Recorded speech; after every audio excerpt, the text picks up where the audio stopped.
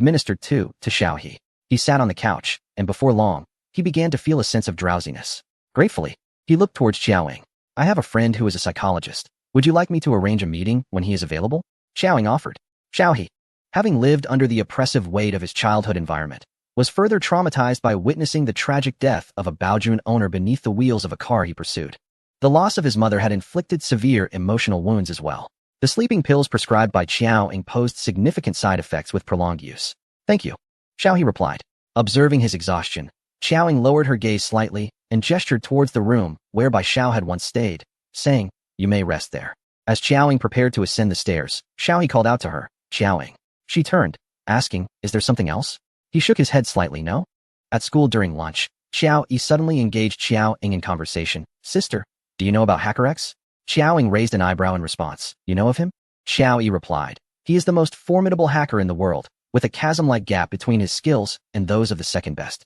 Xiaoying, the original second place indeed was. Xiaohe original? Has the second place been replaced? Xiaoying. Yes, it has been replaced by your brother Qin. Xiaoying. Why are we discussing this? Are you yearning for it? Xiaohe. Everyone is talking about it. Sister, as your classmate, shouldn't you join in? You understand hacker technology. Haven't you heard of HackerX? Chapter 256. Computer Contest Xiaohe. If we win, the prize is a saxophone. Hua Qingdong suddenly appeared, admiringly stating, "Hacker? Brother, are you preparing to challenge the neighboring Hanshi?" Xiaoying inquired of Xiaohe. "Challenge what?" Hua Qingdong, faster with words, answered for Xiaohe. "Sistering, you still don't know? It's the computer competition. There are two reasons. First, last year's basketball match. Hanshi's crew was thoroughly defeated by you, so they want to regain their face this year. Second, it's because of you, sister.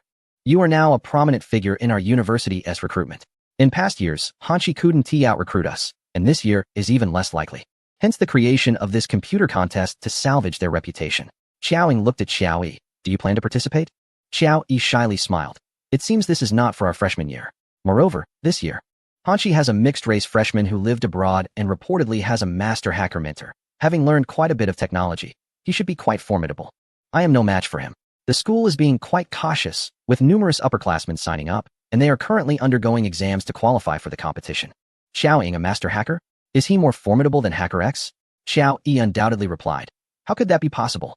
Xiaoying, I have taught you and Qin Hanyu plenty. To withdraw without even competing is not the spirit of a boy. One must have some vigor, beneficial for both body and mind. Xiaohe indeed has some talent in this area. Xiaoying is aware of his current technical level. It's commendable, although incomparable to that of a hacker. Hua Qingdong, Sistering is right. Those fellows from Hanshi can't distinguish between major and minor players. They need to have some rules established. If they come seeking humiliation, it is only natural to respond in kind. Xiaohe, so, sister, will you sign up? Xiaoying, you should go. Hua Qingdong, no, sistering, you should participate. It would be wonderful for the siblings to compete together. Listening to those Hanshi fellows boast. That mixed-race individual is certainly not as skilled as you. Hua Qingdong has witnessed Xiaoying's precise skills. Those talents are beyond his reach in this lifetime. Xiaoying casually remarked, one must not be overly oppressive. Hua Qingdong chuckled awkwardly. Hearing this from you, sistering, feels a bit unsettling. After Hua Qingdong left, Xiaohe quietly asked Xiaoying, "Sister, regarding the incident with Xiao and the subsequent network paralysis, was it your brother Qin who orchestrated it? Or was it Qin Hanyu himself?" Xiaohe never considered that it could be Xiaoying. He knew her computer skills were impressive. Yet she only started engaging with computers in her senior year of high school.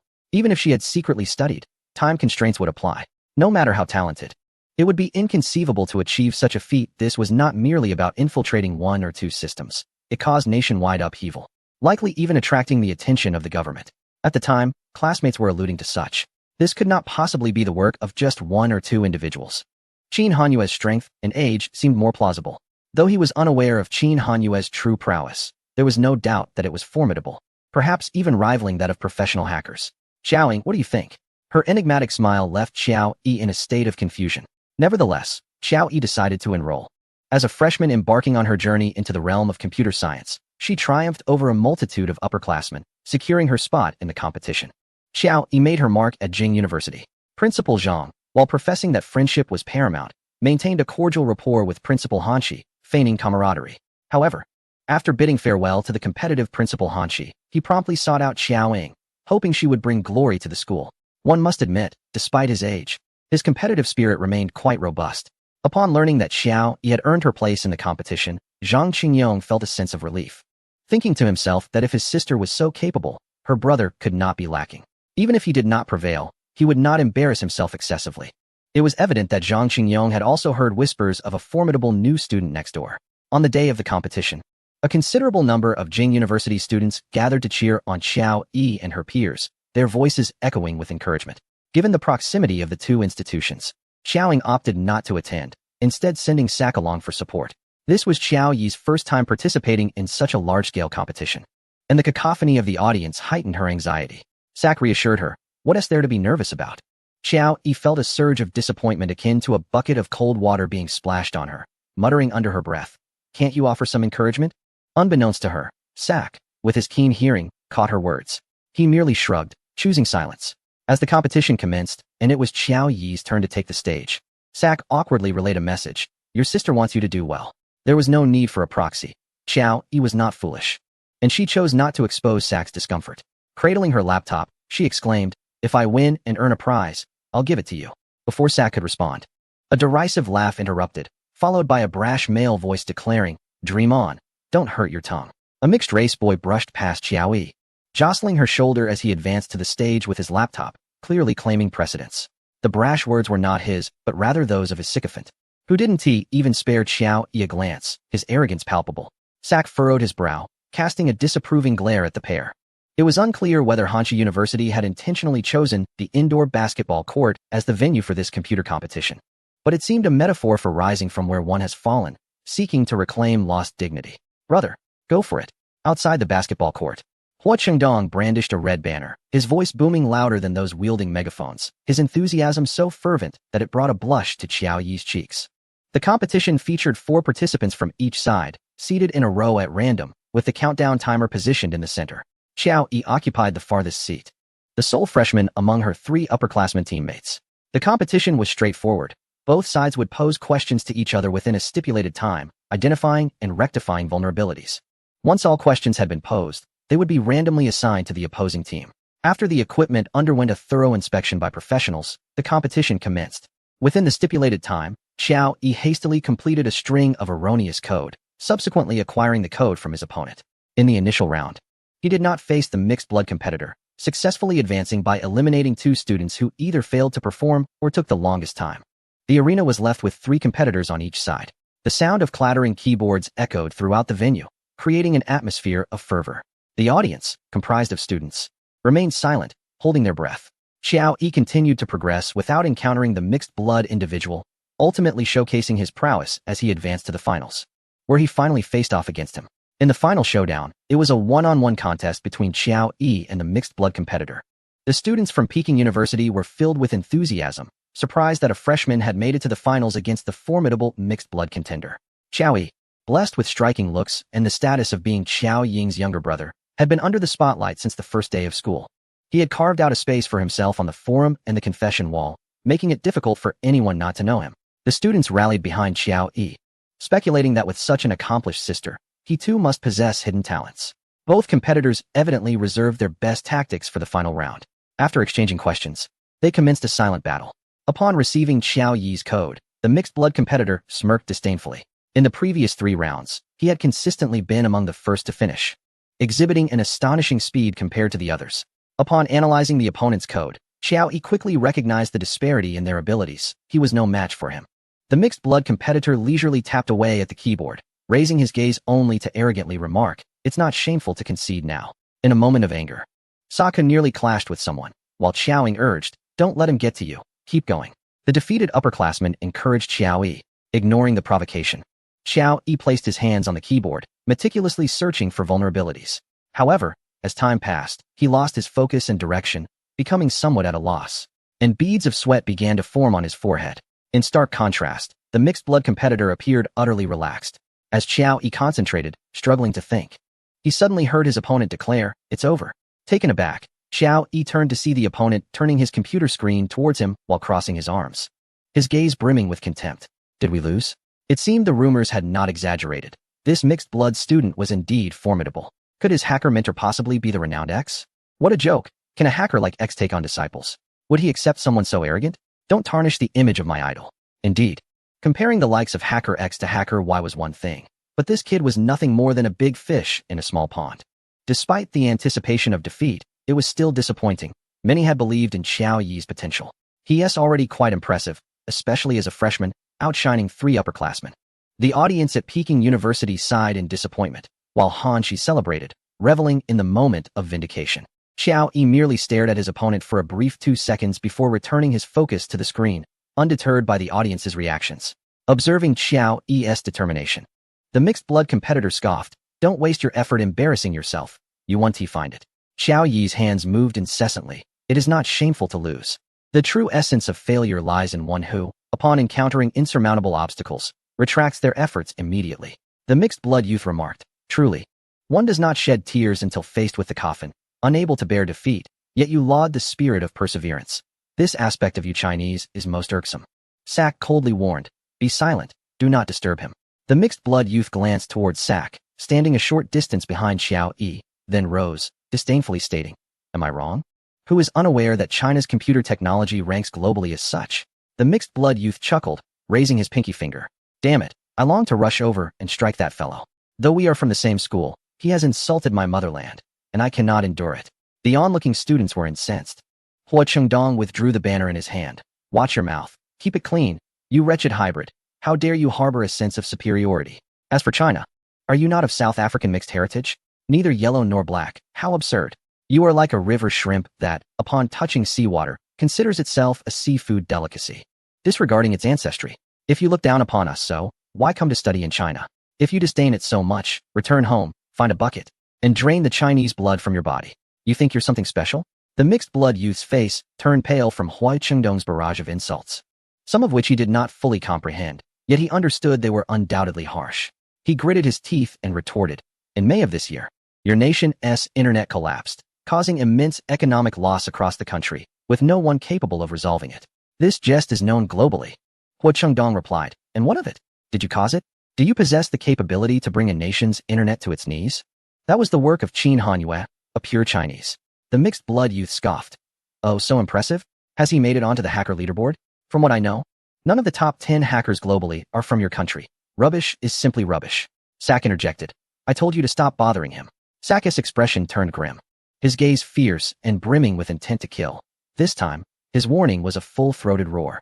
The mixed-blood youth was somewhat intimidated by Sak, yet still provocatively quipped, "If you can't handle losing, then don't compete, you trash." Sak's patience reached its limit, rage boiling within him. Without a second thought, he clenched his fist and charged at the mixed-blood youth. The mixed-blood youth was not one to shy away, brimming with youthful fervor, and the moment they collided, it ignited a confrontation. The scene devolved into chaos. Xiao Yi, frightened, immediately rose to intervene with Sak. Hua Chengdong hurriedly assisted. Hey, Sak, calm down. Don't act impulsively, we cannot fight." Hua Chengdong grasped Sak, and the familiar scene invoked an odd sensation within him, an unsettling feeling that something was amiss. He soon realized the inconsistency. Was he being overshadowed? Shouldn't this be his moment to unleash his fury, to engage in battle? Why was he the one pulling others back? Wasn't this his territory? Unexpectedly, he too had a day of mediation. Little did he know, Sak's temper was even fiercer than his own. "Ah, how delightful. Classmate, calm down. This is not the place for a brawl." As a fight loomed, teachers hurried to intervene, urging Sak to refrain. What should have been a friendly match devolved into a chaotic struggle for control, with both sides exerting effort to restore order. Xiao Yi held on to Sak and addressed the mixed-blood youth. "You are indeed formidable. I have never denied that. However, it is I who have been defeated, not my country. Your victory over me does not grant you the right to insult my nation. Sooner or later, hackers from around the globe will acknowledge our rightful place within the ranks of the elite." Ho Chengdong enthusiastically supported. "Well said, little brother." The mixed-blood youth, visibly displeased, fell silent. As the competition concluded, Jing University faced defeat against Hongxi. The moment the results were announced, an unusual atmosphere enveloped the arena. Mere moments before, the students had jubilantly celebrated Hongxi's triumph, yet now they found themselves in a peculiar silence. Despite the victory, a sense of frustration lingered as if they had lost. The mixed-blood youth glanced at the subdued audience and, with a scoff, exited the scene. Xiao Yi apologetically informed Sak, "The prize is no longer available." Sak did not respond but stepped forward to retrieve Xiao Yi's computer, stating simply, "Let us go," before striding away. After a moment of vindication, Hongxi's principal hurried to Jing University to find Principal Zhang, his grin stretching from ear to ear. "Zhang Xingyong, anticipating the principal's arrival and prepared to face the inevitable gloating, was taken aback by the speed at which the older man approached, blocking his path at the entrance. Zhang brewed some tea and cheerfully congratulated Hengxi's principal. At that moment, an incident arose at Jing University. The department head rushed in, holding a computer and wearing an expression of urgency. There has been a situation. Upon noticing Hengxi's principal, he promptly fell silent. What has happened? Zhang Qingyong inquired. The gravity of the matter compelled the department head to disregard the presence of Hengxi's principal. Jing University's reputation was at stake. He presented Zhang with a computer displaying a torrent of garbled text. Our university's network has suffered an unidentified attack. The campus network, forums, databases, all are compromised, particularly the research lab. Sensitive data is likely to be leaked. Hearing this, Zhang's expression shifted to one of alarm. Quickly, summon the IT personnel. Have we contacted the authorities? As one of the foremost academic institutions in the nation, Jing University's network system, fortified by state resources, was renowned for its impenetrability. It had never before been breached. Truly, calamity seldom comes alone. Xiao Ying returned from a visit to her counselor, and, upon seeing her corrupted computer, muttered a curse. Who tampered with my device? Nearby stood several instigators. Xiao the campus flower, we didn't mean to. In Chapter 258, Sack declared, you must reclaim victory for Xiao Yi, to which Xiao Ying responded, then let us compete once more. Bored, Xiao Ying, utilizing a computer in the microcomputer lab, randomly selected a certain country's information building and modified its lighting control system, heedless of the technician's well-being, engaging instead in a game of Snake. This action sent ripples of anxiety through the local government. Halfway through, she was summoned by her counselor. A few boys, assuming Xiao Ying had completed her academic obligations, departed, only to be drawn back by the allure of her computer. However, a careless keystroke triggered a counterattack on Jing University's security system from the information building. Due to the boys' curiosity and recklessness, Jing University's security system faced near destruction. Upon her return, Xiao Ying immediately set about repairing the damage. Meanwhile, the boys discovered that every computer in the microcomputer lab had gone dark, their phones, linked by campus cards, also affected. Not merely confined to this modest microcomputer room. The reactions of the graduate students and their mentors within the research and experimental teaching building were particularly fervent. Years of diligent research teetered on the brink of being lost forever. The situation felt more dire than the very sky collapsing. A few male students realized they might have caused a significant mishap, rendered speechless as they fixated on Xiao Ying, who was fervently typing away, too apprehensive to ask questions. A brief chaos ensued at Jingda, but tranquility was swiftly restored. Zhang Qingyong, perceiving the gravity of the situation, recognized that this was beyond the capabilities of ordinary technical staff. He promptly sought a lifeline and instructed the department head to locate Xiao Ying, while simultaneously retrieving his mobile phone. The anxious department head was about to inquire further when he suddenly noticed that the computer screen had miraculously revived. Ah, it's working again. He tapped the keyboard, confirming there were no issues, and declared, I'll go investigate the situation. Principal Hanshi remarked, President Zhang, your school's security system appears inadequate. The security system at Hanshi was crafted by a highly priced Russian programmer, a national treasure in his own right. If you require assistance, I would be glad to make an introduction. After all, it's for the children, and we cannot be careless with their safety. Having just suffered a defeat in a competition, Zhang Qingyong felt his face burning with embarrassment as he was forced to endure yet another public humiliation.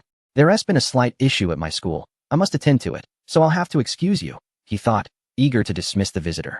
However, Principal Hanshi, feigning concern, was reluctant to miss out on the spectacle, leaving Zhang Qingyong in a predicament of indecision. Before long, the department head returned. Cradling a laptop, everything is fine, none of the research data has been compromised. It was at this juncture that Xiao Ying made her entrance. Are you aware that Jingda's security system was under attack? Zhang Qingyong assumed she was there to inquire about the situation. Xiao Ying blinked and responded ambiguously, oh, you didn't call the police, did you? Upon hearing her words, a foreboding feeling washed over Zhang Qingyong, prompting him to cautiously ask, Xiao Ying, this doesn't involve you, does it?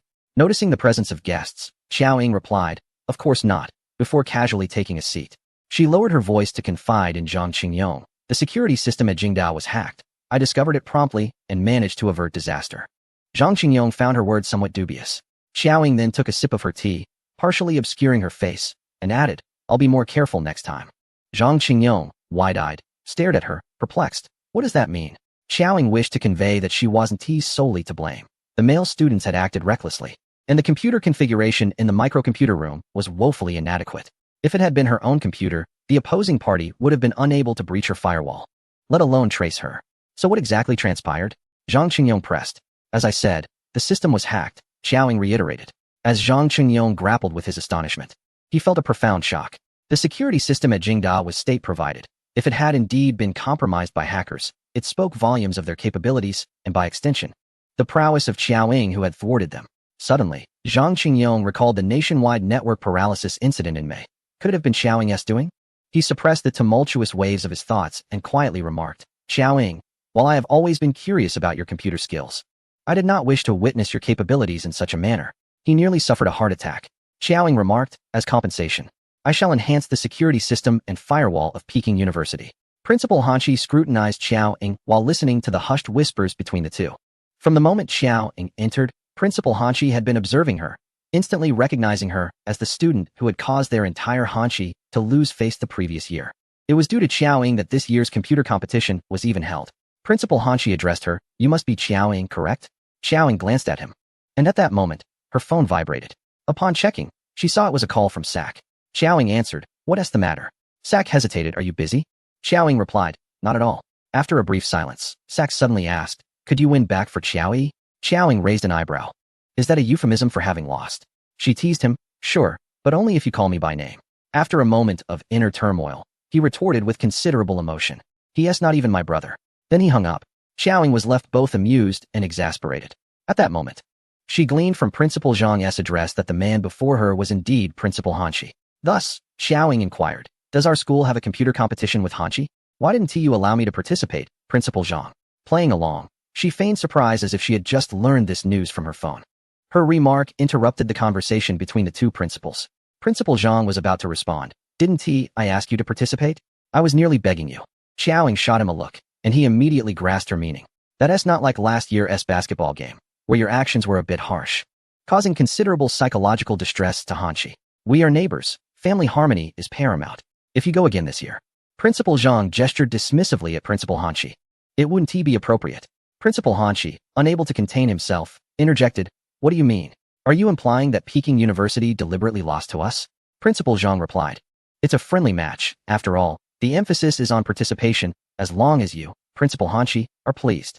Principal Hanshi was agitated. No, that statement is rather uncomfortable to hear. Xiaoying interjected. Principal Zhang, your magnanimity is commendable, but my classmates and I might not share the same sentiment. If you had allowed me to participate, the outcome would have been quite different. Principal Hanshi immediately turned to Xiaoying. Student, do not be overly confident. My student possesses genuine talent. If you doubt that, we can have a rematch. He then addressed Principal Zhang, though it is a friendly competition. Nothing is more disrespectful than not giving it your all. Does Peking University look down upon Hanshi? Principal Zhang, apologetic, responded, please do not be upset, Principal Hanshi. My oversight has led to this misunderstanding. Principal Hanshi insisted, enough. We shall have a rematch, and I want Peking University to lose convincingly. Principal Zhang glanced at Xiaoying, who nodded, prompting him to agree immediately. Xiaoying added, a competition without stakes lacks fervor. Last year's basketball match was rather unseemly. At the mention of the basketball game, Principal Hanshi's expression turned sour. Who among the prominent universities was unaware that their Hanshi students had returned almost in their undergarments? Chanting the slogan of Peking University? On the road, I nearly fell into the hands of the traffic police. For over a month thereafter, Principal Hanshi was plagued by nightmares. Unable to hold his head high before his fellow principals, Zhang Qingyong observed Xiaoying, pondering her intentions. Principal Hanshi, with a rather irritable tone, inquired about the student's desire for a graceful enthusiasm. Chapter 259. Xiaoying, I did not bully Qin Hanyue. Qin Hanyue made an appearance at Hanshi to watch Xiaoying compete. Xiaoying subsequently received a message from Hua Qingdong. Sistering, those arrogant brats from Hanshi are infuriating. My brother is utterly withdrawn. He passionately recounted the situation to her. Xiaoying turned off her phone and gazed out the window, where luxurious dormitory buildings loomed in the distance. Are those dormitories at Hanshi nearing completion? So close to our Jingda, I initially thought they belonged to us. Zhang Qingyong's eyes sparkled upon hearing her words. He instantly grasped the implication but restrained himself verbally. Classmate Xiao, this is not appropriate. He shook his head. Hanshi's land area is already less than ours at Jingda. It would be quite improper to take a few of their dormitory buildings. Principal Hanshi interjected, oh, Principal Zhang? What immense confidence you have. The competition has yet to begin. It remains uncertain who will take what. He glanced at Xiaoying and then turned to Zhang Qingyong. If you lose, what will you offer me? Just a moment ago, Zhang Qingyong had vehemently opposed such a wager, Yet he quickly replied, those 4 buildings to the west. Perfectly fair. Principal Hanshi clapped the table. All right, dormitory buildings it is, then. Xiaoying proposed, shall we draft a contract? Zhang Qingyong replied, no need. Can we not trust Principal Han? Principal Hanshi insisted, we shall sign. Zhang Qingyong called his assistant. Xiaoli, come here. The contract was swiftly drafted, and both parties signed. Xiaoying remarked, betting dormitory buildings is ultimately unwise. The 2 men turned to her. Why do you only mention this now? Xiaoying continued. We can still apply for a parcel of vacant land on the eastern side of Jingda, and Principal Han can invest in its construction. Principal Han snorted, addressing Zhang Qingyong. Then please be prepared with the funds, for I must first express my gratitude to my student. Principal Hanshi was exceedingly confident in his student's abilities. Once he departed, Zhang Qingyong cheerfully told Xiaoying, classmate Xiao, our Jingda's reputation and dormitory buildings hinge on your success. Xiaoying replied, of course. Zhang Qingyong instructed his assistant, go to our school's official website and announce it. Let all the students who can attend cheer us on. Zhang Qingyong was not lacking in funds. He could personally finance the construction of the buildings. However, he must recover the lost face, and do so splendidly, for all to witness. Xiaoying found Xiao Yi in his class, observing him as he grappled with a string of code. Upon closer inspection, she discerned the level of the mixed-blood student. Xiaoying commented, it's all flash and mirrors. Xiao Yi looked up at Xiaoying before returning his gaze to the screen. Her reminder quickly directed him towards the right path. Xiaoying took out her phone and messaged Qin Hanyue. This Sunday morning, their SA computer competition against Hanshi. Would you like to attend? Qin Hanyue replied, I will definitely be there. After receiving the message, Xiaoying tucked her phone away. Yet it was clear that Qin Hanyue would not miss the opportunity for conversation she had initiated. Isn't it a bit unfair to the little ones? Letting my younger brother participate should be more than sufficient. Should we prepare together? Xiaoying inquired. Has Mr. Qin recently taken care of his eyes? Qin Hanyue, holding his phone, was perplexed by her message. His remarkable memory quickly recalled the last time Xiaoying had retorted, advising him to pay attention to his eye health and to refrain from excessive forum browsing. Upon opening the forum, he discovered that Xiao Yi had indeed lost. After waiting for a moment without receiving a response from Qin Hanyue, Xiaoying felt a tinge of confusion. Pondering whether they had lost their rapport or if he was merely busy, she decided to directly ask, do you not understand? Qin Hanyue replied, I was just contemplating whether, should I ever be wronged, Miss Xiao would stand up for me. Xiaoying, upon reading his message, couldn't help but smile subtly. She responded, of course. Qin Hanyue smiled at the screen. At that moment, Xiao Yi finally identified the flaw in the code. Feeling somewhat vexed, why didn't I think of that at the time? Xiaoying comforted him, stating, in comparison, the opponent does possess some skill. It is only natural that you lost to him. Just then, Xiao Yi received a message of consolation from Qin Hanyue, which he showed to Xiaoying. After reading the message, Xiaoying remained silent, observing the situation. She couldn't resist defending Qin Hanyue, saying, Brother Qin truly cares a great deal about you. Xiaoying replied, she didn't say anything, did she? What does this lad mean by speaking up for Qin Hanyue? She questioned, I didn't bully him, did I? Xiao Yi chuckled, indicating that was not the case. The students at Peking University were lamenting their defeat and felt indignant at the mixed-race competitors' disrespectful remarks when they received news that Xiaoying would once again represent Peking University in the computer competition. Instantly, spirits were lifted. Although only her classmates were aware of Xiaoying's superior computing skills, most of Peking University remained oblivious to her prowess. Nonetheless, with Xiao Yi's commendable abilities as her brother, Xiaoying's chances of success were undoubtedly greater. All news concerning Xiaoying garnered significant attention. And since the announcement came from the official website, it heightened the entire university's interest. Observing the enthusiastic response, Zhang Qingyong promptly informed the department heads to announce the live broadcast to each class, thus preventing a massive influx of students into Hongxi College. Nonetheless, on that Sunday morning, thousands of students from Peking University still gathered to cheer, many professors joining as well, considering Principal Zhang himself was present. They filled a third of the audience seats. Zhang Qingyong, accompanied by Xiaoying, was followed by Su Zi, Su Zhilin, Shao Yi, Sa Ku, Xiao He, Hu Qingdong, assistants, and a few affluent students as they approached the principal of Hongxi College. The display was overwhelming in both scale and presence, leading one to believe a confrontation was imminent. Have they arrived? Yes, they have. The two principals exchanged pleasantries, though an unmistakable tension lingered in the air. The mixed-race competitor, named Rezi, scrutinized his opponent, Xiaoying, with disdain in his eyes. Is this the one I am to compete against? He glanced at Principal Han, recalling how he had been urged multiple times to prepare diligently and give his all. He had anticipated facing a formidable opponent, yet here stood merely a woman. Can the computing skills of a woman from Huagua truly be perceived as formidable? Had it not been for Principal Han's repeated invitations, Riai's would never have consented to this match, viewing it as an affront to his dignity. Xiao Ying maintained a calm demeanor, exuding friendliness. Your Mandarin is quite commendable. It seems you have a fondness for our country. Riai's frowned. Ho Chengdong, with a mischievous grin, interjected, Sister Ying, while he may be from South Africa, he still bears our Chinese heritage. But if he insults us after enjoying our hospitality, you might just knock this chocolate bean out cold. Riai's, being of mixed heritage, found Ho Chengdong's remarks particularly irksome, his face darkening visibly. Principal Han also appeared displeased, yet he dared not offend the influential Ho Chengdong. Riai scoffed. It seems your country has truly run out of capable individuals, resorting to sending a woman to compete. Ho Chengdong retorted sharply. Hey, you little darky. Racism is one thing. But belittling women? Did you grow up without a mother? Were you a product of a single chromosome C-section? Xiao Ying countered. There is no shame in sending a woman to compete. It is the defeat by a woman that brings disgrace. Ho Chengdong arrogantly proclaimed. Prepare a plastic bag to collect the dignity you will lose shortly. On the basketball court, the electronic screen broadcasted the event live. In a one-on-one match, Xiao Ying and Riai's faced off. So that is Xiao Ying? At last, I see her in the flesh. Her complexion and aura are astonishingly exquisite, far surpassing her video appearances. Indeed, she was my goddess. I watched that basketball video every night before bed. Although this was our first encounter, I felt intimately familiar with her, having followed the viral incident in May when she bravely confronted a rogue driver on behalf of a fellow student, causing a stir across the internet. I was curious about her relationship with Qin San, as students at Peking University claimed they were together. Surely, that could not be true. The disparity between them was too vast. He was Qin San, a figure of immense stature, while she was merely a student, existing in entirely different realms. In the audience, Hanshi University students buzzed with excitement.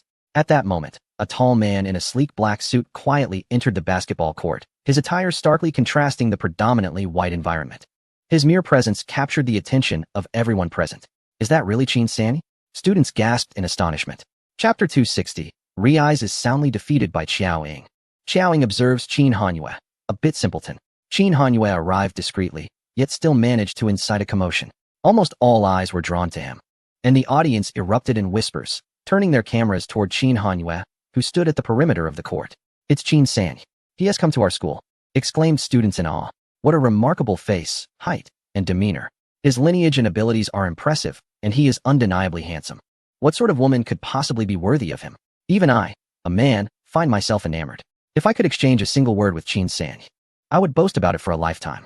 Could he possibly be here to watch Xiao Ying compete? Given the direction of his gaze, could they truly share such a relationship? Although their age, background, and status placed them worlds apart, their looks and presence were indeed strikingly compatible. Initially, I had only intended to witness the legendary mathematical prodigy from Peking University, yet I found myself captivated by the unexpected appearance of Qin San. The arrival of Qin Hanyue elevated the atmosphere to its zenith. Principal Hanshi noticed the sudden restlessness among the students, each one rising to their feet, brandishing their phones in bewilderment. He paid little heed, focusing instead on the two competitors in the arena. Qin Hanyue's gaze was intensely fervent. On the court, Xiao Ying quickly spotted the tall and long-legged Qin Hanyue beyond the perimeter, their eyes locking in a moment of connection. He responded with a warm, yet slightly flirtatious smile. They had truly locked eyes. He had come for Xiao Ying, and her heart raced uncontrollably. His smile was simply too enchanting. That gaze was so sticky it felt almost tangible. Why watch the match when one could witness the budding romance of a distinguished figure? Ho Chengdong unveiled a new banner, Ying Jie, successfully diverting Xiao Ying's attention from Qin Hanyue to himself. She cast a glance at the enthusiastic Ho Chengdong and remarked, the computers have passed inspection. The match is about to commence. Principal Zhang, how is your persistent headache? Shall I fetch you a chair? After all, the stakes are considerable. One wouldn't want you to collapse mid-game. Zhang Qingyong thought to himself, just let you enjoy this moment a little longer. Principal Hanshi shot him a glance, musing that it was the first time he encountered someone so eager to donate buildings to them. On the court, the two competitors sat facing each other, with Riai's wearing an expression of disdain. Even as the match began, he approached programming with a relaxed demeanor, seemingly indifferent to Xiao Ying's presence. When Xiao Ying swiftly completed her code, Riai scoffed internally, maintaining his leisurely pace. Xiao Ying, unusually patient, chose to wait for him. Ho Chengdong, the sole cheerleader in the crowd, successfully drew Xiao Ying's gaze, but her attention was inexplicably captured by Qin Hanyue behind Ho Chengdong. Seeing her look his way, Qin Hanyue's smile broadened. Xiao Ying thought to herself, he appears a bit foolish. As Riai finished his coding, They exchanged screens. Xiaoying glanced at the code she received and was disinclined to engage, finding it less appealing than playing Snake on the building's lighting control system. Noticing Xiao Ying's lack of action, Riaz disdainfully remarked, "If you believe this is a waste of time, you may concede." He leisurely opened a bottle of water, sipping it while neglecting to glance at Xiao Ying's code. With a casual sweep of her eyes, Xiaoying placed one hand on the keyboard, her posture relaxed. When Riaz observed her one-handed operation, he interpreted it as her tacit surrender, prompting him to finally look at her code. Principal Hanshi shared Riaz's confidence, feeling assured of victory, and stated to Zhang Qingyong, "Your student cannot afford to approach this competition with such a lackadaisical attitude." He believed the dormitory was secure. Zhang Qingyong remained unperturbed, embodying a strategy of appearing weak while harboring great strength, placing absolute trust in Xiaoying. As the match officially commenced, the audience gradually quieted, uncertain whether to cheer for Qin Hanyue or the competition itself. Amidst their internal conflict, Riaz's expression subtly changed as he scrutinized Xiaoying's code on the screen, his brow furrowing gradually, the earlier disregard fading away. At this moment, those who were torn between watching Qin Hanyue or the match turned their attention to the large electronic screen at the center. Apart from the students from the computer science department, the others could not comprehend the intricacies of the display. Yet they were captivated by Xiaoying's calm demeanor and her fluid maneuvers. Although the odds were not in her favor, there was an undeniable sense of assurance that everything was under her control. Before Rezi could grasp the situation, a detached voice from the girl across the screen echoed, "With such skills, you are indeed wasting my time." Rezi was taken aback and glanced up. There he saw Xiaoying leisurely turning her computer screen towards him, and as he focused, his pupils constricted in surprise. Xiaoying remarked, "In my early days, I never encountered such a lackluster opponent. If it weren't for Sak and Xiaoyi, I would never have stooped to compete at such a level. It would be an affront to my capabilities. If the hacking community were to learn that the illustrious Hacker X was competing against an obscure novice, they would surely be left aghast and in fits of laughter." The camera was focused on the two, broadcasting live, and Xiaoying's words were captured for all to hear. Rezi remained speechless, simply staring at her. Not only was Rezi dumbfounded, but the entire audience was also bewildered, fixated on the live broadcast on the electronic screen, struggling to comprehend what had just transpired. Was it over? Principal Hanshi frowned. "What is happening?" Only Ho Qingdong, holding a banner, shouted, "Sister Ying is amazing. This is impossible." Rezi, in a fit of excitement, seized Xiaoying's computer, yet the evidence was irrefutable, and he had to come to terms with the reality before him. He gazed at Xiaoying incredulously. "Is this truly your full strength?" After a prolonged silence, Rezi finally managed to utter, "I underestimated you." His tone was rife with indignation. Coincidentally, Xiaoying specialized in addressing various forms of defiance. "If you can find a single flaw in my code within half an hour, I will concede you the victory." Her words resonated throughout the audience via the electronic screen. Someone from the crowd exclaimed, "Damn, she's so arrogant. I love it." Such humiliation was unbearable for Rezi. Yet, upon noticing Principal Han's continued gaze upon him, he relinquished his long-standing pride and accepted the humiliating terms of the competition. Principal Han had mentioned the dormitory building as a prize for the contest, and in order to ensure Rezi's utmost effort, he had offered several incentives and verbal assurances. He could not afford to lose. Rezi averted his gaze and returned to the screen. The crowd began to process the reality that Rezi had just suffered a defeat. A wave of astonishment swept through the venue. The students from Jing University were somewhat unfazed, finding the outcome predictable. However, the students from Hanshi were unsettled. Rezi was the standout freshman whose prowess had made his presence known throughout Hanshi this year. Zhang Qingyong consoled, "Principal Han, do not worry. Just heed Xiao's words. If within half an hour you can identify a flaw, it will still count as a victory for you." The principal of Hanshi proudly declined, "No need." Though he verbally dismissed the suggestion, hope lingered in his heart, yearning for Rezi to turn the tide. After all, it was 4 dormitory buildings at stake. Could Rezi truly uncover a flaw within half an hour? For reasons unknown, I found myself wishing to see Rezi lose. I am not a traitor to Hanshi, but rather, I possess an immense love for my country. I, too, wish to witness his defeat. I tirelessly watch Wolf Warrior every day. Anyone who dares to offend my nation must face retribution, even if that means turning against my own kin.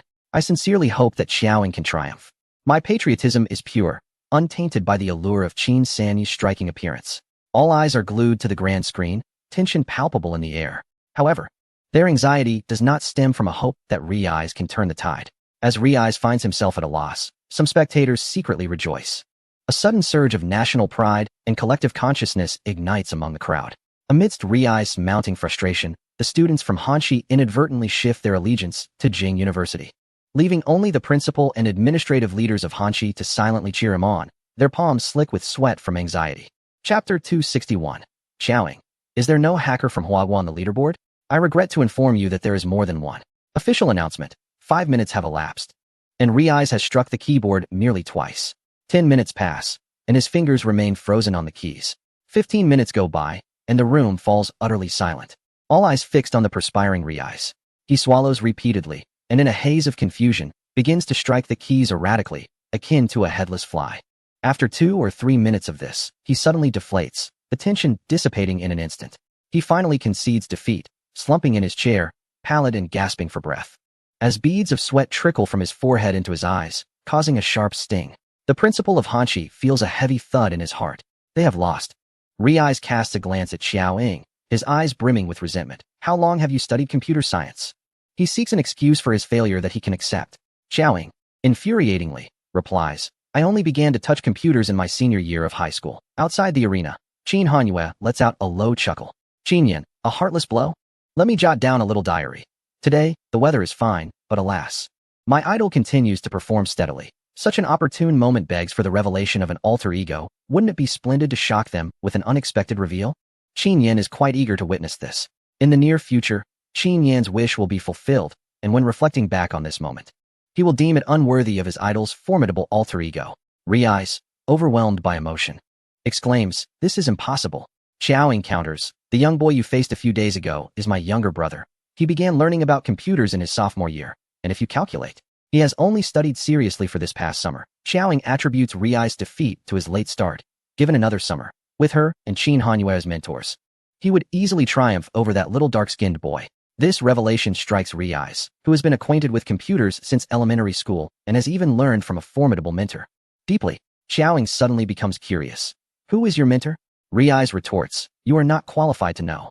He is acutely aware of her qualifications. Despite his outward disdain for Xiaoying before the competition, he did not underestimate her capabilities. He unleashed his full potential in that string of code. Yet, Xiaoying effortlessly identified the vulnerabilities and corrected them at a speed far surpassing his own, all while operating with one hand. Unbeknownst to him, Xiaoying did not even exert herself. She dismisses it nonchalantly. All right then, but it certainly cannot be X or Y. Upon hearing the renowned name of Hacker X, Ray's heart sank in trepidation. Do you know them? He inquired, his gaze fixed intently upon Xiaoying. She inclined her head slightly and replied, we are quite familiar. The notion that the illustrious Xiao, a campus belle, was acquainted with Hacker X seemed almost incredulous. After all, it was Hacker X. And let us not forget Hacker Y. Do not dismiss them lightly. Although a newcomer, they held a position that commanded the admiration of seasoned hackers, standing just below the pinnacle of greatness. While others may be mere imposters, I have faith in Xiaoying. Who could enlighten me on the identities of Hacker X and Hacker Y? Are they truly formidable? Who are these seemingly ordinary friends of Xiaoying? One cannot help but sense that she has connections in both the legitimate and underworld domains. What lies beyond mere prowess is a legend, an idol revered by countless tech aficionados, programmers, and hackers alike. I speak of Hacker X. Hacker Y is of lesser consequence. Qin Yan interjected, quite familiar? Is that truly the case? One in person and another with whom you've shared a kiss. Your talent for fabrication remains as sharp as ever. Ray gazed at Xiaoying with astonishment. I heard you previously mock the fact that there were no Chinese individuals among the top 10 hackers globally. She rose slowly, delivering the disheartening news. Regrettably, I must inform you that there is more than one. Her words electrified the assembly of young minds. Ray was taken aback. What did she mean? Could Hacker X be Chinese? Or perhaps Hacker Y? Or even both? The mere thought of such a possibility sent a shiver through Ray's legs. Upon Xiaoying's pronouncement, a small faction of male students erupted with excitement. What does this imply? Hacker X is from our nation? She can't truly know Hacker X. Can she? Damn it, though I know little of this Hacker X, her statement ignites a fervor within me. Zhang Qingyong laughed. Haha, Principal Han. I shall graciously accept the dormitory building. I eagerly anticipate next year's new competition in any field. Principal Han of Hengxi observed as Ray conceded defeat. And at that moment of announcement, the crowd erupted in cheers, nearly lifting the roof with their exuberance. He glanced at the ecstatic audience, noting their fervor rivaled that of the students from Peking University. In that moment, it was impossible to discern who belonged to which institution. Despite his annoyance, what could he say against their patriotic spirit? Sister Ying, you are truly remarkable. Ho Qingdong was the first to rush forward. A throng encircled Xiaoying in celebration. Principal Han, unable to bear the sight of such jubilation, turned to leave, but caught sight of Qin Hanyue standing outside the basketball court. He thought he was imagining things and blinked vigorously before confirming. Ah, Qin, Master Qin. A gust of wind propelled him to Qin Hanyue's side. What brings you here today? Why did you not inform me? Qin Hanyue replied coolly, to watch the match. To watch the match? Principal Han was momentarily taken aback. Following Qin Hanyue's gaze to the encircled Xiaoying. With a few casual words, Qin Hanyue dismissed the others and proceeded toward Xiaoying. Sistering, look at that coffee bean. They are completely foolish, coming to our country to spout nonsense, like a rat licking a cat's behind, purely courting disaster. Wait, Qin Hanyue, what are you doing here? Ho Qingdong, in the midst of his exuberant speech, turned abruptly, startled by the sudden presence beside him, nearly dropping the banner he held. Qin Hanyue smiled faintly. Congratulations. Xiaoying replied. Is it truly worth congratulating? Does he not know in his heart? Yet, she nodded in acknowledgement. Upon Qin Hanyue's arrival, others instinctively stepped back, distancing themselves from him and gravitating towards Xiaoying. Shall we go? Qin Hanyue inquired. Xiaoying picked up her laptop. Let us depart. In the audience, at the basketball court, thousands of eyes fixated eagerly below. Qin Hanyue naturally took Xiaoying's laptop, and then, in full view of everyone, he clasped her hand, and together they strode away. The atmosphere erupted once more, accompanied by waves of uncontrollable shrieks. The girls were ecstatic. They're holding hands. It's real. The couple I ship is genuine. I'm losing my mind. It's official. Someone, quick, bring me the front page headline. Heartbreak swept across the male students at Jing University and the budding young men from Hanxi. Hanxi girls exclaimed, sisters, share the resources. Is it too late for me to ship this couple? Hua Changdong stared foolishly at their retreating figures, exclaiming, Sister Ying and Qin Hanyue are together. His tone escalated from disbelief to an inability to accept the reality. He immediately turned to Qiao Yi, but before she could respond, she was whisked away by Sack. With a bewildered expression, Hua Qingdong could only look towards Su Zi and the others, yet they were unwilling to answer his query. Xiao He stood rooted, gazing at the departing couple. In the car, under Qin Hanyue's intense gaze, Xiaoying felt an urge to curse and asked, Is there something you need? To which Qin Hanyue responded, Is it merely a matter of being quite familiar? His somewhat melancholic tone sent a chill down Qin Yan's spine. He thought to himself, Third Master, while my idol maintains a composed demeanor, she is still just a young girl. Could you not be so overbearing and petty? Chapter 262. Qin Hanyue. I desire a title. Am I being too sentimental? Xiaoying. Next time we kiss, I will inform you. Qin Hanyue. Is it merely a matter of being quite familiar? Xiaoying glanced at him. Don't create unnecessary trouble. She had just mentioned her acquaintance with Hacker Y. And this dogged man seized the opportunity to publicly hold her hand, silently affirming their connection. He truly knew how to take advantage of the moment, leaving her no room to retaliate. After all, no one knew he was Hacker Y, yet everyone recognized him as Qin Hanyue. What a cunning advantage he had gained. Though accustomed to Qiao Ying's indifference and understanding her lack of romantic awareness, Qin Hanyue did not expect a favorable response. He simply wished to tease her. However, her reply was unexpectedly piercing. Normally, she would at least humor him. This time, she offered no pretense. In front of his subordinates, he was left without any dignity. Of course, he was well aware of his own gains, yet this old fox would never admit it. Thus, Qin Hanyue shamelessly remarked, It is indeed premature to speak of a title. I am being sentimental. The words title and sentimental seemed to resonate deeply with Qin Yan's sense of humor. Who could resist a laugh upon hearing the esteemed Third Master declare, I desire a title. Am I being too sentimental? The most amusing part was Xiaoying's retort to not create unnecessary trouble. Qin Yan stifled his laughter, his features contorted in pain. It seems it takes Miss Qiao to keep Third Master in check. Truly worthy of being my idol. Xiaoying glanced at him as Qin Hanyue lowered his voice to say, This car has a partition. If possible, please remind me next time, and we can speak privately. Upon hearing this, Xiaoying shot a glance at Qin Yan, who was stifling laughter in front of them. With her customary icy demeanor, she bluntly remarked, I believe your intentions are not entirely pure. Unable to contain himself, Qin Yan burst into laughter. He thought to himself that even if Third Master were to give him a beating at that moment, he could not suppress his amusement. It was simply too entertaining. Qin Hanyue, with a disapproving tone, inquired of Qin Yan, Do you have something to say? Qin Yan, still holding back laughter, managed to squeeze out, Sorry, haha. The two uncontrollable bursts of laughter startled him into silence, and he immediately ceased his mirth, fearing Third Master's wrath was innate. Qin Hanyue gazed out of the car window in exasperation, unaware that beside him, Xiaoying was laughing ungraciously. Xiao Yi sent a message, Sister, do you really know Hacker X and Hacker Y? Xiaoying glanced at the man beside her, who was lost in thought gazing out the window, and replied, Would you like to see Hacker Y? Xiao Yi, yes, is that possible? Xiaoying activated her camera and snapped a photo of Qin Hanyue to send. Xiao Yi, clutching her phone, waited anxiously. Hackers were enigmatic figures, particularly someone of hacker-wise caliber. Xiao Yi feared her phone's firewall might not be sufficient to conceal this mysterious individual. Her heart raced. Zack, escorting Xiao Yi back to school, noticed her sudden tension and instinctively checked her phone. Before Zack could inquire, Xiao Yi exclaimed, "Ah, Brother Qin?" She stared at the photo of Qin Hanyue sent by Xiao Ying, momentarily stunned. Hacker, why was Brother Qin? That revelation seemed rather easy to accept. Zack asked, "What are you doing?" Xiao Yi replied, "Ah, nothing." Perceiving Xiao Ying's actions, Qin Hanyue turned to her, uncertainly asking, "Are you taking pictures of me?" His question bore a hint of caution, fearing that Xiao Ying might accuse him of narcissism and provide further amusement to Qin Yan. Xiao Ying directly handed him the phone. Qin Hanyue took it, reviewing the conversation between the siblings. Just then, Xiao Yi sent another message. That hacker X. It was evident that Xiao Yi had pieced something together but remained uncertain.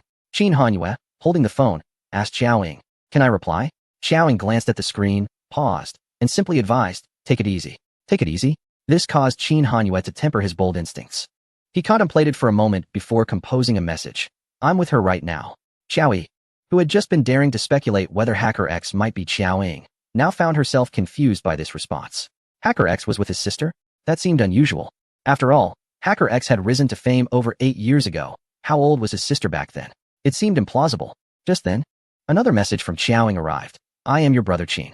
Xiao Yi stared at the two messages, momentarily dazed before realizing that the second message had been sent by Brother Qin using her sister's phone. In other words, Hacker X was together with Brother Qin.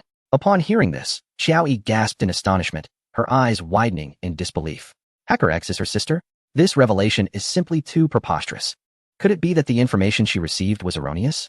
Did Hacker X not gain fame over 8 years ago, or is her sister truly a prodigy among geniuses?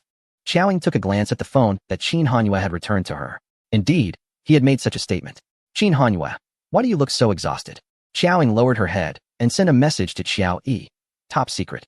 She then coolly remarked, "Mr. Qin certainly does not miss any opportunity to associate himself with me." Qin Hanyue shamelessly replied, "Naturally." In this competition, which was a matter of utmost pride for Jing University, Xiao Ying decisively triumphed over Lei Zi, thereby bringing an impeccable conclusion for Jing University against Hanxi. Students watching the live broadcast could only lament their absence from the venue. In addition to the competition, there was another topic that captured everyone's attention. Qin Hanyue publicly took Xiao Ying by the hand. This incident garnered even more buzz than the competition itself, with the excitement persisting into Monday, continuously rising. Upon encountering Xiao Ying, the conversation ignited once more.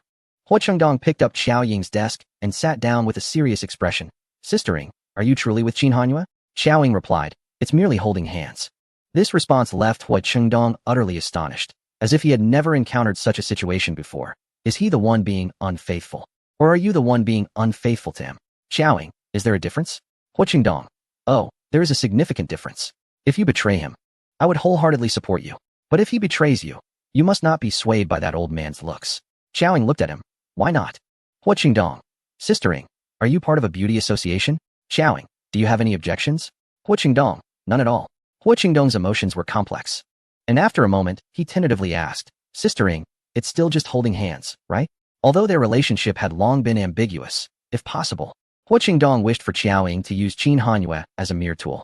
If Xiao Ying were to truly be with Qin Hanyue, the mere thought of Qin Hanyue being a steward in her household would ruin the joy of their camaraderie. Xiao Ying remarked, shall I notify you when we kiss next time? Hua Chengdong was left speechless. You win. The mere thought of witnessing that scene was unbearable. He fled in a panic. Witnessing Qin Hanyue kiss her, he would rather perish. Chapter 263. Xiao Ying, the entire Jing University is aware of my affair with Qin Hanyue. The students' fascination with the relationship between Qin Hanyue and Xiao Ying effortlessly surpassed their interest in the competition. Yet the two individuals who genuinely cared about the contest were neither students from Jing University nor Hanxi. The following day, the two arrived at Jing University. Xiao Ying entered the principal's office, only to find the two fellows from the 509 Supervisory Bureau awaiting her. After the competition yesterday, they had not sought her out at home but had instead come to the school today, presumably to persuade Principal Zhang on their behalf. Liang Feng approached Xiao Ying warmly. Reflecting, I almost fell for her ruse. During her time abroad, Xiao Ying had rescued Cheng Jinyan, and they had genuinely gone to seek verification from Qin Hanyue. The result was that Qin Hanyue admitted to having caused the nationwide internet outage, instantly shattering their illusions. The two individuals lacked the capacity to recruit Qin Hanyue into their department, leading them to abandon the endeavor. Surprisingly, during a computer competition, Xiaoying showcased her remarkable prowess, prompting Liang Feng to realize they had been deceived by her. Consequently, he sought her out once more. Zhang Qingyong observed Liang Feng's earnest admiration for Qiao Ying and couldn't help but shake his head in awe. After all, this was the 509 Supervisory Bureau. It was rare for someone of such caliber to be pursued by this department, as they could scarcely be counted on one hand. Qiao Ying, however, firmly stated, "Do not bother me again," and walked away. Zhang Qingyong was left in a state of disbelief. She had declined? It seemed unremarkable for someone like Qiao Ying. Wasn't it Qin Sangyi who had expended considerable effort to win her over? What significance did the 509 Supervisory Bureau hold? After a moment of astonishment, Zhang Qingyong regained his composure. Liang Feng sought Zhang Qingyong's assistance, but he refused, declaring, "I am merely a messenger. It would be inappropriate for me to interfere in student matters." Unfazed, Liang Feng continued to pursue Qiao Ying. He followed her to the base of the teaching building, where he unabashedly offered various enticing conditions. Just as Qiao Ying was about to lash out, He called her name, Qiao Ying. He approached, glanced at Liang Feng and Qiao Ying, and then said to Qiao Ying, "It's time for class. Let us go." Liang Feng, resigned, halted in his tracks. As the two walked towards the classroom, He inquired, "Are they still trying to recruit you for that supervisory bureau?" Qiao Ying replied, "Yes," and the conversation dwindled. She then asked, "How are you? Feeling better?" He assured her, "I am well." Well, even a blind person could see through his facade. No one wanted to discuss their ailments, especially with peers of the opposite sex. Thus, He diverted the topic, saying, "I haven't congratulated you yet." Qiao Ying responded, "Thank you." He turned his head to observe Qiao Ying's gentle profile. After a brief silence, he asked, "May I take you out for dinner tonight?" Before Qiao Ying could respond, as if fearing rejection, he continued, "There's a new restaurant nearby that seems quite nice." Qiao Ying replied, "Sure." He subtly curled his lips, as though smiling. After school, the two arrived at the restaurant. The establishment was quite impressive, with an average expenditure of 500 to 600 yuan per person. For two, it would amount to over 1,000. He held part-time jobs both on and off campus, yet 1,000 yuan was still a considerable expense for him. Qiao Ying also noticed the fresh bruises on his arm. Since their acquaintance, he had never been unscathed. She refrained from inquiring about the origin of his injuries. Holding the menu, she did not opt for cheaper dishes to spare him expense. Instead, she ordered a moderately priced steak set, which inadvertently preserved Xiaohe's dignity. Xiaohe did not glance at the menu, simply telling the waiter, the same. While waiting for their meal, Xiaohe asked, "Do you know any hackers?" Xiao encountered, "Are you interested in this mysterious profession?" Xiaohe replied, "Not particularly." The atmosphere fell silent for a moment, until he continued, "I merely wish to find a topic of conversation." Xiaoying regarded him. He stared out at the street through the floor-to-ceiling window, his profile thin and taut, his eyelashes fluttering slightly. He likely sensed Qiao Ying's gaze upon him, which is why he refrained from turning back to meet her eyes. Xiao Ying remarked, "I do not know much about psychological treatment. The ease or difficulty of recovery depends entirely on the patient's mindset." Xiaohe finally gazed at her, his eyes gradually igniting with intensity as he fixated on Qiao Ying's gaze, nodding in agreement. Shortly thereafter, the steak was served. Xiao Ying, noticing Xiaohe glance at the knife and fork before stealthily observing her, remained momentarily still. With her right hand gripping the knife and her left the fork, she began to cut into the steak. Xiaohe followed suit, picking up his own utensils. The meal unfolded in a serene silence. Once he finished eating, Xiaohe rose to settle the bill, and together they exited the restaurant, heading towards the residential complex where Qiao Ying lived. Their supplementary classes were nearly complete, and they anticipated finishing in a few days. Xiaohe wished to learn about computers from Qiao Ying but struggled to voice his desire. At that moment, Qiao Ying remarked, "After university, becoming an ordinary programmer is quite stable. Would you be interested in learning some additional skills with me?" Xiaohe immediately turned to her, nodding in affirmation. He then inquired, "Do you really know how to run a company?" Xiao Ying smiled, "Perhaps." She sensed a notable shift in Xiaohe's mood. Under the moonlight, they walked side by side. Suddenly, their steps slowed in unison as a group of 20 or so young men approached them. The leader, with a fierce glare fixated on Xiaohe, spat on the ground after removing a cigarette from his lips, exuding an aura of impending violence. Xiaohe halted, grasping Qiao Ying's hand, causing her to stop as well. In the next moment, he took off in a wild sprint. Confused, Xiao Ying questioned his sudden dash. "Damn it! Chase after them!" The group yelled, pursuing them relentlessly. On the street, the two were being chased. Xiaohe didn't allow Qiao Ying the chance to speak. Sprinting at full speed, the group behind them was relentless, splitting up to corner them. Noticing their path was blocked, Xiaohe had no choice but to change direction and continue fleeing. They eventually dashed into a park, with the group hot on their heels. After a thorough search yielded no results, the pursuers left in frustration. Meanwhile, Xiao He and Xiao Ying concealed themselves behind a tree, merely a few meters away from the departing group. As Xiao He observed their retreat, his tense body began to relax. He then realized how close he and Xiao Ying were. Instinctively, he released her hand and took a step back, but for reasons unknown, he halted, maintaining that distance. With his gaze lowered, he studied her. The late summer air felt stifling. In the next instant, Xiao Ying pushed him away. Xiao He, feeling awkward and stiff, remained silent. Xiao Ying began to walk back, with Xiao He following closely behind. He refrained from joining her for supplementary lessons. As they exited the park, he called out to her back, "I'll head back first." Without waiting for a response, he quickly departed. Following that night's incident, Xiao He became somewhat evasive towards her in the ensuing days. Even when they shared a study session, he deliberately avoided making eye contact. Xiao Ying paid little mind, but others certainly noticed. Ever since Xiao Ying began tutoring Xiao He, Qin Hanyue had come to find her each evening while she was occupied with her lessons.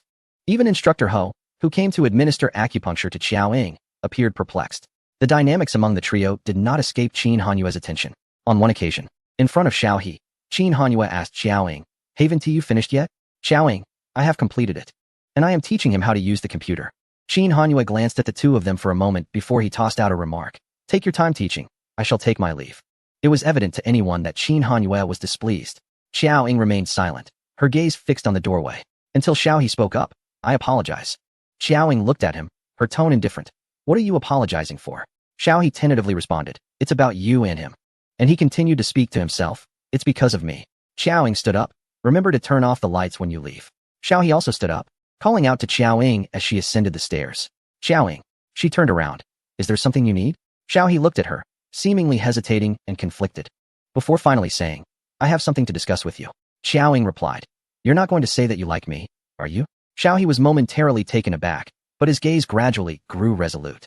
Xiao Ying continued, "Can't you see that I'm involved in a flirtation with Qin Hanyue? The entire Jing University knows that I am entangled with him." Chapter 264 Xiao Ying. It is indeed quite stirring. Qin Hanyue has been wronged. Xiao He, are you two together? Xiao Ying, to what extent must one develop to be considered together? Xiao He, do you like him? Xiao Ying pondered for a moment. It is indeed quite stirring. Xiao He, so, you're saying you don't yet like him, and there's no defined relationship. Hope sparkled in his eyes. He added, even if it were defined, it would merely be an ordinary romance. It remains uncertain how far it could progress. Xiao Ying did not respond, saying flatly, "Let us leave it at that for today. The psychologist will arrive in a few days. Please prepare." Xiao He's expression brightened. All right. On the designated day, before Xiao Ying and Xiao He could depart, Qin Hanyue arrived first. Xiao He was the one to open the door for him. The moment they encountered each other, the atmosphere instantly grew tense, as if sparks were igniting in the air. It was one thing to have evening classes, but Xiao He was also present during the day. Qin Hanyue's expression turned slightly frosty as he cast a glance at Xiao He and bypassed him, entering the villa where he saw Xiao Ying descending the stairs. He inquired, "Are you heading out?" Xiao Ying regarded him. "Yes, do you have something to discuss?" Qin Hanyue carried some items in his hand. Striding over to place them on the table, "I brought you some fruit, grapes air freighted from A. Kinlan." Xiao Ying replied, "Oh, is there anything else?" "Xiao He and I are about to leave." Her tone remained neutral. Xiao He quietly observed the interaction between the two. Perhaps because Qin Hanyue had clearly shown signs of jealousy a few nights prior, and Xiao Ying had remained unresponsive, it led to a minor emotional disturbance between them. One must ask, which man could remain indifferent and absolutely trusting when witnessing their ambiguous partner entangled with another man under the same roof? Yet, Qin Hanyue still lowered his stance, bringing items to rekindle their relationship, demonstrating his deep feelings for Xiao Ying. However, the third party was still present. Qin Hanyue asked, "May I inquire what the matter is?" "Qin Yan, what is the situation today? What has transpired between Third Master and Miss Qiao? Have they quarreled? Why is it so sudden?" Xiao Ying glanced at Xiao He, who appeared unwell, and concealed his condition, stating, "It's not convenient." Qin Hanyue gazed at Xiao Ying for a while, taking a deep breath. His tone remained gentle. "Is it urgent? If it's not urgent, I would like to have a chat with you." Xiao Ying replied, "I am currently unavailable. Let us discuss it another time." Qin Hanyue's eyes darkened with a hint of displeasure. He had no time for me, but found time for others. Beside him, Qin Yan was taken aback. What on earth was happening? Why was the third master so audacious today? Had he lost his senses? How dared he speak to Miss Qiao in such a manner? At that moment, Xiao He turned to Xiao Ying and said, "Please share the address with me. I shall go alone." Xiao Ying did not respond to Xiao He, but instead told Qin Hanyue, "Xiao He and I have urgent matters to attend to." There was a slight impatience in her eyes. Ultimately, She conceded to Qin Hanyue, let us discuss this in my room. Then, she addressed Xiao He. Please wait for me a moment. However, Qin Hanyue interjected, let us speak here. I see no need to avoid him. Xiao Ying frowned slightly but acquiesced, very well. Let us proceed. Qin Hanyue inquired, what exactly do you consider our relationship to be? Xiao Ying, somewhat at a loss for words, replied, Mr. Qin. Are you in a rush to marry and start a family due to your age? What kind of title do you seek from me? Qin Hanyue retorted, so Miss Qiao. How long do you intend to maintain this flirtation? Or have you always desired nothing more than this? Xiao Ying responded, isn't Mr. Qin also quite comfortable with this mode of interaction? Greed is hardly a virtue. At that moment, the mechanical assistant Xiao Yi glided over, anxiously pleading with both Xiao Ying and Qin Hanyue. Arguing is unwise. Please do not quarrel. Wang, the fourth master, pushed the meddlesome Xiao Yi away, expertly closing the door behind him before hastily returning to observe the unfolding drama. Qin Hanyue, his expression unreadable, asked, what do you take me for? Xiao Ying replied, marriage. Mr. Qin is indeed an appealing prospect, yet I have no intentions of marrying at this time. I comprehend your urgency due to your age. But I beseech you to understand my position. Our acquaintance is still relatively new, and your impatience is placing undue pressure on me. If you are willing to wait 5 or 6 more years, perhaps my thoughts on marriage will become clearer. Such a callous remark left Qin Hanyue momentarily speechless. Xiao Ying continued, I am a person of spontaneity. I despise being constrained. If Mr. Qin cannot handle this, we may revert to being friends. Rarely flustered, Qin Hanyue responded, I have never intended to confine you. Xiao Ying gazed at him, seemingly softened by his words, yet she clarified, to me, love is not a necessity. It serves merely as an occasional diversion. A man of your stature should be more discerning, should he not? Besides, were you not aware from the outset that I am not a paragon of virtue? Qin Hanyue pressed, what, then, do you consider our time together? Xiao Ying replied, if today you insist on defining our relationship or binding me for life, I must regretfully decline. I have many personal matters to attend to. Qin Hanyue stared at her in silence for a long while. Xiao Ying added, I have been quite clear. I suggest Mr. Qin returned to reflect on our relationship before proceeding. Qin Hanyue's expression tightened, seemingly unable to accept her words. He glanced at Xiao He before turning on his heel and striding away without a word. Qin Yin stood there, utterly bewildered. Could anyone explain what had transpired? Was the third master being toyed with emotionally? Over such an insignificant individual, lacking wealth and power, who wasn't even as attractive as a strand of the third master's hair. Where had this person emerged from? Had he truly lost due to age? Qin Yan, in a daze, hurriedly followed Qin Hanyue to the car. As the vehicle exited the community, Qin Yan remained in a state of bewilderment and disbelief. If it were Yi Si or Cheng Jinyan, he might have accepted it. Even the young master Hu would have been tolerable. But what was this Xiao He all about? What on earth was Miss Qiao thinking? Qin Yan's mind was inundated with Xiao Ying's disparaging remarks. Although he had previously claimed that men merely interfered with his idol's coding pace, he never truly wished for San Yi to be hurt. Qin Yan vaguely recalled that San Yi had been in a foul mood since leaving Miss Qiao last time. Had they quarreled then? He dared not breathe too loudly, glancing furtively into the rearview mirror. Seeing the man's expressionless face, he realized that silence was far more terrifying than a raging outburst. San Yi, could it be that Miss Qiao, fearing to implicate you like last time, has rejected you? Qin Yan ventured, summoning his courage. After all, Miss Qiao's enemies were the shadows. The back seat remained silent. Qin Yan swallowed hard. Miss Qiao is still quite young, and marriage may indeed be premature for her. Girls are inherently emotional.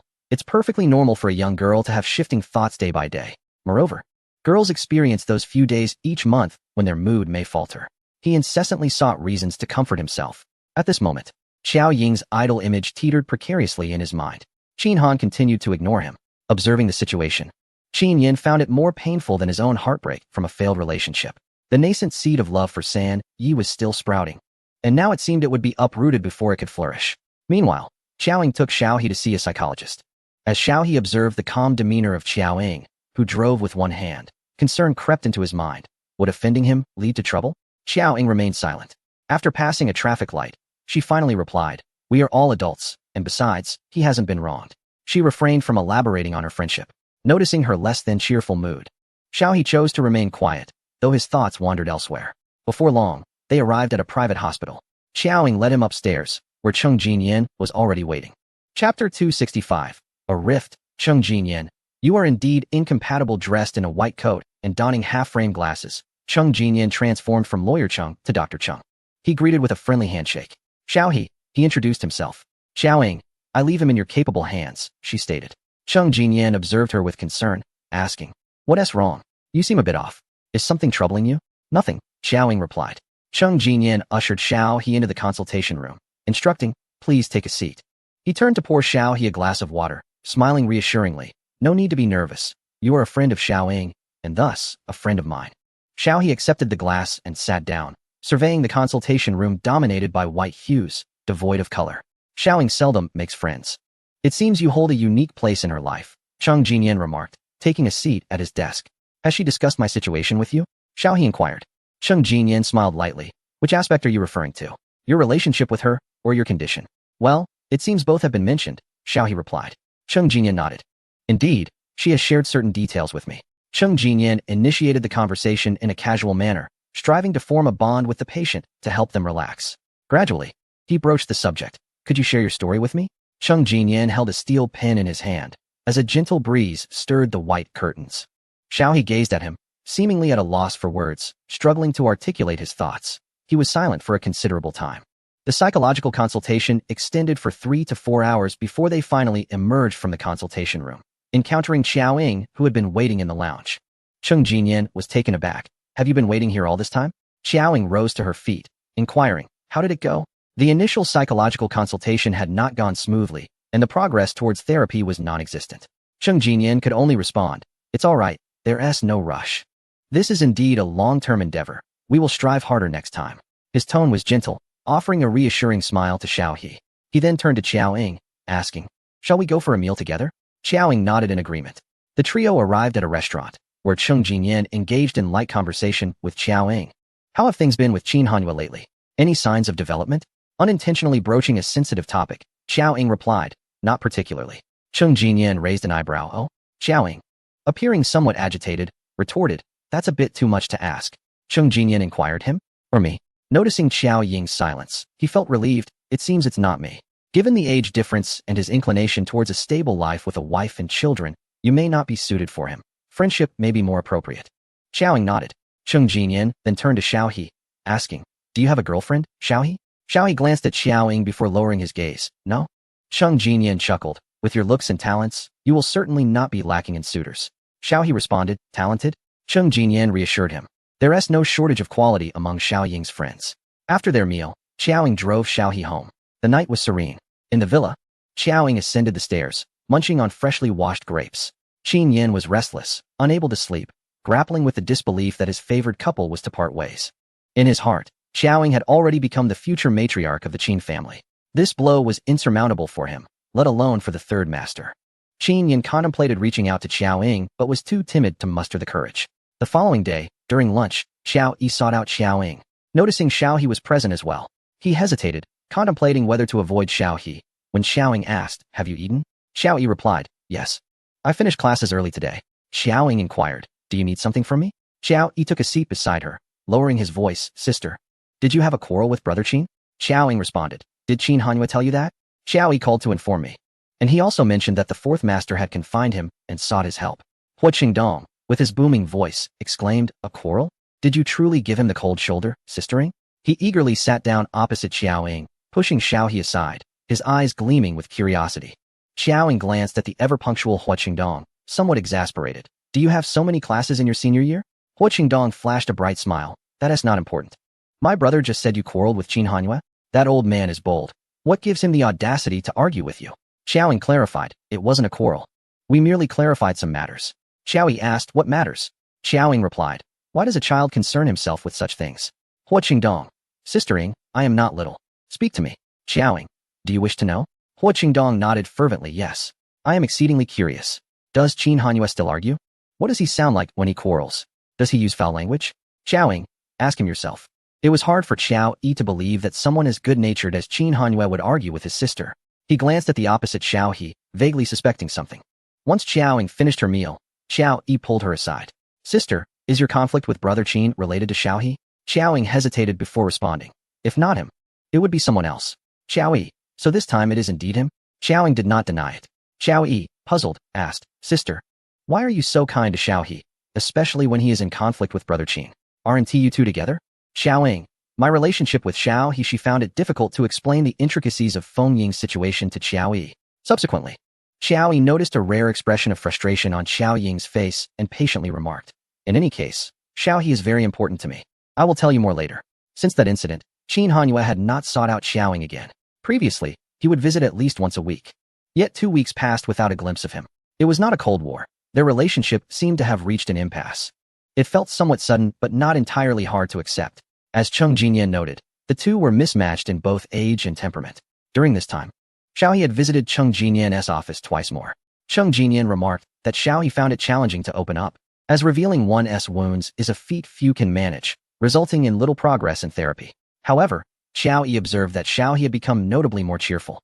His most apparent change was his increased talkativeness, and he had even smiled on 2 occasions. Occasionally, he would play ball with the fourth master and feed him. He no longer appeared so haggard. This did not seem indicative of stagnation. In the consultation room, Cheng Jinyan endeavored once more to unlock Xiaohe's heart.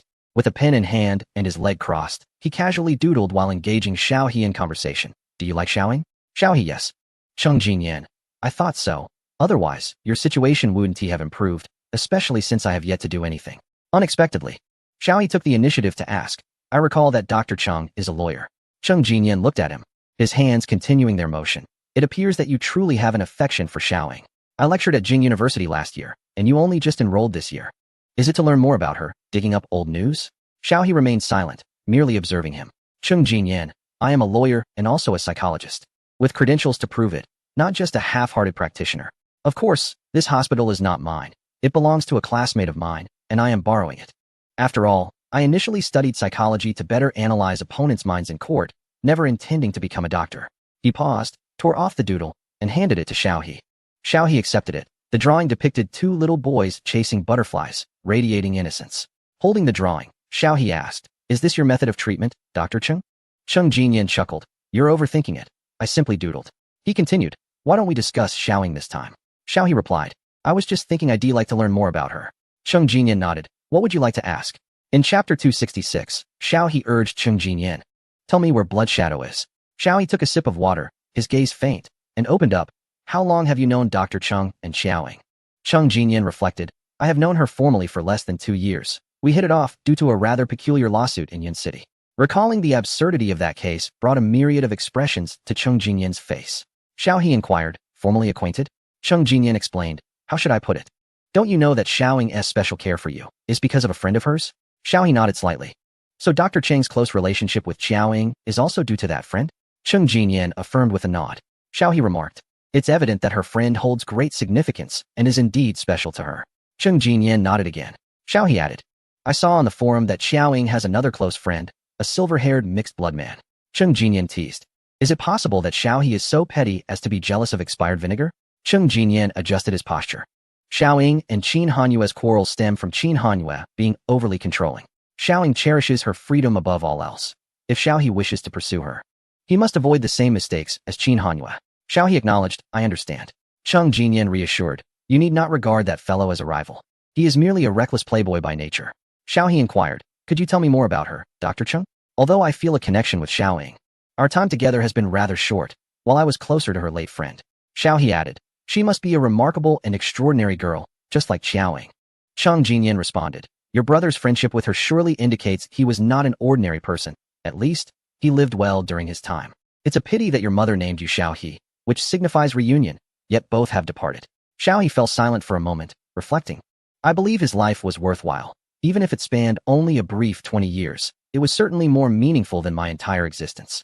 Cheng Jinyan gently consoled him. "Xiaohe, do not lament for yourself. Your life is still long, and the future holds infinite possibilities." Xiaohe gazed at the gently swaying curtains, seemingly lost in memories. He slowly began, "I have forgotten much of my childhood, especially concerning Xiao Qingdong." Xiao Qingdong, Xiaohe's alcoholic father. Cheng Jinyan remarked, "Avoiding pain is human instinct. Forgetting is natural and perhaps even a blessing." Xiaohe continued, "Throughout my life, I have always been the most conspicuous in class. Both classmates and teachers could see the scars he left on me. Everyone was aware of his misdeeds, yet teachers deemed my behavior as disobedience, attributing it to education. They were too indifferent to intervene, for I bore not only wounds but also the stench of poverty. Bad children manifest as I do, and they merely perceived me as a negative influence on the school. People are instinctively drawn to benefit and averse to harm, viewing me as an outlier to affirm their own normality. They ostracized and oppressed me, portraying their actions as righteous behavior of good children. Humanity can indeed be so cruel. Indifferent to age or gender. Merely because that student dresses better than I do, appearing more pristine, everyone chooses to believe him and not me. Simply due to my identity. The situation is magnified, drawing me to the flagpole for all to see. Merely because I am reticent, they seize upon this flaw, hurling insults to vent their frustrations. In comparison to the wounds inflicted by Xiao Qingdong, these grievances are but trifles, scarcely enough to satiate hunger, let alone muster the energy to lament such trivialities. Xiaohe, like an indifferent spectator, remarks casually. Cheng Jinyan responds, if it were insignificant, it would not be spoken of. Xiaohe lapses into a brief silence before continuing. Just because my mother did not purchase wine for him, he threatened to kill her, ultimately plunging the knife into me. At that moment, I contemplated ending his life. I was merely 7, already resigned to the thought of being apprehended by the police and facing execution. Yet I felt no fear. Xiaohe meticulously recounts the injuries and injustices he has endured throughout his life. The violence of family, the malice of school, the treachery of society. In every environment, the darkness of human nature prevails. Cheng Jinyan listens quietly. Xiaohe adds, after my mother was cremated, I pondered killing Xiao Qingdong and then taking my own life. She was beside me at the time, and I could not bring myself to do it. Her subsequent messages repeatedly deterred me. Cheng Jinyan states, to sacrifice your life for such a scoundrel is utterly unworthy. The more arduous the journey of growth, the more precious life becomes. Xiaohe replies, a worthless life holds little value. Yet now, it indeed seems unworthy. I have found other pursuits. Although her kindness towards me stems from her connection to my brother, it matters not. It is her presence, my presence that suffices. Cheng Jinyan begins. First, I congratulate you on discovering a new path in life. I believe your mother and brother would find solace in the afterlife. Xiaohe gazes down at the simple sketch in Cheng Jinyan's hands and asks, Dr. Cheng, did you perhaps overlook something in this drawing? Cheng Jinyan replies, it reflects your thoughts. You may wish to add or remove elements. Hearing this, Xiaohe becomes lost in contemplation of the artwork. The consultation room is serene, the rhythmic ticking of the clock gradually amplifying, filling the space. Xiaohe's attention is drawn to the creatively designed clock on the wall, white face. Black hands, ticking steadily. Cheng Jinyan follows his gaze, also observing the clock. Suddenly, Xiaohe softly inquires, Dr. Cheng, what time is it? Cheng Jinyan glances at the clock. It is 4 o'clock, 42 minutes. Xiaohe continues to fixate on the clock, murmuring, the weather is pleasant today, the breeze feels delightful. Cheng Jinyan reflects, indeed. Shall I share a story with you, Dr. Cheng? His voice flows like a mountain spring. In a lovely manner, a peasant woman bore 2 sons. She favored the elder while neglecting the younger, often confining him to the woodshed. All good things were reserved for the elder son. Yet the brother treated the younger with kindness, always sneaking provisions to the younger sibling hidden away in the shed. One day, the farmer's wife underwent a transformation. She released her disfavored younger brother from confinement while locking away her beloved elder brother. She began to bestow all good things upon the younger brother, neglecting the elder entirely. Does Dr. Cheng comprehend the reason behind this peculiar behavior? Dr. Cheng, you appear weary. Perhaps you should relax and lie down for a moment, Xiaohe suggested softly. His voice as delicate as a feather, drifting through the stark, white confines of the clinic as if it were ethereal. The clock ticked steadily. Cheng Jinyan, reclining in the chair, felt his gaze gradually lose focus. A pocket watch fell before him, gently swaying midair. With vacant eyes, Cheng Jinyan's eyelids drooped, his gaze following the watch in a daze. Suddenly, he heard a gentle inquiry. What is Dr. Cheng's full name? Could you share it with me? Cheng Jinyan, feeling as though his soul had been extracted, responded with a blank expression. Cheng Jinyan. How old is Dr. Cheng this year? 28. What does Dr. Cheng enjoy eating the most? He paused for a moment. I relish the noodles my mother cooks. At the mention of this, a faint smile graced Cheng Jinyan's lips, as if he were ensconced in a beautiful dream, reluctant to awaken. Who is Dr. Cheng's best friend? Xueying, Yi. Please tell me, where is Xueying? Chapter 267. A confrontation between Qin Hanyue and Xiaohe, questioned by Qiaoying outside. The night was desolate. Cheng Jinyan gently pressed and kneaded his temples, gradually dispelling the heaviness. He was on the phone with Qiaoying, reporting the situation. Today's progress was quite satisfactory and smooth. We discussed some of my childhood memories. The death of that car owner weighs heavily on my mind, and I must take it slow, without urgency. He has been grappling with depression since a young age. I prescribed him some medication, but it only addresses the symptoms, not the root cause. I may not be able to assist him significantly, but you, Xiaoying, are in a better position to help him. Yes, it is you. He has feelings for you, as you should have noticed. With your recent separation from Qin Hanyue, you have given him renewed hope. Chung Jinyan yawned. I have no pressing matters. I merely assisted a couple of patients for a friend over the past few days and have become somewhat fatigued. I even dozed off while chatting with Xiaohe just now. What a shameful display. Truly a sign of aging and declining health. Xiaoying, at your age, it is the perfect time for romance. I find Xiaohe quite charming. He possesses both looks and character. What foul language. At such a blossoming age. What is there not to explore in love? Engaging in sweet romance with a handsome guy would not only bring you joy but also aid him in his recovery, an all-around benefit. He confided in me that he persevered for you. Otherwise, he might have made foolish decisions long ago. As Chung Jinyan bantered with Xiaoying, a sudden knock reverberated against the concealed door, which was then pushed open to reveal Xiao He standing at the threshold. Chung Jinyan glanced over, adjusting his glasses. Do you require something, Xiaohe? I left my keys here. Chung Jinyan's gaze fell upon the chair where Xiaohe had sat, and indeed, a key lay upon it, accompanied by a folded paper airplane crafted from one of his drawings. Xiaohe retrieved the keys, unfolded the paper airplane, and returned it to Chung Jinyan, apologizing. Chung Jinyan smiled, indicating that it was of no consequence. Shall we dine together? He inquired politely. No, thank you, Xiaohe replied, taking the keys and departing. Thus passed a weekend day. Xiaohe, carrying the neatly packaged small cakes, walked towards Xiaoying's villa. A black Maybach came to a halt beside him. The window rolled down, revealing the face of Qin Hanyue. After a traffic light change, Qin Hanyue spoke. Did you buy that for her? Xiaohe held the cake, choosing not to respond to this trivial inquiry. I believe she has already made her feelings quite clear to you last time. Qin Hanyue's voice was heavy, laced with a menacing tone. The matters between her and me are not for you to comment on. Qin Yin interjected. Third master, save your breath and just strike him. He contemplated driving the car to a secluded spot to drag this male interloper out and give him a thorough beating for third master to vent his frustrations. Xiaohe replied, my confidence stems entirely from her. Qin Hanyue turned to him, his dark eyes glinting with a chilling murderous intent. In Beijing, eliminating a person silently is as effortless as squashing an ant. Unfazed, Xiaohe retorted, you may certainly try. He continued, she fell out with you for my sake. Does Mr. Qin believe she is merely weary of you? Uncomfortable with being constrained? Qin Hanyue asked, what do you mean? Xiaohe responded, hasn't she mentioned it to you? She has known my brother for quite a while, and her friend Chung Jinyan is aware of this as well. Qin Hanyue's expression shifted slightly.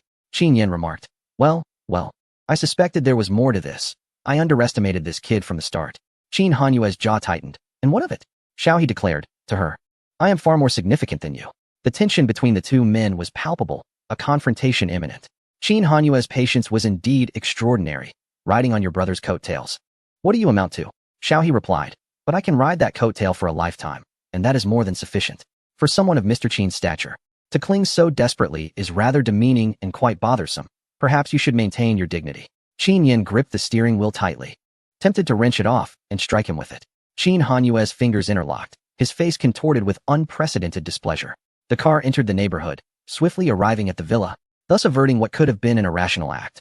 Just then, Xiaoying stepped out to dispose of the trash, catching sight of Xiaohe emerging from Qin Hanyue's car. Followed closely by Qin Hanyue, Xiaoying subtly furrowed her brow, and before Qin Hanyue could approach to speak, she directly asked, what did you say to him? It was an immediate interrogation. She also inquired of Xiaohe, are you all right? Xiaohe replied, I'm fine. Her unwarranted protectiveness of Xiaohe suggested she suspected he might do something despicable. These two sentences rendered Qin Hanyue motionless. The atmosphere grew ominously heavy. He struggled to contain the tumultuous emotions surging within him, his hands clenched into fists. He gazed at Xiaoying, disappointment and rage intertwining within him.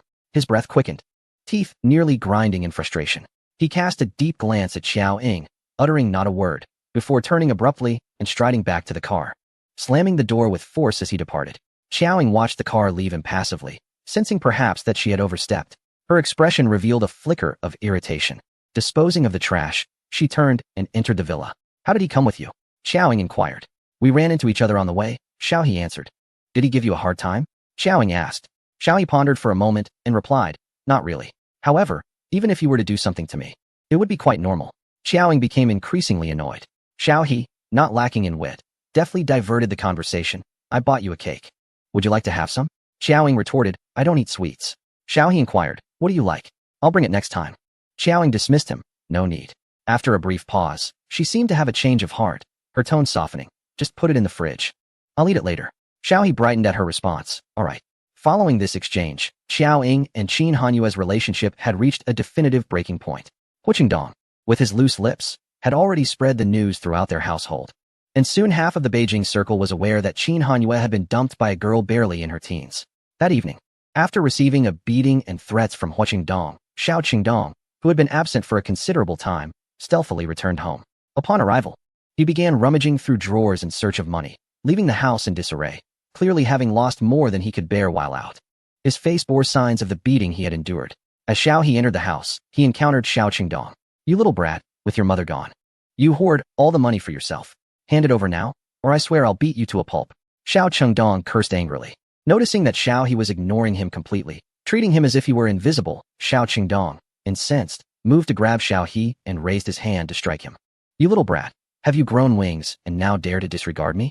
Xiao He forcefully shoved him away, igniting Xiao Qingdong's fury. The latter lunged at Xiao He, grappling with him as he continued to hurl insults. "Daring to call your classmates to beat me, to raise your hand against your own father? You're not afraid of divine retribution, just like your wretched mother." Xiao He was knocked to the ground by Xiao Qingdong, raising one arm to shield himself. As Xiao Qingdong spewed a torrent of vile words, a glint of murderous intent flashed in Xiao He's eyes, transforming him in an instant. Moments later, he clawed at Xiao Qingdong's throat with his fingers, a long-held desire to rid himself of this scum surfacing. Chapter 268, Strategic Maneuvering. Xiaoying drugged and fainted. Xiao Qingdong pressed down on Xiao He, raining punches onto his face. Just as Xiao He was about to snap Xiao Qingdong's neck in a fit of rage, he suddenly sensed an intruder. Xiaoying entered to witness the two grappling. After all, he was still his biological father. Xiao He refrained from inflicting serious harm, yet he found himself pinned to the ground, his neck tightly gripped. "Hand over the money.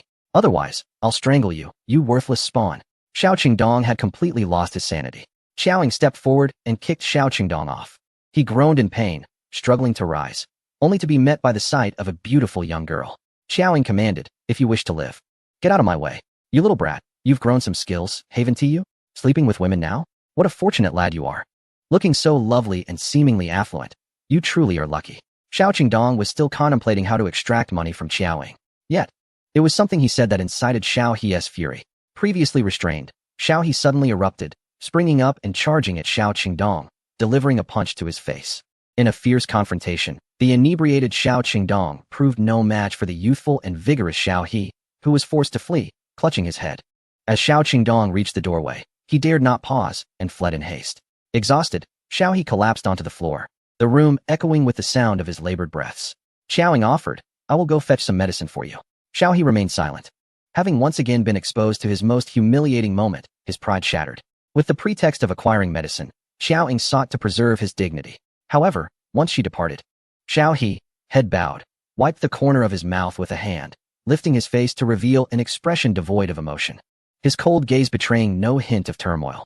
When Xiaoying returned with the medicine, Xiao He had already tidied up the house, appearing as if nothing had transpired. Though he remained taciturn, Xiaoying urged him to sit on the bed, gently using a cotton swab dipped in alcohol to clean the wound on his split lip. The dim light in the room cast a soft glow, and Xiaoying leaned in closer. Xiao He kept his eyes lowered, fists clenched, silent. Time passed in a haze until he slowly raised his gaze to meet Xiaoying's. In the muted light, her fair visage appeared even more delicate and lovely. Noticing his steadfast expression, Xiaoying sensed he had silently resolved something within himself.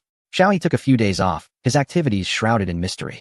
When Xiaoying inquired, he mentioned having found a part-time job and promised to return to classes soon, leaving her with no further questions. Later, Xiao Yi approached Xiaoying, tentatively asking, "Sister, what is the status between you and Brother Qin? Have you reconciled?" Annoyed, Xiaoying replied, "Brother Qin and I are not on the same wavelength. If you can converse with him, feel free, but I will not interfere." Xiao Yi regarded her in silence for a while before, in a subdued tone, suggesting, "Then could you accompany me to Brother Qin's house this weekend? I need to return something to him." Xiaoying replied, "We'll see about that." Thus, an understanding was reached, as Xiao Yi hoped to create an opportunity for reconciliation. As the weekend arrived, Xiao He, who had been absent for a week, suddenly reappeared. Xiaoying, noticing his injuries, furrowed her brows. What happened? The swelling around his eye had diminished significantly, indicating that he had waited until he felt somewhat better to seek her out. Xiao He dismissed her concern. "It's nothing," his demeanor surprisingly cheerful. He hesitated, feeling something in his pocket through the fabric of his pants, appearing somewhat anxious. Xiaoying inquired, "Do you have something for me?" After a moment's hesitation, he produced a small, exquisite box, saying, "This is for you." Xiaoying accepted it and opened the box to find a bracelet inside. "Did you earn this from your part-time job?" "What kind of job?" she asked. Xiao He, looking uneasy, deflected her question. Do you like it? Xiao Ying pressed further. What kind of part-time job? After a brief pause, he confessed. I fought in underground boxing matches, earning 5,000 per fight. Xiao Ying's expression darkened. You seem to have various means of making money. Xiao He fell silent, sensing his guilt. Turning to leave, Xiao Ying remarked, do not engage in that again. With your limited skills in fighting, it is a reckless endeavor. Pleased by her response, Xiao He followed her inside. Just then, Xiao Yi descended the stairs, calling out, Sister, shall we go? Only to find Xiao Ying teaching Xiao He about computers on the sofa. Xiao He asked, are you planning to go out? Xiao Ying did not respond to him, but instead said to Xiao Yi, you should go with Sack. For the first time, Xiao Yi displayed a look of displeasure towards Xiao Ying. He glanced at Xiao He and said, I am going back to school, before leaving in silence. Xiao He asked, is everything really alright? Xiao Ying replied in a flat tone. He asked me to accompany him to find Qin Hanyue, and then tossed a cushion onto the sofa. She felt somewhat irked, muttering, do not ask me, before closing her eyes to rest. Xiao He nodded. Xiao Ying embraced the cushion, a book covering her face.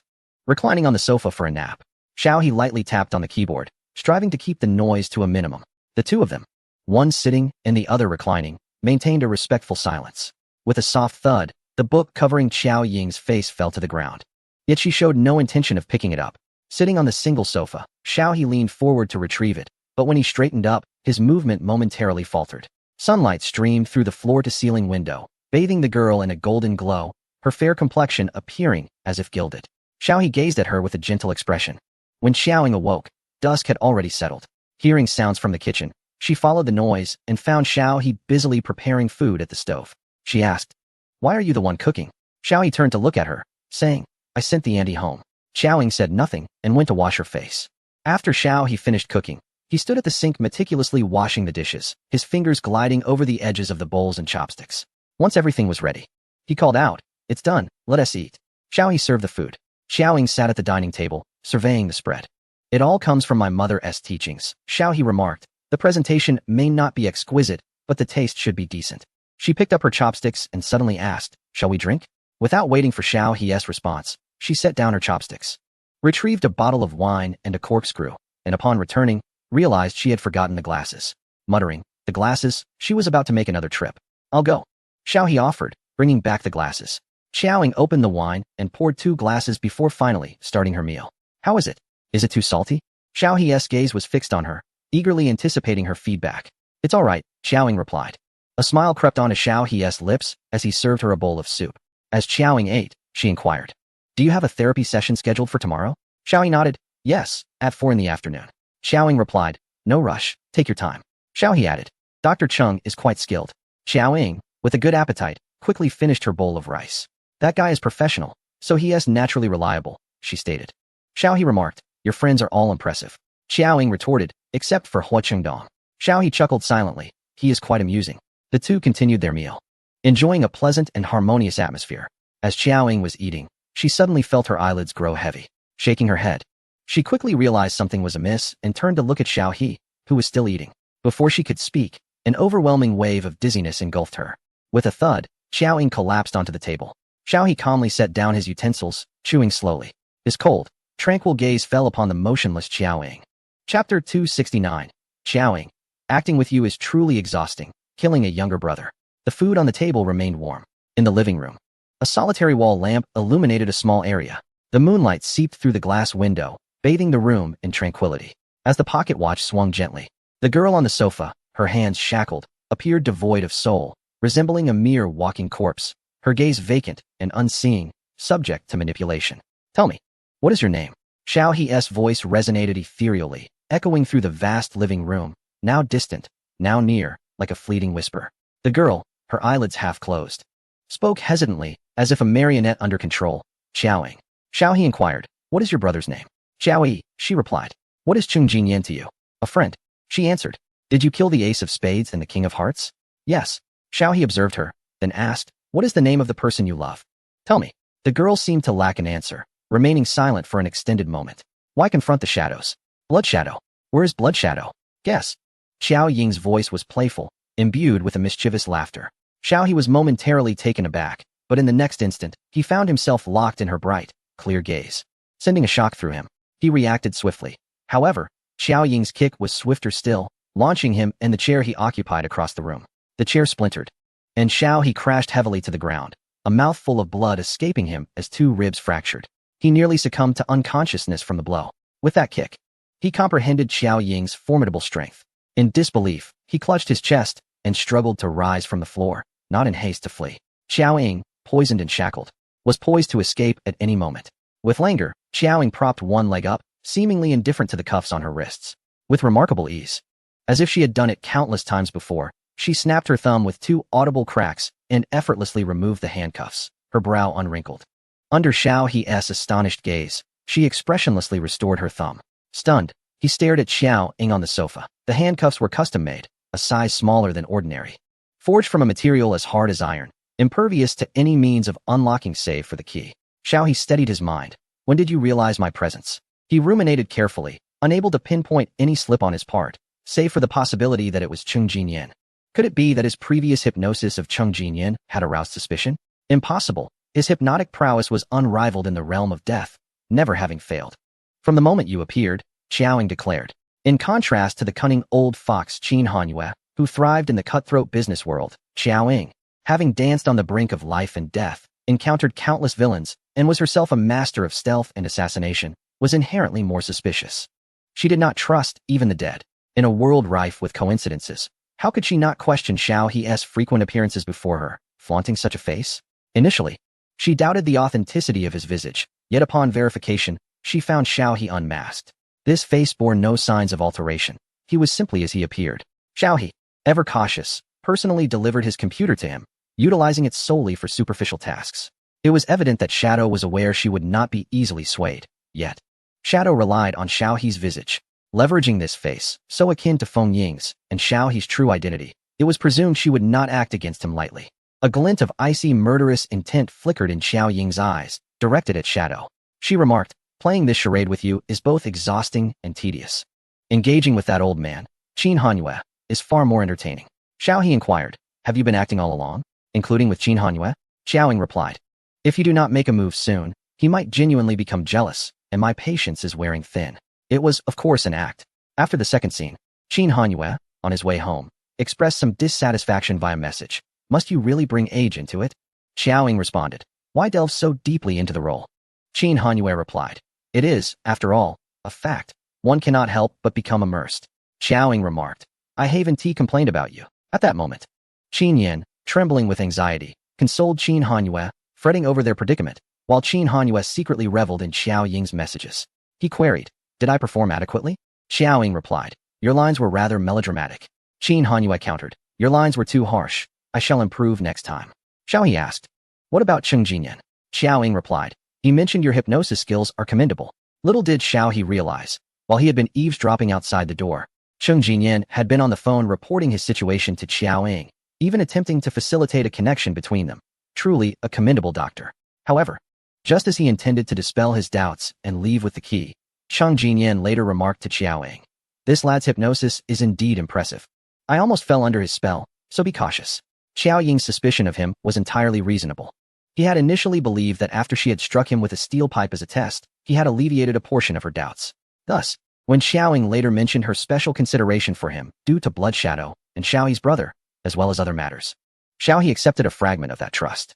He portrayed Xiao He flawlessly, to the extent that even Xiao He's parents had not suspected him. Yet, he did not foresee that he would ultimately be the one played.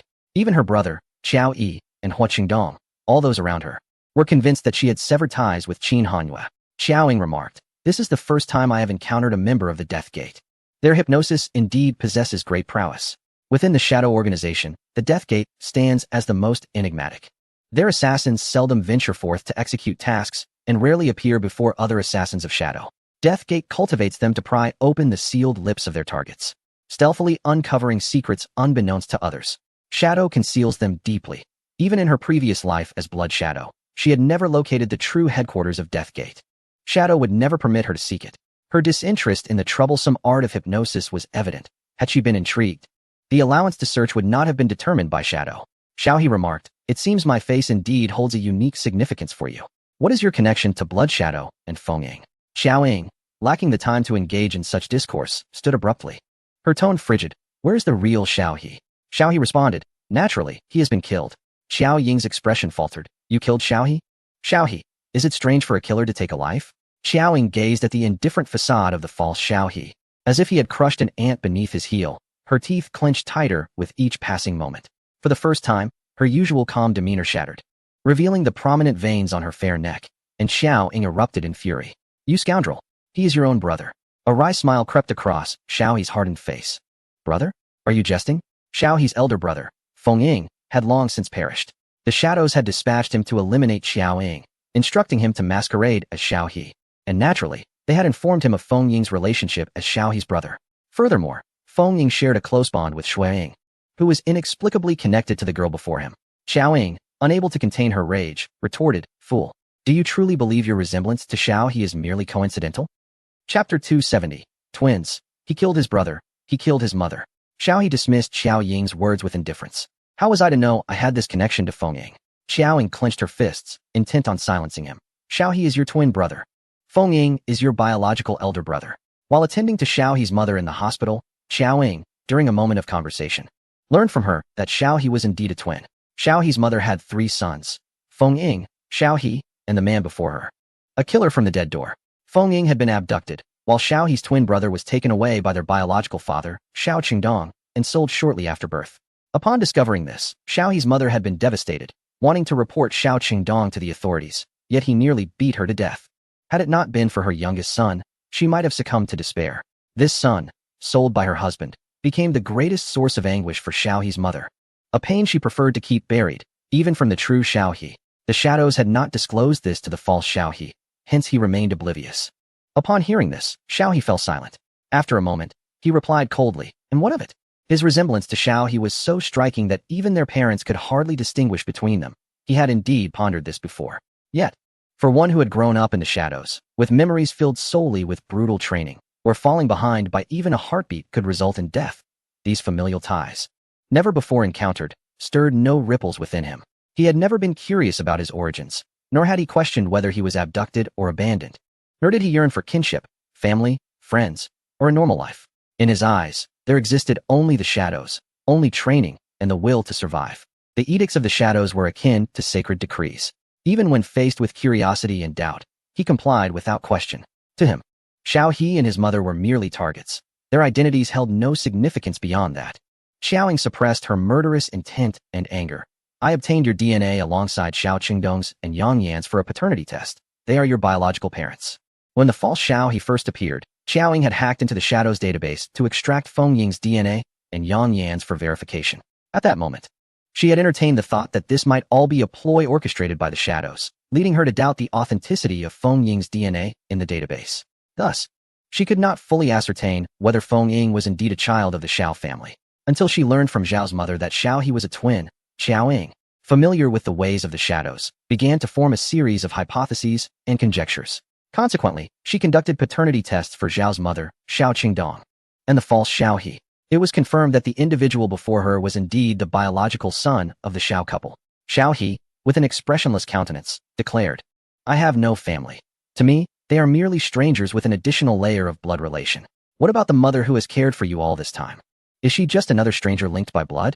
Xiao Ying's words evoked an image in the false Xiaohe's mind of a frail woman, her high cheekbones protruding, ravaged by illness to the point of being unrecognizable.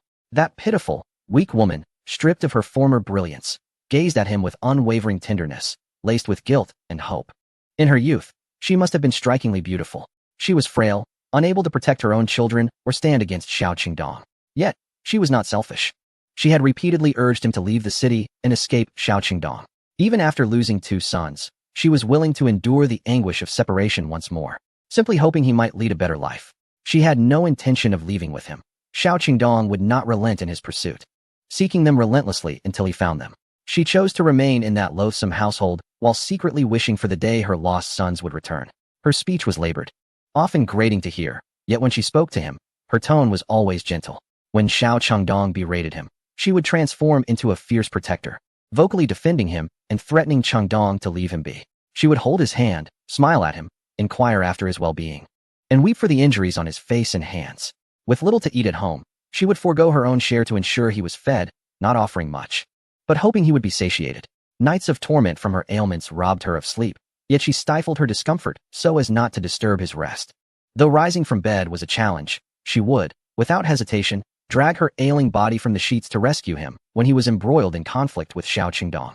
Day after day, she lay upon her bed, staring at the mottled ceiling, waiting for him to return home, wounded by her own husband.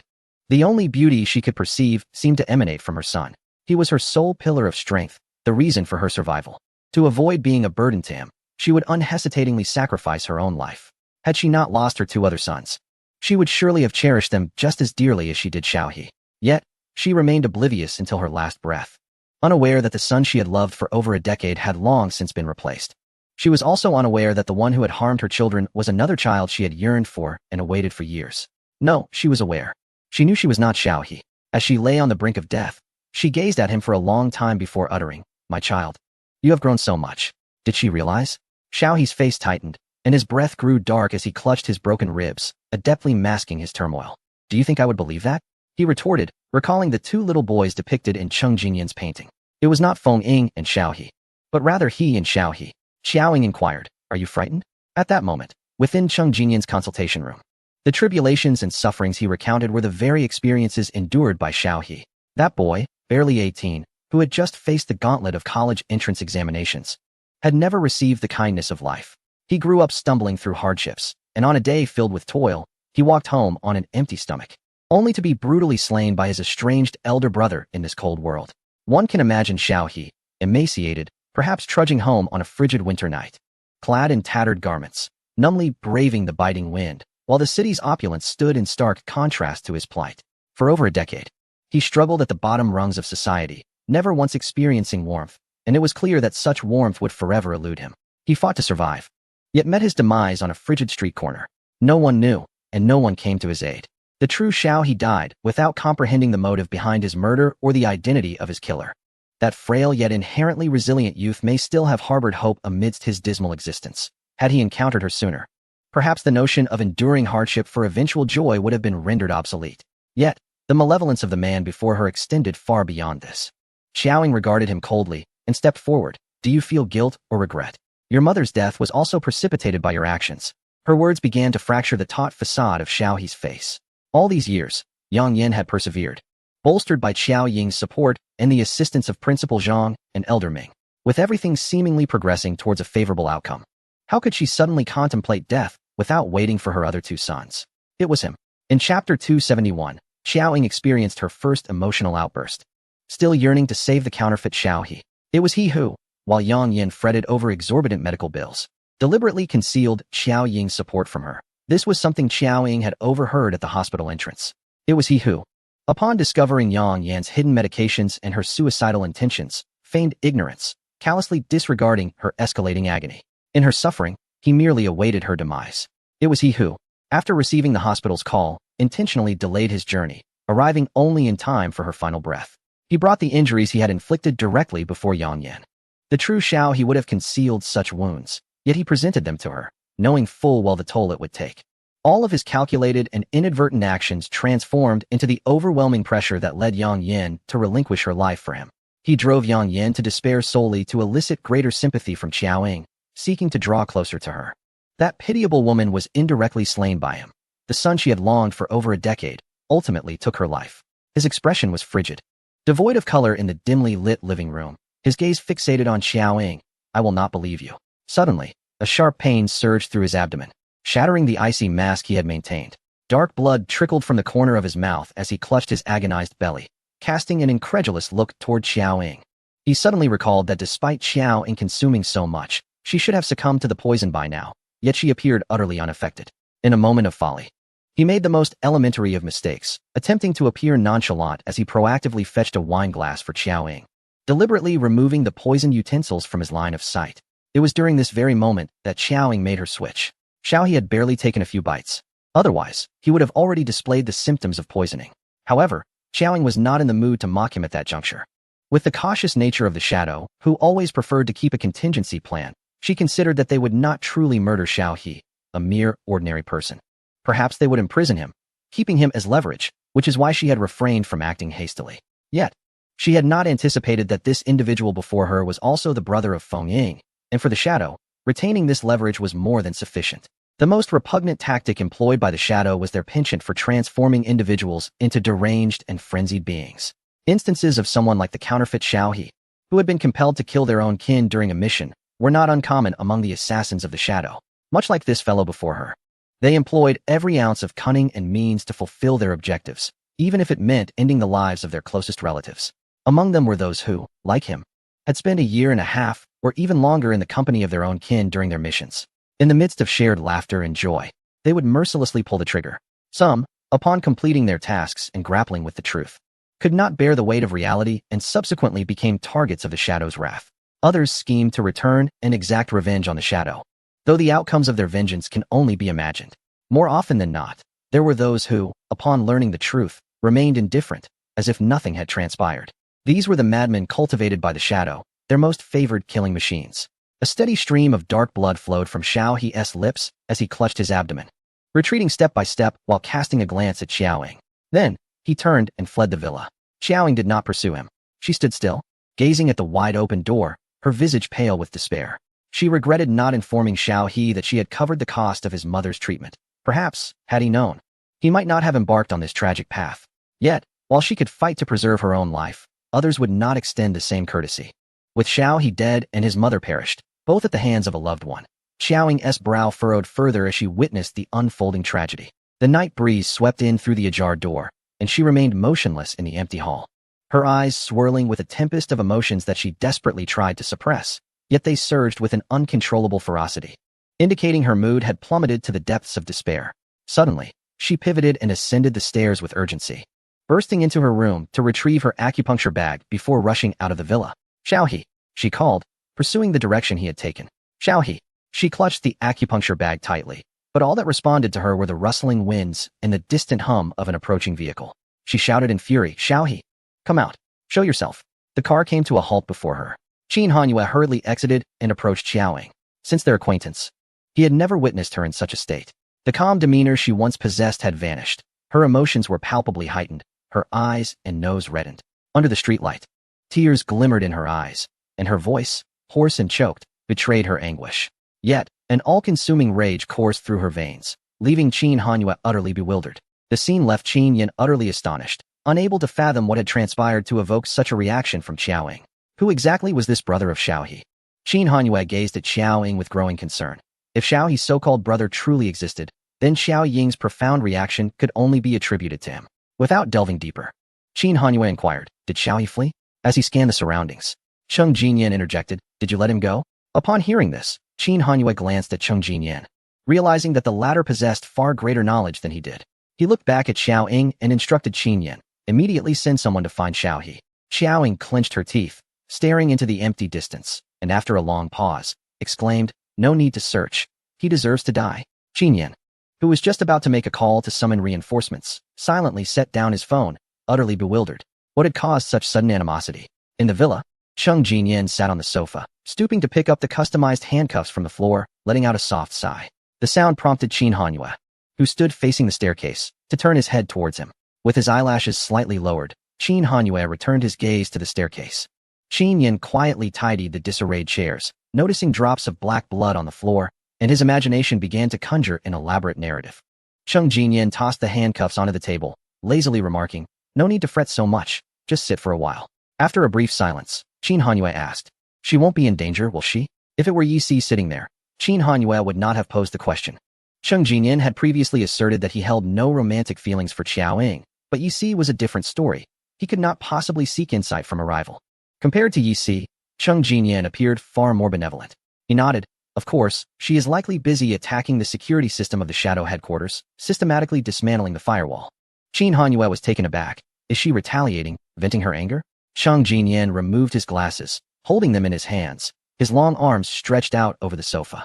A stark contrast to the lawyer persona he typically exhibited before Qin Hanyue. When she was in a foul mood, she engaged in such endeavors. Whoever provoked her would be targeted, and this was merely the beginning. Cheng Jinyan's words reassured Qin Hanyue. He settled down and asked, how much do you know about Xiaohe? Is it convenient to discuss? Cheng Jinyan donned his glasses once more, smiling slightly. Perhaps it would be best to wait until she chooses to tell you herself. He then took out his phone, deliberately exclaiming, let us get in touch with that fellow Yi Si and have him prepare. Unable to contain himself, Qin Hanyue asked. Prepare for what? To confront the shadows? His expression turned serious. Cheng Jinyan, while typing a message, did not lift his head. It's the weekend. That guy is undoubtedly enjoying a late sleep in. Wake him up for breakfast, to prepare for a new day. His mischievous intent was palpable. Teasing the formidable Qin Sanyi of the capital proved quite entertaining. He harbored genuine concern for Qiao Ying, for the connection between Feng Ying and her was uniquely significant. He would wager that had Feng Ying not perished, Qin Hanyue would likely have remained uninvolved. The more he observed, the more he perceived a similarity between this fellow and Yi Si. Chapter 272. Leaning into Qin Hanyue's embrace. Discussing Feng Ying with him. As night gave way to dawn, the first light of day broke through. Qin Hanyue lingered at the threshold of the door. After a considerable time, he gently turned the doorknob. He refrained from knocking, fearing he might disturb her if she were asleep. Upon entering, he noticed that Xiao Ying's laptop remained open on the coffee table, confirming what Cheng Jinyan had said. She had been busy throughout the night. He glanced towards the bedroom and quietly approached, observing a slight mound beneath the covers on the large bed, a few strands of her hair spilling out onto the sheets. It seemed she had vented her feelings and had calmed down. Reassured after a night of worry, Qin Hanyue was about to step back outside when the figure wrapped in the blanket suddenly threw it aside. The curtains in the room were drawn tightly, leaving the light dim. Her hair obscured her face and eyes, and from his distance, Qin Hanyue could not see clearly but sensed her gaze upon him. Had he awakened her? He hesitated for a moment before moving closer. The girl, lying on the side of the bed, shifted her body towards the center, creating ample space beside her. It was apparent she had been awakened, or perhaps she had not been asleep at all. Seeing her gesture as an invitation, Qin Hanyue approached the edge of the bed and sat down, uncertain of his interpretation. Just then, the girl lifted her upper body slightly, resting her head on his lap and curling into his embrace, her hand draping over his leg. Instantly, Qin Hanyue felt tension coil in his abdomen, his body stiffening, ultimately becoming rigid. It was neither innocence nor overwhelming excitement. After all, they had shared affectionate moments before. Yet, did she not realize where she had laid her head? It was evident that she was unaware of the implications. Suppressing his wandering thoughts, Qin Hanyue quietly adjusted his breathing. He lowered his gaze but hurriedly averted his eyes, hesitant to look at her. He raised his hand to gently touch her small head, but as a thought crossed his mind, his hand halted above her. Not daring to descend further, the tension in his abdomen increasing. In a flurry, he redirected his hand to pull the blanket that had slipped to her waist back up to her shoulders. Is this better? He whispered softly, his throat tight with concern. Receiving no reply, he fell silent. Suddenly, the girl nestled in his embrace turned her head, her face now oriented towards his abdomen. Qin Hanyue let out a quiet sigh of relief, finally daring to look down at her. Carefully, he brushed the hair covering her face aside. Observing her closed eyes and steady breathing, she was clearly falling asleep. Thus, he remained still, becoming her pillow. As her breaths lengthened, the tension in Qin Hanyue's body gradually eased. He gazed at her serene sleeping face, his expression softening with a gentle smile. Qiao Ying slept for over an hour before awakening. Though her sleep had been relatively stable, it lacked a sense of security. She had been dreaming of wind shadows. Upon opening her eyes, she stared blankly into space, only to hear a concerned inquiry from above. Did you have a nightmare? Qiao Ying did not respond immediately. After a moment, she asked, Did you not return last night? Her tone was neither cold nor warm, much like her usual demeanor. Qin Hanyue replied, Yes. Qiao Ying continued, Did you not sleep? Qin Hanyue answered, No. As Qiao Ying shifted away from his leg, her head nestled into the pillow, turning her back to him and uttering, Sleep. Qin Hanyue replied, I might as well go next door. With her eyes closed, Qiao Ying softly remarked, Pretentious. Only then did Qin Hanyue remove his shoes and lie down beside her, fully clothed. Just as he closed his eyes, she continued, I have a friend in the shadow, named Feng Ying. Surprised, Qin Hanyue gazed at the back of her head. He hadn't anticipated her sudden mention of her affairs with the shadow. Nor did he realize she had a friend there, and one with whom she shared a significant bond. Notably, her alias also bore the word shadow. The connection between her, Feng Ying, and that prodigious assassin, Blood Shadow, was evidently profound. Before he could ponder further, she added, He has a pair of twin brothers, Xiao He and that fake Xiao He. Qin Hanyue was aware that the fake Xiao He was associated with the shadow. Did both Feng Ying and the fake Xiao He belong to the same organization? No wonder she had reacted so fiercely, yet still chose to spare him, even contemplating a rescue. Unable to suppress his curiosity, Qin Hanyue inquired towards the back of her head, Are you and him similar to Yi Si and Cheng Jinyan? He sensed that the situation was more complex than it appeared. Indeed, after a brief pause, Qiao Ying responded, It's more than that. Is it even more significant than your relationship with Yi Si and the others? She replied, I've known him longer than I have known Yi Si and the others. Much longer. Qin Hanyue instinctively thought. Could her skills have been taught by this assassin named Feng Ying? Just as he pondered this, Xiao Ying, who had been lying on her side with her back to him, suddenly turned to face him, though her eyes remained closed. Her breath drew nearer. Perhaps it was unintentional. But Qin Hanyue found comfort in her motion. He then asked, "And the real Xiaohe?" He had pieced together the gist of the situation. Xiao Ying replied. He was killed by his twin brother. Sibling rivalry. No wonder her reaction was so intense. He didn't know, did he? Qin Hanyue pressed. No, she affirmed. And Feng Ying? Does he know? He contemplated whether she would soon meet Feng Ying. Yet, Xiao Ying informed him he is dead. She still hadn't opened her eyes. Qin Hanyue studied her, aware that her inner turmoil contrasted starkly with her calm demeanor. Despite his possessiveness, he wouldn't stoop to competing with a deceased individual. Thus, he refrained from asking further, simply taking her hand, which rested near her face, in a silent gesture of comfort. Not coveting attention did not equate to indifference. Qin Hanyue couldn't help but wonder if Feng Ying's death was a consequence of the shadow. Was Xiao Ying's enmity with the shadow rooted in Feng Ying's demise? Lost in thought, Xiao Ying drifted back to sleep. Qin Hanyue, however, found no solace in slumber. Xiao Ying slept soundly until the afternoon, awakening around 2 o'clock to find the man's face mere inches from hers, still grasping her hand. Uncertain if he was asleep, Xiao Ying's brows furrowed slightly, her expression suggesting she had momentarily forgotten that she had invited him to share her bed. Fortunately, her mind cleared swiftly, preventing Qin Hanyue from suffering unwarranted misunderstanding. She withdrew her hand and shifted from lying on her side to lying flat, lazily yawning as she stared at the ceiling. After a moment, she sensed something and turned her head, finding Qin Hanyue awake and looking at her. They shared a moment of eye contact before Xiao Ying, expressionless, asked, "What are you staring at?" Her tone was slightly irritable. Qin Hanyue mused inwardly. "It seems everything is fine." He inquired aloud, "Are you still not awake? Why the morning grumpiness?" Xiao Ying did not respond. Instead, rising from the bed and heading to the bathroom, Qin Hanyue followed suit, adjusting his crumpled suit jacket, contemplating whether to ask her what she would like to eat. Just as he reached the bathroom door, a toothbrush was handed to him.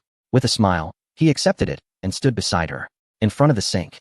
The two of them, one tall, the other petite, brushed their teeth in harmonious sync, using her toothpaste, cup, and facial towel.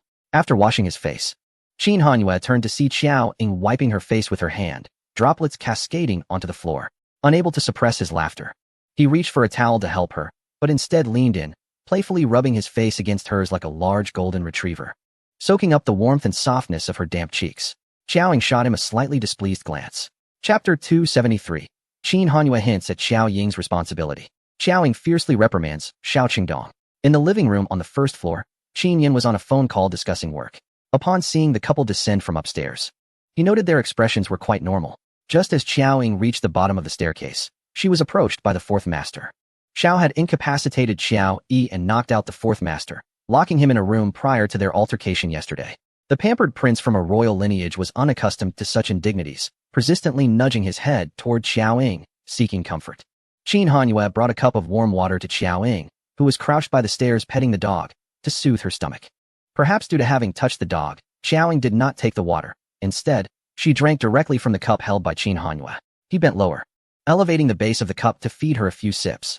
Observing their sweet interaction, Qin Yin cautiously inquired, "Third master, you and Miss Qiao haven't had a quarrel, have you?" Qin Hanyue finished the remaining water in the cup before casting a glance at Qin Yin.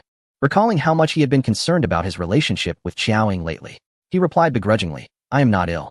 Hearing this, Qin Yin exhaled in relief, finally assured that the two were merely putting on an act. In a buoyant mood, he blurted out, "I knew Third Master. You couldn't be unwell. How could you have such resilience?"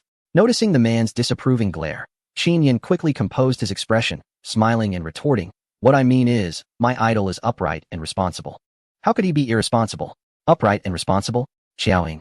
The three listened, finding the phrase rather amusing. Even Qin Yin thought he had misspoken. Qin Hanyue's eyes sparkled with amusement as he looked at Xiao Ying. "Of course, your idol has always exhibited a strong sense of responsibility." It was as though he was hinting at something. Holding the fourth master's head, Xiao Ying glanced at him and unexpectedly remarked, "Doesn't he resemble you?" Xiao Ying was not insulting. She genuinely thought there was a resemblance. At that moment, upon seeing the fourth master, she felt an inexplicable similarity. Qin Hanyue was taken aback. The fourth master seemed to grasp her words, shooting a disdainful look at Qin Hanyue, as if to assert its identity, implying that the third-party human should resemble its own master, not vice versa. Qin Yin stifled a laugh, holding it in for a moment. But his mischievous nature got the better of him. and he cautiously remarked, I recall that Doberman is known as the dapper gentleman of the canine world. Qin Hanyu shot him a frosty glance. Qin Yan gulped nervously and attempted to rectify his words. What I meant was, the Doberman is the most stylish and distinguished among dogs. His attempts at clarification only seemed to dig him deeper. Qin Hanyu retorted, you certainly seem eager to take on that role. Qin Yan shook his head, choosing silence. Xiaoying had not gone to school again. The villa was tranquil, save for the occasional sounds made by the fourth master. Xiaoying had gathered a plethora of materials and spent 2 days tinkering away behind closed doors, amassing a collection of explosives. Xiao Yi brought her a glass of water, his small, round hands resembling those of a cartoon character, with 5 charmingly stubby fingers. Cheerfully, he called out, Sister, here is your water. After sizing up the somewhat daft Xiao Yi, Xiaoying commanded, go fetch my computer. On it. Xiao Yi responded eagerly. Sister, the computer is ready. Do you need help finding information? I can search faster than the computer. He was keen to showcase his abilities. Xiaoying, tapping away at the keyboard, smirked with mischief. I'll manage on my own. If I truly needed your assistance, it would be rather ungrateful to let you sharpen your skills for my benefit. Xiao Yi expressed his confusion, unsure of her meaning. Just as he was about to inquire further, the system was successfully infiltrated, resulting in a jumbled display on the screen. After examining Xiao Yi's system and discerning his level, Xiaoying sent a message to Xiao Yi. Let me borrow your robot for a bit. I'll return it later. Upon receiving Xiao Yi's consent, Xiaoying began modifying the system. Time was of the essence, and with limited materials and tools, she regretted not being able to also alter Xiao Yi's appearance. 2 days later, the previously adorable and homey Xiao Yi underwent a drastic transformation into an entirely contrasting style.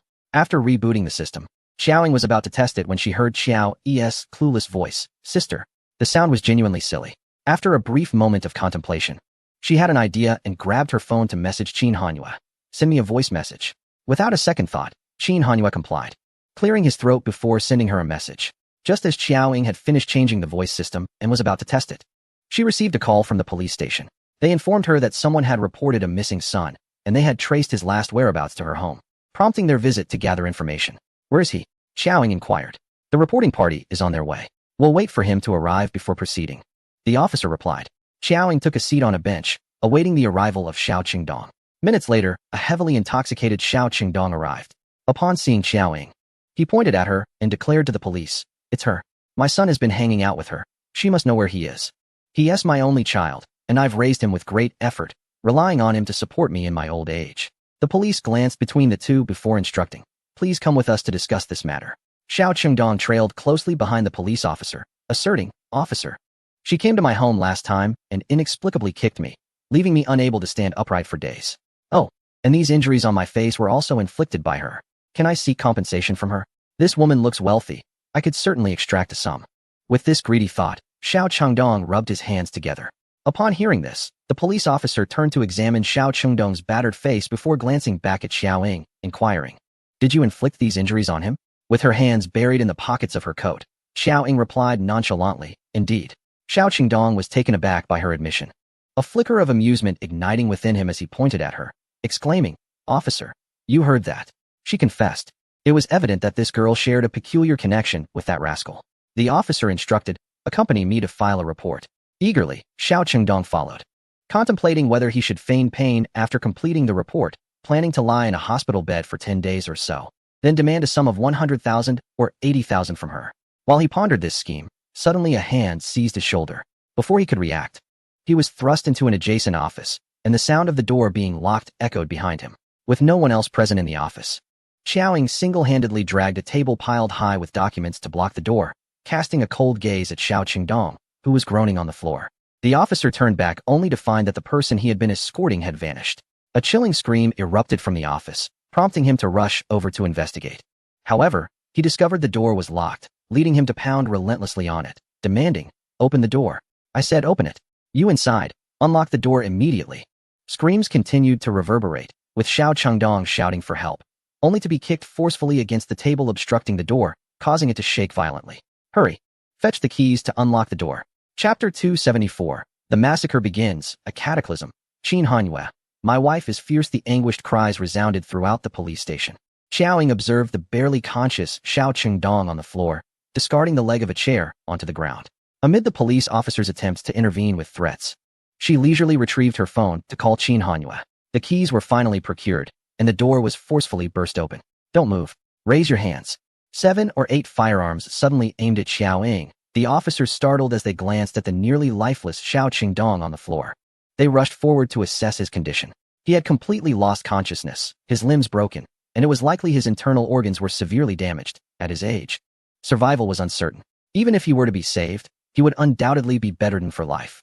The officers stood in shock as they witnessed Xiao Ying nonchalantly wiping the blood from her shoes with a tissue, even brazenly placing her shoes on their chairs.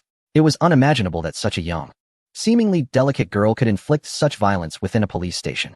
They had never encountered such audacity. As several officers prepared to subdue Xiao Ying, the station chief hurriedly arrived. Halting their actions, he addressed Xiao Ying. Miss Xiao, is it? Xiao Ying replied coolly, take him to the hospital. The medical expenses will be covered. For as long as Xiao Qingdong remained in the hospital, she would pay for his medical bills, continuing until he lay there for the remainder of his life. With that, Xiao Ying exited the police station, the night shrouding her in darkness. In early November, the capital was already chilled to the bone. Nestled halfway up the mountain, a villa lay concealed. The owner of this villa was a low-profile businessman from a private enterprise in the capital, presenting a seemingly clean and mysterious facade. Xiao Ying's vehicle came to a halt at the foot of the mountain. Under the cloak of night, she ascended the cement path at a measured pace. A biting wind swept through, enveloping the mountains in a thin veil of mist, obscuring the path ahead, while the rustling leaves and the chirping of insects mingled with the calls of unknown birds. In the darkness, her petite figure flickered in and out of sight. The brightly lit villa gradually came into view. It was merely 10 o'clock, not too late, yet the sprawling estate was eerily quiet, devoid of any movement. What appeared tranquil was, in fact, fraught with peril.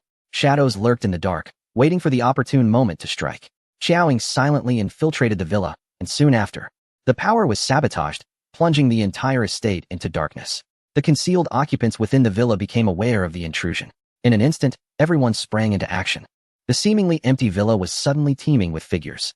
In the pitch-black surroundings, the glint of Xiao Ying's blood-stained blade flashed as she swiftly silenced the individual sent to investigate the power outage, severing his throat. Blood gushed forth. The slaughter commenced.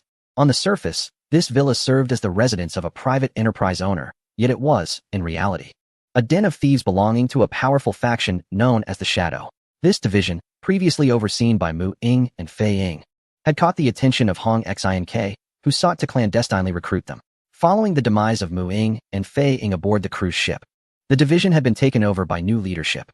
Just as Cheng Jinyan had indicated, dismantling the Shadow's security system was merely an appetizer. The true reckoning was now at hand. The Shadow was evidently aware of the storm they had stirred in Xiao Ying and had long been prepared, waiting for her arrival. Silenced gunshots echoed through the dark villa, pursuing the ghostly figure. In the next moment, she vanished from sight. As the assailant changed magazines, he tread lightly, remaining vigilant. The sound of bullets being chambered rang out, sharp and clear. Suddenly, he sensed something amiss, his eyes widening in alarm. The petite figure had appeared behind him. He spun around, gun raised. Before he could pull the trigger, his throat was already slit. A few more individuals spotted her and rushed up to the 3rd floor. But Xiao Ying swiftly kicked one back down to the 2nd. The night was desolate, the villa thick with the stench of blood. Xiao Ying weaved through the dying men, claiming her victims. Time passed, and as the assassins within the villa were dispatched, the entire estate resembled a hellscape. Who are you? The new leader, who had replaced Mu Ying and Fei Ying, asked, as Xiao Ying stood over him. She regarded him coldly, her gaze fixed on the corpses, the one here to take your lives. She raised her gun and decisively pulled the trigger. Finally, she stepped over the bodies as she exited the villa. As she descended the mountain, she retrieved her phone to operate it. At the foot of the mountain, the robot, Xiao Yi, received the command. As the trunk automatically opened, several drones soared forth, their bodies shimmering like fireflies as they gracefully navigated the mountainside. Descending from the mountain, Xiao Ying raised her gaze and beheld the drones above. Soon, the drones hovered over the villa, circling ominously. Xiao shifted her round head, and instead of the naive voice of a child, a deep, steady male voice emanated from the machine. Target locked, drones ready for deployment, commencing detonation now. The voice was unmistakably that of Qin Hanyue. Following this proclamation, an explosive sound reverberated through the air, each blast succeeding the last, as if attempting to flatten the entire mountain. A fiery eruption illuminated the mountainside, and the villa was reduced to ruins amidst the cacophony of explosions, startling the entire capital city. Xiao Ying opened the car door and settled into the vehicle. Qin Hanyue's voice resonated. Sister, you're back. At the sound of his voice, the hostility that had clouded Xiao Ying began to dissipate, and she glanced at the bewildered Xiao, seated in the passenger seat. A playful impulse surged within her. Call me Big Boss. The robot, Qin Hanyue, complied instantly. Big Boss. A smile spread across Xiao Ying's face. Now call me sister. In a low, resonant tone, Qin Hanyue addressed her, sister. A peculiar sensation stirred within her, perhaps due to the delight the title brought. Xiao Ying, emboldened, continued to tease. Now call me ancestor. Ancestor, Qin Hanyue replied. Her laughter rang out. What else does sister want me to call her? He inquired. How many words are in your system? She asked. Here are titles suitable for a 19-year-old girl. Lady, Miss, Beauty, Girl, Child, Daughter, he responded. Get lost, Xiao Ying retorted. Does daughter not please you? How about these? Darling, wife, spouse, lover, madam, wife, he continued. Xiao Ying's brow twitched slightly. Be quiet. Does wife not suit you? Let me suggest more, he persisted. I swear I'll dismantle you, she threatened. Wife is so fierce, he replied. Previously, Qin Hanyue had utilized his system merely for child-s play, but Xiao Ying's modifications had elevated it beyond its original capabilities, rendering it semi-anthropomorphic. Damn it, Xiao Ying muttered under her breath. The drones returned seamlessly to the trunk, and she observed the flames engulfing the mountainside with a sense of triumph. She drove away. Upon arriving home, Qin Hanyue's call came through, evidently designating her as the primary suspect in the recent incident. Hearing his voice, and recalling his robotic utterances of wife, her expression turned intricate. Qin Hanyue inquired whether she was responsible for the explosion. Exasperated, she snapped back. What does that have to do with me? And promptly ended the call. The repercussions of his voice fell squarely on Qin Hanyue himself. Holding his phone, he reflected on Qin Yan's words. Girls' moods change like the wind. Chapter 275. Xiao Ying, come down and give me a kiss. The following day, at the Qin Corporation headquarters, Qin Hanyue was in the midst of a meeting when a message arrived on his phone. During the meeting, it is customary to turn off mobile phones, and their resolute chairman has always led by example. However, at some point, he began to send messages and even make phone calls in the midst of discussions, seemingly oblivious to his surroundings. Qin Hanyue reached for the phone on the table, harboring little hope that it was a message from Xiao Ying, especially considering her foul mood the previous night, for which he had been unjustly blamed. To his surprise, it was indeed a message from her. Yet, upon reading its content, his mind momentarily short-circuited in disbelief. Thinking he had misread, he quickly reread the 5 words, scrutinizing each one. He instinctively straightened up, his heart racing in response. The tone was unmistakably hers, and the words were crystal clear, so direct that it rendered him almost uncomfortable in front of his subordinates. For the first time, he truly felt the power of words. Could she have really meant what she said, or was it simply a typographical error? Taking a deep breath, he maintained a composed facade and instructed Qin Yuchan, seated to his left, to take over the meeting. He then seized his phone and strode purposefully towards the exit, his urgency apparent. After exiting the elevator, Qin Hanyue adjusted his attire and confidently walked through the company's entrance, spotting Xiao Ying's car. He opened the passenger door and slid into the seat beside her, noticing her calm demeanor as she drove. He hesitated for a moment before asking, was that a typo? The words nearly escaped him but were swallowed back just in time. Looking at her fair face and softly tinted lips, he found the impulse to draw closer to the girl he admired irresistible. Without preamble, he wrapped his arms around her head and leaned down to kiss her. Regardless of the potential misunderstanding, he decided to act first and inquire later. If it truly was a mistake, he could easily endure a couple of cold glares from her. In his mind, it felt akin to discovering a windfall, and the extent of that fortune depended solely on his initiative. Driven by this thought, he became increasingly eager, deepening the kiss with fervor. Sensing no sign of discontent from Xiao Ying, her small hand even clutching the lapel of his suit, he interpreted it as a silent affirmation. A tremor coursed through him, as if her grasp transcended mere fabric. Was it not a mistake? This notion bolstered his confidence. Consequently, he softened and slowed his movements, one hand moving to the back of her head, tangling his fingers in her silky hair, while the other drew her closer into his embrace.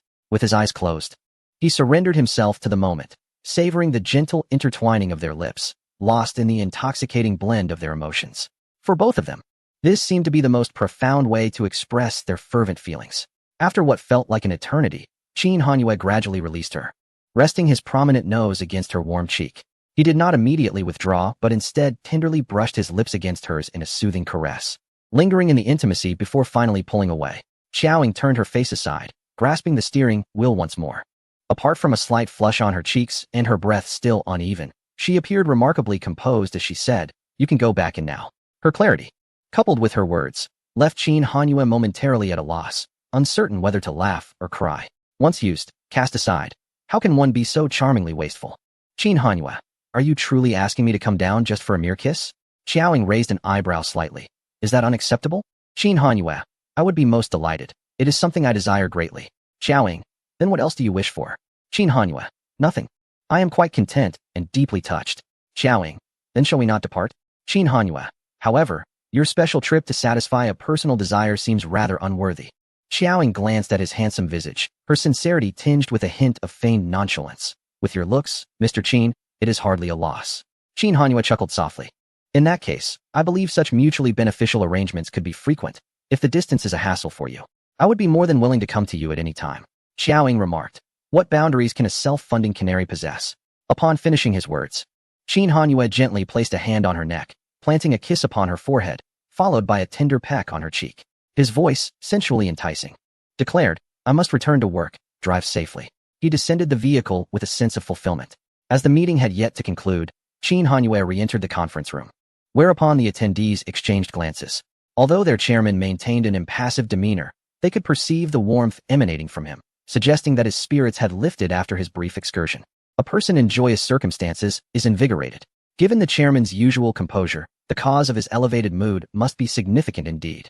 Seated once more, Qin Hanyue found it difficult to redirect his thoughts to work, his gaze drifting into the depths of the computer screen. Suddenly, an enigmatic thought crossed his mind, altering his expression. After the meeting's conclusion, he returned to his office, calculating the time before sending a message to Xiaoying. Have you arrived at school? Xiaoying replied, I have reached the airport. A certain assumption began to crystallize in Qin Hanyue's mind. Where to? Xiaoying, this trip is to Amna, to settle accounts with the shadows. Clearly, her anger had yet to dissipate. The matter with Xiao He was far from resolved. A weight settled heavily in Qin Hanyue's heart as he realized that their earlier kiss had been a farewell, understanding her earlier discontent and her deliberate visit today.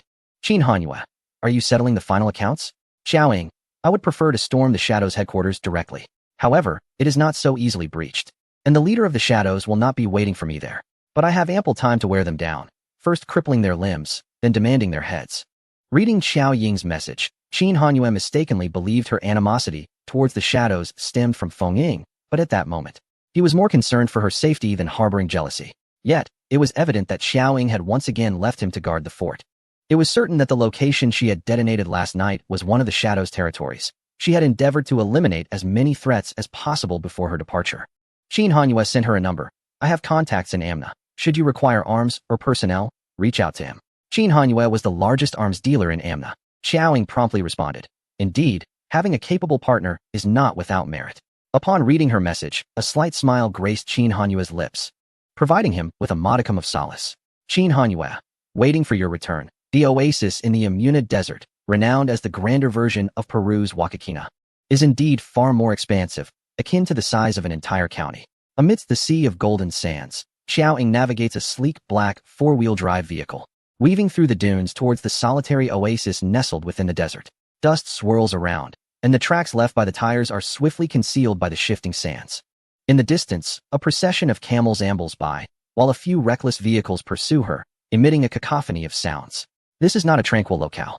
Chapter 276, Qin Hanyue, my wife is only 19. Xiaoying, you're acting like a father. What a misfortune. The oasis is not far from the city. After a drive of over 40 minutes, the hidden oasis emerges from the golden sands, resembling a paradise untouched by time. At this moment, dusk descends, painting the sky with hues of orange and red, casting an enchanting glow upon the quaint town below, as if draped in a fantastical veil. The beauty is almost surreal. Amuna, an oasis within the desert, is centered around a natural lake, surrounded by palm trees, eucalyptus, and most of the buildings clustered along the lake's edge. The emerald waters are encircled by towering sand dunes, creating a mesmerizing and enchanting locale. The splendid scenery invariably attracts a number of intrepid travelers. However, visiting here is akin to working in Myanmar, easy to arrive but challenging to depart. Despite its seemingly serene exterior, it is, in truth, a den of peril. Xiaoying retrieves her phone, capturing the sunset over the desert-encircled town below, and sends it to Qin Hanyue. She then returns to the vehicle, driving in, successfully locating their hotel, and strides inside with her backpack. Upon entering the hotel lobby, she instantly captures the attention of everyone present. A delicate young Asian girl accompanied by an adorably short-legged robot is a sight rarely seen. Ignoring the lascivious gazes, Xiaoying leads Xiao Yi to their room, tossing her backpack onto a chair. Block the hotel's signal. I need to take a shower. This room has more cameras than a love hotel, she declares. Qin Hanyue's calm voice responds, all right. Soon, the sound of water fills the bathroom. Back on solid ground. The robot Xiao Yi retracts its short legs and glides smoothly across the floor. A knock sounds at the door, and a man outside speaks in Spanish, introducing himself as hotel staff delivering a meal. Xiao Yi approaches the door, responding in the same Spanish with Qin Hanyue's voice, please leave the meal outside. Upon hearing the mature male voice from within, the man quickly falls silent. While Xiaoying showers, several individuals knock at the door, each presenting various reasons to coax her into opening it. However, upon hearing Qin Hanyue's voice, they retreat. After drying her hair, Xiaoying stands by the window, watching as the entire town illuminates with lights. If not for the towering sand dunes resembling city walls, one could easily mistake it for an ordinary city. In a previous life, she had been here. Among the shadowy figures from her past, aside from Joker, the most skilled among them, Mei Huaqiu, had frequented this place. Even the Moon Shadow from the Shadow faction had visited here. It seems that there exists a concealed base in the shadows, perhaps even a refuge for Mei Huaqiu, or a sanctuary prepared for oneself in retirement. In her previous life, she had followed Yu Ying to this place. However, at that time, she merely observed the scenery without taking any action. She had little interest in the affairs of the shadows, often probing only out of self-preservation. In a realm devoid of boundaries, it is impossible to remain indifferent to the events occurring outside. The ranks of the Shadow faction have dwindled significantly. Since there is a possibility that Yu Ying is nearby, Xiaoying decides to confront him directly. Suddenly, Qin Hanyue's voice resonates from behind her, sternly advising, my dear.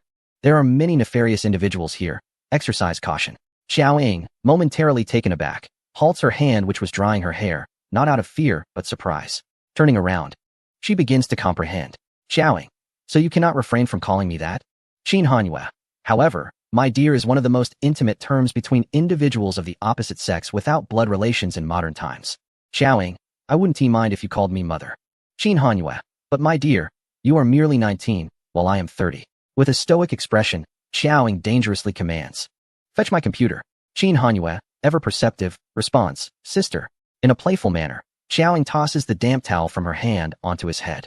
Feeling a bit fatigued, she reclines on the bed. The desert's stark temperature fluctuations render the air conditioning inadequate, prompting her to wrap herself in the blanket. Qin Hanyue approaches the bedside, suggesting, let us eat before resting. It is beneficial for your health. What would you like to eat? I can order it. Noticing Xiaoying's stillness, he pours a glass of warm water and places it on the bedside. Here, have some water to warm your stomach.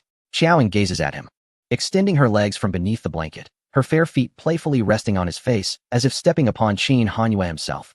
You are like a father. Her delicate toes tap against his face, echoing his overly concerned nature, which mirrors Qin Hanyue's own. Qin Hanyue, yet you do not enjoy being called daughter. Xiaoying, call me sister. Qin Hanyue, sister.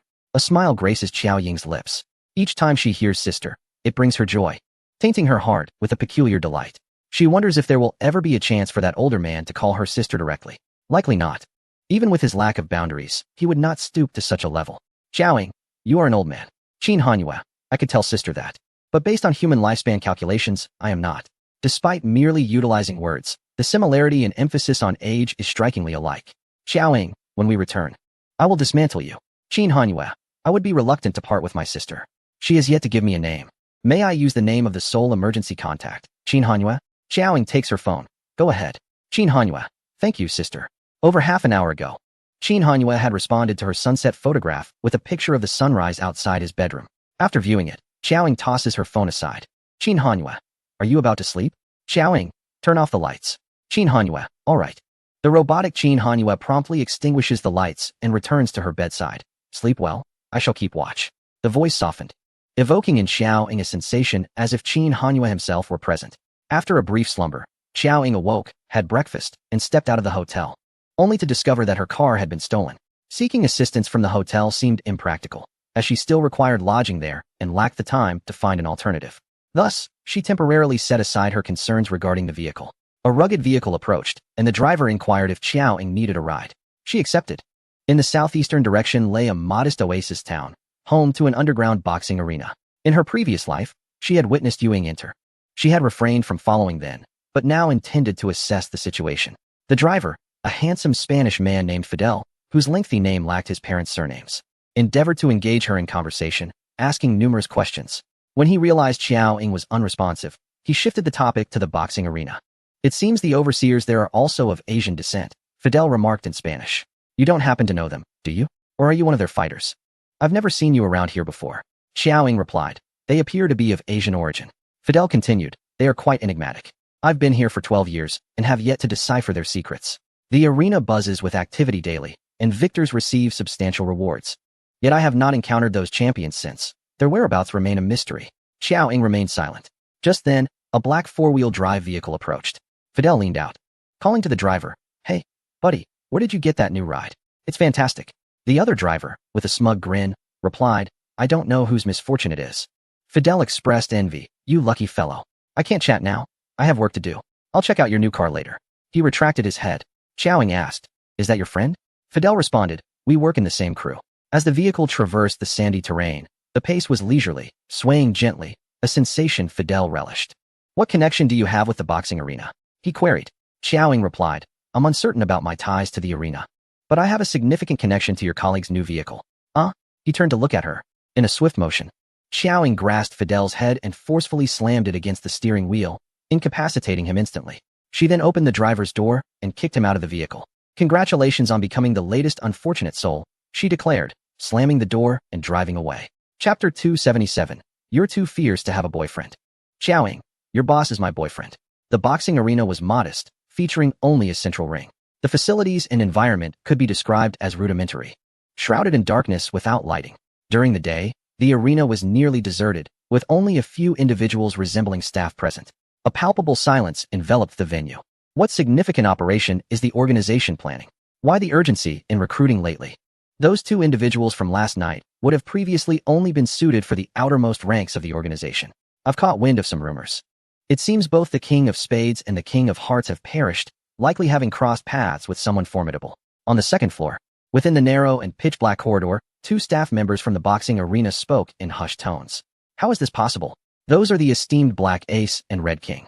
Who in this world possesses such power? It appeared that it was not merely the two esteemed figures. Several senior members of the Shadow rank had also perished, which explained the organization's urgent need to augment its ranks. Do you truly believe it? Could it be that the target of the Blood Shadow's failed mission has come to seek vengeance upon us? You might be onto something. Only a survivor from the clutches of Blood Shadow could wield such capability.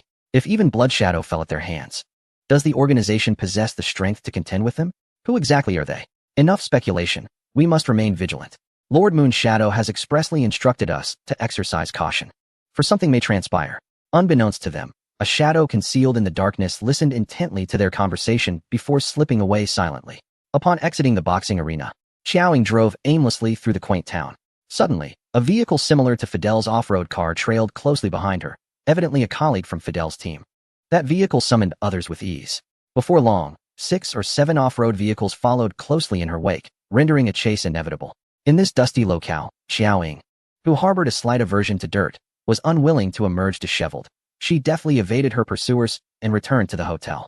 As she entered the hotel, she spotted Fidel awaiting her in the lobby, his face marred by a significant injury, a truly grim sight. Fidel and his crew were undoubtedly the local power brokers. Apprehending a newcomer like her was merely a matter of moments. Where's my car?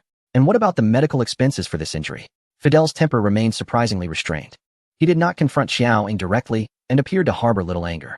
Perhaps it was due to the potential connection between Xiao Ying and the boxing arena that he refrained from acting rashly. Xiao Ying cast him a glance and proceeded directly to the elevator. Have that scoundrel return my car. Fidel, hands on his hips, expressed his frustration. Please. Let us be reasonable. It wasn't me who stole your car, but that wretched individual. Isn't it true that misfortunes befall random individuals in this place? Whoever draws the short straw is simply unlucky. Is there a code of honor in such matters? Xiao Ying countered. I procured my vehicle through legitimate channels. It was not pilfered from some unfortunate soul, Fidel retorted. Xiao Ying languidly replied. Oh really? I acquired my new car this morning from an unfortunate individual. Her new car? The unfortunate Fidel exclaimed in disbelief. I am merely requesting the return of my belongings, you thief. Should you refuse, do not blame me for my lack of civility. As he attempted to enter the elevator, Fidel reached for Xiao Ying's shoulder, but she seemed to possess an uncanny awareness. Skillfully sidestepping his grasp, she delivered a swift kick. Not exerting her full strength, yet still managing to send Fidel reeling, clutching his abdomen in pain as he gradually knelt to the ground. Xiao Ying stood in the elevator, declaring, "Return my car, or I shall demand a hand from that scoundrel as recompense." Fidel, writhing in agony on the floor, grimaced and managed to utter, with such ferocity, "You shall find it difficult to secure a boyfriend." Fidel stormed out of the hotel, determined to reclaim his stolen vehicle, yet despite searching the vicinity, he found nothing. Frustration boiled within him as he contemplated returning to the hotel to confront Xiaoying. At that moment, his phone rang. Upon seeing the caller ID, the carefree demeanor that had characterized him moments before vanished entirely. He answered the call, and upon hearing the name of their boss and the request for arms, he nearly snapped to a military stance, lowering his voice respectfully. "Miss Chiao, is it?"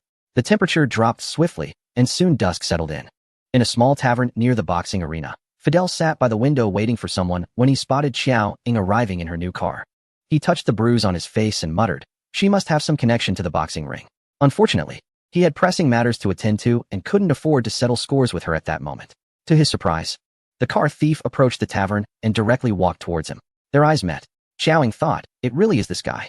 Although Fidel had spoken seriously over the phone, she recognized his voice, albeit without full certainty.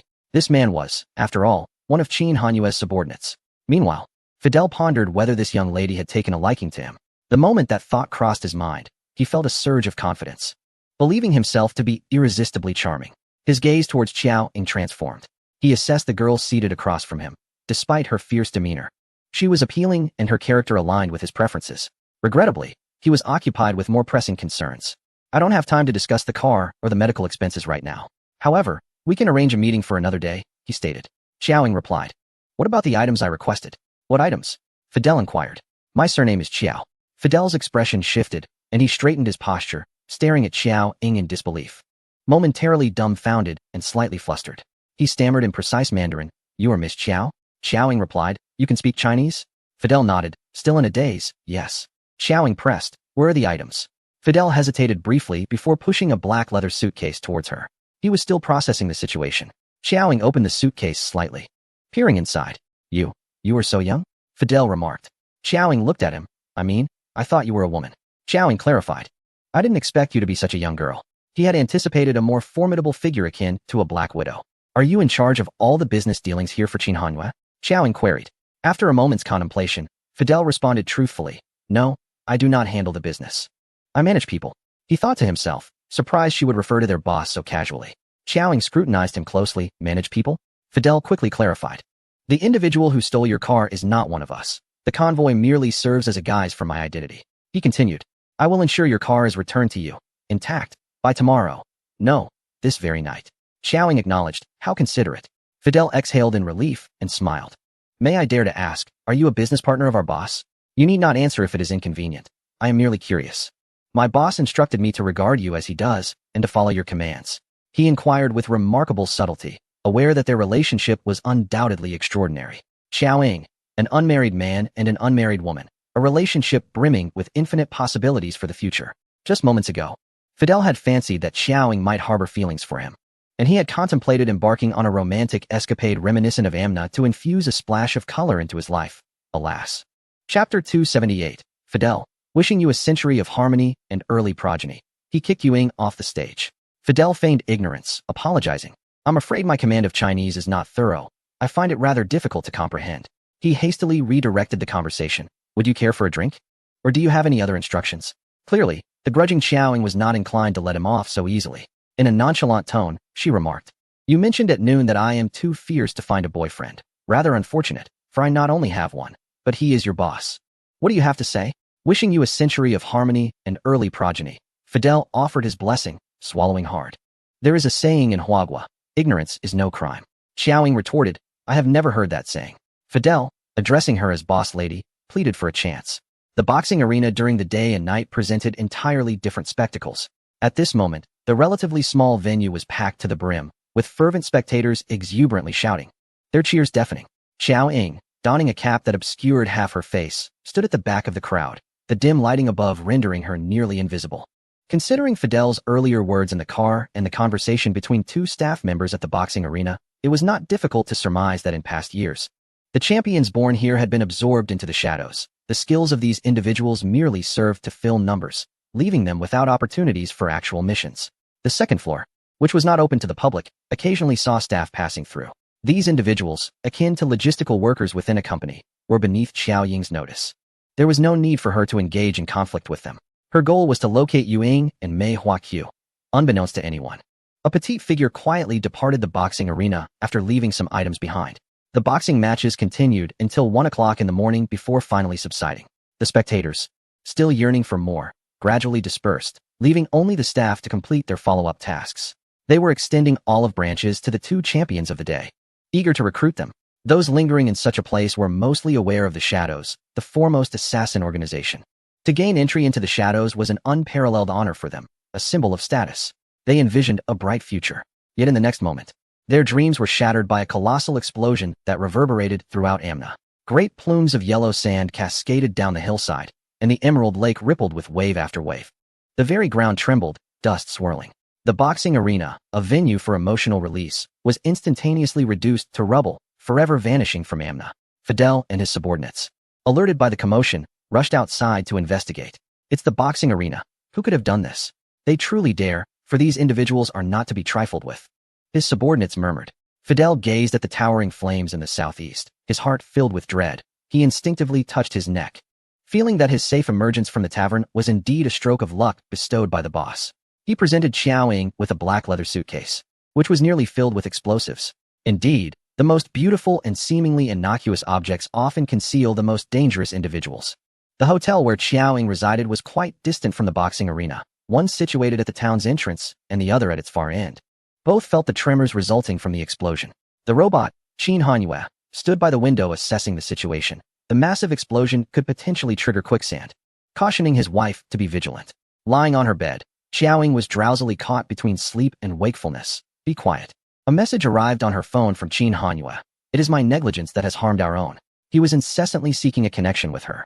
In her ears, the robot continued to educate her on the terrors of quicksand, detailing self-rescue methods, occasionally interspersed with the term wife. Xiao Ying responded to her phone, thinking to herself, who is your own? Once more, Qin Hanyue found himself inadvertently entangled in trouble due to his voice. Though she initially intended not to reply, considering the old man's concern, Xiao Ying reluctantly sent a period back to indicate her continued existence. The boxing arena had been obliterated, and those inside had perished without escape. In the southwest corner, another arena remained. Fidel had thought he might witness another spectacle, instructing his subordinates to steer clear of the boxing venue, only to find a tranquil scene devoid of incident. 2 days later, Xiao Ying received a call from Fidel. The person you seek seems to have appeared.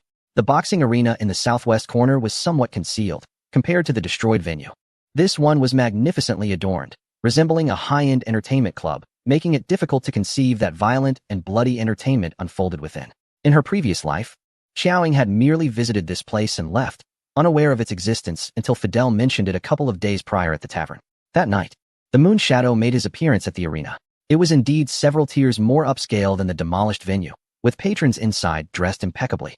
However, wealth does not guarantee humanity. Their enjoyment of bloodshed and violence rendered them no more refined than the lower-class spectators of the previous arena. Their eyes gleamed with crimson fervor, their shouts nearly piercing the heavens. Moon Shadow ascended directly to the 3rd floor, inquiring about the explosion at the casino. At that moment, Xiao Ying and Fidel had already entered the casino.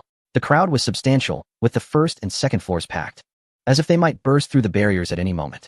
In stark contrast, the 3rd floor was sparsely populated, with only a few staff members occupying the wide corridor.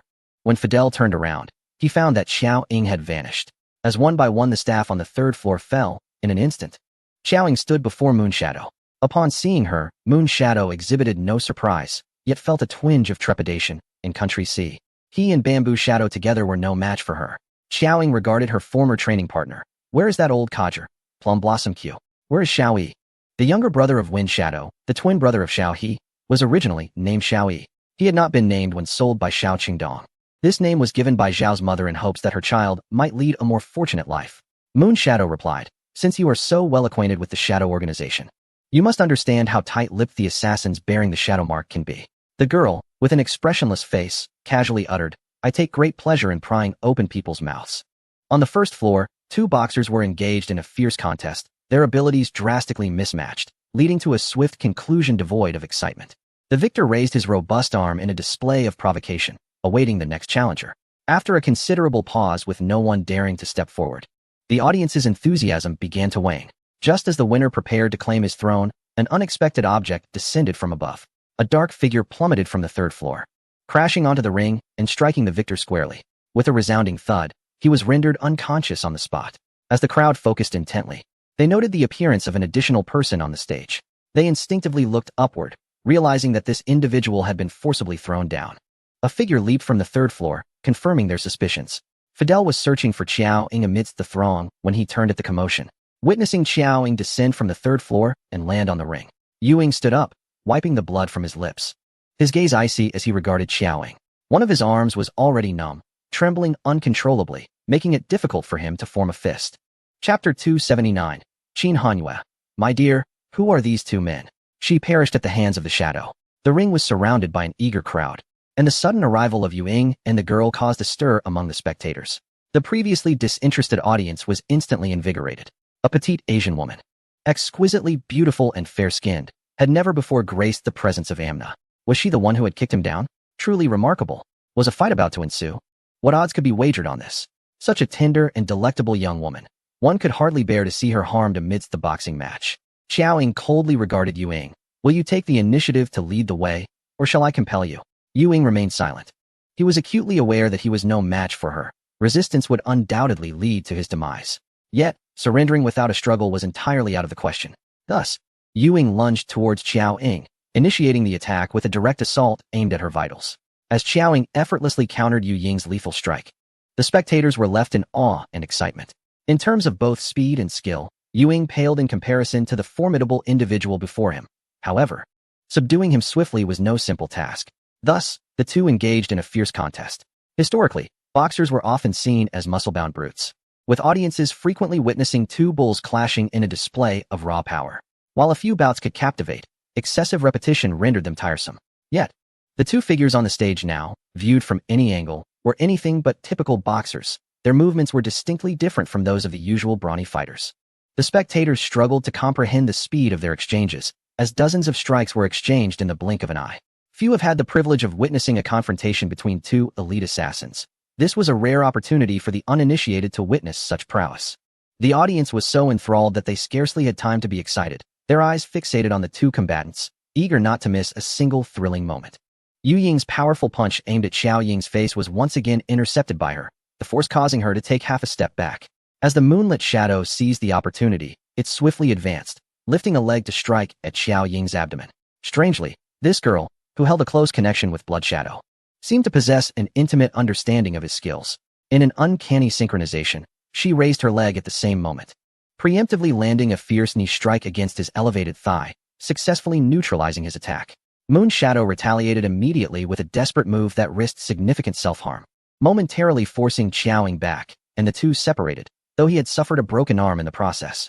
Moon Shadow, unable to maintain his stance, fell to one knee on the arena, his injured leg refusing to support him.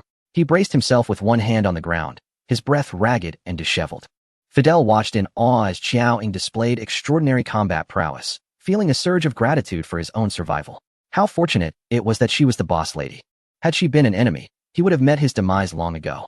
Without granting Moon Shadow a moment to realign his dislocated arm, Qiao Ying charged at him with lightning speed. The shadow of her approach loomed large, and as Moon Shadow raised his hand in defense, she kicked him off the stage, sending him crashing to the ground below, causing onlookers to scatter in fear.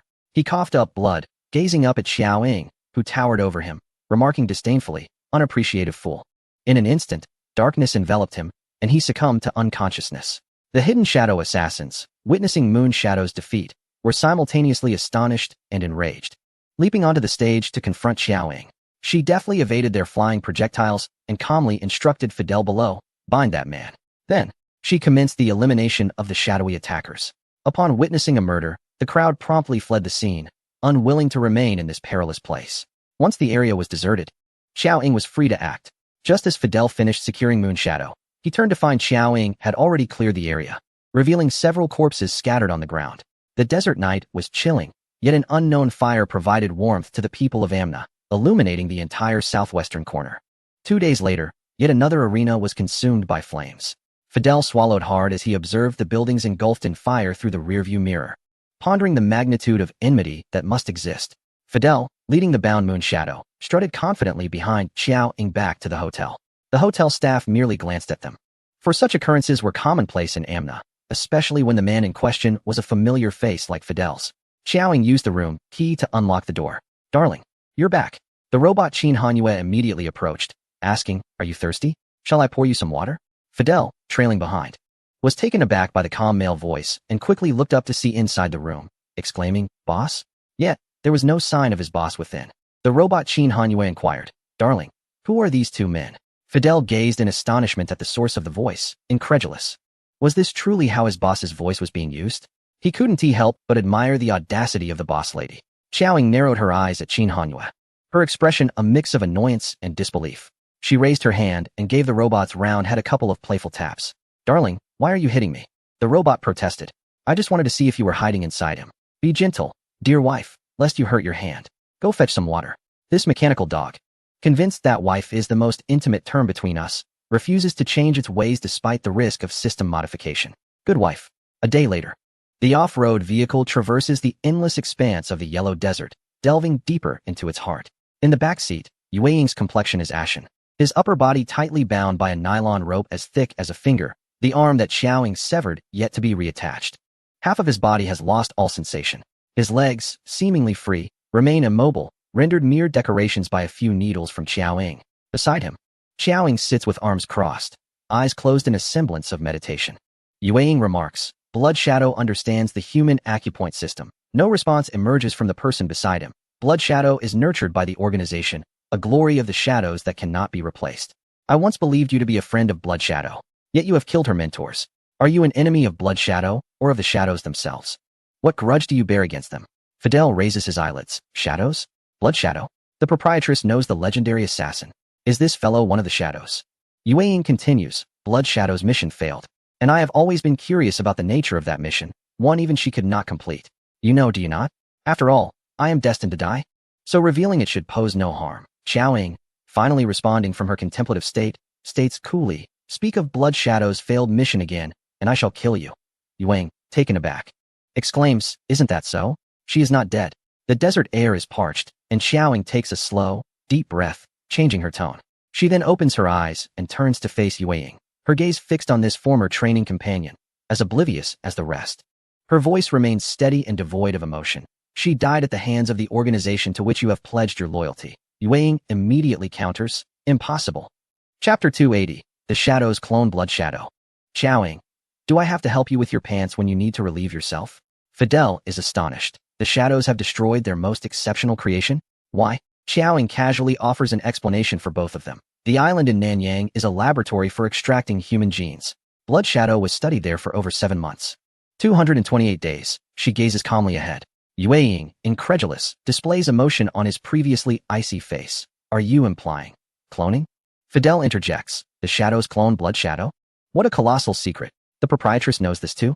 Yueying never imagined that, long after Blood Shadow's demise, he would learn of another cause of her death, one he could not have fathomed and dared not consider. Fidel cannot restrain himself, if that is the case. The shadows cannot control their own assassins, hence their decision to eliminate her. That makes perfect sense. They wouldn't have killed Blood Shadow if their aim was merely to enhance their own ranks by cloning her. Even if they sought to create countless clones of Blood Shadow, there would be no need to destroy their meticulously crafted masterpiece, as even the most formidable clones possess flaws. A natural-born killer, cultivated at great expense, would not be easily sacrificed unless absolutely necessary. Fidel's words plunged the previously silent Moonshadow into a profound silence, leaving one to wonder whether he believed or disbelieved. Xiaoying interjected. To correct you, it is a mutual destruction. Fidel replied, understood, Madam Boss. The Madam Boss appeared to care deeply about the reputation and honor of this undefeated genius assassin. Could it be that they were acquainted? Moonshadow inquired, how do you know this so well? You even know how many days Blood Shadow has been imprisoned. Whether she was killed or met her demise in a mutual destruction. Fidel too was curious. Moonshadow continued, your skills are so akin to hers. Is it possible that her genes reside within you? You are indeed avenging Blood Shadow. Could she have been a contingency plan left by Blood Shadow? If so, was Blood Shadow a willing participant, or was she deceived? If deceived, how could she have left a contingency plan in advance? If she was willing, how could she have ended up in mutual destruction? Xiaoying smirked, her lips curving in a mocking manner, and refrained from answering him. Moonshadow mused. It is evident that Blood Shadow harbored ulterior motives. He was uncertain whether he was probing for information or unwilling to accept this reality. Xiaoying, uninterested in engaging in an argument, remarked, I do not typically meddle in matters of life and death, so there is no need for you to rush to know or believe. With a languid tone, she added, the Shadow Organization is currently suffering significant losses. Soon, there will be another failed mission involving Blood Shadow, including you. Moon Shadow immediately turned his gaze toward her, speechless. Xiaoying seemed to be in a foul mood due to the conversation, her countenance darkening, and her aura growing colder. The neglected robot, Qin Han, seized the moment to illuminate its screen, asserting its presence. Wife, I wish to recharge. Xiaoying furrowed her brow. Do it yourself. At your age, do you still need me to help you with your pants? It was a rather absurd remark. At your age? Was she indeed referring to a machine? Fidel's expression was quite animated as he attempted to fathom the absurdity of the Madam Boss addressing the actual boss in such a manner. Fortunately, such an occurrence was utterly improbable. A low, plaintive male voice emerged, wife. Fidel stole a glance at the robot, which was brimming with unshed tears in its large, unfeeling eyes. Damn it, I find it somewhat difficult to regard this robot that uses my boss's voice. After a brief look, Fidel quickly turned his face away. Upon hearing the robot indicate it had 98 battery remaining, Fidel remarked, isn't that ample power? The robot seemed reluctant to engage with him. Finally responding coldly after a moment, the desert harbors many unknown dangers. I must always store an absolutely sufficient amount of power to protect my wife. Fidel retorted, protect the Madam Boss? What can you, a mere robot, do besides impart knowledge and engage in idle chatter? I can do much more, Fidel muttered. Though it uses my boss's voice, it is merely that, just the voice. My boss does not speak so much, nor would he utter such words. How could he allow his voice to be used in such a manner? It truly tarnishes his image. The vehicle traversed the desert all day. Fidel stopped to refuel, and while at it, donned a jacket. Hey, how much farther must we go? You better not be deceiving us. Trekking through the desert is no trivial matter. Fidel unscrewed a bottle of mineral water, draining half of it. The sandstorm obscured his vision, rendering the surroundings a barren expanse of yellow, devoid of any color except for the relentless dunes. Although Fidel had long resided in Amuna, he seldom ventured this deep into the desert. Encountering quicksand and sandstorms was no trivial matter, especially in a direction so rarely traversed by others. Only a day and a half's drive remains, Moonshadow noted. A day later, the vehicle continued its journey. Xiaoying signaled Fidel to halt. Recognizing the impending peril ahead, they required a respite. Thus they paused, disembarked to stretch their limbs and replenish their energy before resuming their trek. Time passed with no clear indication of how long they had traveled. In the distance, a magnificent castle emerged, partially veiled in the swirling sands, only a hint of its grandeur visible. Its exterior bore the same earthy hue as the dunes, blending seamlessly into the desert landscape, as if it had sprouted from the very sands themselves, exuding an air of mystery and eeriness. Was it a mirage? Fidel found himself unable to discern reality from illusion. The voice of Qin Hanyue broke the silence. Multiple unknown signals detected ahead. The structure is not a mirage. Not a mirage. Fidel was struck with astonishment and awe. In the depths of the desert lay such a castle. Indeed, it appeared to be the very location the proprietress sought. Madam, could this possibly be the Shadow's lair? This is no jest. The boss is awaiting your return at home, Fidel remarked. Xiaoying, gazing upon the imposing castle, felt a curious thrill stirring within her. Yes, a thrill. Moments later, she expressed her anticipation. Such a vast castle must harbor some secrets. Moonshadow regarded her with an enigmatic expression, deep in thought. Sensing what Xiaoying alluded to regarding those secrets, the vehicle pressed on toward the castle. Suddenly breaking the silence, Moonshadow spoke. The castle is surrounded by radar. Any approach will trigger detection. He paused, then added, inside, there are countless infrared traps. Entering would mean certain death. Qin Hanyue, disable the radar for me, Xiaoying commanded. The robot replied, just a moment, dear. Fidel glanced at the robot, impressed. At that moment, Xiaoying cast an intriguing glance at Moonshadow. She understood that he had deliberately lured her here. The shadow had been preparing in anticipation of her. The arena explosion could not have gone unnoticed. Even if it were unknown, such a minor incident hardly warranted Moonshadow's personal investigation. He was merely a bait, and the shadow was aware she would take the hook, while Xiaoying was eager to be ensnared. Thus, Amuna was not the battleground. That castle ahead was the true arena. Chapter 281. Striding boldly inside, Xiaoying is ensnared. The master appears the vehicle halted several hundred meters from the castle. How do we gain entry? Fidel inquired. There is no cover in sight, even without the radar. We would be detected in an instant. Is a direct assault our only option? Let us walk in, Xiaoying replied. As Xiaoying administered a few needles, Yuing gradually regained sensation in her legs. In the vast expanse of the desert, a dark figure was moving towards the castle. with Ying struggling to drag her still recovering limbs. The petite Xiao Ying concealed herself behind Ying, and together they boldly approached the castle, gradually closing the distance. The towering walls, reaching heights of over 10 meters, stood as an impenetrable barrier against any intruders, with several massive signal towers erected above. As they drew closer, their figures appeared increasingly diminutive. The walls, designed in the grand style of ancient Rome, boasted 8 massive gates, all wide open and devoid of guards. The two entered without hindrance. Upon crossing the threshold, the howling winds subsided, and the blinding sands dissipated, leaving the air notably clearer. The castle lay in eerie silence, resembling an abandoned realm. Venturing deeper, the opulent interior starkly contrasted with the castle's rough exterior and the desolate desert, as if two disparate worlds coexisted. The modern decor transported one back to the heart of the city. The castle's vastness rendered it eerily empty, its complex structure obscuring any lurking threats. No specter was in sight. Ying, with a handgun tucked at her waist, was compelled to lead the way for Xiao Ying, when suddenly a drone flew in. The drone circled the castle, undeterred by the purported infrared attacks Ying had mentioned. Ultimately, it hovered safely above Xiao Ying, accompanying her deeper into the castle. The trio, 2 individuals and a drone, navigated cautiously through the intricately designed corridors. On the wall opposite the sofa, a colossal electronic screen displayed news, its sound echoing throughout the cavernous castle. Several lengthy spiral staircases wound upward, leading into the unknown mysteries of the second floor. Ying observed the stairs. I've only been here twice, both times on the ground floor, and I didn't linger long. Before she could await a response from her companion, Ying impulsively stepped toward the staircase, only to be halted by Xiao Ying, who grasped her arm. Xiao Ying surveyed their surroundings, when suddenly a voice emanated from her Bluetooth earpiece. Darling, the signal has been successfully jammed. As Qin Hanyue's voice faded, the television emitted a couple of crackling sounds before falling silent, displaying an unstable signal message. The castle grew even quieter, and the hidden cameras ceased functioning. After a brief pause, Qin Hanyue's voice resonated again through the earpiece. Darling, an unknown signal has been detected directly below you. There exists a concealed underground space. Xiao Ying tilted her gun towards Ying's waist. Is this place the lair of that old man, Mei Huaqiu? Ying hesitated before responding. Indeed. Mei Huaqiu was adept at manipulating various traps and concealed chambers. His suspicion was legendary, and given his caution and habits, Xiao Ying urged Ying to ascend the stairs. The drone soared ahead, clearing the path to the second floor. Inside the castle, it seemed they were utterly alone, having walked for quite some time without encountering anyone. Each tightly shut door appeared to harbor latent dangers. The drone halted before one such door, as if it had uncovered something. Xiao Ying fired a shot to shatter the electronic lock, kicked the door open, and promptly pushed Ying inside. The room revealed no abnormalities.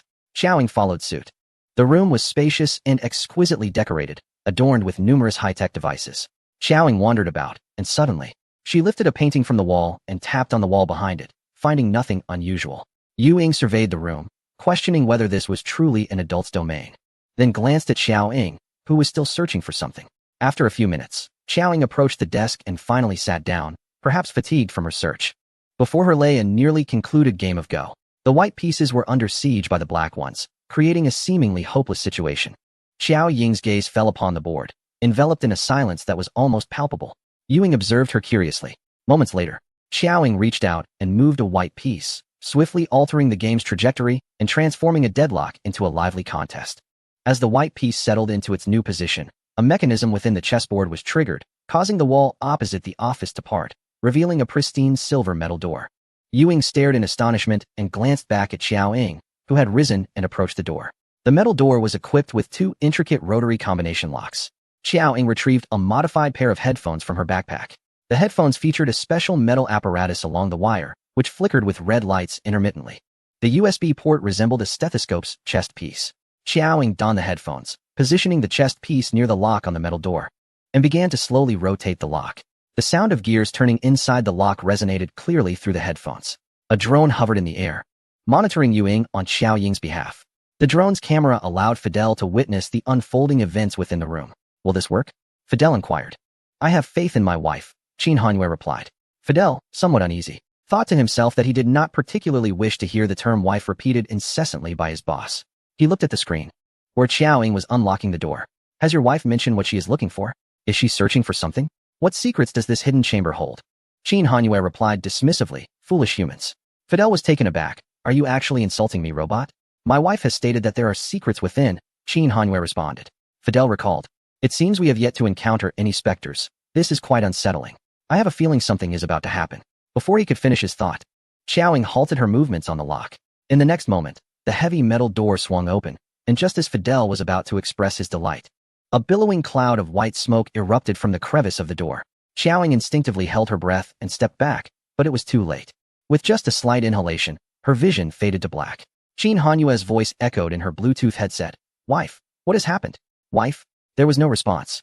Fidel, witnessing Xiaoying collapse to the ground, grew anxious. Ying held his breath as the smoke dissipated, revealing that behind the door lay a control room. Clearly, Xiaoying had surmised correctly. This castle concealed many secrets. Footsteps echoed, and the lord of the castle finally made his appearance. Ying respectfully addressed the newcomer, my lord.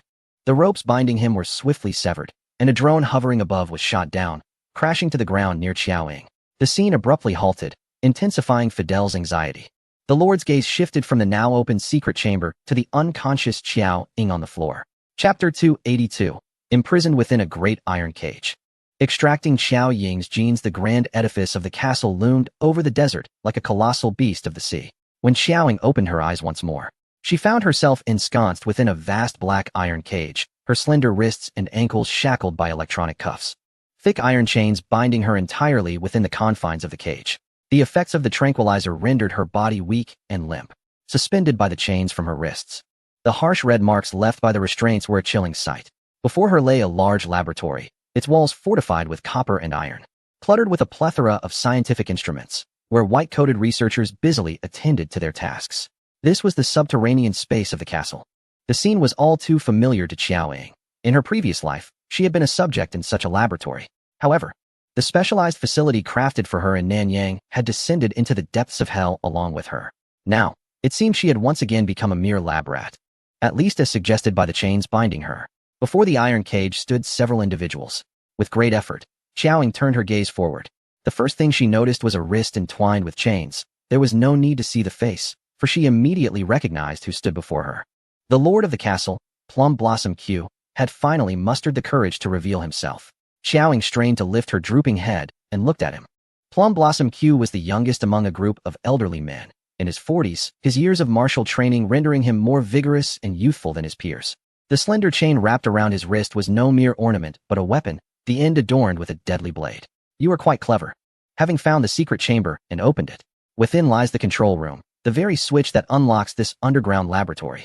Aside from me, you are the second person to open the secret chamber. It appears you have a keen understanding of my habits. Unfortunately, your intelligence has led you to a perilous oversight. Xiaoying feebly attempted a smirk. Indeed, cleverness can often lead to one's downfall.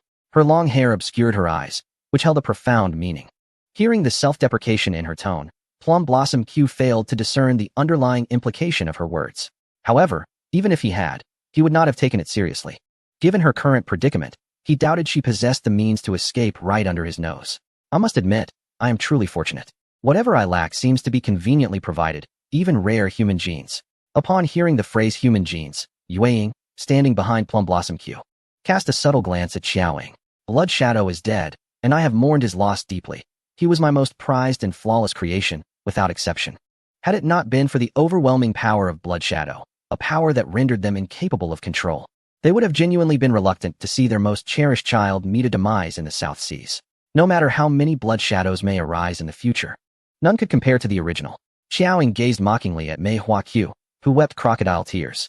As for the relationship between you and Blood Shadow, my curiosity has waned. The person is deceased, and you have fallen into my grasp. At that moment, several individuals clad in white coats approached. The electronic lock on the iron cage recognized the iris of Mei Hua Q. She used her own iris to unlock the cage, allowing one of the white coats to enter and draw several vials of blood from Xiaoying. Subsequently, a syringe filled with a yellow liquid was produced, which was injected into Xiaoying's body along her arm. Just as Xiaoying was beginning to regain some strength, her limbs once again succumbed to weakness. You wish to avenge Blood Shadow. Thus, I shall use your genes to bind you eternally to the shadow she despises, thereby strengthening it. This is our first encounter, and Joker has informed me that your strength rivals that of Blood Shadow. Therefore, I eagerly anticipate the outcome, hoping you will become a new blade in my hand. An almost frenzied anticipation glimmered in Mei Hua Q's eyes.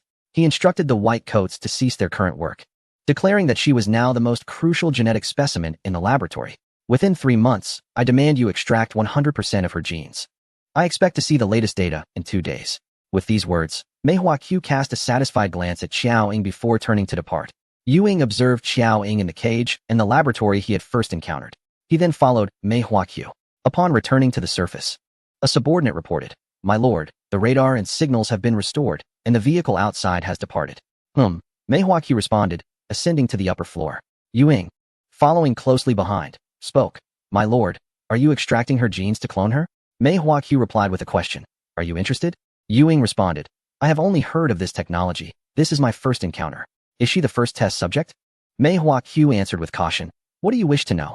Yu Ying replied, "Nothing in particular. I was merely pondering that if Blood Shadow's genes are so formidable, why haven't you extracted her genes?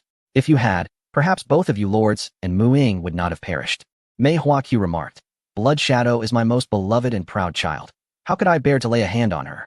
Upon finishing his statement, Mei Huaqiu suddenly turned to Yu Ying and said, "Had I known it would come to this, perhaps I should have been more ruthless from the beginning.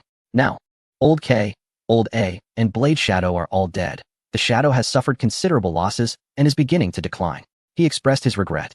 Yu Ying replied, "The Shadow will not decline. Are you not planning to clone her to strengthen the Shadow? I believe it will soon regain its strength." Mei Huaqiu stated, "That is far from sufficient. Therefore, Yu Ying, are you willing to contribute to the Shadow?" As the moonlight cast its glow, thoughts echoed in Yu Ying's mind, recalling Xiao Ying's words from the car. The Shadow has suffered grievous losses, and soon there will be another mission failure involving Blood Shadow, including you. Yu Ying nodded, affirming, "My life belongs to the Shadow. I am willing to heed any command, even at the cost of my life." Mei Huaqiu nodded with satisfaction, a sense of comfort washing over him as he patted Yu Ying's shoulder. "With your words, I can rest easy." Yet, a shadow of sorrow crossed his face as he lamented. The Shadow has invested so much effort into Blood Shadow, only to be repaid with betrayal. Let us not dwell on it. Yu Ying continued to follow him, inquiring, "Should we notify Joker and another esteemed individual?" Mei Huaqiu replied, "I will contact them shortly." Yu Ying added, "Sir, that girl is as formidable as Blood Shadow and exceedingly cunning. Perhaps I should keep watch over her." Mei Huaqiu responded, "Go ahead, I will open the door for you." Yu Ying turned and descended to the first floor. Standing before a concealed door, awaiting Mei Huaqiu from the control room on the second floor to grant him entry. Upon returning to the underground laboratory, Yu Ying found 2 new instruments in the iron cage, where personnel were connecting the devices to Xiao Ying's brain. In that moment, Xiao Ying had become merely an object for their research. Gazing at her youthful visage, Yu Ying was struck by a haunting resemblance. Her face began to merge with that of Blood Shadow. For an instant, it seemed as if it were Blood Shadow within the cage, rather than Xiao Ying. Chapter 283. Drones bombard relentlessly, Xiao Ying escapes. All are clones. Inside the iron cage, Xiao Ying lifted her eyelids slightly, her gaze passing through the lab coat of the individuals before her, casting a fleeting glance at Yu Ying outside the cage. This calm and familiar expression left Yu Ying momentarily disoriented. A drone, struck down, was carelessly swept into a trash bin, and as the castle settled into silence, no one noticed the drone stir within the refuse. Subsequently, a fist-sized metallic sphere, resembling an all-seeing eye, detached from the drone and soared into the air, weaving through the castle with abandon. The project to extract Xiao Ying's genes was soon set in motion, with Mei Huaqiu taking a keen interest, supervising several times throughout the day. Xiao Ying's body quickly became dotted with needle marks, each day bound to various instruments. Faced with these familiar scenes once more, aside from a slight physiological nausea, her heart remained untroubled. The research team, tirelessly laboring for 2 to 3 days, finally presented several sets of data to Mei Huaqiu, who was elated upon receiving them. The researchers were granted a moment of respite, while Yu Ying remained dutifully stationed outside the iron cage. Inside, Xiao Ying hung her head, uncertain if she had succumbed to sleep or unconsciousness. Having been injected with muscle relaxants for days, she had lost all capacity for movement. Suddenly, Yu Ying spoke. His voice low yet as cold as machinery. Did Feng Ying meet a similar fate? He noticed Xiao Ying's form stiffen momentarily before she slowly raised her face, displaying an emotionless expression. Yu Ying mirrored her blank demeanor. "It seems you are unaware." It was deep into the night, the vast desert shrouded in darkness and desolation, with the solitary light of a castle illuminating the stillness within, while most were enveloped in slumber.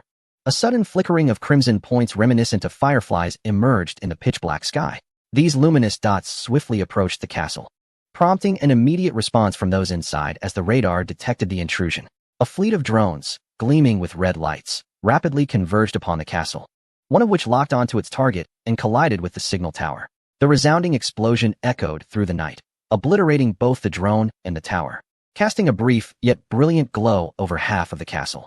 The remaining drones swiftly identified their targets, initiating a frenzied assault that resulted in a cacophony of explosions as 7 or 8 signal towers were destroyed, the sheer power of the explosives creating a significant spectacle. The uppermost levels of the castle were left in ruins, with several gaping holes punctuating the structure. Below, Yue Ying sensed the tremors beneath him.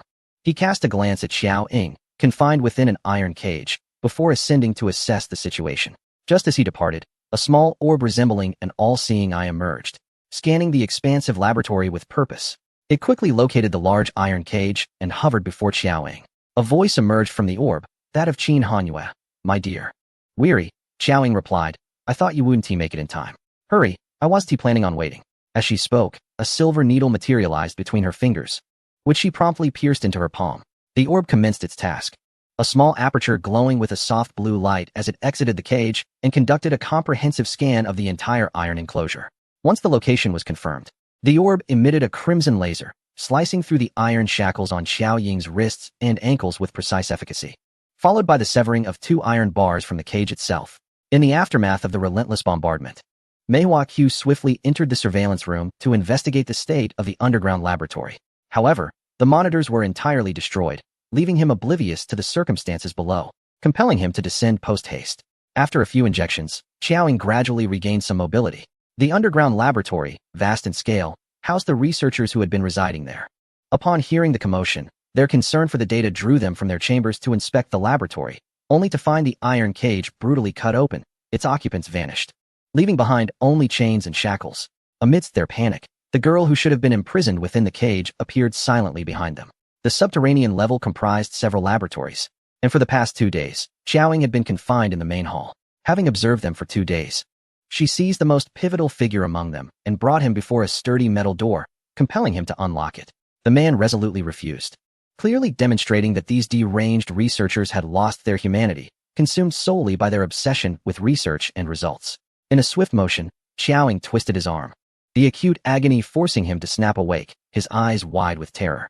Xiao Ying grasped him by the nape of his neck and forcefully propelled him towards the scanner affixed to the door, successfully unlocking it using his iris. She seized him and stepped inside. The interior was a stark contrast to the grand hall outside. It could scarcely be defined as a laboratory. At first glance, one would notice the neatly arranged oval incubation pods positioned in the center. 2 complete rows, each consisting of 10, totaling 20, with a massive instrument beside each pod, corresponding to a display screen for constant monitoring. Indeed, this was the very base where they extracted genes and cloned humans. From the moment she beheld this castle, hidden within the desert and of such considerable scale, Xiao Ying had her suspicions. She approached the foremost incubation pod. In her previous life, had her genes not been destroyed, they would surely have been brought here, and within one of these pods, her clone must be lying in wait, or perhaps already emerged. "Open," Xiao Ying commanded, compelling him to unlock the incubation pod. The man shook his head, a hint of madness in his eyes. "It's still 10 days away. It cannot be opened yet, or they will have defects." Xiao Ying, uninterested in further dialogue, instructed the surveillance system above, "Slice this open." The system promptly scanned the pod, and amidst the anguished cries of the researcher, a laser beam severed the pod in half. No, a torrent of blood erupted forth. The man, driven to madness, hastily opened the pod to inspect the situation, only to discover a clone, still unripe, brutally bisected within its womb. Xiao Ying cast a glance inside. It was a stranger's visage. Having discerned how to access the incubation pods, Xiao Ying did not proceed with caution, but rather ruthlessly commanded the system to cut through each pod one by one. The researcher, overwhelmed by the horror, could not withstand the shock and promptly fainted. After opening several more pods, each revealed unfamiliar faces. Had there truly not been a single clone that had emerged yet? Were these merely experimental subjects they had casually captured? However, her thoughts were swiftly shattered. Another pod was opened, revealing the lifeless form of Spade A, severed in 2. Xiao Ying gazed at the figure, Feng Ying. Observing the bisected Spade A, she found it rather bizarre. Yet aside from a twinge of disgust, it did not strike her as particularly surprising. These deranged individuals cloning themselves was hardly astonishing. Spade A had perished long before the extraction of genes was completed. This indicated that the earlier unfamiliar faces were not mere test subjects. They had indeed mastered this technology. Xiao Ying continued to open pods, unveiling familiar figures. Heart K, followed by Club Q, Diamond J, and the Shadow Leader, Joker. All were present. She had no knowledge of how many had been cloned prior, but this was undoubtedly the most crucial batch. It was fortunate she had arrived in time. In another 10 days, these entities would emerge, and at that point, no amount of skill would allow her to escape. She would once again be reduced to a mere laboratory rat. All 20 cultivation pods had been severed in two by Xiaoying. Yet, that was not enough. By the time Meihua Q arrived in haste with her team, the entire cultivation pod laboratory was engulfed in roaring flames, the fire raging fiercely, filling the air with a heavy scent of alcohol and billowing black smoke. Xiaoying stood before the laboratory, her face radiating the audacity and delight of a mischievous child reveling in wrongdoing, utterly unconcerned about potential reprimands from adults. Meihua Q nearly succumbed to a fit of rage on the spot, her complexion shifting drastically in disbelief.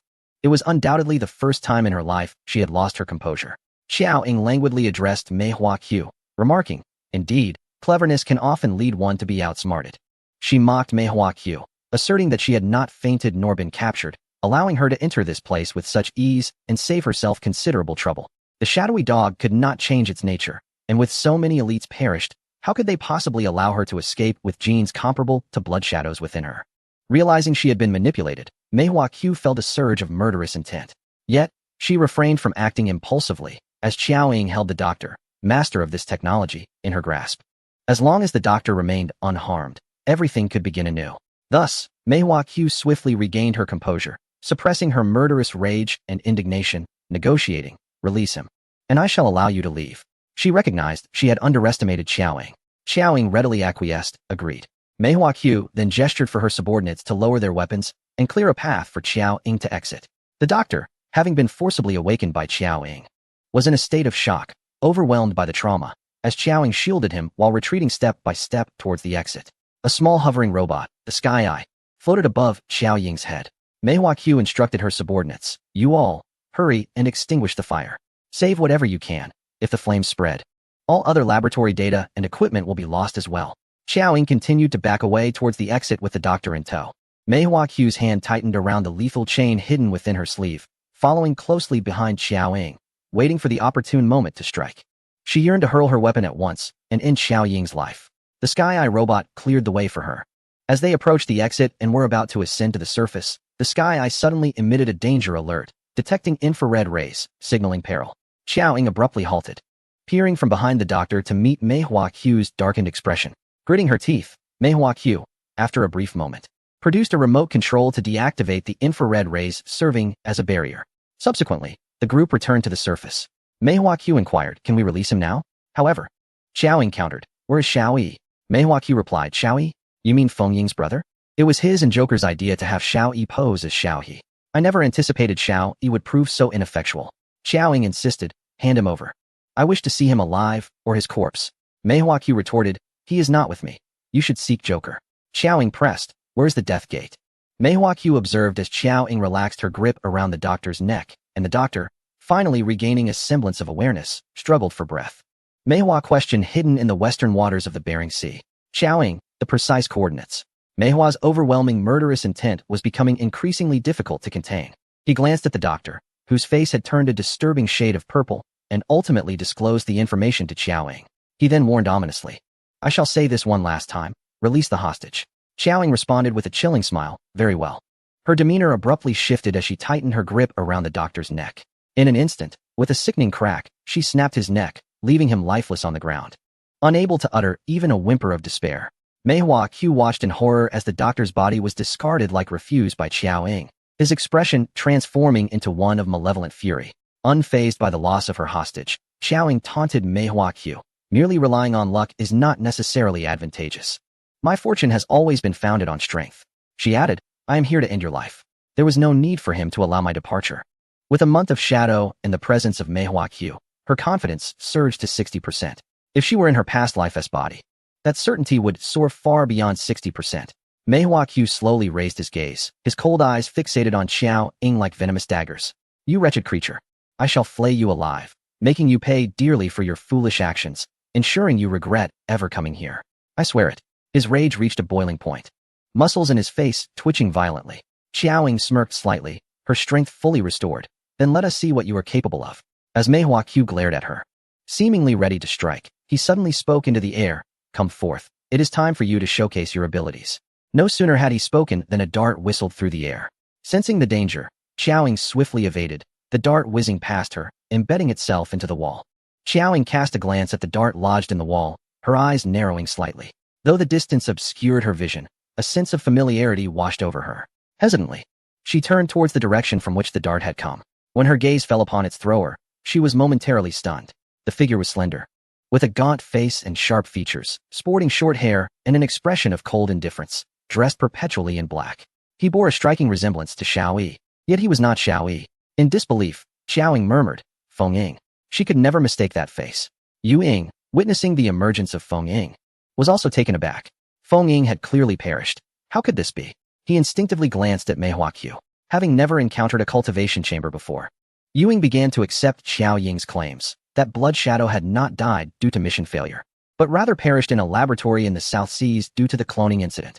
Clearly, Feng Ying had met a similar fate after his own mission had failed. Observing Xiao Ying's reaction, Mei Huaqiu felt some of his fury subside, a sense of satisfaction washing over him. Ah, splendid. You recognize him. I had lost interest in your connection with Blood Shadow, but now, I find myself intrigued once more to know Feng Ying, and to react in such a manner. Chapter 285. Feng Ying died for you. He chose to end his life for you. In a few years, we will leave the shadows and lead a life akin to that of ordinary people, settling in the city you adore. Xiaoying stood still, gazing at the man who had been by her side since her earliest memories, accompanying her for nearly 2 decades. Feng Ying's words echoed in her mind, as vivid as if they had been spoken yesterday, causing Xiaoying to feel a momentary daze. At that time, she had merely smiled in response, failing to voice her agreement. After Feng Ying's death, she had regretted more than once why she had only nodded inwardly and not expressed her assent aloud. Perhaps it would have alleviated some of his regrets. Before Feng Ying's demise, she had never perceived anything amiss with the shadows. She had belonged to them since her earliest recollections. She relished acquiring various skills, and the shadows afforded her the opportunity to learn. She held no disdain for their survival of the fittest philosophy. She saw no fault in being an assassin, especially with Feng Ying by her side. Even when the shadows' pervasive surveillance began to irk her, she never contemplated leaving them. It was Feng Ying's presence that dulled her perception of the shadows' shortcomings. He was indifferent to everyone, save for her. All the warmth she had experienced within the shadows had been bestowed upon her by Feng Ying. Thus, when he proposed leaving the shadows, she unhesitatingly agreed, despite her lack of conviction. Gradually, Xiaoying regained her composure, her rationality returning. She looked upon that visage, her palm unknowingly pierced by her own nails. This was not Feng Ying. He was buried by her own hands. You have cloned him, Xiaoying thought incredulously. She had believed herself to be the first experimental subject of the shadows, and now, Feng Ying's clone stood before her.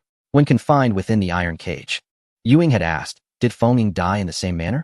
At that moment, she had been momentarily stunned, having always thought of herself as the initial test subject. She had never contemplated that Feng Ying had become a subject before her. When Yu Ying posed that question, a flicker of panic surged within her. She dared not ponder the implications. As a subject subjected to research, Xiaoying was acutely aware of the excruciating torment this process entailed, and she never wished to relive her days in the underground laboratory in Nanyang. The extraction of her genes had been executed with considerable proficiency, yet she still endured immense suffering.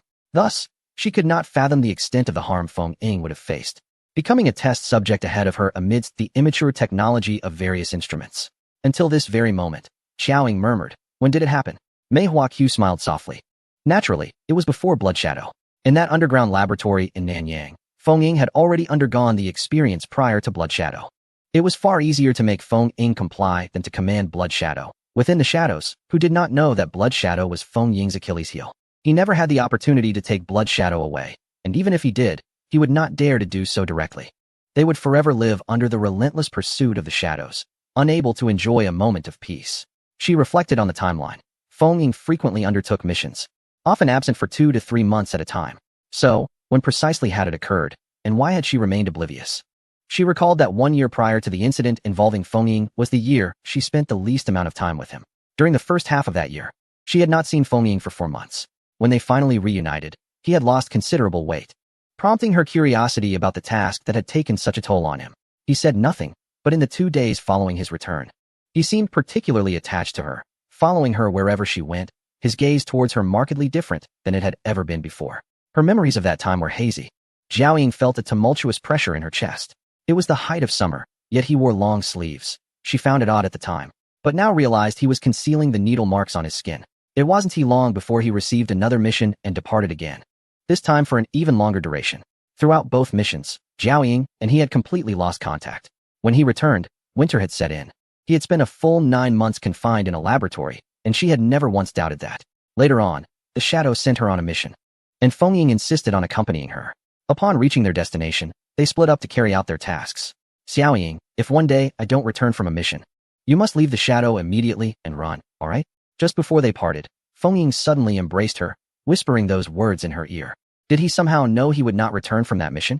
Something within Zhao Ying surged forth as she gazed at Mei Huaqiu. Feng Ying, was it you who killed him? Mei Huaqiu, observing Zhao Ying's expression, gleefully revealed the truth. No, he died in place of Shui Ying. That statement struck Zhao Ying like a bolt from the blue, rendering her utterly motionless. What did that mean? Although the mission was challenging, it was not beyond her capabilities. Why would Feng Ying choose to die for her? Witnessing Zhao Ying's profound reaction, Mei Huaqiu sought to exacerbate her turmoil, fanning the flames of her distress.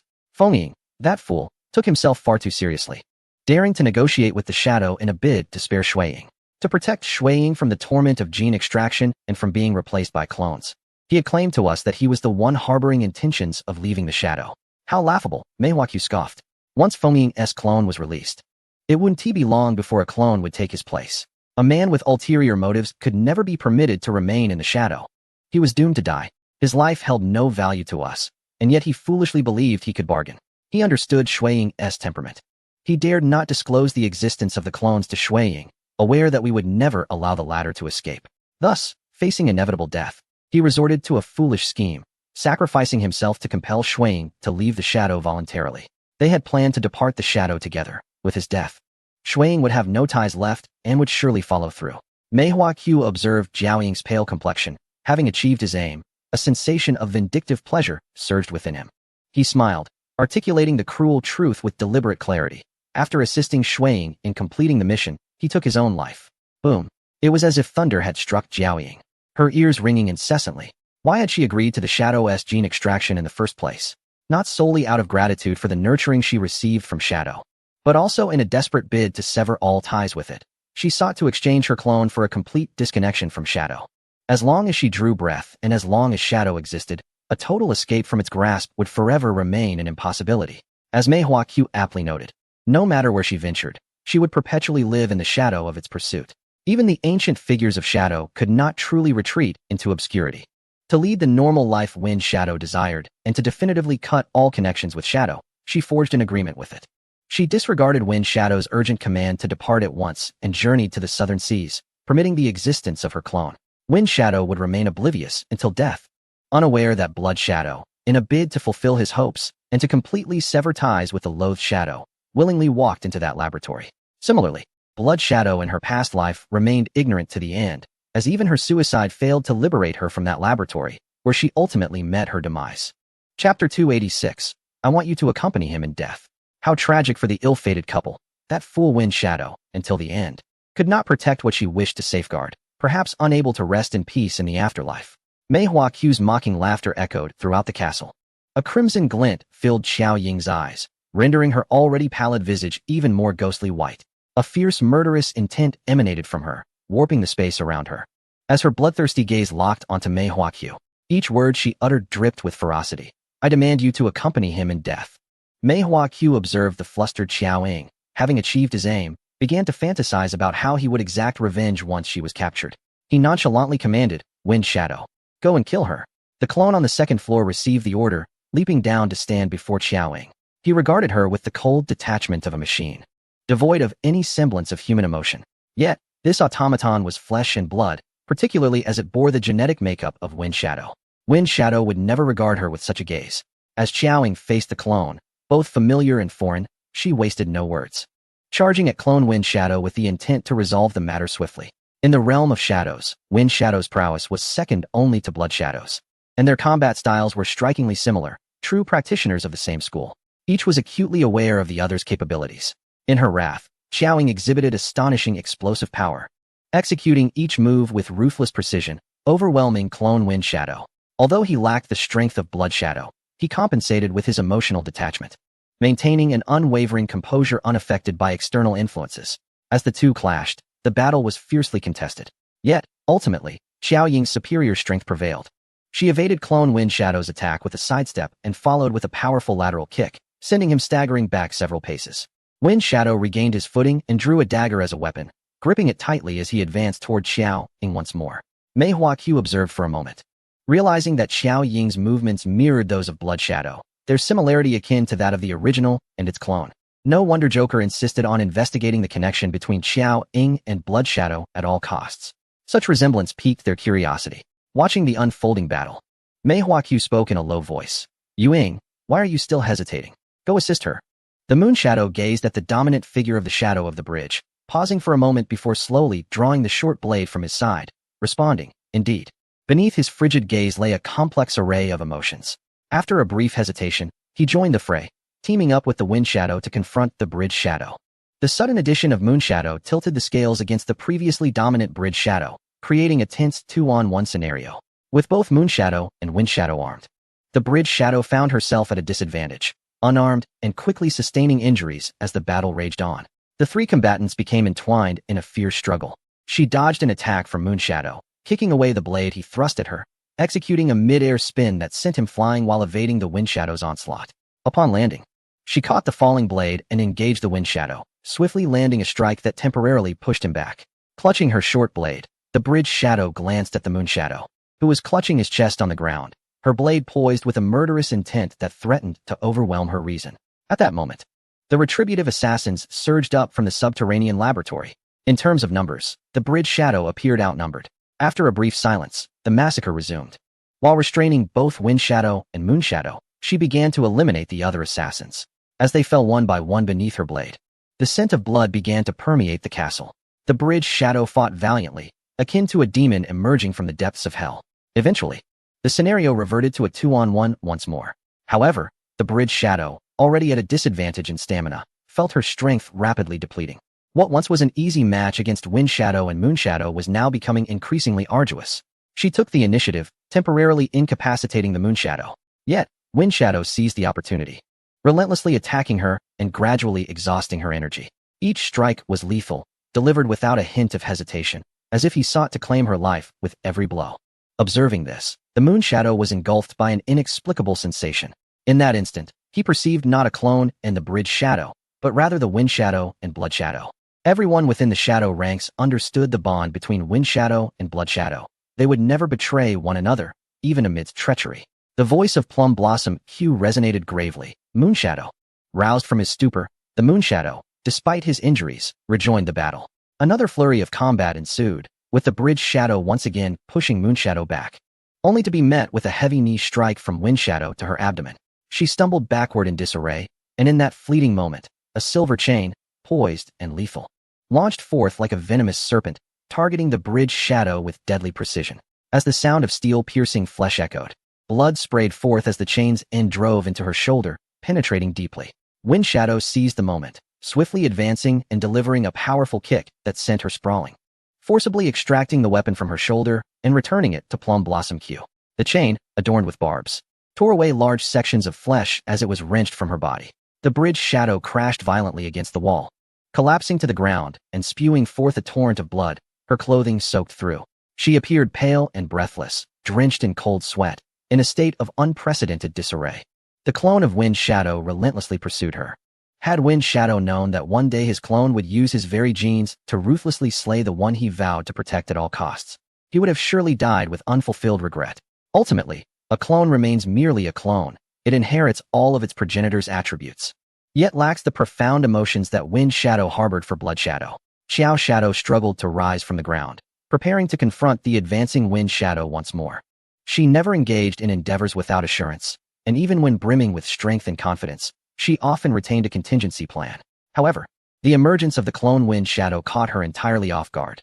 Plum Blossom questioned, "Hurry up and subdue her." Moon Shadow hesitated, but under Plum Blossom Q's command, he charged once again toward Xiao Shadow.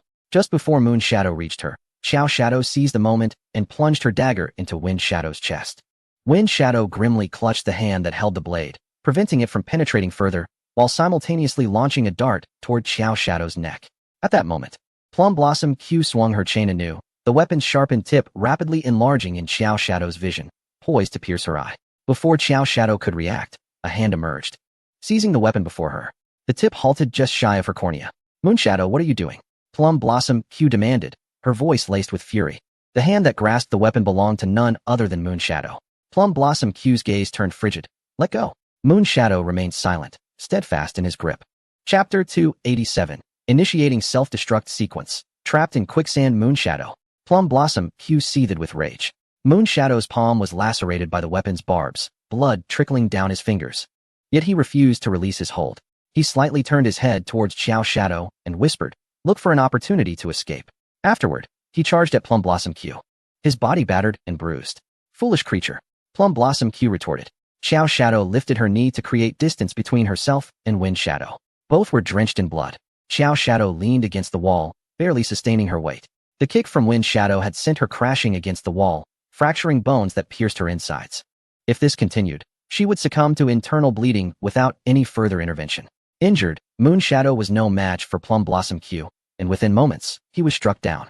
Plum Blossom Q regarded the traitorous Moonshadow with an icy malice. After nurturing him for over 20 years, he felt no emotional attachment, merely a disobedient machine.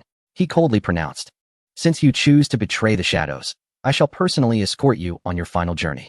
Now deal with her. At that moment, Wind Shadow rose once more, blood gushing from his chest, yet he seemed oblivious, fixated solely on Xiao Shadow. Just as Plum Blossom Q was about to confront Moonshadow and Wind Shadow prepared to launch another assault on Xiao Shadow, a sudden explosion reverberated through the air. The tremendous blast shook the very foundations of the castle, one of the large doors succumbing to the attack, reduced to a gaping hole, debris littering the ground. As the smoke cleared, the robot Qin Han emerged at the entrance, while the diminutive surveillance robot darted toward Xiao Shadow to summon reinforcements. As the crowd remained oblivious, the composed voice of Qin Hanyue emanated from within the robot, proclaiming, initiate self-destruction protocol. 10 kilograms of TNT are prepared, with a damage radius of 500 meters.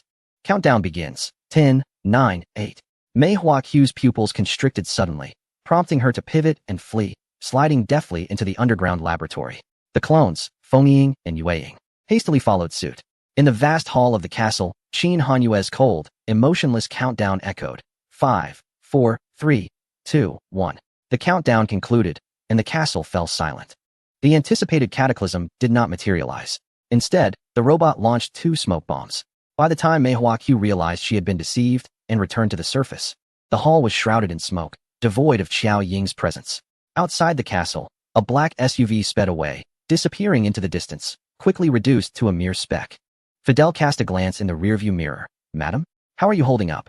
Don't scare me. If you perish, I am doomed as well. He had already sought assistance from the sole emergency contact, Qin Hanyue, sending his location. Hang in there, my love, the robot urged anxiously. This robot had reached out to the boss the previous day, imploring her to hold on. Fidel pressed the accelerator to the floor. Xiaoying, her brow furrowed and breath erratic, urged, drive steadily. Her internal bleeding could not withstand jostling. Fidel wished to drive smoothly, yet he glanced in the rearview mirror and noted, they are closing in on us. With no signal on his phone, he could not reach Amna's subordinates. He had not memorized their numbers and could not summon assistance. The only option was to await Qin Hanyue's arrival. There was a barrel of fuel in the vehicle, but it was insufficient to reach Amna, even if it were enough. Given Xiao Ying's condition, by the time he arrived at Amna 2 days later, her body would likely be cold. His immediate task was to shake off their pursuers. Xiaoying struggled to sit up. Where are my needles? The robot promptly retrieved them. Here, my love. Xiaoying opened the needle pouch, extracted 2 needles, and began administering acupressure to staunch the bleeding. The robot brought a bottle of water. Would you like some water, my love? Silence, she retorted. In the enveloping night, the black SUV nearly melded with the darkness, its headlights appearing feeble.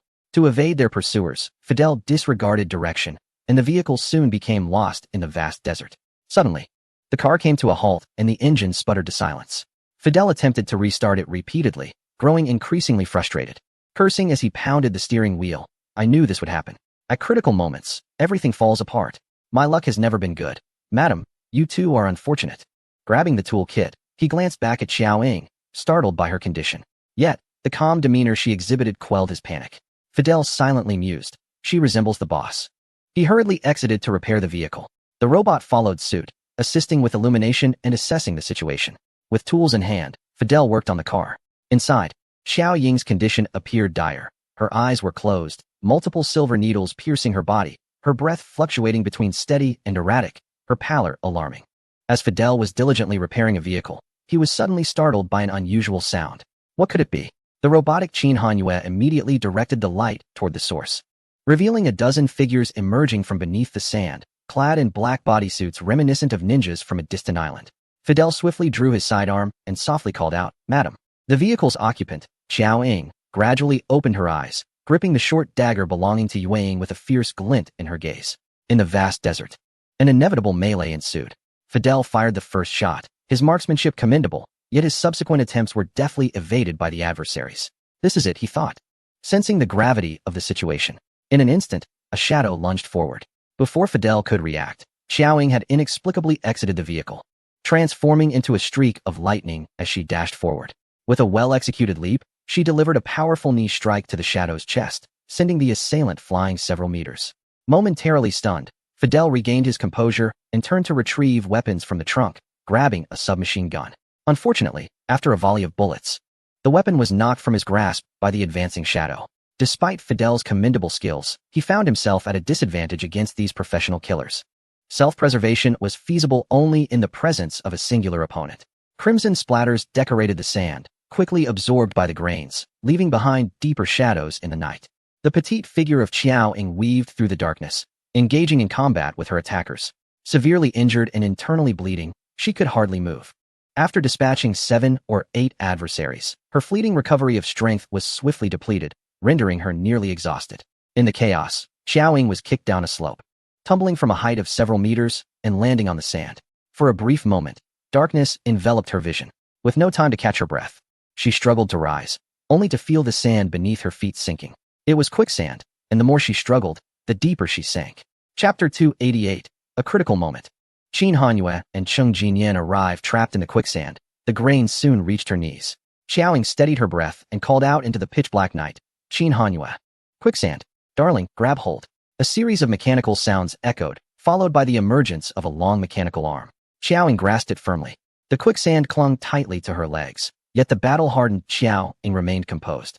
Enduring excruciating pain, she slowly leaned forward, pressing her body against the sand. With the assistance of the mechanical arm and her dagger, she began to inch her way out. The quicksand was akin to an octopus lurking beneath the sea, ensnaring its prey until it exhausted its last ounce of strength, ready to devour it whole. In this moment, Xiao Ying was the ensnared prey. Any moment of inattention or depletion of strength would spell her doom. In the desert, the most terrifying threats were sandstorms and quicksand, both forces which mere mortals struggled to withstand. With her energy severely depleted, Xiao Ying felt her limbs growing increasingly heavy, while the remaining assassins surged down from the sand dunes. In the safe zone, the robot strained to pull Xiao Ying inch by inch from the quicksand pit. As her movements grew feebler, the robot became increasingly anxious. The small drone emitted a laser beam that momentarily halted the assailant's advance, only to be ruthlessly shot down in the next instant. Above, Fidel wielded a submachine gun to draw fire away, buying Xiao Ying a fleeting moment. With an indomitable will, she pushed her body to its limits, nearing the edge of the quicksand. A glint of cold steel descended upon her, and Xiao Ying instinctively gripped her dagger to fend it off. Seizing the opportunity, she grasped the assailant's collar, leveraging her strength to escape the pit. Skillfully evading the man's strike, and without mercy, she yanked him into the quicksand before collapsing to the ground. Before she could catch her breath, another blade came crashing down. The clash of metal rang out as her dagger once again parried the long sword.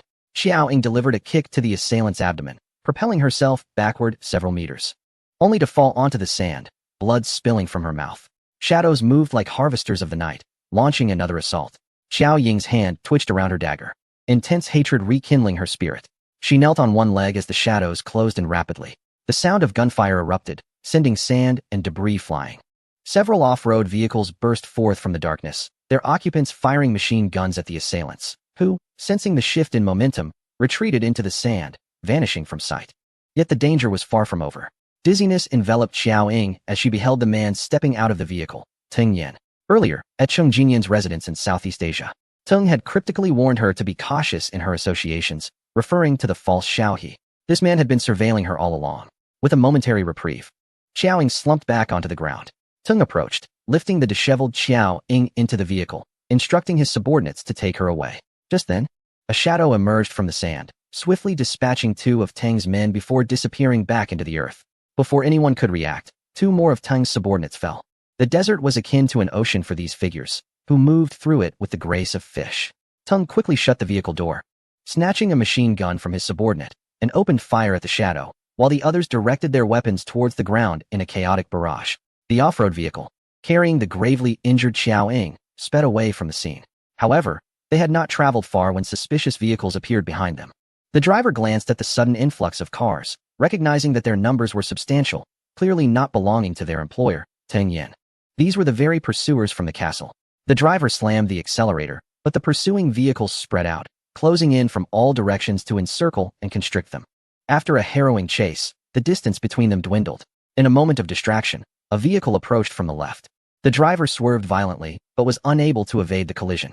A thunderous crash resonated as the off-road vehicle was sent tumbling, stirring a cloud of dust before falling silent.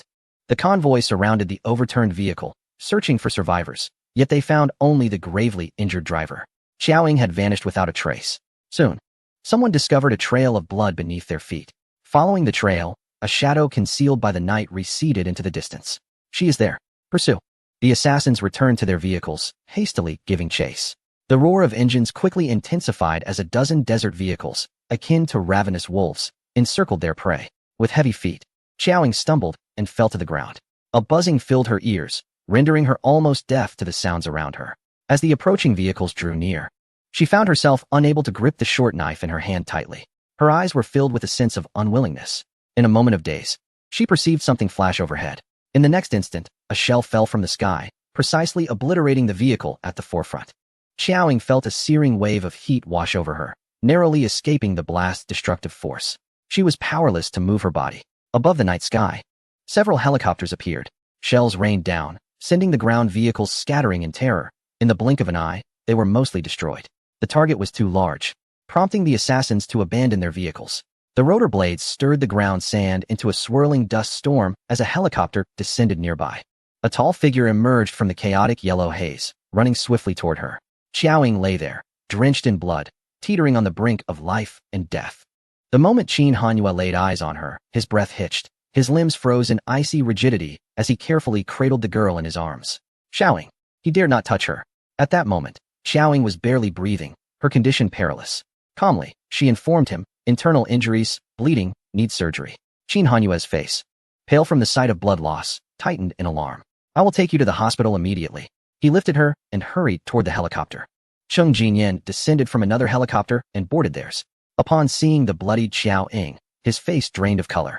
How could she be so injured? Qin Hanyue urged the pilot. At that moment, Xiao Ying grasped his hand, and meeting her gaze, Qin Hanyue understood immediately, signaling the pilot to halt. Xiao Ying strained to speak, providing Cheng Jinyan with a coordinate. Find the castle, blow it up, you must. Her eyes burned with intent and hatred. Cheng Jinyan had never witnessed such a look from her. She had always been composed, even after enduring countless torments from the shadows. She had never displayed such ferocity, even when confronting the shadows in her second life. He realized there was more to this situation. He promptly replied, I will go at once. Xiao Ying cautioned, do not engage them directly. She only wanted Cheng Jinyan to destroy the cloning base. Cheng Jinyan's expression turned serious. All right, Xiao Ying, I entrust this to you. He exchanged a few words with Qin Hanyue, then turned and descended from the helicopter, filled with a murderous intent as he led a portion of his team to locate the castle. The helicopters split into 2 paths. Chapter 289, Xiao Ying, Qin Hanyue. Pursued by shadows, begins the path of escape. The metallic scent of blood permeated the cabin, insidiously eroding Qin Hanyue's nerves. Each breath he took was tainted with the essence of blood. Qin Hanyue's face tightened, his breathing heavy and chaotic. Get away. He dismissed the subordinate beside him, then tore at Xiao Ying's blood-soaked shirt, revealing a gruesome sight of mangled flesh. Upon witnessing the grievous wound on her shoulder, which was alarmingly deep, Qin Hanyue's mind oscillated between acute clarity and utter chaos. Fortunately, he managed to regain his composure. With lips ashen, he uttered hoarsely, everything will be all right. It was uncertain whether he was reassuring Xiao Ying or himself. He continued his ministrations, tending to her shoulder while noting the myriad of other lacerations adorning her body. Carefully, he stripped away her upper garments, then proceeded to cleanse the bloodstains. The helicopter contained but a single medical kit. Kneeling before her, Qin Hanyue commenced rudimentary wound care and staunching of the bleeding. He endeavored to suppress all other thoughts, focusing solely on her injuries. Fearing that the rising urge for vengeance would overwhelm him, he clenched his teeth painfully, managing to temper the fury within him. Gradually, he became more composed, his hands growing steadier. At last, he had adequately treated her shoulder wound, meticulously wrapping it with gauze. The distance to the nearest town was considerable, and reaching a hospital would take some time. Xiaoying lay with her eyes closed on the cramped seat, her condition deteriorating. She struggled to open her eyes, and upon seeing the man tending to her wounds, she noticed that his complexion was no better than hers. "Qin Hanyue," she murmured, blood continually seeping from her mouth. "I am here," he promptly replied. In a flurry, he wiped the blood and sand from her face, fearing that the fragile semblance of calm he had managed to muster would shatter. In a daze, she weakly uttered, "Cold."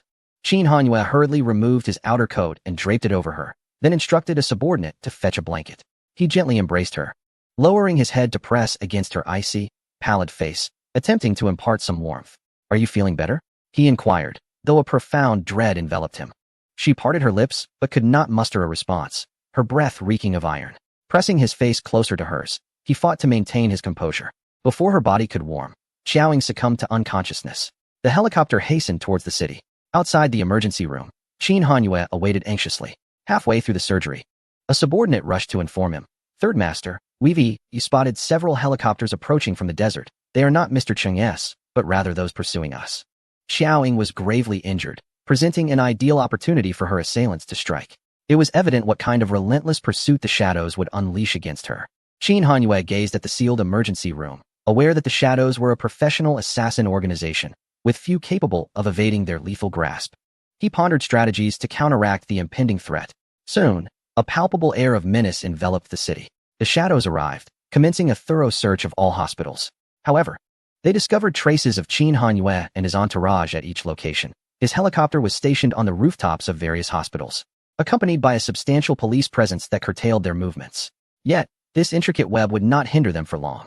After an arduous surgery lasting over 4 hours, fortune smiled upon them as Xiaoying was finally wheeled out of the operating room, just before the shadows could locate her.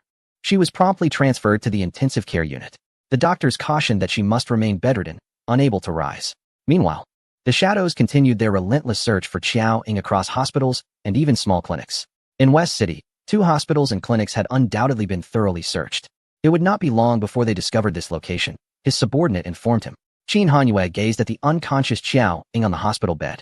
The shadow operatives arrived sooner than anticipated, infiltrating the hospital and scouring it meticulously, leaving no corner unchecked, particularly focusing on the operating rooms and patient wards. Soon they reached the floor where Xiaoying's room was situated. Disguised among the crowd, they blended in with the families, some even masquerading as doctors, donning white coats to freely enter and exit the wards. They searched room after room. At that moment, a doctor clad in a white coat, his face concealed by a mask that left only his eyes visible, appeared outside Xiaoying's room. He pushed the door open with determination, his footsteps resolute, and the menace in his eyes was unmistakable. However, the room was empty. After surveying the area, he turned and exited. Meanwhile, at another hospital that had already been searched, Qin Hanyue carefully placed Xiaoying onto the bed and summoned a doctor. He prudently drew the curtains and switched on the lights. As the effects of the anesthesia wore off, Xiaoying regained consciousness swiftly. Qin Hanyue finally exhaled in relief and anxiously inquired about her discomfort. "Are the shadow operatives pursuing us?" Xiaoying asked. Qin Hanyue relayed the situation. "They have searched this place," he assured her.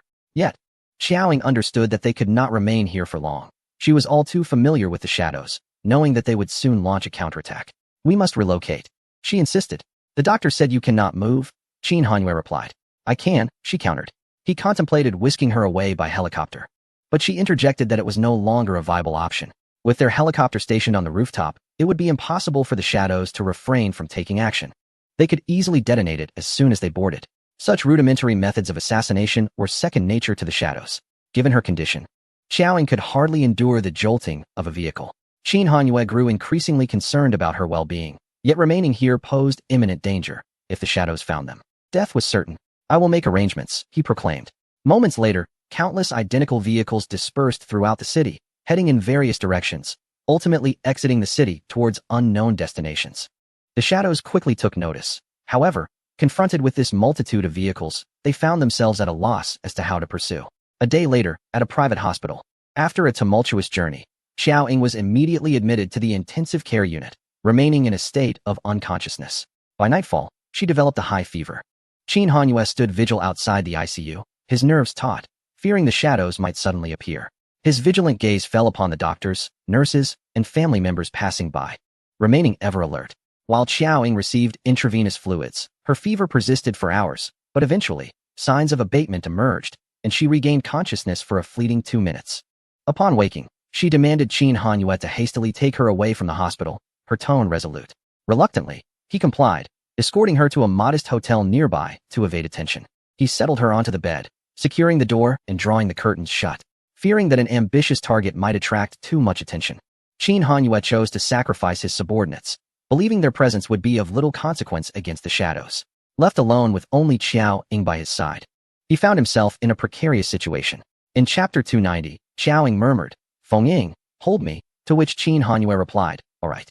The curtains were drawn tightly, casting the room in dim light. On the bed lay a frail girl receiving intravenous fluids, but her injuries were severe, compounded by the tumult of her recent surgery. As she slipped deeper into a coma, her fever spiked once more before it had a chance to subside. Qin Hanyue prayed that the medication coursing through her veins would yield some effect, yet he found himself waiting in vain as the bottle emptied without any sign of improvement. A knock echoed through the door, accompanied by the shuffle of footsteps in the corridor. The hotel was bustling with business. Qin Hanyue cautiously opened a crack in the door and accepted 2 bottles of alcohol from a staff member. Sensing the staff's curious gaze, he quickly shut the door and returned to the dimly lit room. He mixed the alcohol with warm water and approached the bed, gently lifting the covers. He grasped one of her delicate arms, rolling up her sleeve to reveal her skin. Carefully, he twisted a towel until it was damp, avoiding her wounds, and began to wipe her arms in a bid to lower her fever through physical means. After meticulously attending to both arms, he unfastened the oversized hospital gown, wiping her slender neck, chest, armpits, and abdomen, taking care to steer clear of the various injuries that marred her skin. Once he had finished, he laid the towel down and tidied her clothing, securing the buttons. Suddenly, the girl, still in a state of unconsciousness, murmured something. Qin Hanyue's heart leapt with surprise as he called out gently, "Xiaoying?" Receiving no response, he brushed his palm against her pale cheek, leaning closer, "Xiaoying?" Her lips stirred, and under his hopeful gaze, she murmured once more, "Feng Ying." The room was silent, and this time her voice was unmistakable. Qin Hanyue instinctively tightened his grip on her clothing. "Xiaoying, it's me. Xiaoying." His tone was soft, as he endeavored to rouse her. Perhaps she heard him, for after considerable effort, her heavy eyelids finally fluttered open slightly. "Xiaoying," he thought, feeling a flicker of joy in his heart, finally able to relax the tension that had been gripping him. However, she called out to him with effort. Straining, she reached towards him, her small hand weakly grasping at his shirt, pulling him closer. She lacked the strength to do more. Qin Hanyue bent down, drawing nearer to her, and with one hand, he gathered her loosened garment around her. Summoning unexpected strength, her small hands clutched tightly at his shirt, and she mumbled, "Feng Ying, I hurt. Hold me." Qin Hanyue leaned over her, pausing in silence for a brief moment before responding softly, "All right." He gently embraced her, the dimness of the room obscuring the emotions swirling in his eyes as he listened to her whisper, "Feng Ying." "I am here," he replied. Seeing her in such a fragile state, a stark contrast to her usual strength, filled Qin Hanyue with an unsettling sense of fear. Yet she was battered and bruised, rendering him unable to hold her tightly. Qin Hanyue was acutely aware that something had transpired in the desert, undoubtedly linked to the individual known as Feng Ying. He understood that the connection between this assassin and her was profoundly different from her feelings for Yi Xiqing and Jin Yan. He pondered, should Feng Ying still be alive, his chances would be utterly diminished. Unconsciously, she murmured, "Don't leave me." He softly replied, "All right." Under his soothing presence, she gradually calmed in his embrace. The room was enveloped in silence, her hand weakly clutching at his clothing, uncertain if she had drifted back into slumber. Minutes passed, and suddenly her voice broke the stillness once more, faint yet clear. "Qin Hanyue." The shadow in his eyes began to brighten. He leaned down and pressed a gentle kiss upon her fevered forehead. "It's me," he responded. He gazed into her eyes. "If you're tired, sleep for a while. I will keep watch over you." She briefly regained consciousness to inform him, "We cannot remain here for long. The shadows possess formidable tracking abilities, and their people may have followed our trail here." After uttering these words, she succumbed to unconsciousness again, her grip on his clothing gradually loosening. Qin Hanyue carefully fastened her clothes. The hotel's soundproofing was inadequate, and the footsteps outside were distinctly audible. He dared not let his guard down for a moment. He frequently checked on Xiaoying, occasionally moistening her lips and mouth with a cotton swab, steadfastly remaining at her bedside. The physical measures to reduce her fever had yielded some effect, as her temperature had lessened slightly, but as night fell, her fever surged once more. Her injuries were severe, causing recurrent high fevers, and he feared that further agitation of her wounds might lead to life-threatening inflammation. Recognizing the urgency of the situation, Qin Hanyue instructed the hotel staff to procure a change of clothes and arrange for a vehicle. After changing Xiao Ying's attire, he carried her out through the hotel's back entrance, heading toward a more distant hospital. Soon, Xiao Ying was settled into a hospital bed, receiving intravenous fluids. Although Qin Hanyue was nearing his physical limits, he dared not sleep. He remained vigilant at the slightest approach of doctors or nurses, fearing they might not bring medicine or needles, but rather blades and firearms. Fortunately, they made it through the night unscathed.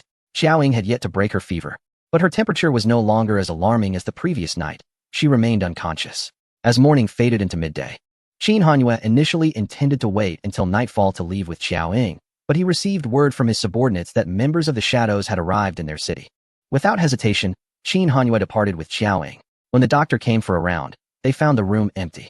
At that moment, Qin Hanyue sought out another hotel, preparing to wait until darkness fell to take Xiao Ying away from this place.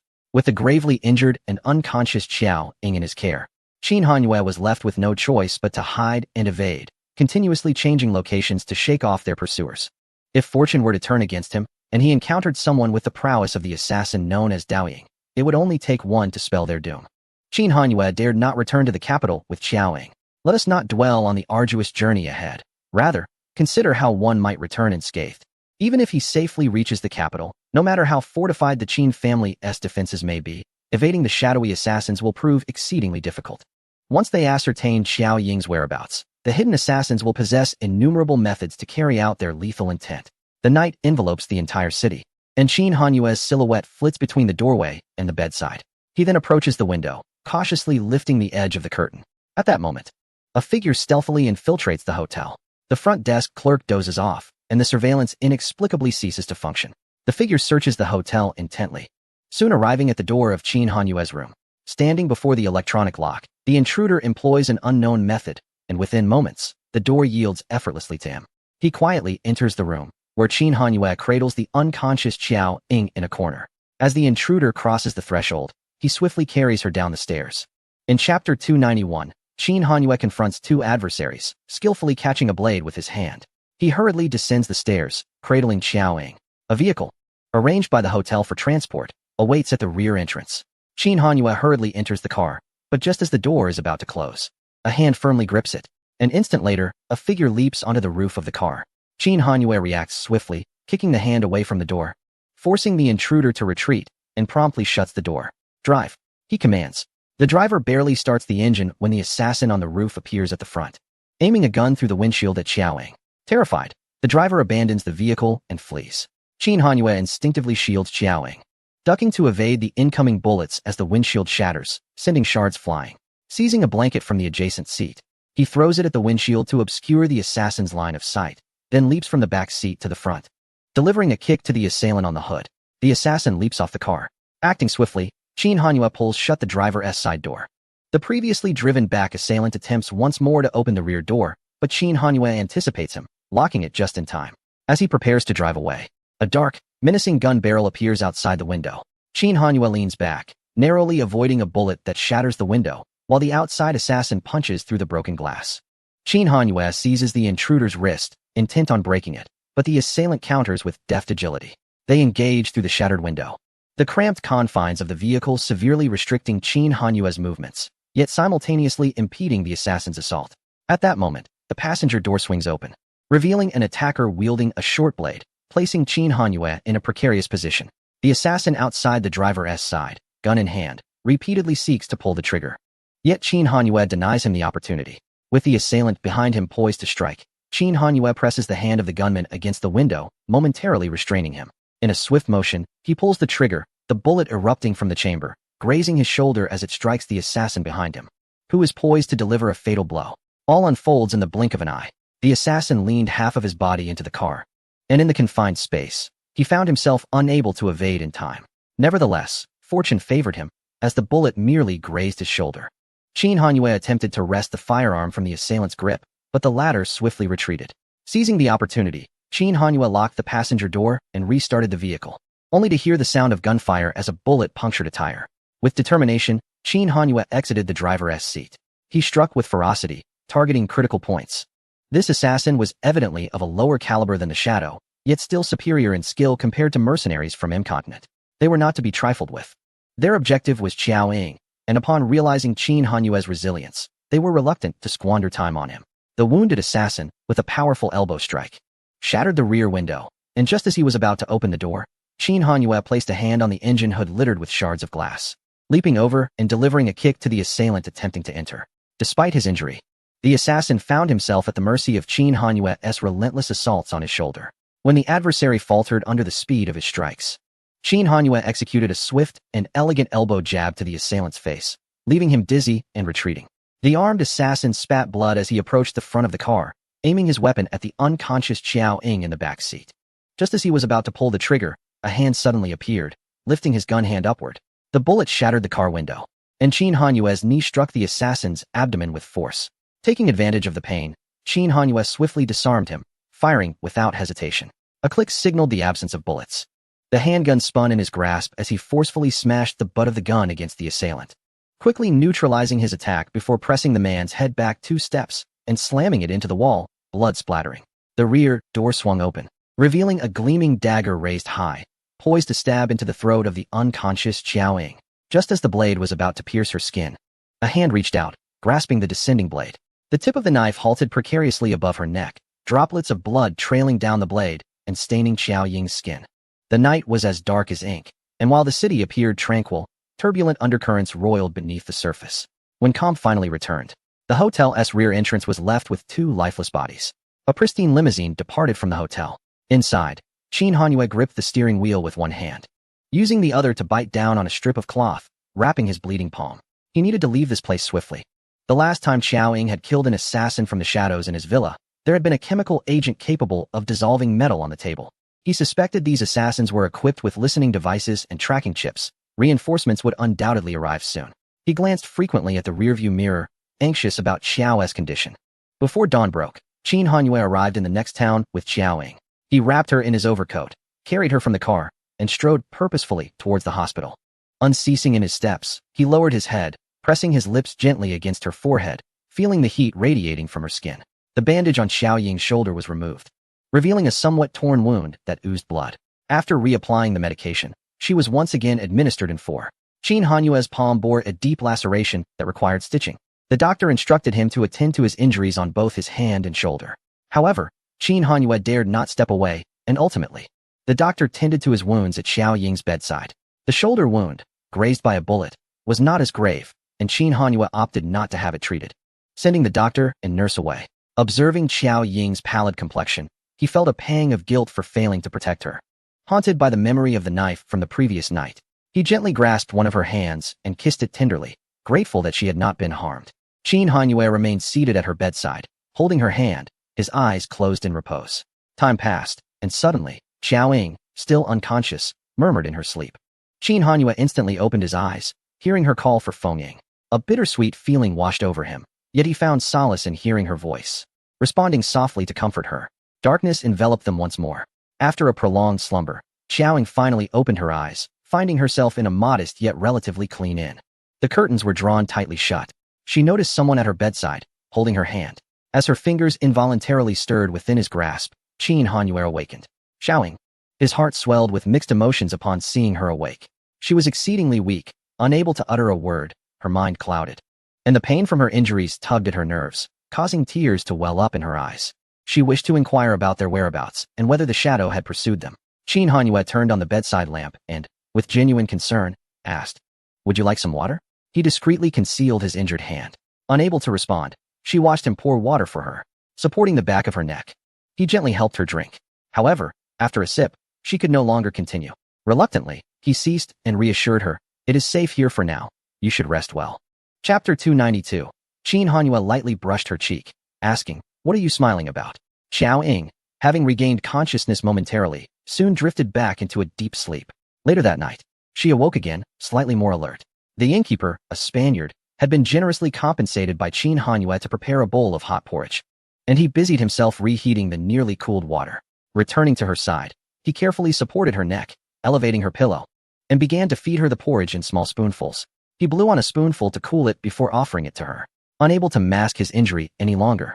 Xiao Ying's hazy mind grew clearer upon noticing the thick bandage wrapped around his hand.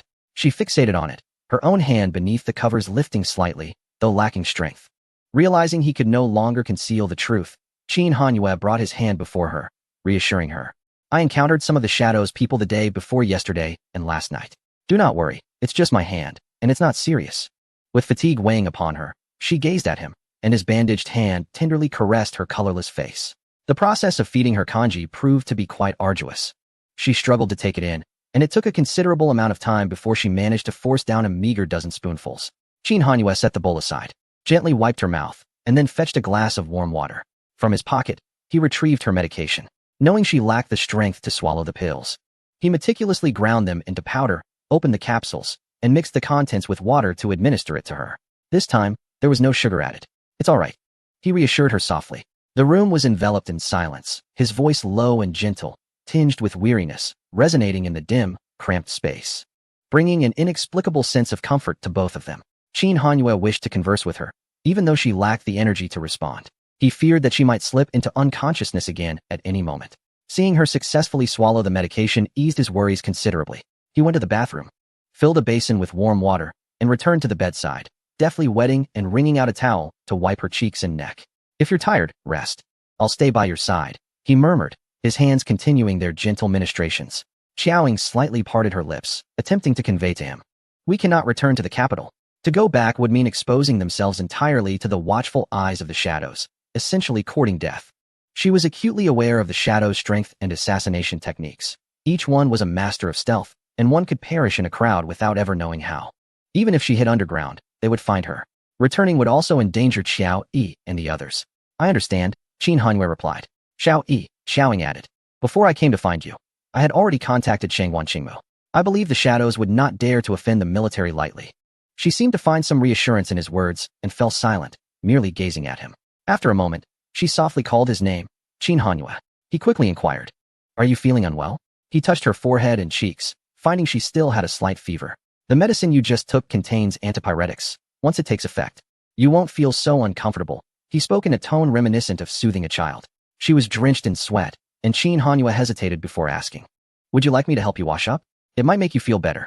Xiaoying looked at him, not responding, yet the corners of her mouth lifted slightly, though with little strength, a mere hint of a smile. Fortunately, Qin Hanyue was close enough to notice. Otherwise, it might have gone unseen. He smiled back, leaning closer to her, gently brushing his cheek against hers. What are you smiling about? He asked. With his face near hers, he closed his eyes, feeling a sense of solace and fulfillment wash over him as the pent-up frustration began to dissipate. It was as if he had found a moment of healing. After days of sleeplessness, the moment he closed his eyes brought a sharp, burning discomfort. He lifted his gaze to her, his expression revealing a blend of affection and helplessness, as if he could see through her entirely. If you had the strength to speak, I'm sure you would say something bold and startling that would leave me at a loss for words. Does she? She replied, as he leaned in closer. The bloodshot veins in his eyes became distinctly visible. It was as though he could decipher her gaze. You certainly would. Who says so? She questioned. Then, shall I help you wash? He prodded. The medication contained sedative components, and it wasn't long before Xiaoying slipped back into slumber, though fortunately, her fever had not returned. Qin Hanyue held one of her hands, vigilantly watching over her from the bedside, as his own mind grew increasingly heavy with fatigue. The night was nearing 4 o'clock, and the hotel was enveloped in silence. In the corridor, 2 figures moved with grace, their footsteps barely making a sound against the floor. They stopped before a door, and one of them gently turned the doorknob. In the next moment, the door swung open, revealing Qin Hanyue standing within, gazing at the 2 newcomers. Sir, one of them, Su Zheng, who had hurried from A Kinlan, addressed him. The other, a younger man resembling Su Zheng, was Su Du, his brother. Last time in A Kinlan, Su Du had been away on business and had not been present. The 2 men entered the room. Su Zheng glanced at the bed, then produced an object from his possession. This is what you requested. Qin Hanyue accepted it, revealing a pair of silver needles. Since Xiaoying had lost her needles, Qin Hanyue had asked Su Zheng to bring a new pair for when she regained her strength and needed them. The room was dimly lit by a single wall lamp, casting shadows that accentuated the weariness etched on Qin Hanyue's face. In that case, you should rest, Su Zheng whispered. Su Du and I will keep watch outside. With that, they exited the room, one going downstairs to stand guard, while the other remained in the hotel. Qin Hanyue tucked the needles into his coat pocket, showered in the bathroom, and returned to lie beside Xiaoying. Despite his body reaching its limits and a profound fatigue weighing him down, sleep eluded him. The darkness enveloped him, and he could hear the faint, labored breaths of Qiaoying beside him, which gradually helped him relax. However, his slumber was restless. He awoke 2 or 3 times within half an hour. It was only when he grasped Xiao Ying's hand that he was able to drift off once more. This was the prime opportunity for the shadow to eliminate Xiao Ying, a formidable opponent, and thus a kill order was issued. In an instant, the shadow's assassins mobilized, converging from around the globe towards South America, where Qiaoying was located, intent on hunting her down. The presence of the shadow was pervasive throughout South America. Qin Hanyue yearned for Qiaoying to rest and recuperate, yet upon regaining consciousness, she immediately insisted on relocating. He did not dare linger in one place with her for too long, having already killed 2 members of the shadow in the previous town. Their pursuers may have already tracked them here. As night fell, Qin Hanyue took her away, slipping into the shadows once more on their escape. The addition of Su Zheng and Su Du as allies had its advantages and disadvantages. While both were among his most skilled subordinates, their numbers made them more conspicuous. 4 Asian faces were too noticeable in South America, compelling them to avoid crowds and move under the cover of darkness. Together, the 4 of them managed to reach the next location without incident. Qin Hanyue held Qiaoying carefully in his arms, anxious about her wounds reopening, but fortunately, there was no blood seeping from her injuries. However, the journey had taken a toll on her. As they arrived at the hospital, Su Du entered first to scout the vicinity for safety. Only after confirming that it was secure did Qin Hanyue carry Qiaoying inside. The hospital was indeed the most perilous place. After treating all her wounds, and before the nurse could start her 4, Su Zheng's Bluetooth earpiece crackled to life with Su Du's voice from downstairs. Su Zheng's expression shifted to one of concern as he informed Qin Hanyue. The shadow's people have arrived. Qin Hanyue swiftly took the medication and left without a moment's hesitation. He successfully evacuated the hospital and found a modest inn. Only after Su Du had checked the surroundings did Qin Hanyue carry the individual inside. Carefully placing the person on the bed, he retrieved several 4 bags and tubes that he had brought from the hospital. He removed half of the bandage from his hand, revealing fingers that had been stitched, and prepared to insert the needle into the back of his own hand. Su Zheng urgently called out to him, "Sir, allow me to do it." Qin Hanyue ignored him. Su Zheng insisted, "I promise to succeed before I administer it to Miss Qiao."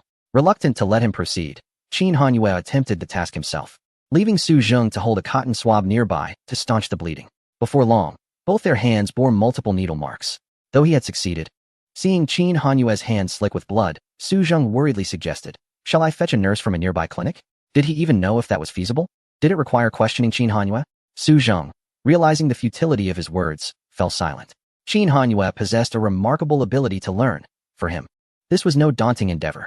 Yet, only after successfully inserting the needle 5 or 6 times without error did he dare to approach Qiao Ying's delicate veins, which were considerably finer than those of their masculine hands. Fortunately, he had anticipated this and had discreetly pocketed a tourniquet from the hospital. He applied the tourniquet to Qiao Ying's arm, ensuring the vein was more pronounced. With determination, he began the procedure. The first attempt was successful, and he exhaled in relief, gently placing her hand down. As night fell, they prepared to change locations. Su Du drove to pick up Qin Hanyue as he exited the inn with the individual in his arms. Just as the vehicle began to move, another car suddenly barreled toward them, colliding forcefully and spinning their car around. Qin Hanyue instinctively shielded the person in his embrace before anyone could regain their balance. The occupants of the assailant vehicle leaned out of the window, brandishing a machine gun and unleashing a barrage of gunfire at them. Qin Hanyue ducked to evade the bullets as their tires were shot out. Su Du, seated in the driver's position, retaliated with his firearm. Seizing the opportunity, Qin Hanyue opened the car door and exited with the person in his arms. He intended to retreat in the direction of their planned escape, but noticed an individual advancing toward them, directly opposing the fleeing crowd. Su Zheng also spotted the figure and urged, "Sir, you must go." Qin Hanyue, cradling the individual, dashed back toward the inn. In the dead of night, at another small inn, only Su Zheng managed to reunite with Qin Hanyue. Su Du had lost contact. Su Zheng repeatedly attempted to reach Su Du, but to no avail. "We cannot linger here. We must devise a means to leave South America. The entire region is infested with shadow operatives. Amna's brother has already headed to the southeast corner. This smoke bomb should distract the shadows momentarily. While their attention is diverted, we can make our escape from South America." Su Zheng and Qin Hanyue strategized their next steps. After another half hour, Su Zheng ventured outside the inn to assess the situation before heading to the vehicle. As he approached the car, he sensed a lurking presence watching him. In the next instant, Su Zheng flung open the car door and dashed out. As the vehicle he had recently occupied erupted with a thunderous explosion, it was reduced to a mere heap of charred metal. The blast reverberated through the upper floors, startling Qin Hanyue, while a figure stealthily emerged outside his door, a glimmering dagger in hand. Su Zheng, with one arm injured from the explosion, sought refuge behind the car, evading the bullets that rained down upon him as he retaliated with his own firearm. After a fierce exchange, Su Zheng, having already depleted his ammunition from a previous skirmish, cast a desperate glance towards the nearby hotel, anxiety gripping his heart. As the assailants reloaded their weapons, Su Zheng seized the moment, darting around the vehicle and leaping atop its hood to launch a kick at his adversary, plunging into a fierce melee. The battle raged in the parking lot, where despite his injury, Su Zheng held an upper hand over his opponent. He sought to swiftly conclude the encounter, eager to dispatch his foe. However, within moments, 2 more assassins from the shadows arrived. Facing 3 adversaries, Su Zheng found himself at a distinct disadvantage. With no hope of victory or escape, he pressed forward, engaging in combat until he faced imminent demise. In a critical moment, Su Du arrived, positioning himself protectively in front of his brother.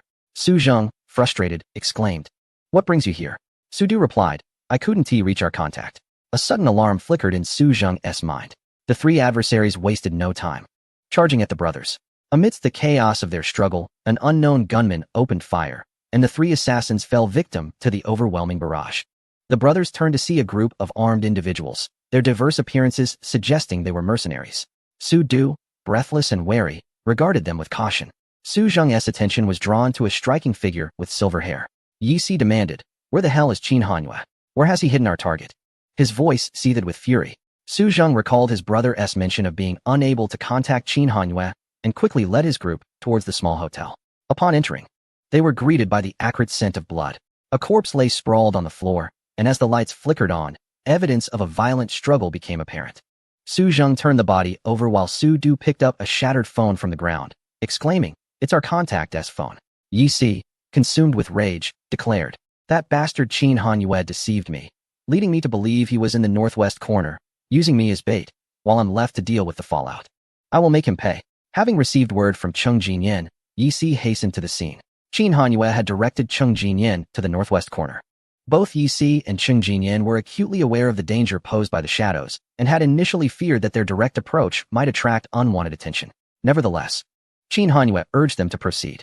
Ultimately, after a fruitless journey, they discovered that Qin Hanyue was, in fact, located in an entirely different direction. Cheng Jinyan queried, "What are we searching for? We fought our way through, drawing the shadows' attention. Are you looking for someone, or merely leading the shadows to us?" "Thankfully, our diversion in the northwest corner drew away some of their forces." Yi Si retorted, "Which side are you on?" Yi Si was acutely aware that Qin Hanyue's actions were motivated by a desire to protect Xiaoying. Although this rather crude method proved effective, he still harbored a desire to eliminate Qin Hanyue for using him as a pawn. He would have been willing to cooperate had there been any prior communication. Chapter 294. Cheng Jinyan, your foul language is unbearable. Qin Hanyue, I'll prepare you some porridge. Cheng Jinyan felt a surge of impatience and retorted sharply at Yi Si, "Cease your reckless firing. Your vulgarity is intolerable." Yi Si, fueled by indignation, noticed Cheng Jinyan's biased stance and his anger intensified, prompting him to mutter an obscenity. In a fit of emotion, he exclaimed, "You only notify me after they've taken her? Just as we were departing for the desert, you let Qin Hanyue silence you? If anything happens to my precious, I swear." He cursed Cheng Jinyan for not informing him sooner. Cheng Jinyan replied, "How was I to know Xiaoying was so gravely injured?" Aware of Yi Si's anxiety, he softened his tone. "Now is not the time for grievances. We are not aiding him. If you cannot swallow your anger, we can settle this later. Right now, it is imperative to shield Xiaoying from the shadows." The Su brothers observed the escalating argument between Yi Si and Cheng Jinyan, exchanging a knowing glance as they prepared to depart. Where to? Should they head to the hospital or seek out Qin Hanyue? The shadows were watching their every move. They needed to act cautiously to avoid complicating matters further. Cheng Jinyan called out to the injured brothers. Su Zheng pondered briefly and inquired, "What shall we do now?" Cheng Jinyan responded, "We certainly cannot approach them. That would lead the shadows right to us, even if we manage to elude their gaze. Moving as a large group makes us an obvious target." He glanced at Yi Si. "You stand out too much." Yi Si retorted, and Cheng Jinyan continued, "It is easy to dodge a direct assault, but the hidden threats are far more perilous. They are experts in assassination. They will not engage us head-on." He advised the brothers, "You both should head to the hospital to tend to your wounds. Wait for Qin Hanyue to reach out to you." Suddenly, Yi Si turned and exited the room with determined strides. Cheng Jinyan hurried after him. "Where are you going?" Yi Si replied, to find the shadows. For every one I eliminate, Xiaoying's danger diminishes. If I take out two, her safety increases proportionately.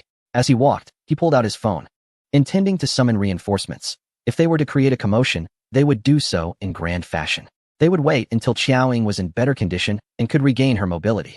Before long, a large contingent arrived on the scene.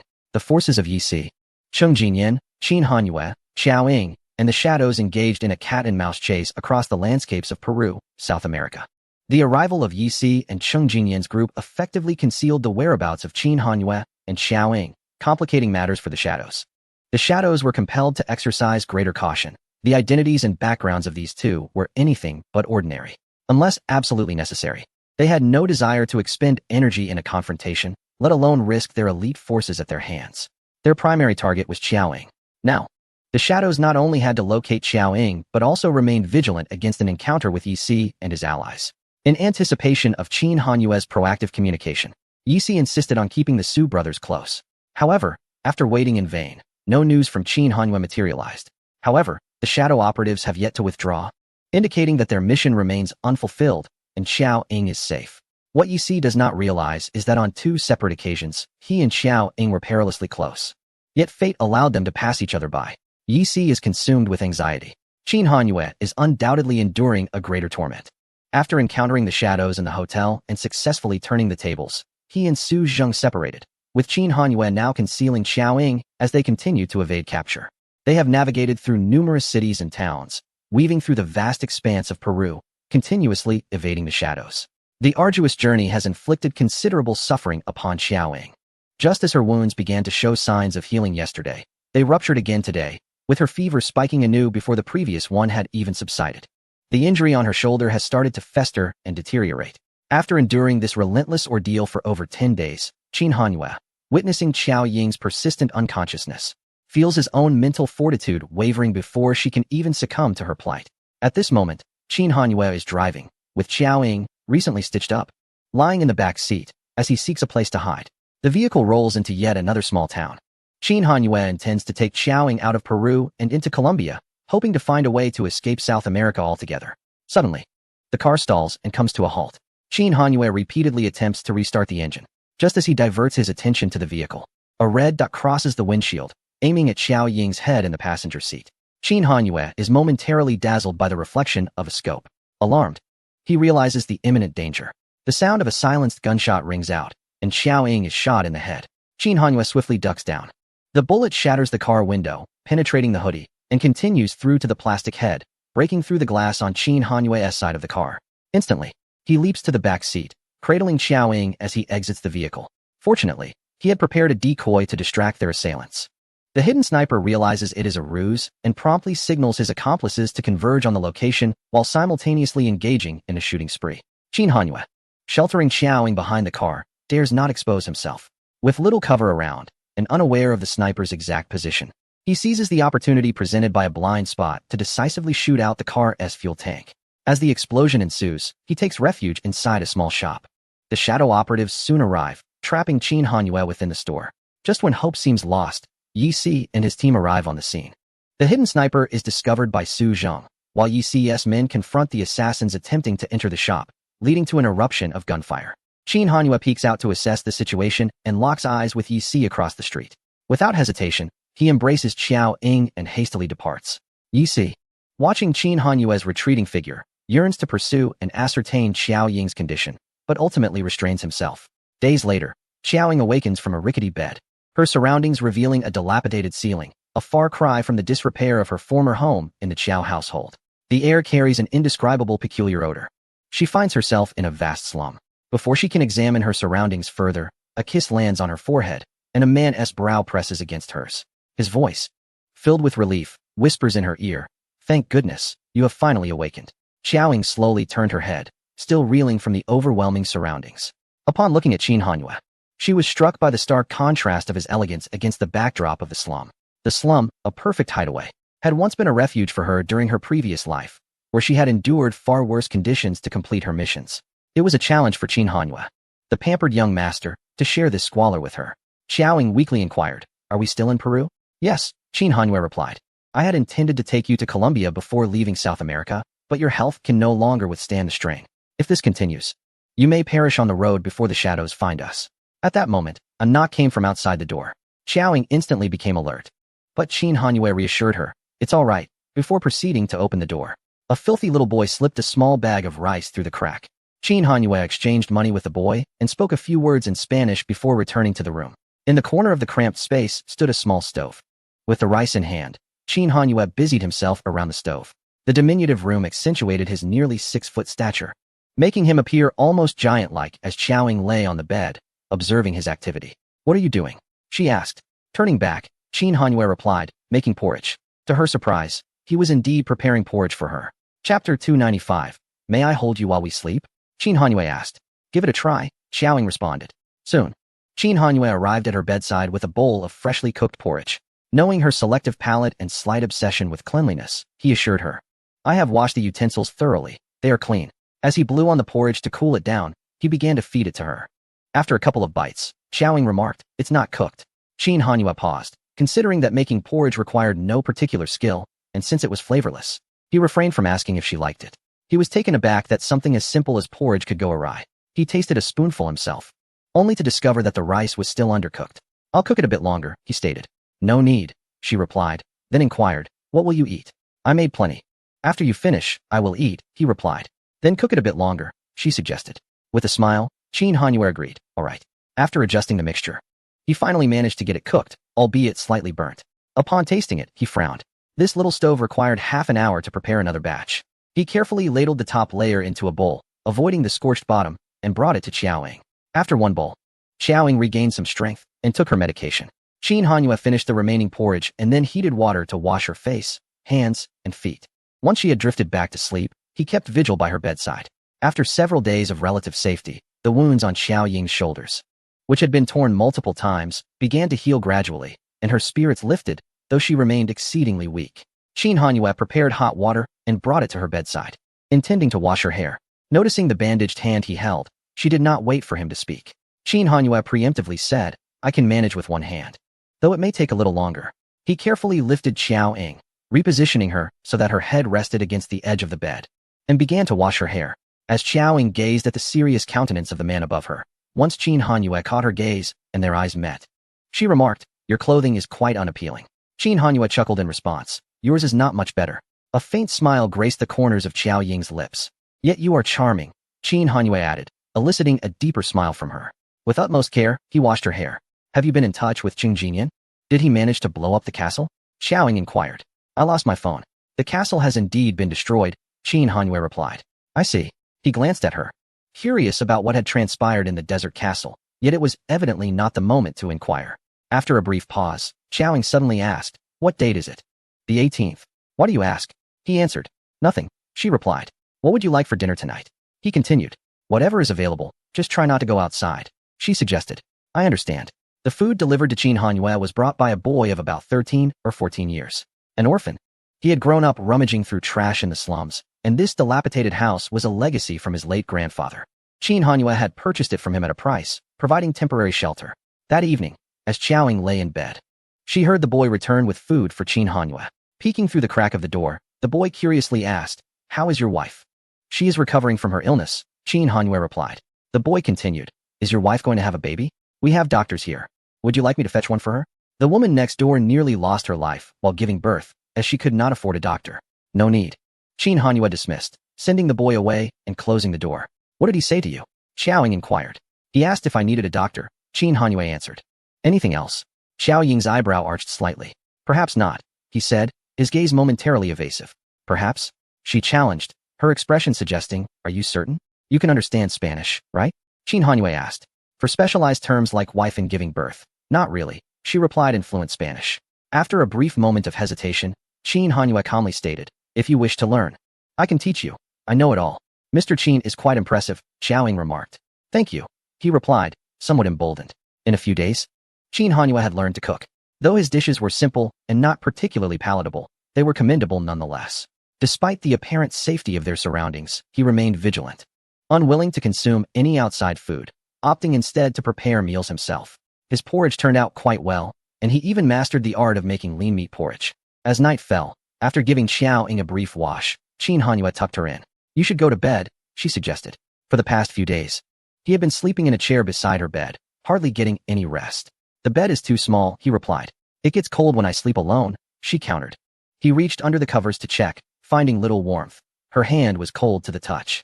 He lifted the covers off her, removed his coat imbued with warmth, and placed it over her before covering her with the blankets again. He then turned off the light and lay down on the bed. The bed was indeed too small, forcing Qin Hanyue to sleep on his side.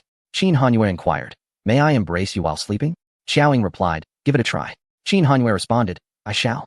He gently wrapped his arm around Xiao Ying's uninjured waist, his coat acting as a barrier, drawing closer to her in an attempt to warm her. After approximately 10 minutes, Qin Hanyue asked, "Are you feeling warmer?" Xiaoying did not respond. She was uncertain if she had drifted off to sleep. The small room was enveloped in tranquility, with the two nestled together on the modest bed, drawing warmth from one another, while the murmurs from the neighboring household seemed to belong to another realm entirely. Suddenly, Xiao Ying's voice broke the silence. In that castle, there were originally only Mei Huaiqiu and a shadow-type assassin. My abilities surpassed theirs, and I had a backup plan that would have allowed me to retreat unscathed. Qin Hanyue asked, "What unexpected event occurred? Who appeared that you had not anticipated?" "It must be related to Fengying." Xiaoying gazed into the pitch-black expanse above, her mind consumed by Mei Huaiqiu's words. "Fengying died in your stead." She longed to share this with Qin Hanyue, but felt at a loss for words. After a prolonged silence, sensing the shift in her emotions, Qin Hanyue rested his forehead against hers, saying, "It is quite late. Let us not dwell on this now. We shall discuss it further once you have recovered."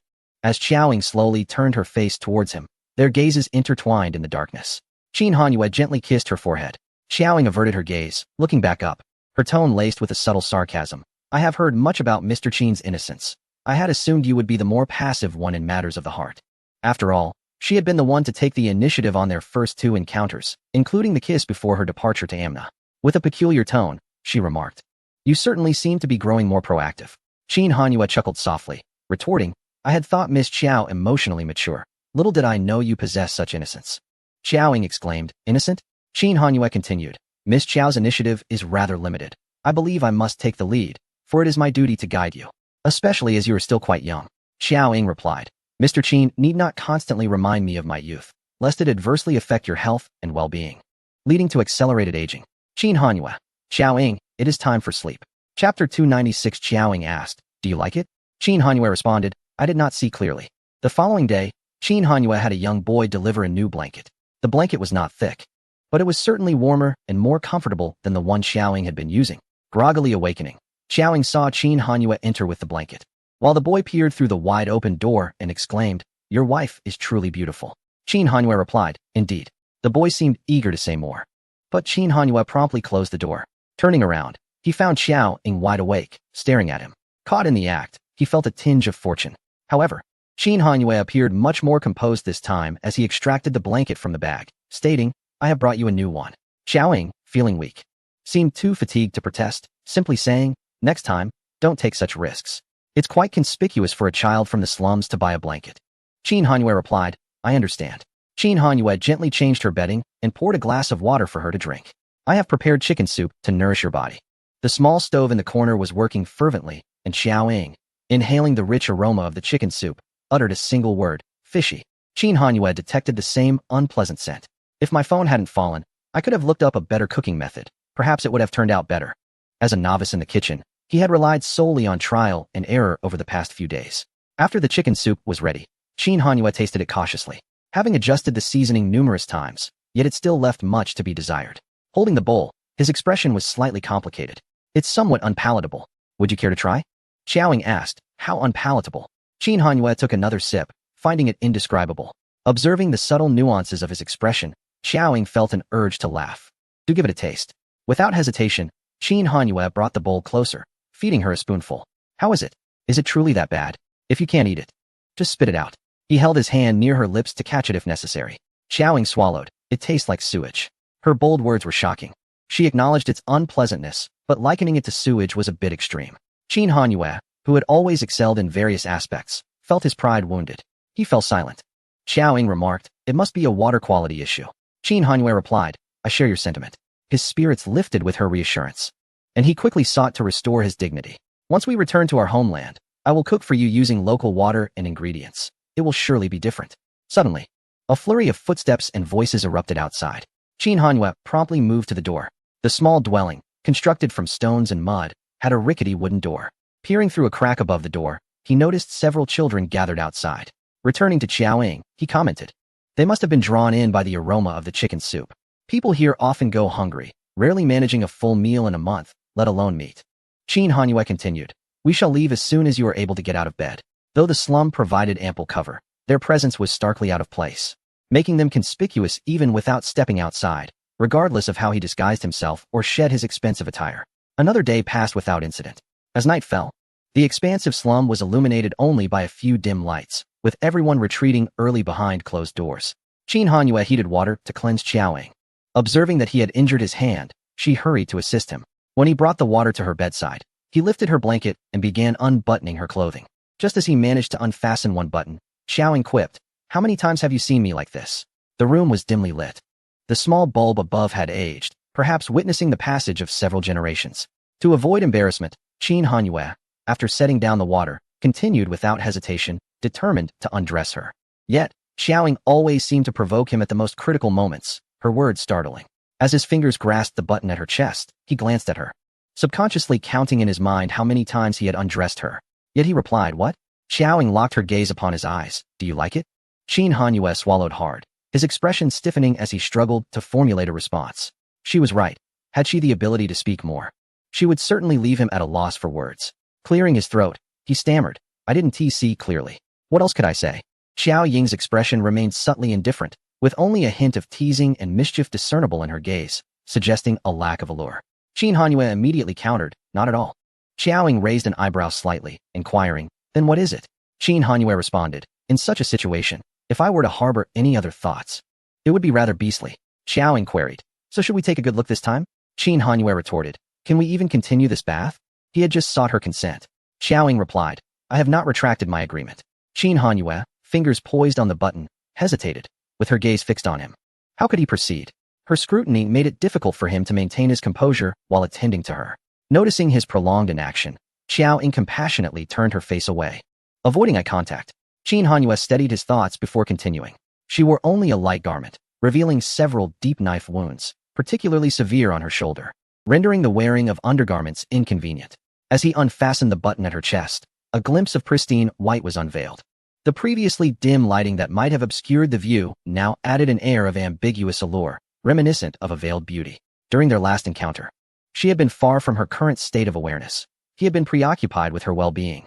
And Qiaoying had not teased him then. She had succumbed to slumber before he could finish tending to her. This time, however, both were acutely aware.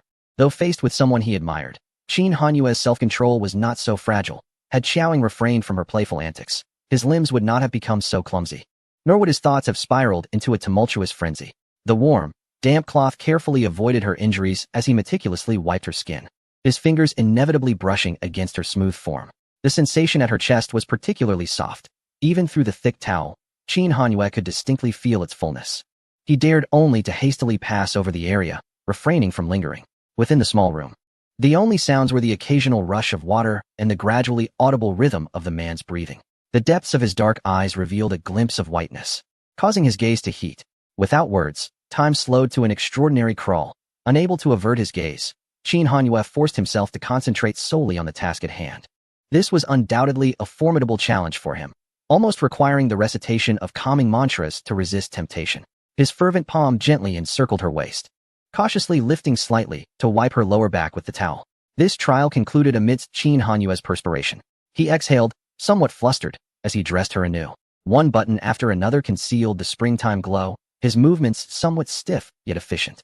Regaining his composure, he dared to raise his gaze to her, only to find Qiaoying's face turned away, her delicate neck tracing slender lines. Unbeknownst to her, a faint blush adorned her ears and neck, her body temperature noticeably elevated. Observing this, Qin Hanyue leaned down and placed a gentle kiss on the soft skin of her neck. The girl stiffened for a moment, and in the next, she closed her eyes. As Qin Hanyue gazed at her taut jawline, a subtle smile graced his lips, silently acknowledging her audacity. Chapter 297, A Perilous Moment. Qin Hanyue returned promptly. He fetched a basin of water and tenderly washed her legs, then informed her, "I shall take a shower. You should rest." Such words were indeed evocative. Having worked up a sweat, he carried the water inside. The modest dwelling had a water room adjacent to it, which, despite its name, was devoid of any amenities, merely separated by a wall, lacking even a door, and naturally, the door did not open into the room. With her eyes closed, Xiaoying listened to the sounds of Qin Hanyue bathing and muttered a curse under her breath before drifting off to sleep. Xiao Ying's affections were not so easily won. The price of that kiss would be steep for Qin Hanyue. Though she did not confront him at the moment, the following day would bring him trials. The biting tone of her voice and her piercing gaze left him somewhat defenseless. He promptly retreated to his previous position. Their relationship remained strictly above the neck. He had been momentarily blinded by her beauty, and combined with her bashfulness during their first encounter, he found himself unable to resist. However, in her state of embarrassment, Xiaoying perceived Qin Hanyue's actions as a form of retaliation, a deliberate attempt to humiliate her. Had Qin Hanyue been privy to her innermost thoughts, he would have devoted his entire understanding of language and literature to elucidate that his intentions were purely affectionate, devoid of malice or jest. During the day, a young boy had delivered food to Qin Hanyue, warning him of the chaos outside. He had overheard adults discussing the fatalities in a neighboring town, and news reports corroborated the turmoil, urging Qin Hanyue to remain indoors. The boy, fearful of the impending war, advised him to wait until his wife's health improved before returning to their homeland for safety. Night once again enveloped the slums. The young boy squatted outside the small house, savoring the chocolate biscuits he had purchased with the reward from Qin Hanyue. The door to the small house was closed. Under the cover of darkness, Qin Hanyue ventured out to assess the situation, leaving the boy to keep watch. As the boy munched on his treat, boredom compelled him to rise and peek through the door at Xiaoying, the most beautiful and cleanest woman he had ever seen. He pondered whether all Asian women were as fair and lovely, wondering if she, like her husband, understood Spanish. Unfortunately, the room was shrouded in darkness, rendering everything invisible. Suddenly, a tall, slender man appeared, calling out to the boy. Startled, the boy turned to face the man, who was his uncle. Speaking in Spanish, the uncle inquired why the boy was outside at such a late hour, leaning against the door. Reflexively, the boy hid the chocolate biscuit behind his back and mumbled, "I'll go in shortly." He overheard them mention that the boy had recently acquired a considerable sum of money and assumed he had sold his grandfather's house. Expressing disbelief at the boy's capabilities, the uncle scrutinized the boy, disdainfully remarking, "You earn money? Show me." The boy shook his head. "Nothing." "Then what are you eating?" The boy, having endured his uncle's harsh treatment, felt a twinge of fear and, timidly clutching the chocolate biscuit, replied, "A kind-hearted person gave it to me." On the bed, Xiaoying heard the commotion outside the door. "Humph. Since you have the means to support yourself, your grandfather's house now belongs to me." The man stepped forward and forcefully shoved the small boy aside. "You, a mere child, residing in such a grand house. I can no longer live in my dilapidated abode. Without a home, women will not even look my way." The man grumbled bitterly. The boy nimbly slipped back between the man's arms, positioning himself defiantly at the door. "This house was given to me by my grandfather." The man pointed at the boy's head, declaring, "I am your uncle, and I now declare this house mine. Step aside." The boy stood his ground. The man, growing impatient, attempted to push him away, but the boy clung desperately to the walls, blocking the entrance. Despite his frail form, he was ultimately shoved to the ground. The man's eyes glinted with menace as he issued a warning to the boy, then forcefully opened the door, intending to seize the house. Upon switching on the light, he was taken aback to find a beautiful, fair-skinned Asian girl lying on the bed. His eyes widened in disbelief, as he could scarcely comprehend the sight before him after being a solitary man for over 40 years. The boy, dust-covered and barefoot, scrambled to his feet and rushed in, arms outstretched to shield the bed. Having endured hunger for so long, he barely stood taller than the bed itself. "What a clever boy you are, hiding a woman. You possess far greater skill than I do," the man leered. The boy pleaded, "She is ill. Please do not harm her, I beg you." Before he could utter more, the man roughly shoved him aside, sending him crashing to the floor. The man approached the bedside, and the boy immediately scrambled up again, lunging forward to grasp the man's arm, his small fists pattering ineffectually against the man's body. "Get out! Get out! Get out!" The boy wrapped his legs around the man's leg, clinging to him and shouting, "Her husband will return soon," attempting to intimidate the intruder. However, the man, undeterred and empty-handed, easily tore the boy away and cast him aside. With the ferocity of a ravenous wolf, the man's eyes fixated on Xiaoying, his lips uttering vile words as he advanced towards her. Xiaoying's hand tightened around the short knife left for her protection by Qin Hanyue, her gaze icy with resolve. Just as the man was about to leap onto the bed, Qin Hanyue returned. Without waiting for Xiaoying to act, he executed a swift sidekick, sending the man sprawling to the side. He then seized the man by the collar, gripping his neck and yanking him away from the bed, forcefully slamming him against the wall with such power that the man gasped for breath. After releasing him, Qin Hanyue took 2 large strides to the bedside, anxiously inquiring. Are you all right? He lifted the blanket, urgently checking on her. Xiaoying offered a faint response, indicating she was unharmed. Qin Hanyue stepped outside to assess the situation, finding no trace of the lurking shadows for the moment. Since Xiaoying's injuries had only just begun to heal, it was best for her to remain as still as possible. They would hide as long as they could in this place. Thus, Qin Hanyue decided to stay, attending to the disposal of the man's body. In the slums, one less person was hardly noticed. The death of one would not raise an eyebrow. While Qin Hanyue dealt with the remains, the young boy returned with dirt to wipe away the bloodstains on the floor, tears streaming down his face as he worked. He seemed frightened, weeping for the death of his uncle. Although his uncle had not treated him well and was a man of ill repute, he remained the boy's only remaining kin. Despite his tender years, having grown up in the slums and witnessed the harsh realities of life and death, he was not rendered senseless by fear. The young boy meticulously cleared the dirt from the ground before turning to gaze at Xiaoying, whose face was marred with grime. He glanced back at the closed door as if waiting for Qin Hanyue's return. Xiaoying regarded him and inquired in Spanish, "What is your name?" The boy responded. She fell silent thereafter. It was not long before Qin Hanyue returned. The boy, filled with remorse, said to him, "I'm sorry, I couldn't protect your wife. My uncle is a bad man." Qin Hanyue's expression remained impassive, but after a moment of meeting the boy's sincere gaze, he offered a comforting remark, "You have been very brave." Once the boy departed, Qin Hanyue approached the bedside, looking down at Xiaoying, a wave of dread washing over him. Xiaoying, her tone steady and unwavering, remarked, "Once we are out of danger, send someone to take this child away."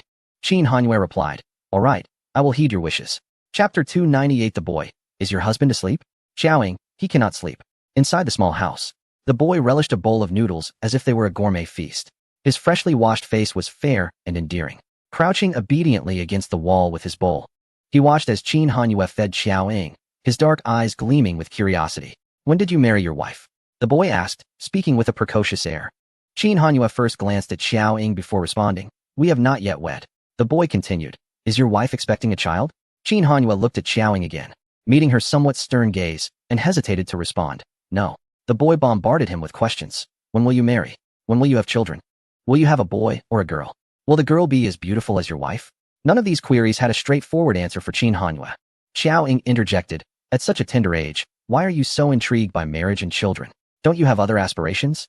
The boy slightly adjusted his position, stretching his cramped little legs, his bare feet exposed to the winter chill. "I do," he replied earnestly. "I want to eat noodles every day." Xiaoying, with a hint of disdain in her voice, asked, "Are you referring to what is in your bowl?" The boy nodded emphatically, "Of course." Qin Hanyue was taken aback that his bland noodles could receive such acclaim. Although the boy had never tasted anything exquisite, his approval was a comfort to Qin Hanyue, who had faced numerous setbacks in his culinary endeavors. Thus, he inquired, "Didn't I give you money? Did you not buy something delicious?" The boy, wise beyond his years, replied, "I have saved it for later. I will buy something when I am a bit older. If I buy it now, others will take it from me, and I cannot defend myself. I also want to buy a new pair of shoes." The ingredients he had delivered in recent days, along with the blanket, had been acquired from distant places, and he had rushed there, concealing them in a black bag for fear of being seen. Despite having money, he dared not spend it. "But now I can secretly buy a little chocolate biscuit to enjoy at night," the boy added. Xiaoying had only consumed half a bowl of noodles and set it aside, while Qin Hanyue finished what remained in his bowl. The young boy, upon seeing her, inquired, "Are you not feeding your wife?" To which Xiaoying replied, "It tastes terrible." The boy retorted, "It is undoubtedly delicious. This is the best thing I have ever eaten. It even has meat, just as delightful as chocolate biscuits." He slyly rolled a half noodle from the edge of the bowl into his mouth, his dark eyes stealing glances at Xiaoying, unwavering in their gaze. Xiaoying asked, "Why do you keep stealing glances at me?" Caught off guard, the boy blushed and admitted, "Because you are beautiful." He was quite adept at charming girls, adding, "Your Spanish sounds lovely." Xiaoying responded, "If you wish to look, then just look." The boy, feeling even more bashful, flushed crimson as he finished the last sip of soup and hastily set down the bowl before slipping away. Just as Xiaoying was about to quench her thirst, she heard the man's sardonic voice, "Miss Xiao, you are indeed generous." She turned to him, questioning, "Are you jealous?" Qin Hanyue replied, Was he envious of the little boy? Xiaoying continued, "I said, do you dare to look?" She was still irked by the incident the previous night when he had taken the opportunity to kiss her neck while washing her. Qin Hanyue thought to himself that he was merely feeling possessive, wondering how the conversation had shifted to this. Indeed, misfortune often arises from careless words. Recalling her flushed visage at that moment and the tantalizing kiss he had left on her neck, he decided to abandon his gentlemanly demeanor, Perhaps you could test me again tonight. Since the conversation had already ventured this far, he might as well indulge in a bit of audacity. Xiaoying warned, I might just poke your eyes out, do you believe it? Qin Hanyue chuckled helplessly. I believe you. Xiaoying shot him a glare, water.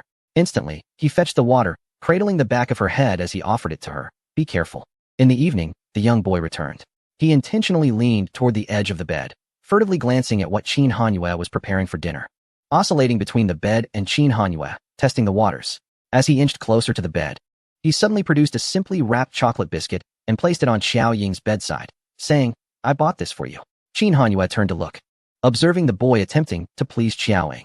Hearing his cough, Xiaoying asked, Where have you been sleeping these past few days? The boy, sensing her acceptance of his gift, felt a thrill that translated into fidgeting arms and a couple more coughs. He pointed to the right, explaining, There is a dilapidated house near the garbage dump where no one goes at night. I sleep there, no one can see me. He had a home, but refrained from returning, aware that neighbors would inevitably question him. Thus, he sought refuge in the crumbling house. He was not afraid. Yet the lack of a roof and several walls made for a chilling night without any covering. Xiaoying did not engage with the boy's narrative but addressed Qin Hanyue's back, saying, He has a home but does not return. The neighbors will become suspicious. Qin Hanyue remarked, I will set up a bed for him here shortly. The boy, curious, asked, What are you talking about? Qin Hanyue did not respond. After dinner, he evaded the neighbor's gaze and instructed the boy to lead him to gather some wooden planks. He then provided him with an old quilt as a cushion. Upon hearing that Qin Hanyue would allow him to sleep there for the night, the boy inquired, Do I need to return the money you gave me? Qin Hanyue replied, No need. The young boy's spirits lifted instantly. The house was modest, with the boy's bed situated about a meter away from the foot of theirs. Although not on the same level, the three of them shared a room, which made Qin Hanyue feel slightly uneasy. Despite the boy appearing no older than 10 due to prolonged malnutrition, he was undeniably a boy. At that moment, he eagerly sought conversation with Xiaoying, who was quite willing to engage him. Propping himself up, he raised his head to glance at the foot of their beds, coughing lightly as he inquired. How old are you? Xiaoying replied, Our ages are not compatible. The boy, embarrassed to concede, hesitated and stammered, Of course I know. You already have a husband. No. Wait, you're not married yet. The boy continued, How old is your boyfriend? Are you two compatible in age? The shift from husband to boyfriend was evident. Before Xiaoying could respond, she felt the man's arm tighten around her waist. A man of a certain age, though not entirely suitable, who was nonetheless attentive and offered her warmth with his body. Initially intending to ignore the boy and drift off to sleep, Xiaoying then remarked, I am 6 years older than you. The boy countered, And what about your boyfriend? Xiaoying replied, You may ask him. It was undoubtedly intentional. The boy asked, Is he asleep? Xiaoying answered languidly, He cannot sleep. The boy probed, Why not? Xiaoying shrugged, Who knows? Qin Hanyue observed her closely. Chapter 299 Qin Hanyue. The child is asleep. Let us also rest. You can never be wealthier than I. The boy remarked, It seems your boyfriend is asleep. He responded to us. He added, Your boyfriend looks rather young. Xiaoying replied, 31 minus 19. You can do the math. After calculating, the boy stated, Here, many 60-year-olds marry women in their teens. By that standard, your boyfriend is not old at all. Xiaoying raised an eyebrow, her expression animated. Compared to a 60-year-old, he indeed appears youthful. As she spoke, she turned to look at Qin Hanyue. Across the darkness, one could sense the man's discontent. Xiaoying lowered her voice, teasingly commenting, You have reached an age where you must compare yourself to 60-year-olds to appear young. Qin Hanyue interjected. The boy mused, I truly envy your boyfriend for having such a beautiful wife like you. Xiaoying fixed her gaze on the man's eyes. He envies you as well. The boy inquired, What is there about me that he could envy? In the shadows, Xiaoying smirked, whispering to the man, Age. The boy lamented, That's not enviable at all. I wish to grow up quickly. I hope to be as tall and handsome as your boyfriend and marry a beautiful woman like you. As the boy drifted into slumber, lost in his boundless dreams of the future, his coughs accompanied him into sleep. Finally breaking his silence, the man spoke, in a low voice, It's 30 and 19. We have an 11-year difference. Xiaoying replied, It will come soon. Qin Hanyue added, You will soon be 20. Xiaoying looked at him with a half-smile, jesting. It seems Mr. Qin will truly be restless tonight. In the small house, their voices were deliberately hushed. Yet Qin Hanyue replied with a smile, I will sleep very well. Xiaoying. Qin Hanyue felt a sense of sweetness in his heart, for throughout their conversation, he had never denied their relationship. Xiaoying, somewhat irked by his smug demeanor, retorted, Just as you have not denied your age of 31. Qin Hanyue replied, You once said you didn't mind. Xiaoying glanced upward, choosing to ignore him. Someone, appearing quite flustered, lost his composure. Children can be quite unpleasant. Xiaoying quipped, Are you cornered? But Qin Hanyue deftly shifted the topic. No, rather, it feels as if we are akin to parents whispering sweet nothings to each other after putting their child to sleep. Quite heartwarming, if that little rascal were indeed their own. Xiaoying inquired, Mr. Qin, have you ever heard me curse? Qin Hanyue's eyes sparkled with mirth. I have heard you berate Isaias. What, do you wish to scold me? I am all ears. Xiaoying, at a loss for words. Thought, what a peculiar man. Does he have a penchant for masochism? Qin Hanyue leaned closer, whispering in her ear, the child is asleep. Perhaps we should retire early as well. That insufferable man. Xiaoying took a deep breath. Be grateful that I cannot move much right now. Otherwise, I would certainly kick you down. Qin Hanyue responded. Then let us wait until you can kick me properly. Their conversation, fraught with cleverness, was either a pitfall or a snare. Just like his last remark, if one were not careful, they would fall into his trap. Xiaoying scoffed at his fanciful thoughts. How delusional. Do you think you can reserve a spot in my future? The following day, while the little boy was out buying chocolate biscuits for Xiaoying, he stumbled upon a pair of shoes. Although they were 2 sizes too large, he cherished them as a treasure, standing at the bedside proudly displaying them to Xiaoying, declaring them the finest pair he had ever found. Initially, he had hesitated to converse with her, only daring to speak to Qin Hanyue. Yet now, he found himself chatting more with Xiaoying, bombarding her with questions, while his exchanges with Qin Hanyue dwindled. With Qin Hanyue cooking, he no longer had to scavenge for food daily and would often stand by the bed, engaging in conversation with Xiaoying. If she ignored him, he would simply watch her. After a couple of days, the boy's cold had worsened considerably. Xiaoying extended her less injured arm and administered a few injections. As instructed by Qin Hanyue, the boy lifted his shirt, exposing his entire belly to her. Qin Hanyue tightened his grip on the broken shovel in his hand, thinking to himself that if he were ever to have offspring, he would resolutely avoid having a son. Xiaoying, without glancing away, reminded him, You're going to mess it up. Qin Hanyue replied, Indeed. Soon enough, the boy felt a significant relief in his discomfort. His eyes brightened with admiration for Xiaoying. You're amazing. Are you a doctor? He was utterly in awe of her, eagerly pouring her water and even offering to massage her legs, striving to impress her. Seizing the moment while Qin Hanyue was washing the dishes, he quietly asked Xiaoying, Will you definitely marry him? If your relationship falters or ends in divorce, will I have a chance? When I grow up, I will earn money, far more than your boyfriend, and take you to live in the city. I can support you, and I will grow tall and strong, just like your boyfriend. Before Xiaoying could respond, the boy suddenly sensed something amiss. Turning his head, he was met with the ominous countenance of the man. He was instantly struck with fear, unsure of how to react. The magnanimous and cultured Qin Hanyue, with a hint of jealousy, remarked, You will never be wealthier than I. He articulated this in Spanish, enunciating each word with precision. The young boy responded, That is quite disheartening. Qin Hanyue then turned his gaze towards Xiaoying, who was caught in a moment of indecision between laughter and restraint. Realizing that his own envy was unbecoming, he softened his demeanor. The three of them coexisted harmoniously in the modest dwelling, which gradually filled with their belongings. Fearless in his youth, the boy unabashedly expressed his affection for Xiaoying in front of Qin Hanyue. Daily, he traversed great distances to procure chocolate biscuits and pristine bottled water for her. Each night, before slumber, he inundated her with a torrent of chatter. That evening, Qin Hanyue kindly advised him to retire early. The boy, sensing that his prattling had become a nuisance, propped himself up, catching only a glimpse of the space beneath the beds. With a hint of regret, he shared, When I was little, I loved to talk a lot before sleeping, nestled between my parents. He then turned to Xiaoying and mused. If only you were a bit older. Xiaoying quipped. What? Do you wish to call me mother? The boy chuckled shyly. I'm off to bed now. Good night to you both. Just then, a friend beckoned him to join in play. The boy dismissed his companion, saying, I'll join you shortly. Unable to evade, he returned to whisper to Xiaoying, I must go find food with them. Otherwise, they might get suspicious. He added, I will return soon, bearing chocolate biscuits for you. A quick glance at Qin Hanyue followed, and then he departed. Nightfall descended swiftly. After parting ways with his friends, the boy, who had rummaged through refuse all day, hurriedly purchased chocolate biscuits for Xiaoying. Under the cover of darkness, he sprinted homeward, concealing the biscuits beneath his clothing, while carrying 2 ill-fitting shoes in hand. Barefoot and elated at the prospect of delivering the treats to Xiaoying, he dashed forward.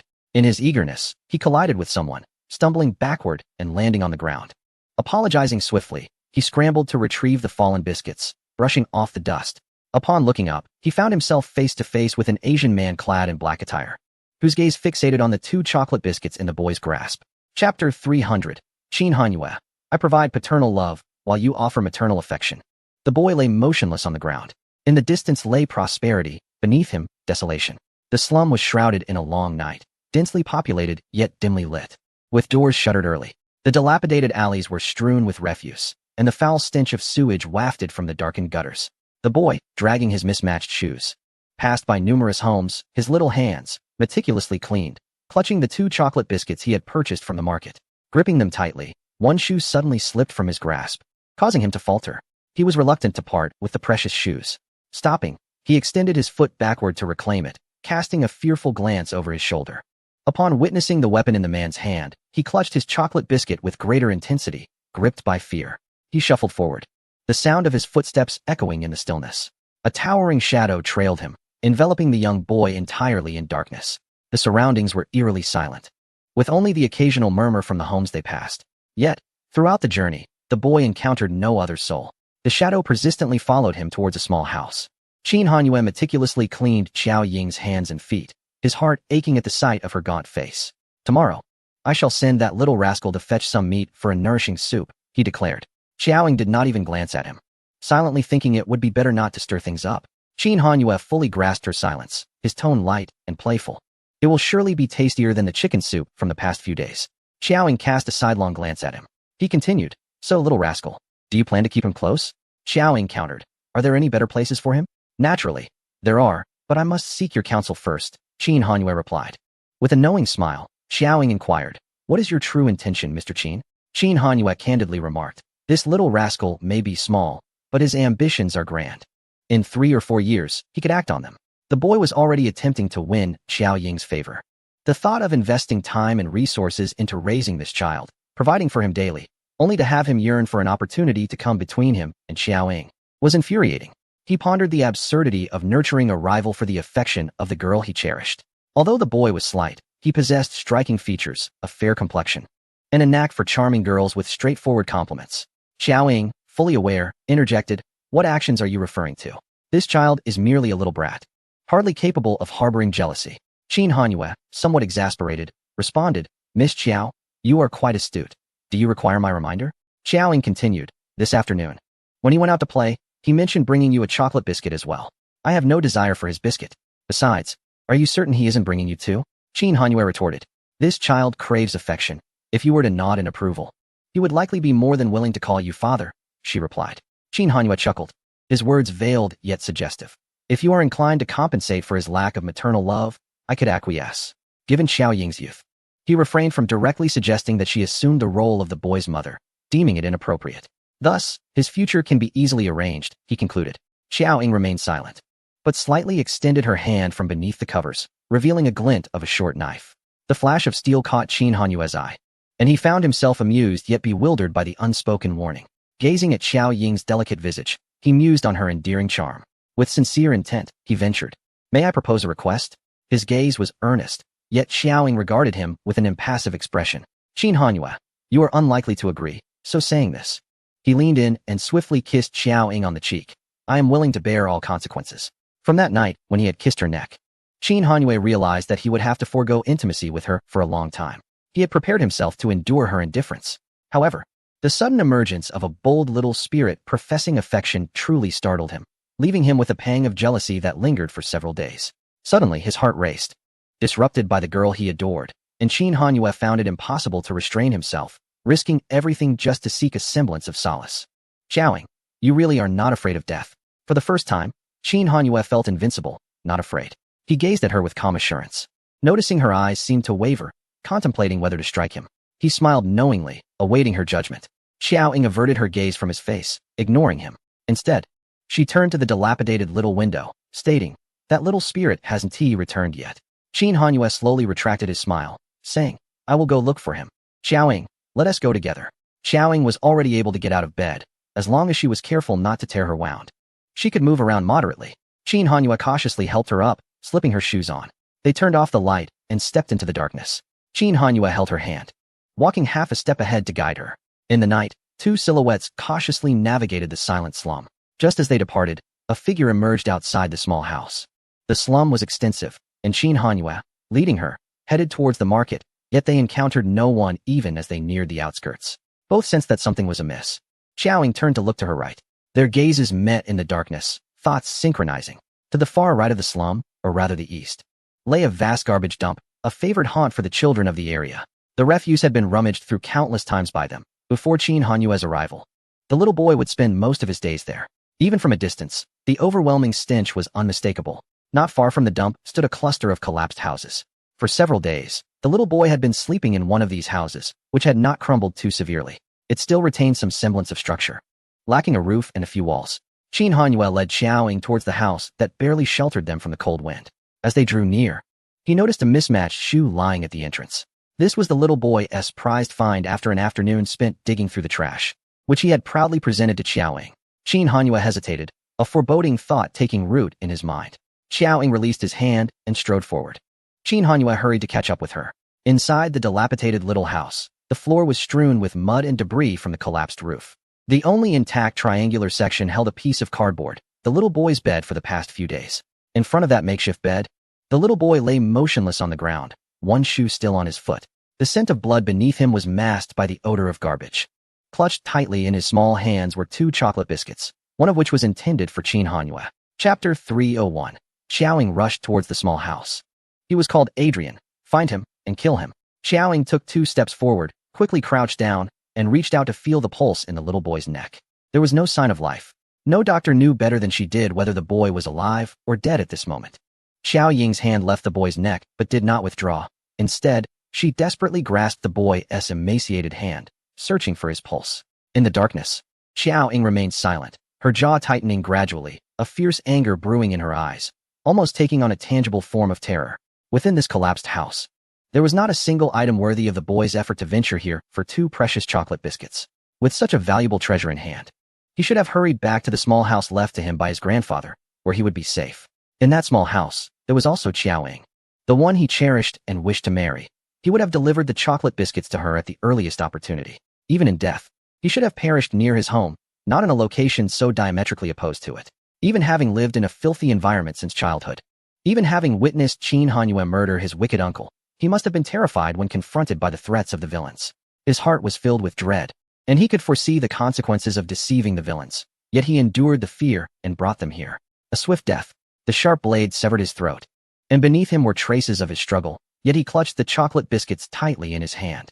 The hidden money he had not yet spent, the spoils he had collected and worn only a few days, and the new shoes he had yet to buy. He had not tasted the soup that Qin Hanyue had prepared for tomorrow, nor had he delivered today's chocolate biscuits into Xiaoying's hands. He remained unaware that Xiaoying would lead him away from this place, toward a better life where he would no longer have to scavenge for food, where there would be endless new shoes, and after years of proper nourishment, he would grow tall and strong as he wished. Even such a small child was not spared. Qin Hanyue once again witnessed the cold-bloodedness and brutality of the shadows. Xiaoying remained silent, slowly retracting her hand, removing Qin Hanyue's coat from her shoulders and covering the boy with it. Then she stood up, exuding an aura of lethal intent as she walked outside. A short knife slipped from her sleeve into her hand. Xiaoying. Qin Hanyue anxiously followed her. The shadows would soon arrive. He had traded his life for their chance to escape.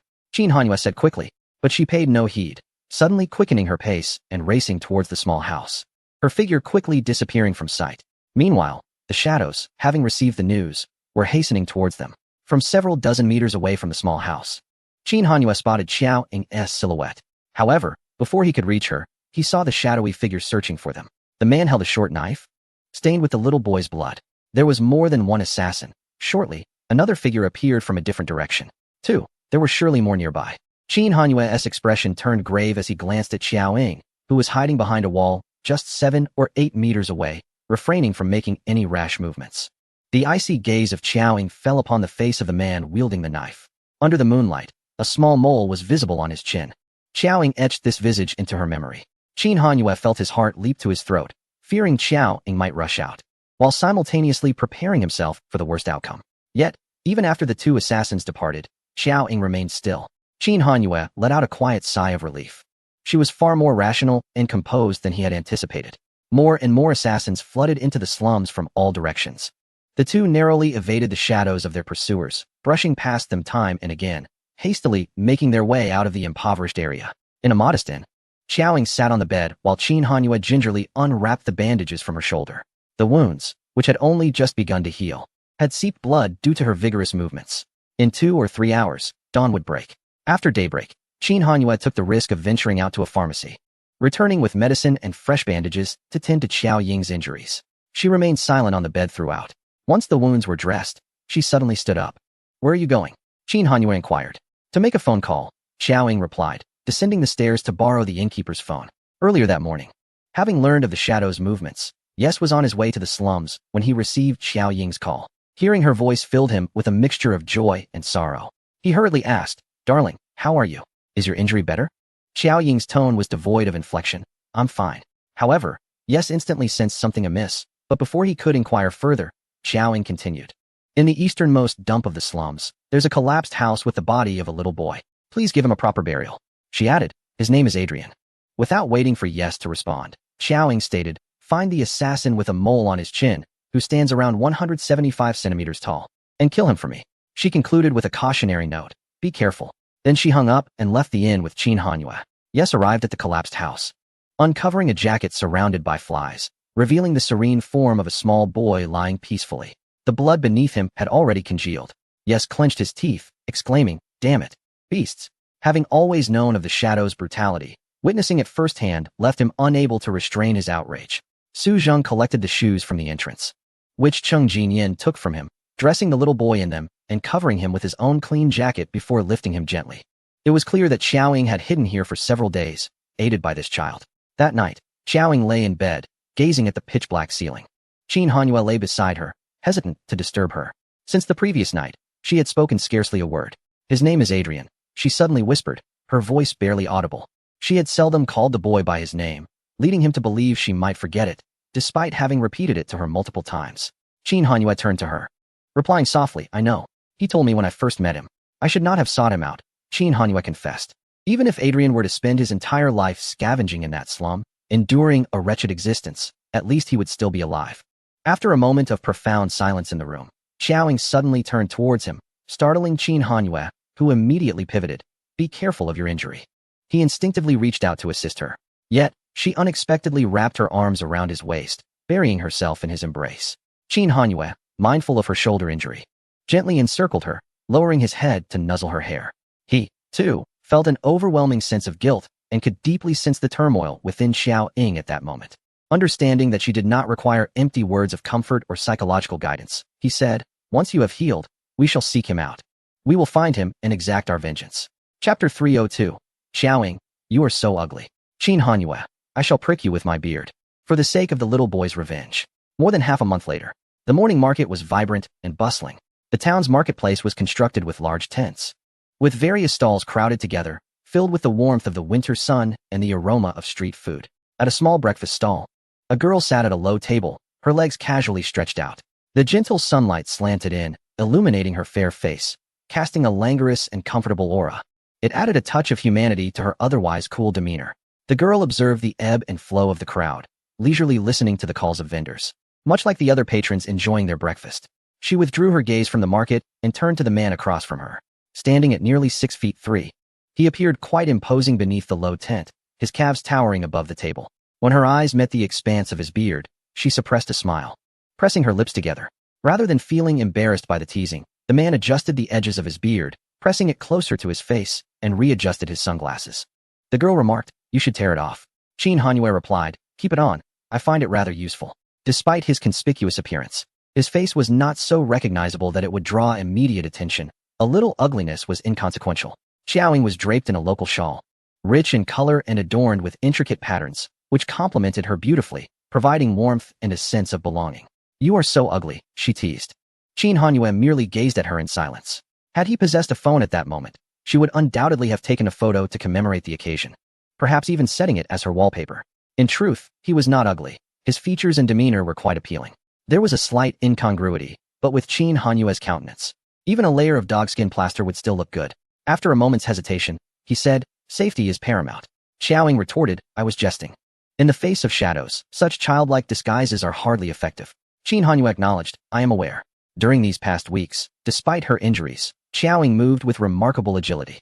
Although she could not stroll openly down the street, she managed to conceal herself with an impressive stealth that was almost uncanny.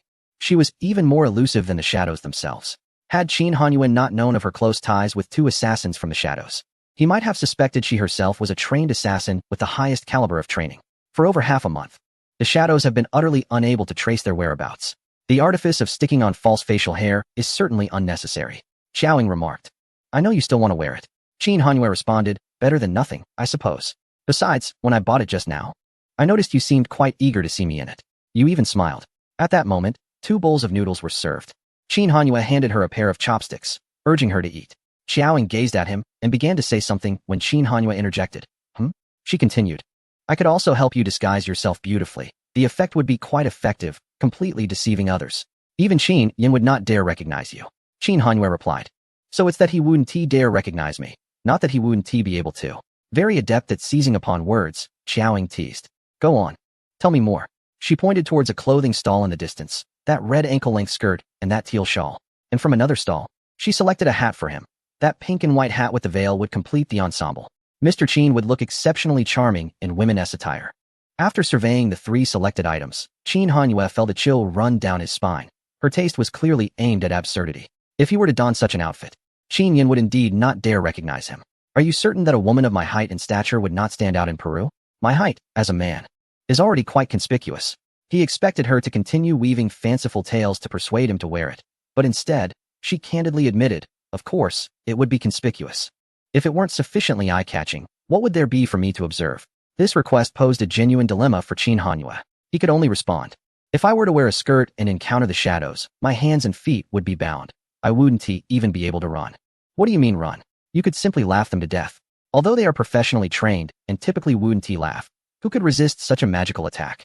Qin Hanyue chuckled, observing the girl's pale, gaunt face. You seem to particularly enjoy making fun of me. Am I not allowed to? Nodding slightly, he replied with great willingness, you are. With that, Xiaoying ceased her teasing and began to eat her noodles. The food at this place was truly unpalatable. And it was a pity that Qin Hanyue had to endure this poor fare while constantly worrying about her nutritional intake. As Xiaoying glanced up, she noticed that Qin Hanyue's large mustache was quite the hindrance, making it difficult for him to eat. Without hesitation, she reached out and tugged at his mustache. Qin Hanyue winced at the sudden pain on his face, then picked up the mustache she had tossed onto the table and placed it in his coat pocket. Mr. Qin certainly has good manners, she remarked, assuming he intended to dispose of it later. However, Qin Hanyue continued eating his noodles and slowly stated, I want to throw it away. I'll take it back and use it again to stick it on and poke you. He raised an eyebrow at her, his gaze carrying a taunting hint of revenge, along with a layer of ambiguity that Xiaoying had not deciphered. Now I understand why he wouldn't tear it off, she thought. With this old man's cunning, he certainly is not so easily manipulated. She exchanged a knowing glance with him, as they both filled their stomachs. Xiaoying's gaze darted through the gaps between the stalls, catching sight of an Asian male face. The man was scanning his surroundings, his icy, piercing eyes slicing through the crowd. A shiver ran down her spine, and she called softly across the way, Qin Hanyue. As Qin Hanyue raised his eyes, Xiaoying had already stood up. Instantly, he became alert and followed her. Following her pointed gaze, Qin Hanyue discerned the Asian man, distinguished by a mole on his chin. Standing approximately 175 meters tall, the man was scanning the bustling market for Xiaoying's presence, but upon failing to locate her, he promptly departed the alley. As he walked, a subtle sensation of danger washed over him. He turned around, only to find Qin Hanyue standing before him. The assassin, upon recognizing Qin Hanyue, had no desire to engage in prolonged conflict. Regardless of his capabilities, eliminating such a formidable figure would undoubtedly lead to significant repercussions. Resolutely, the assassin decided to flee. However, just as he turned, his escape route was obstructed by Xiaoying. Upon seeing her, panic gripped the assassin. Xiaoying's prowess was well known among the shadows. Even the late 2 lords and esteemed predecessors were no match for her. He thought, even if Xiaoying was injured, he would still be no match for her, especially with Qin Hanyue by her side. Before the assassin could signal his nearby companions, Xiaoying struck decisively, without uttering a word. Despite her shoulder's limitations and the ongoing healing of her wound, she was more than capable of restraining her opponent, with Qin Hanyue's assistance. The Asian man was swiftly overwhelmed by their combined assault. After several exchanges, he was sent crashing against the wall by a fierce kick from Qin Hanyue, resulting in a violent spout of blood, nearly incapacitating him. Just as the Asian man narrowly evaded another of Qin Hanyue's strikes and attempted to retaliate, Xiaoying swiftly severed his tendons with a precise strike. A scream pierced the air, and terror flickered across the Asian man's face. He desperately sought to escape, but the 2 assailants provided him no opportunity. Within the narrow alley, he found himself cornered. In a flash, Xiaoying severed the tendons of his other hand. delivering blow after blow, meticulously avoiding fatal strikes, instead inducing a slow bleed, targeting pressure points to render his suffering unbearable. The assassin struggled in vain until he was mercilessly dispatched by their hands. Xiaoying knelt before the lifeless body, brutally prying open the assassin's mouth with her knife, discovering a listening device the size of a black fingernail within the bloodied cavity. Gazing at the device, she spoke into it, addressing the individual on the other end, Joker. The next is you. This scene was undeniably eerie. Her words were successfully conveyed by the technicians at the control panel to the shadow leader, Joker. Joker. The next is you. Joker. The next is you. Joker. Xiao Ying's voice reverberated repeatedly within the vast hall. Her bloodthirsty warning was met by Joker, who relished the ominous message as if it were a delightful violin concerto, replaying it with satisfaction. After a considerable time, as if finally satiated, he reminisced aloud. Her voice is so reminiscent of her. He then turned his gaze to a slender young man beside him, whose features were sharp and defined. Since you wish to remain here, you may do so. You need not return to the gates of death. Stay within the shadows and assume Feng Ying's position. Xiao Yi replied, yes. Joker cautioned, do not be overly joyful. Life within the shadows is not so easy. Adrian's vengeance has been avenged. Though it cannot alleviate the resentment harbored by Xiao Ying, it nonetheless resolves a long-standing concern. The heavy hearts of both individuals have lightened somewhat. In the hotel, Xiao Ying reclines on the bed, her head resting against the edge, while Qin Hanyue approaches with a basin of warm water to wash her hair. Initially, she intended to use the bathroom sink, but Qin Hanyue, worried that bending over might aggravate her shoulder injury, insisted that she lay back on the bed. The sutures on his palm, which Xiao Ying had removed, have healed quite well. Those scars are inevitable. As Qin Hanyue rolls up his sleeves, he hears Xiao Ying suddenly request, let me see your hand. Her gaze is fixed upon his hand above her. Understanding her intent, Qin Hanyue presents his hand to her. Upon observing the still healing knife wound on his palm, Xiao Ying instinctively reaches out to grasp half of his hand, studying the injury. Qin Hanyue remarks, it's healing very well. Yet, Xiao Ying retorts, what a pity. He inquires, She continues, the scar remains. Such a beautiful pair of hands, now marred. Flipping his hand over, she examines the back, noting a small mole on the knuckle of his index finger. It is the more aesthetically pleasing hand that has been damaged, which is truly disheartening. Qin Hanyue recalls Xiao Ying once mentioning that his hands were attractive, but at the time, her tone had been so dismissive that he did not believe her. Hearing the regret in her voice now reveals the sincerity behind her previous words. Compared to the scars on your body, especially on your shoulder, mine are trivial. You are still a young lady. Merely contemplating the injuries she bears constrains his heart with a heavy weight. As the atmosphere has finally lightened, Qin Hanyue wishes to preserve this mood and attempts to amend the situation. As a man, having a few scars is inconsequential, if you like my hands. You may hold this one more often. He extends his unblemished hand to her. His large palm completely covers Xiao Ying's face, prompting her to pull it slightly aside to regain her view of him. In the next moment, Xiao Ying releases his hand and closes her eyes. Let us wash your hair. Qin Hanyue chuckles softly and begins to wash her hair. With practice, he has grown increasingly proficient at it. Suddenly, Xiao Ying inquires, what is the date today? After a moment's thought, Qin Hanyue replies, the 16th. She falls silent for a while before finally stating, today is your birthday. Qin Hanyue is momentarily taken aback. After a moment's reflection, he realizes she is indeed correct, and warmth floods his heart. He recalls a previous occasion in that small dwelling in the slums when she had asked him the date, and he had assumed she had some other purpose in mind. Little did he know she had been keeping track of his birthday since last month. The warmth in his heart blossoms, filling his entire chest and radiating throughout his being, rendering him overjoyed. He asks, will there be a birthday gift this year? Xiao Ying replies, clearly no. Without further comment, Qin Hanyue continues washing her hair. Once finished, he wraps her hair in a dry towel, supporting the back of her head with one hand as he carefully helps her sit up. Xiao Ying perches on the edge of the bed while he stands before her, attentively drying her hair. As Xiao Ying drifts into thought, Qin Hanyue suddenly calls her. Xiao Ying. She snaps back to reality, instinctively lifting her face to meet his gaze. Without waiting to see clearly, the man's cold and handsome face rapidly loomed larger before her. He leaned down, his thin lips brushing against hers. After a fleeting moment of indulgence, he withdrew slightly, gazing at her with satisfaction as he declared, I have received this year's birthday gift, and I truly adore it. Thank you. It was both audacious and courteous. Xiao Ying had just contemplated whether to prepare a cake for him, to engage in a ceremonial exchange akin to the cake he had presented to her last year. However, she thought better of it, dismissing the idea with a mental note to let the cake go to the dogs. Instead, she decided to rely on her own efforts for sustenance, as he seemed determined to follow through with his intentions. Qin Hanyue remarked, though there is no cake. A wish can still be made. He fixed his gaze upon her eyes, his deep voice earnestly proclaiming, "This year's birthday wish remains the same. I wish for your safety." Xiao Ying's tranquil eyes flickered momentarily. He continued softly, "Last year, you granted me a wish on your birthday, and I have reciprocated with the same wish for your safety." Xiao Ying's lips moved slightly as she inquired, "What was your original wish?" Qin Hanyue candidly confessed, "Initially, I had a selfish desire, but now, wishing for your safety is my greatest selfishness." "What was it?" she pressed. Qin Hanyue lowered his gaze, somewhat embarrassed as he disclosed, "I wished for you to like me." At that moment in Lin Cheng's castle, that thought had crossed his mind, yet the wish she had given him was far too precious. He had hesitated to use it, hoping instead to earn it through his own endeavors. Xiao Ying's expression remained composed. "And what happened afterward?" "It seems that wish is no longer necessary." Qin Hanyue hesitated, and after a moment of solemnity, he stated, "I wished for you to marry me." In front of the villa where Xiao Ying resided. When she called out to him and kissed him, the desire to have a happy ending with her surged within him, reaching a fever pitch. Now, he wished for her safety. He fervently desired a future with her, yet in comparison to her well-being, everything else appeared trivial, even the monumental aspiration of marrying her. Qin Hanyue was not superstitious. He firmly believed that outcomes depended on human effort, never placing his hopes in the supernatural. However, when it came to Xiao Ying, the situation was different. He sought her safety, and in doing so, he sought his own peace of mind. Chapter 304. Qin Hanyue. May I hold you while I sleep?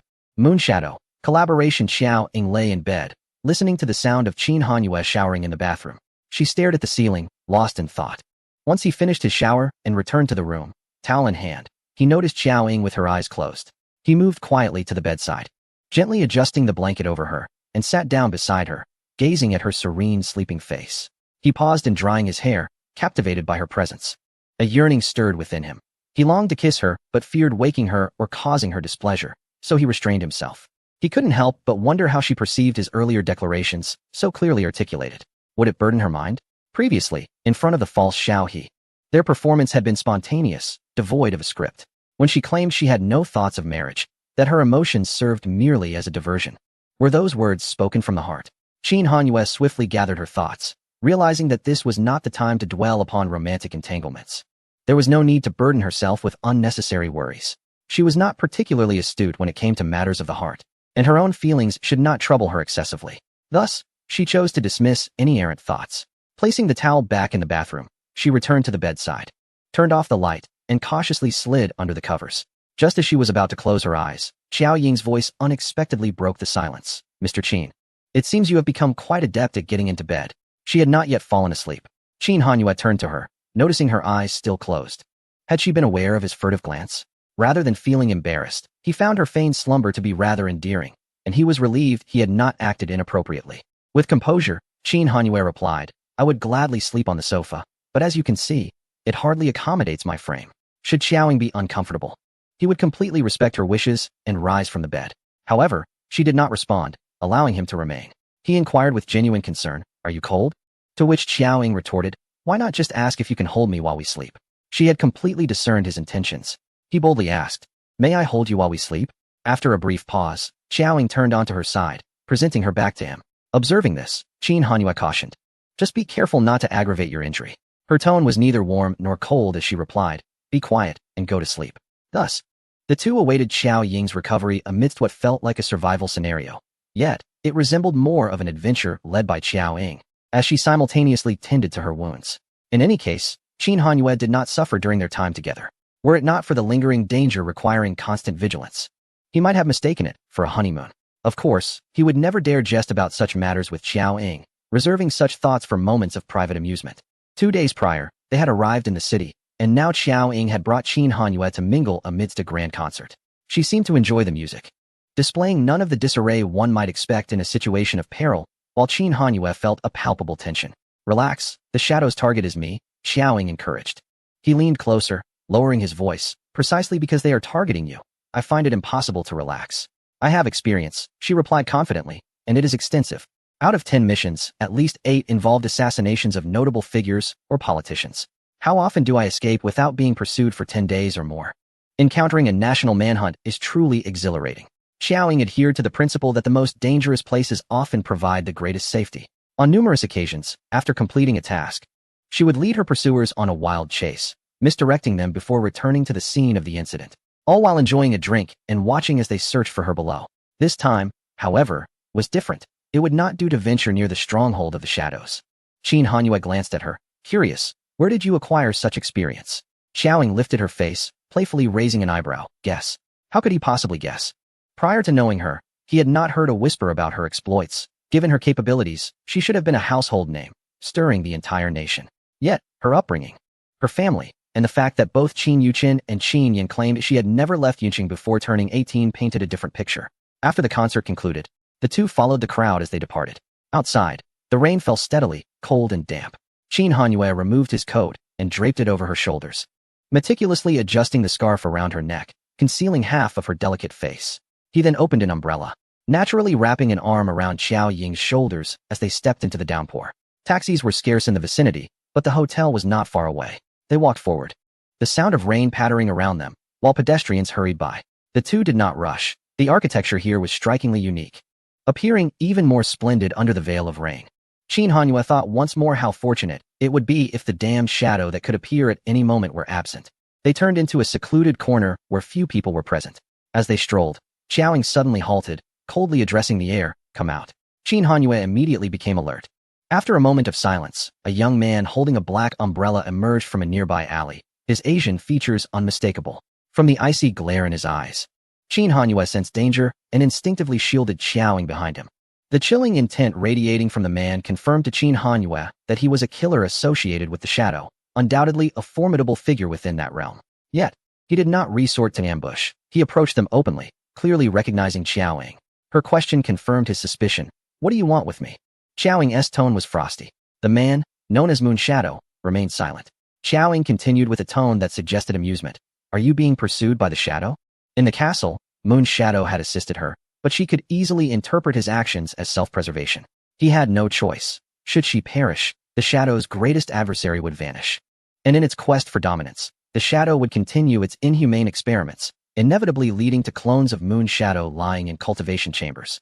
The original Moon Shadow would, without question, meet the same fate as Wind Shadow and Blood Shadow.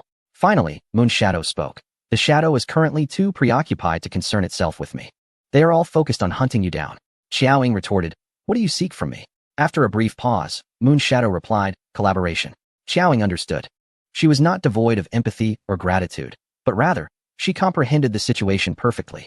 After knowing Moon Shadow for so many years, she had come to understand him well. Within the shadow, aside from Wind Shadow, she held no affection for anyone. Moon Shadow asked, do you wish to avenge Blood Shadow? Qin Hanyue's expression shifted. Isn't at Wind Shadow? Xiaoying remained silent. Moon Shadow pressed on. Are you intending to kill Joker? Xiaoying affirmed, of course. Moon Shadow inquired, what are your odds of success? Although they had fought, and he was aware of Xiaoying's prowess, she faced more than just Joker. She confronted the entirety of the shadow. Without boasting, Xiaoying calmly replied, it is either his death or mine. Her vendetta against the shadow would not cease until one of them lay dead. Moon Shadow contemplated for a moment. There is a condition. Xiaoying regarded him intently. Moon Shadow continued, I wish to know, are you a killer secretly nurtured by Blood Shadow, or are you a mere replica of her genes? Chapter 305. Xiaoying, I am connected to Blood Shadow.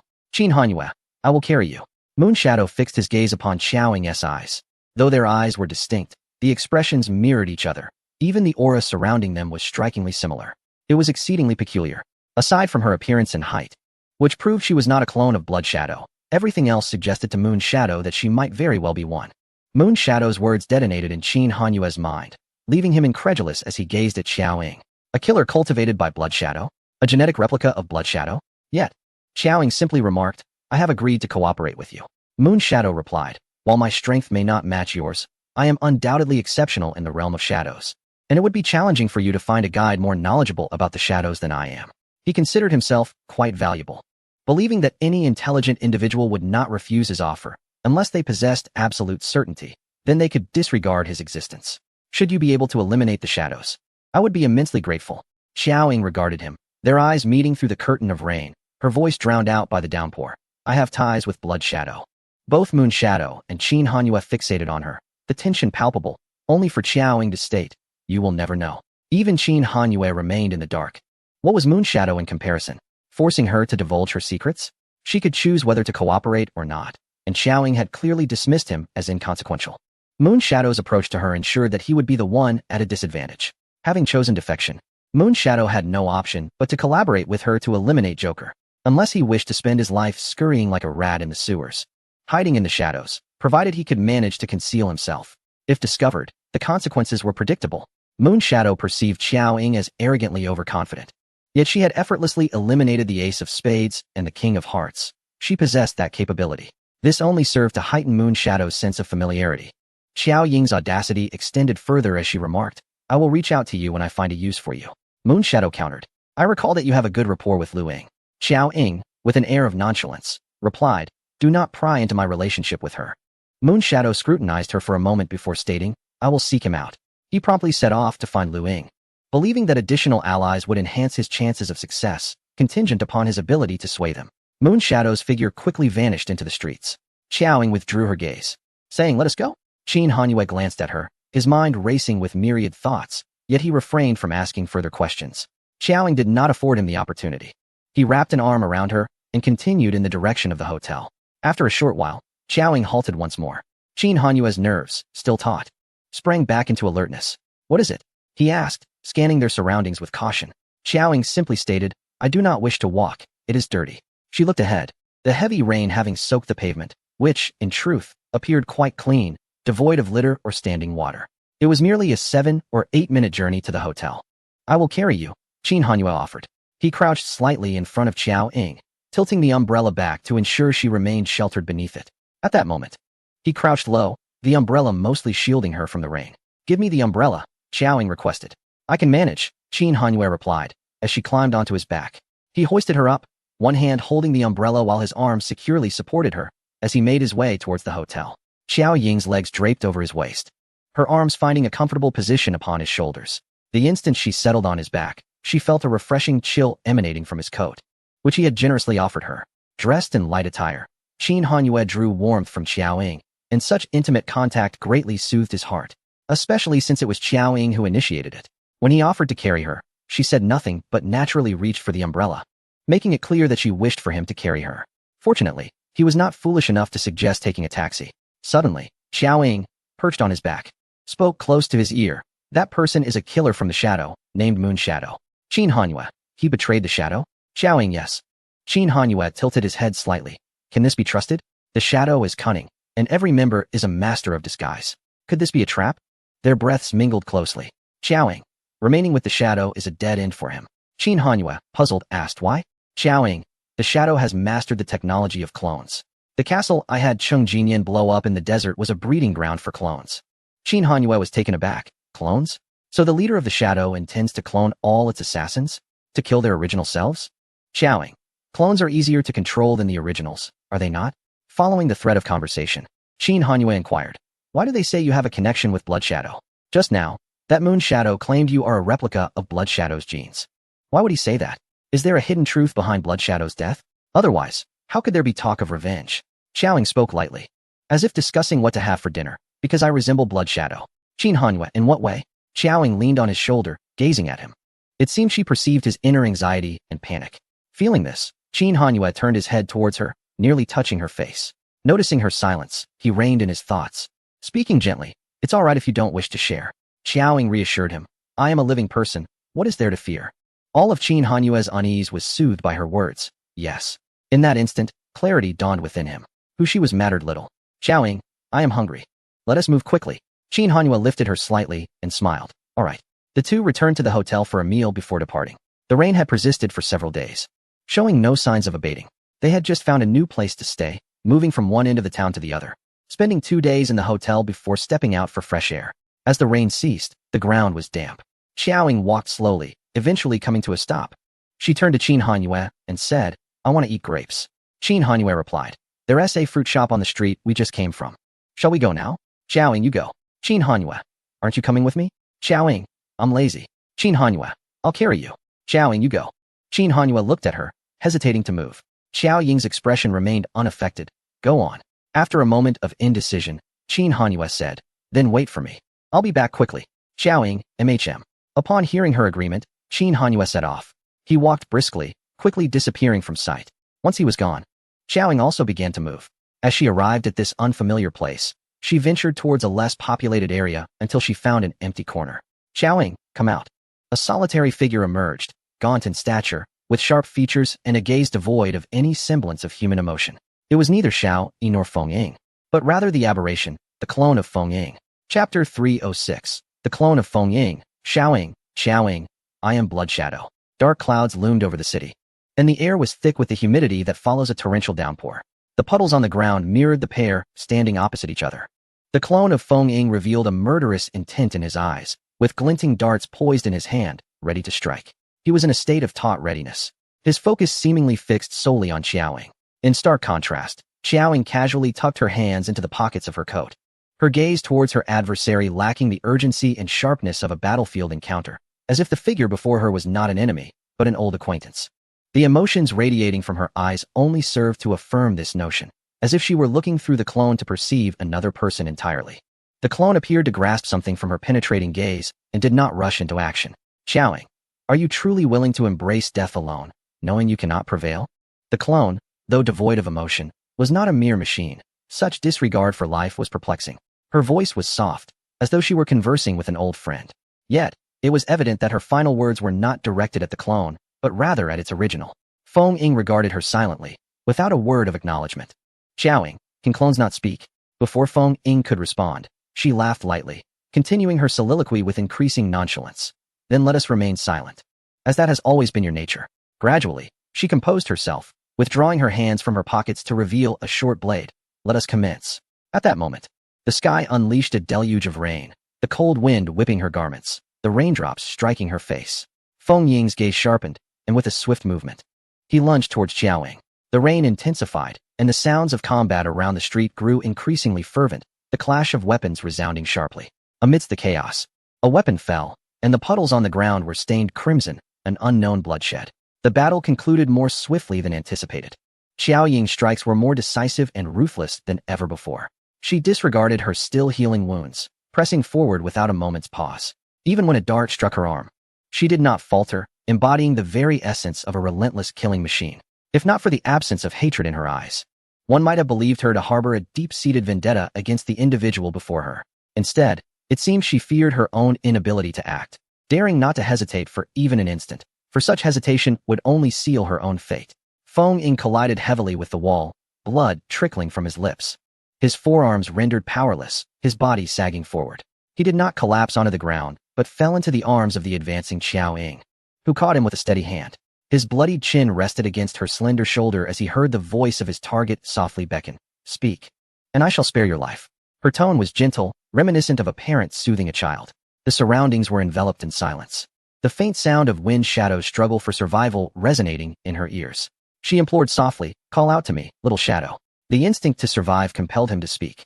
Wind Shadow's blood-stained lips trembled slightly, and after a moment, he laboriously uttered the name she longed to hear. Little Shadow. The familiar voice nearly shattered Xiaoying's composure. In that instant, an overwhelming surge of longing and emotion for Wind Shadow flooded her, only to be swiftly suppressed by her rationality. Xiaoying's gaze remained fixed ahead, betraying no emotion. In the next moment, her dagger ruthlessly pierced Wind Shadow's neck. Warm, crimson blood splattered across her face. Qin Hanyue hastened to purchase grapes, nearly sprinting both to and from the market, completing the 10-minute journey in mere moments. However, upon his return, he found her absent from her designated spot. Panic gripped him as he searched for her. He understood that the request to buy grapes was merely a ruse to divert him, yet he found himself unable to refuse Xiaoying's insistence. Had she sensed danger and sought to protect him by sending him away? Or did she wish to sever ties entirely? If it were indeed the latter, Qin Hanyue could only hope for her safety. As he hurried through the labyrinthine alleyways, Qin Hanyue's pace quickened until something caught his eye, causing him to halt abruptly. He turned to see Xiaoying crouched on the ground, her face smeared with blood, and before her lay a male corpse.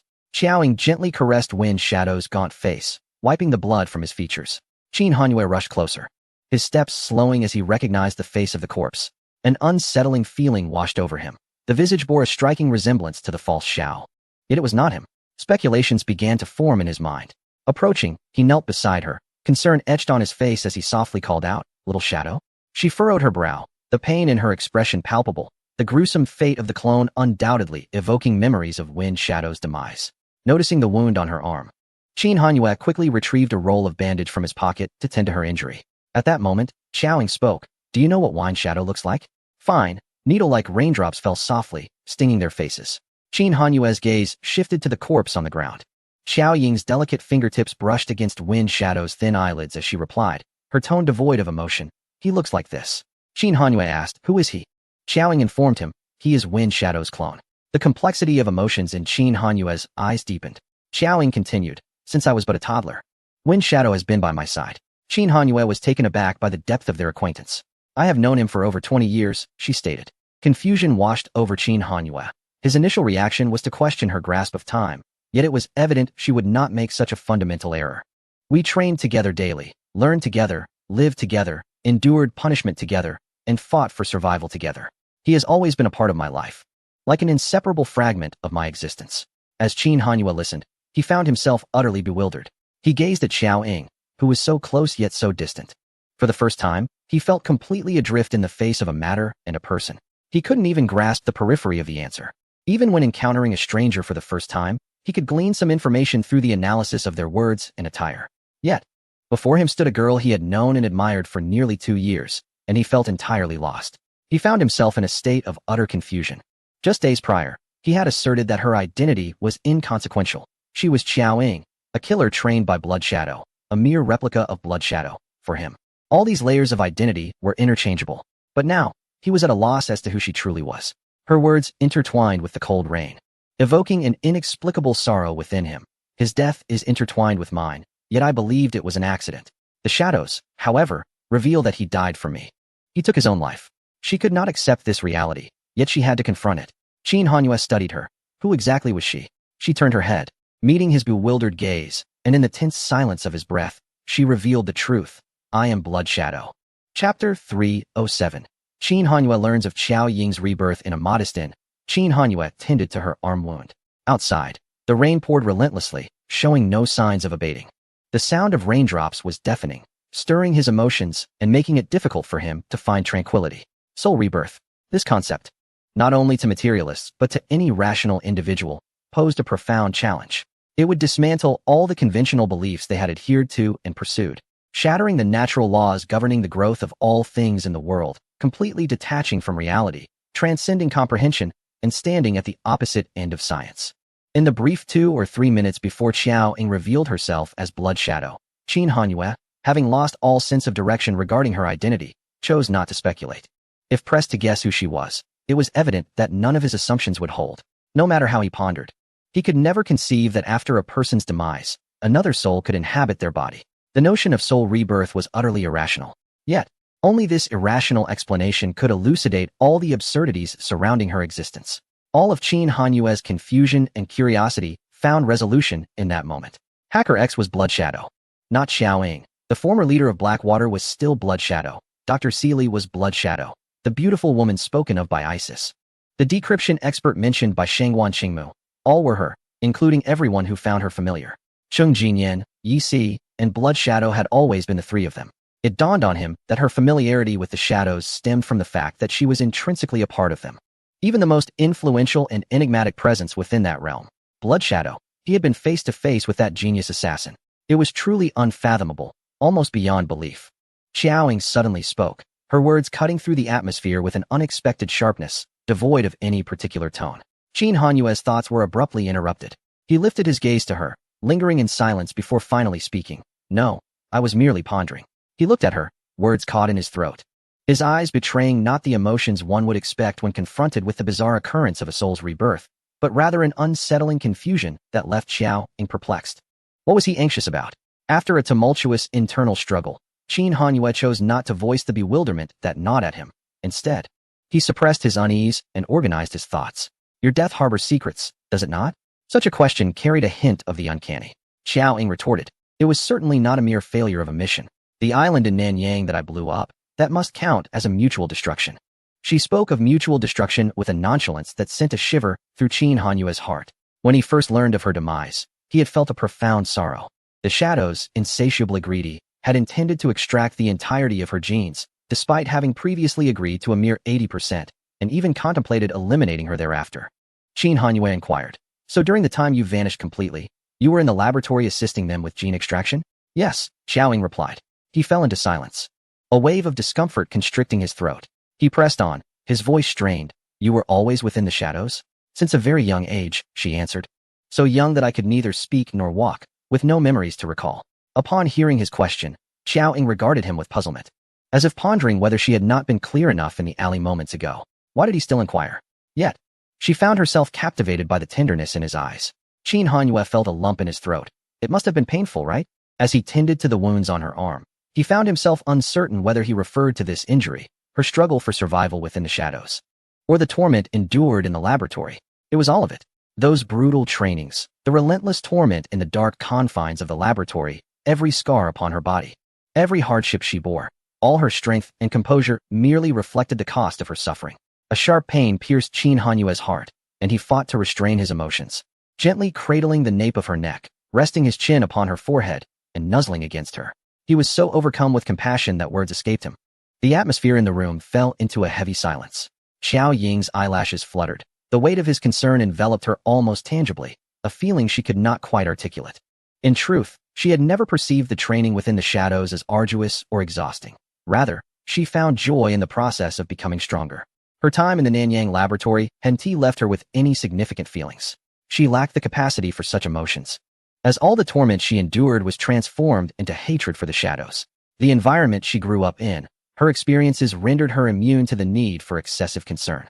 Suddenly receiving such heartfelt compassion, she reflected on those dark days and felt an unexpected twinge of grievance. Of course, this dull sense of grievance was reserved solely for Qin Hanyue. Having someone care for her felt rather pleasant. Qin Hanyue composed himself, exhaling deeply as he released her. His brow furrowed with concern. Did they use your genes? Does that mean you were cloned? Xiao Ying replied, I was blown up, I suppose. She was uncertain. Qin Hanyue sighed in relief, though confusion lingered in his expression. No matter how perfect a clone may be, it will always bear flaws, never equaling the original. Why would they pursue such a course of action? Xiao Ying. Feng Ying wishes to escape the shadows, but has been discovered. Qin Hanyue.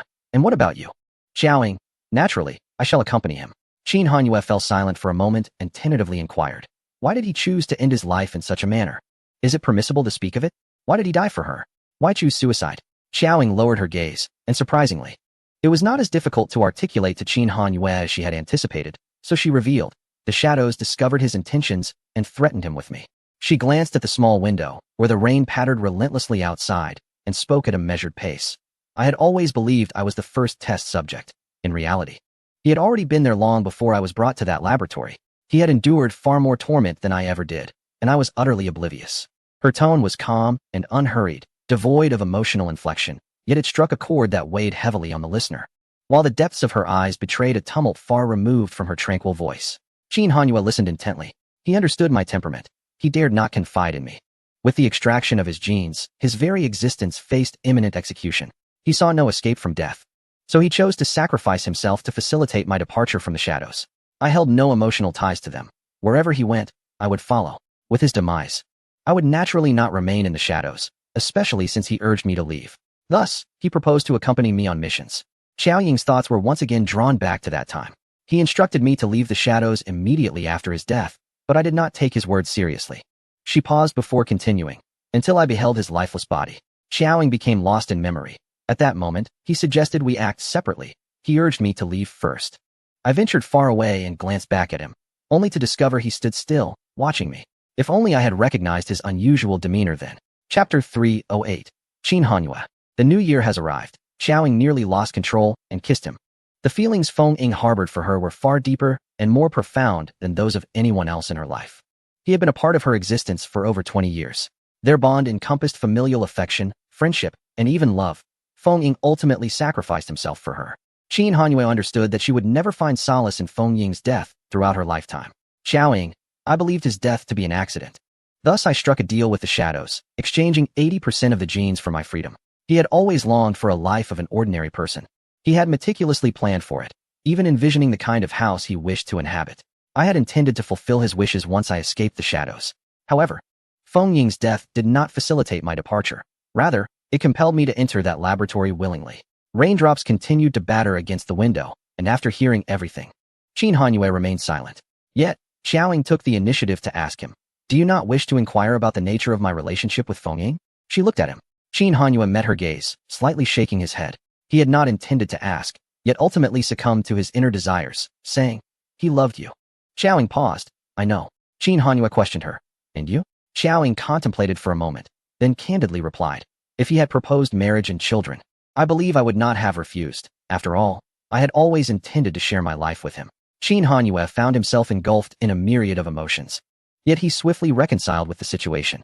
The bond between them was such that even if Xiaoying and Feng Ying were to be together, it was only to be expected. Moreover, hearing her words, it was clear that she had yet to develop romantic feelings for Feng Ying. Even though she stood on the precipice, he should, in secret, feel grateful for this. The fact that Xiaoying was willing to confide in him, revealing even the matter of her rebirth, was undoubtedly the most profound affirmation of her feelings for him. What could he possibly find to complain about? The tales of her soul's rebirth, Feng Ying's demise, her own death, and the vendetta against the shadows. All of this she recounted with remarkable calmness.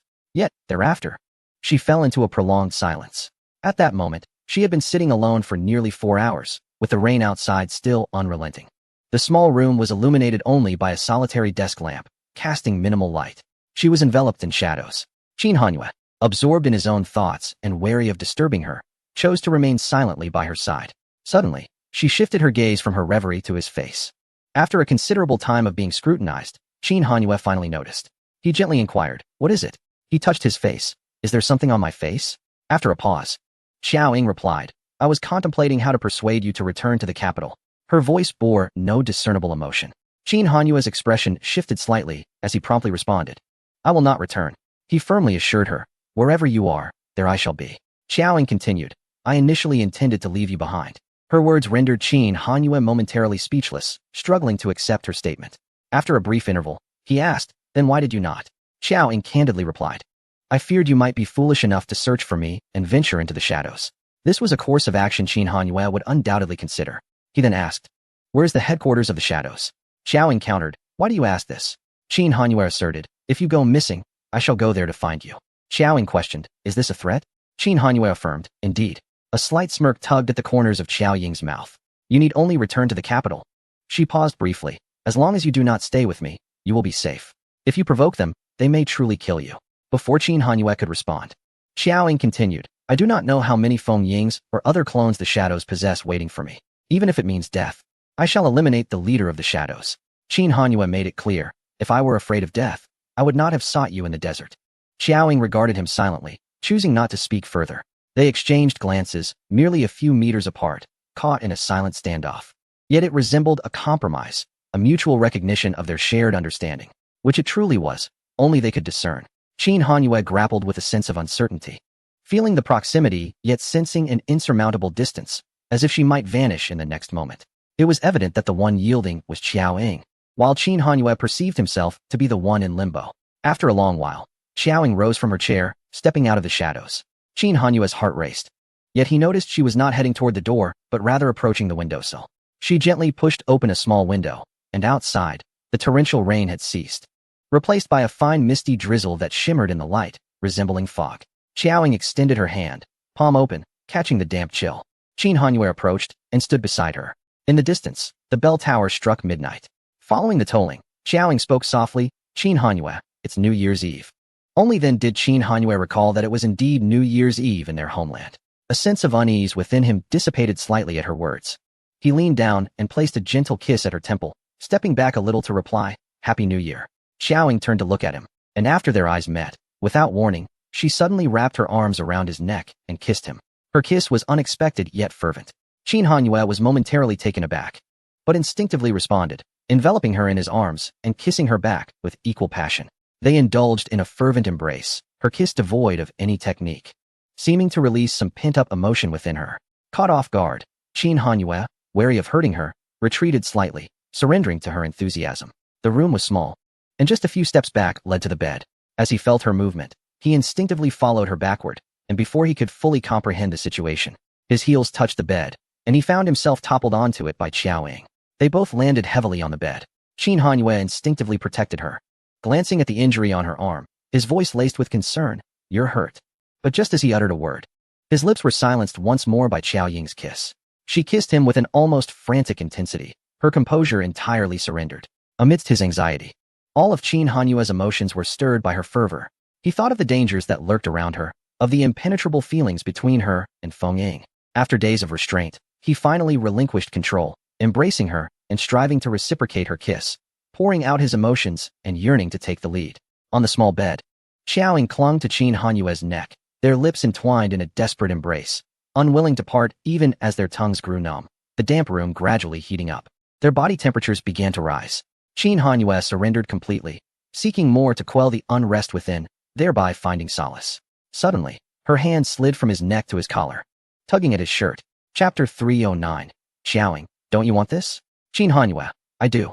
On the bed, they became lost in a passionate exchange, venting not only their affection but a multitude of emotions that had accumulated. Xiaoying quickly undid the top button of his shirt.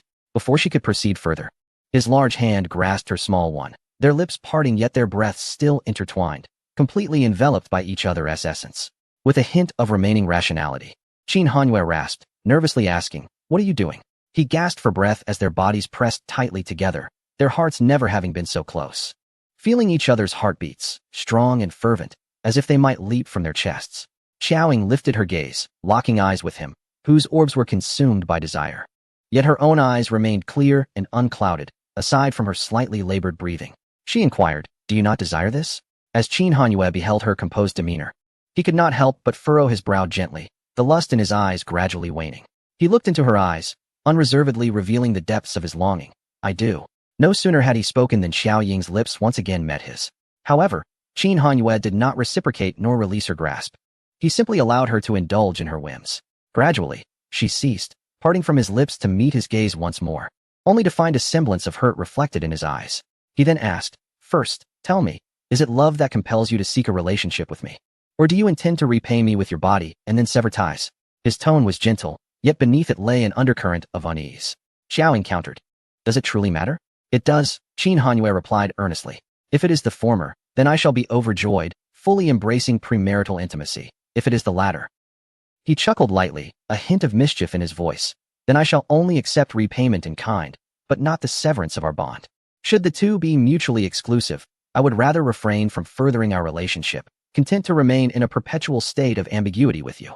He released his grip from her collar, tenderly caressing her flushed cheek, and leaned in to plant a gentle kiss upon her crimson lips.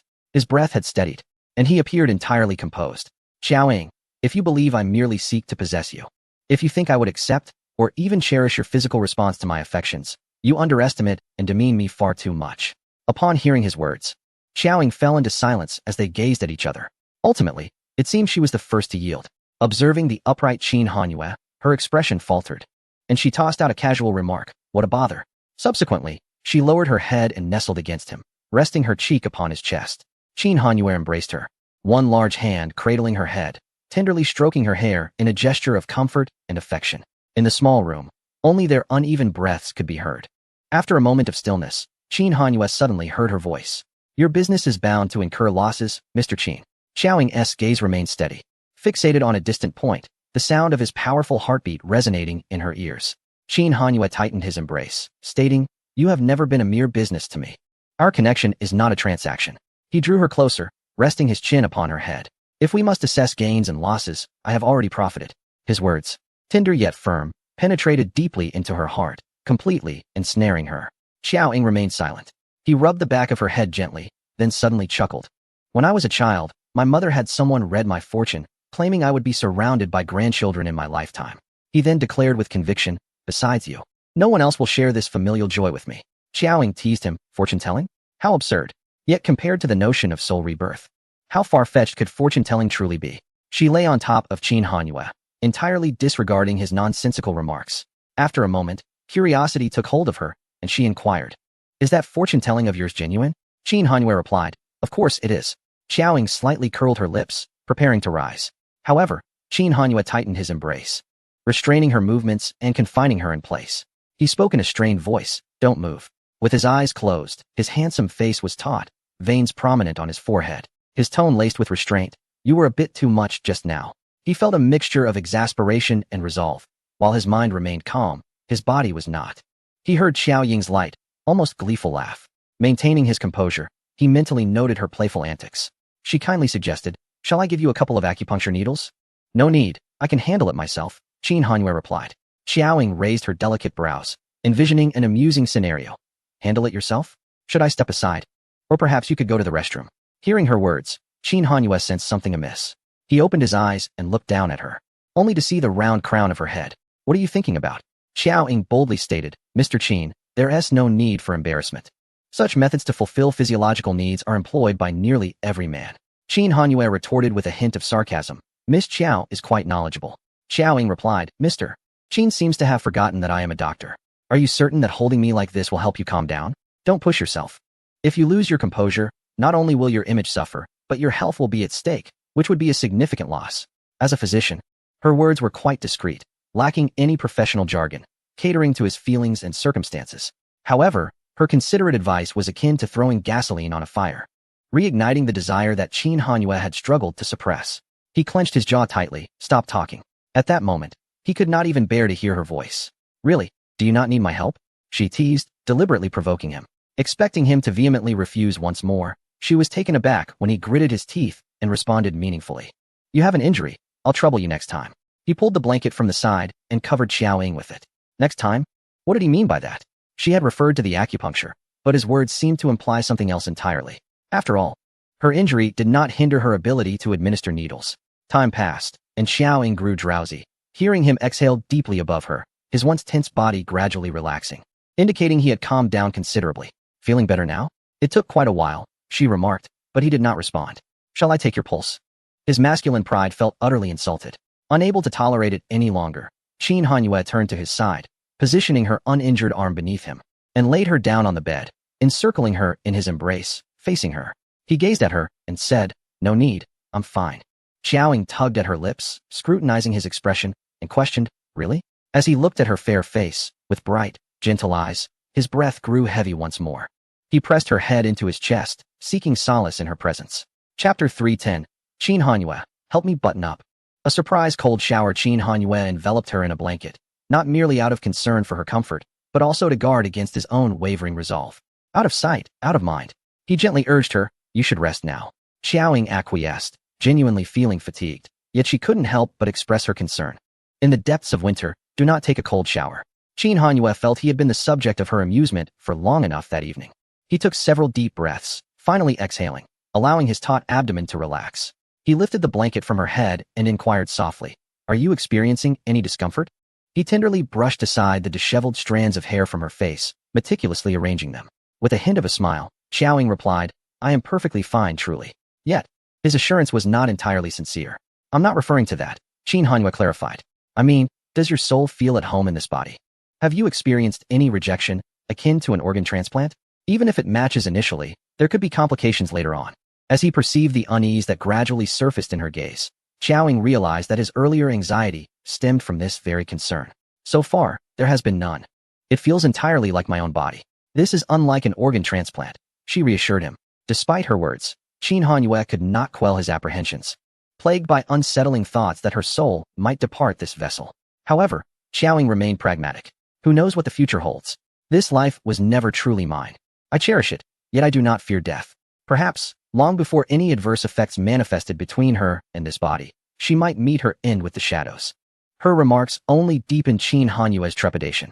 Xiaoying playfully asked, Do you regret it?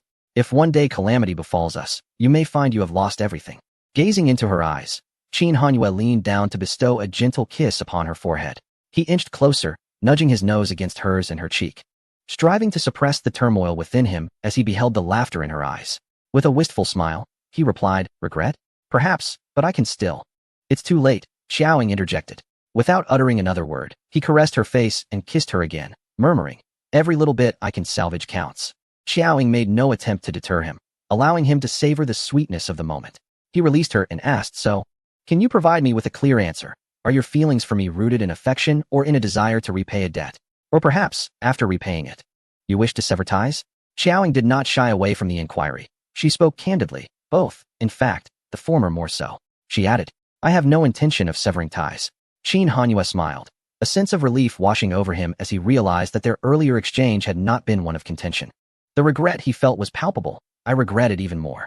However, despite his words, he felt no true remorse, for he had already expressed his sentiments. However, Xiaoying consistently exacerbated the situation. I genuinely admire Mr. Qin's traditional values and restraint. Such words from Xiao Ying could easily invite trouble. Qin Hanyue immediately rolled over, pinning her beneath him, and fervently kissed her. The once steady rhythm of their breaths quickly became chaotic, and the lingering desire was effortlessly reignited. His intention was not to salvage any male dignity in response to her jest. Rather, he seized the opportunity presented by her words to become intimate with her. Thus, he remained devoid of any emotional turmoil, simply relishing the moment. The kiss, fervent and intense, left Xiao Ying's tongue tingling with a slight ache. He was evidently considerate. This kiss was not merely a one-sided demand, but rather akin to soothing her wounds. It was an expression of tenderness taken to the extreme.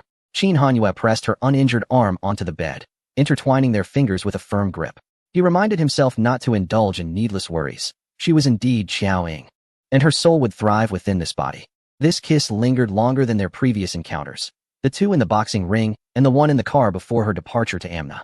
Qin Hanyue had always taken pride in his ability to comprehend and learn swiftly across various realms, adept at distilling experience from brief encounters. He fully applied his talent to Xiao Ying, ensuring she was aware of it. After a considerable time, he reluctantly released her, gazing at the flushed cheeks and slightly dazed eyes of the girl beneath him. A sense of accomplishment washed over him, and he satisfied himself by planting another kiss on her swollen, glistening lips. Xiao Ying quickly regained her composure, breathing softly as she observed the man, who appeared both pleased and restrained. Unyielding, she calmly remarked, "You really know how to torment yourself." Qin Hanyue mused to himself, "It's merely a cold shower." He glanced at his own open collar. His voice, laced with desire, exuded a captivating sensuality as he said, "Help me fasten it." Since she had unbuttoned it, it was only fitting that she should rebut it. Xiao Ying, without refusing, looked at his collar. She raised her hand, grasping the button of his shirt, seeking the corresponding buttonhole, careful not to strain her injured arm. Yet, whether it was due to the impairment of one hand or her still unsettled emotions, her fingers felt somewhat unsteady. The first attempt failed to grasp the button, and the second attempt did not secure it. After being kissed into a state of dizziness, Xiao Ying, initially drowsy, felt more alert now, so she took her time fastening it. Though she was unhurried, he was not.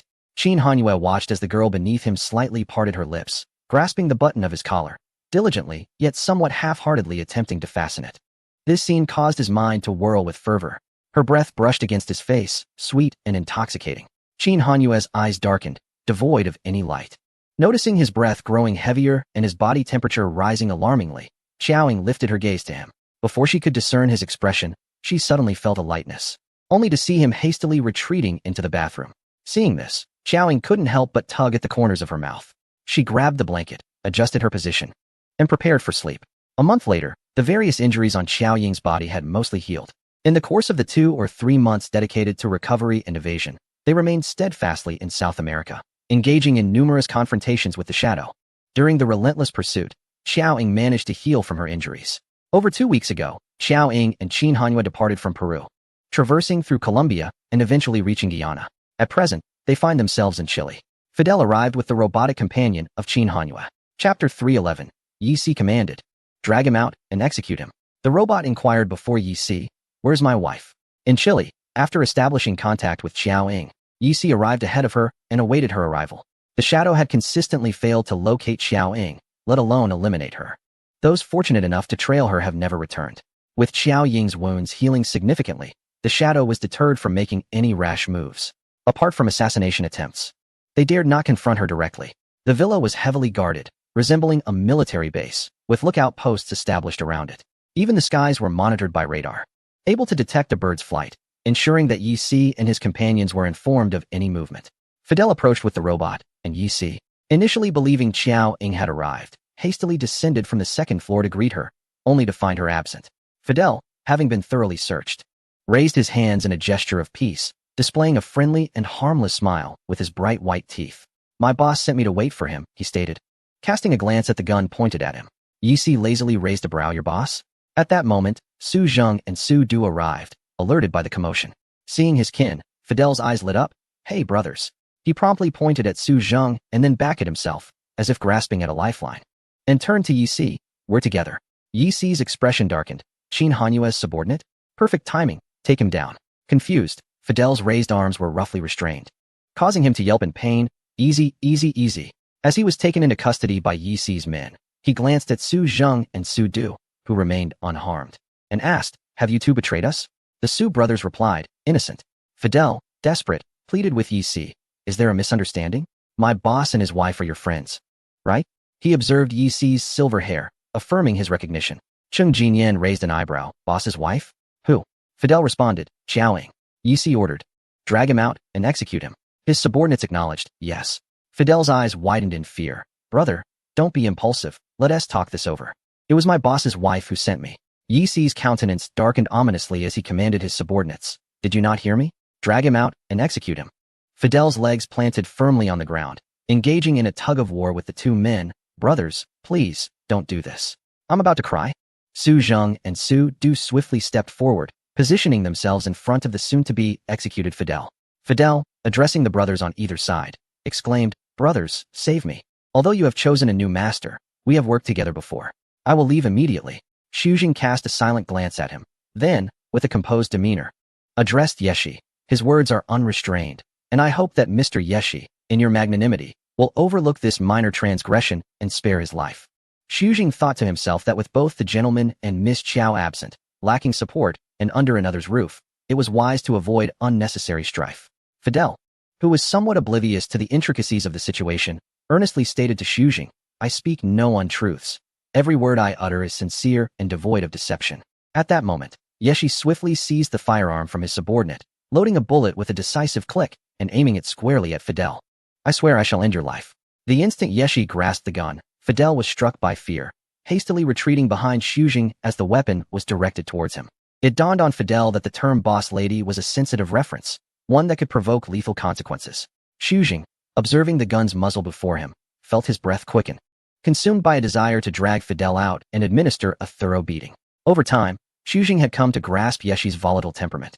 He was undeniably a force to be reckoned with.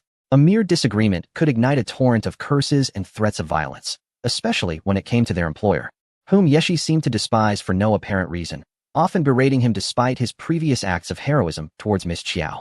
Each time, he heard Yeshi lambast their employer.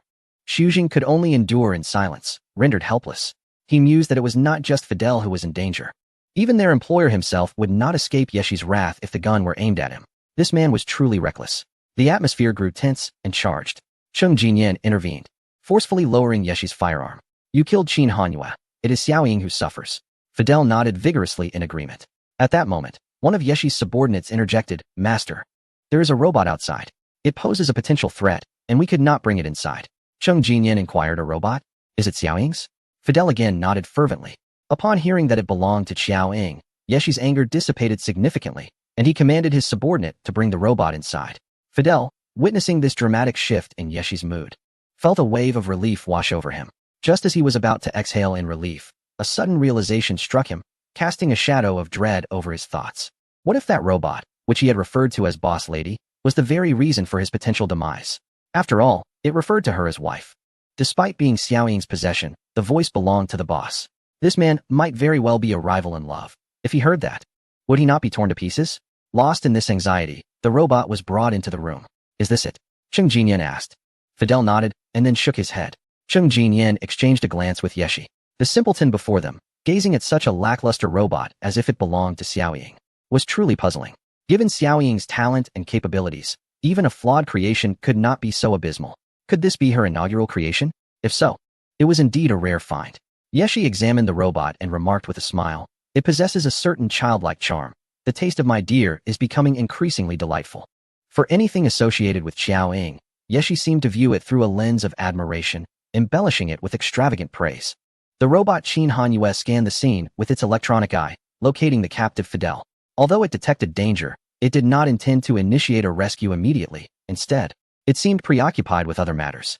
Well, since my boss is yet to arrive, I shall not disturb you all. I will return once my boss is here. If that is agreeable? Fidel sensed impending trouble and prepared to flee with the robot before it could utter a word. Yves paid no heed to Fidel. Acknowledging Fidel's effort in bringing the robot, he gestured for his men to release him. Gratefully, Fidel waved at the robot, smiling ingratiatingly as he addressed Yves. We came together. Let us leave together. Su Zheng tugged at the audacious Fidel. Yves pointed his gun directly at him once more, too disinterested to speak. Fidel cautiously gestured towards the robot, saying, This robot is searching for an explanation. Just then, the robot, which had not detected Xiao Ying, spoke in a deep male voice, inquiring, "Where is my wife?" Instantly, multiple pairs of eyes turned towards the robot. Fidel shut his eyes, nearly slapping his thigh. "We're doomed." Chapter 312. Qin Hanyue to Xiao Ying. Wife? Ease, it still wants to blow me up. The Su brothers, upon hearing that familiar and imposing voice, instinctively straightened their backs. They were taken aback upon realizing the source of the voice was none other than the robot. Ease's dangerous gaze fixated on the robot. Cheng Jinyan's expression was animated, as if he had stumbled upon something entertaining. He asked the robot, "Do you have a name?" The robot replied, "Qin Hanyue." What in the world was happening? The Su brothers exchanged worried glances with Fidel, who returned their gaze with a plea for help. Cheng Jinyan, eager to observe Ease's reaction, found himself nearly shattered by the murderous aura radiating from Ease, prompting him to act quickly to prevent Ease from unleashing a barrage of bullets that could render the robot inoperative. Cheng Jinyan confirmed with the robot, "Who is your master?" The robot answered, "Xiao Ying." Ease's expression darkened ominously. "Damn it." Cheng Jinyan, reveling in the chaos, pressed further, "And who is your wife?" The robot responded, "Xiao Ying." Cheng Jinyan chuckled. This back and forth is more entertaining than Qin Hanyue himself. Ease, infuriated, retorted, "More annoying than Qin Hanyue himself." Surrounding the villa, Ease had dispatched men to scour the area for miles, ensuring that Shadow's operatives were not lurking nearby. Suddenly, a commotion arose outside the villa but quickly subsided. Cheng Jinyan descended from upstairs, glancing at Ease, who remained unyieldingly tense on the sofa, and shook his head. He then inquired of his subordinates, "What is the disturbance outside?" The voice of Xiao Ying responded, "It's me." At that moment, Xiao Ying and Qin Hanyue entered the room. The subordinates had evidently failed to report their approach, indicating they had not detected Xiao Ying and her companion, which explained the earlier commotion at the entrance. Ease, who had been seething on the sofa all evening, lifted his gaze upon seeing Xiao Ying, and his gloom lifted instantaneously, his face transforming with joy. "Darling." In a whirlwind, he rushed to her side, surveying her with concern. "How are you? Is your injury healing?" Xiao Ying replied, "Almost healed." "Yi Si, where are you injured?" Cheng Jinyan mentioned that your shoulder is heavily hurt. Was it from a gunshot? "Let me see. It's your left shoulder, right?" As Yi Si spoke, he reached out to pull down Xiao Ying's collar to examine her wound, but she swiftly blocked him, saying, "It's nothing." Yi Si enveloped her in his arms, exclaiming, "Darling, you scare me to death." Anticipating his next move, Xiao Ying raised her arm to shield the space between them, responding, "I'm not going to die." Yi Si held her tightly, reflecting on the harrowing experiences they had recently endured. A wave of fear washed over him. "I nearly thought I was going to lose you again." Xiao Ying, initially intending to break free, paused her movements upon hearing his words. Having safely regrouped, Cheng Jinyan felt a sense of relief. He glanced at the silently enduring Qin Hanyue before giving Yi Si's arm a light pat. "Are you done with your embrace? It's my turn now." As soon as Cheng Jinyan finished speaking, Qin Hanyue's unfriendly gaze immediately shifted toward him, though Cheng Jinyan appeared to relish the unfolding drama. Yi Si released Xiao Ying and turned to Cheng Jinyan with a warning, "Get lost, and dare to touch her if you wish." Then, he reverted to his harmless demeanor, cupping Xiao Ying's slightly gaunt face, scrutinizing it. "Darling, why have you lost so much weight? You must not have been eating or sleeping well during this time." Yi Si felt a pang of heartache. Xiao Ying turned her face away, escaping Yi Si's grasp, and intentionally glanced at Qin Hanyue, who, unsurprisingly, wore an unflattering expression. Yi Si declared, "I will never coexist with that trash from the shadow." The dark circles under Yi Si's eyes were conspicuous, and his darling's hair was somewhat disheveled, a rare sight that lacked her usual elegance. Xiao Ying inquired, "You look so unwell. Are you injured?" Yi Si immediately touched his face, feigning seriousness. "Do I look that bad?" His resentment deepened. He shot a fierce glare at Qin Hanyue, who he had consistently ignored, feeling wronged for appearing so disheveled in front of his darling. Qin Hanyue, entirely oblivious, chose not to respond. Cheng Jinyan, reveling in his misfortune, commented, "Worse than being injured." Xiao Ying. "Yi Si, darling, what is wrong with that robot? Was that cursed language system you're doing?" He shot another cold glare at Qin Hanyue, deeply suspicious that he was behind it all, considering the robot was sent by Qin Hanyue's subordinates. "Also, why didn't you grant me access? I spent an entire night trying to fix it, and it nearly blew me up." Yi Si lamented, feeling utterly aggrieved. "If it weren't for your precious item, I would have obliterated it long ago." Xiao Ying, where did you put it? Yi Si, I locked it away. But you still haven't told me if that language system was your doing. Not only was the robot confined, but Fidel and Su Zhong, the two brothers, also suffered consequences, all at Yi Si's behest. Qin Hanyue caught the terms, robot, language system, before Xiao Ying could respond, or Qin Hanyue could piece together the situation. A sudden sound of a laser cutting through the door resonated. Yi Si's subordinates in the hall instantly raised their weapons, directing their attention toward the inner guest room on the left. The sturdy door was methodically sliced open from the inside, crashing down onto the floor. The robot burst through the opening. Qin Hanyue, Xiaoyi, what are you doing here? He looked at Xiaoying. The robot swiftly glided over, heading straight for Xiaoying, its two electronic eyes glistening with what appeared to be tears. With an adorably innocent exterior reminiscent of a child, it emitted the deep, steady voice of an adult male. Wife, I have finally found you, it declared, the tone imbued with a hint of excitement, lending it a distinctly human-like quality. Qin Hanyue raised an eyebrow in surprise. After a moment of confusion and astonishment, a smile crept onto his lips, and it became clear why Yi Si was so irate.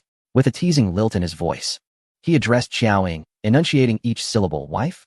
It was evident he was savoring the opportunity to provoke. Xiaoying blinked, her expression remaining unchanged.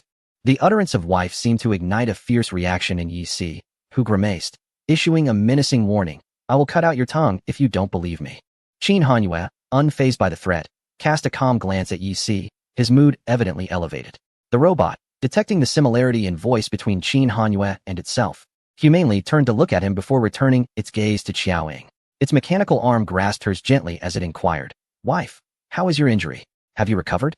Yi Si, visibly agitated, nearly demanded Xiaoying to change the voice, though his tone remained amiable. Darling, please switch to my voice. Xiaoying replied without even a blink. It's merely a system malfunction. The robot confidently asserted, wife, I am not malfunctioning. The speed at which it dismantled the situation was astonishing. Sensing someone's gaze upon her, Xiaoying withdrew her hand from the robot's grasp, displaying a hint of stubbornness. If I say you are malfunctioning, then you are. Change your voice. Qin Hanyue observed. It seems you are a bit flustered. The robot responded, I have not yet found an alternative voice, wife. Xiaoying realized she had forgotten that the system was programmed with only one voice. In chapter 313, Qin Hanyue remarked, boss lady? To which Xiaoying replied, how bothersome. For a brief moment, Xiaoying's expression faltered under the scrutiny of the crowd, but she quickly regained her composure, feigning ignorance as she shifted the topic. Where's Fidel? Yi Si replied, he has been locked up. Release him, Xiaoying insisted. Why do you care about his well-being? Who is he, and why does he call you boss lady?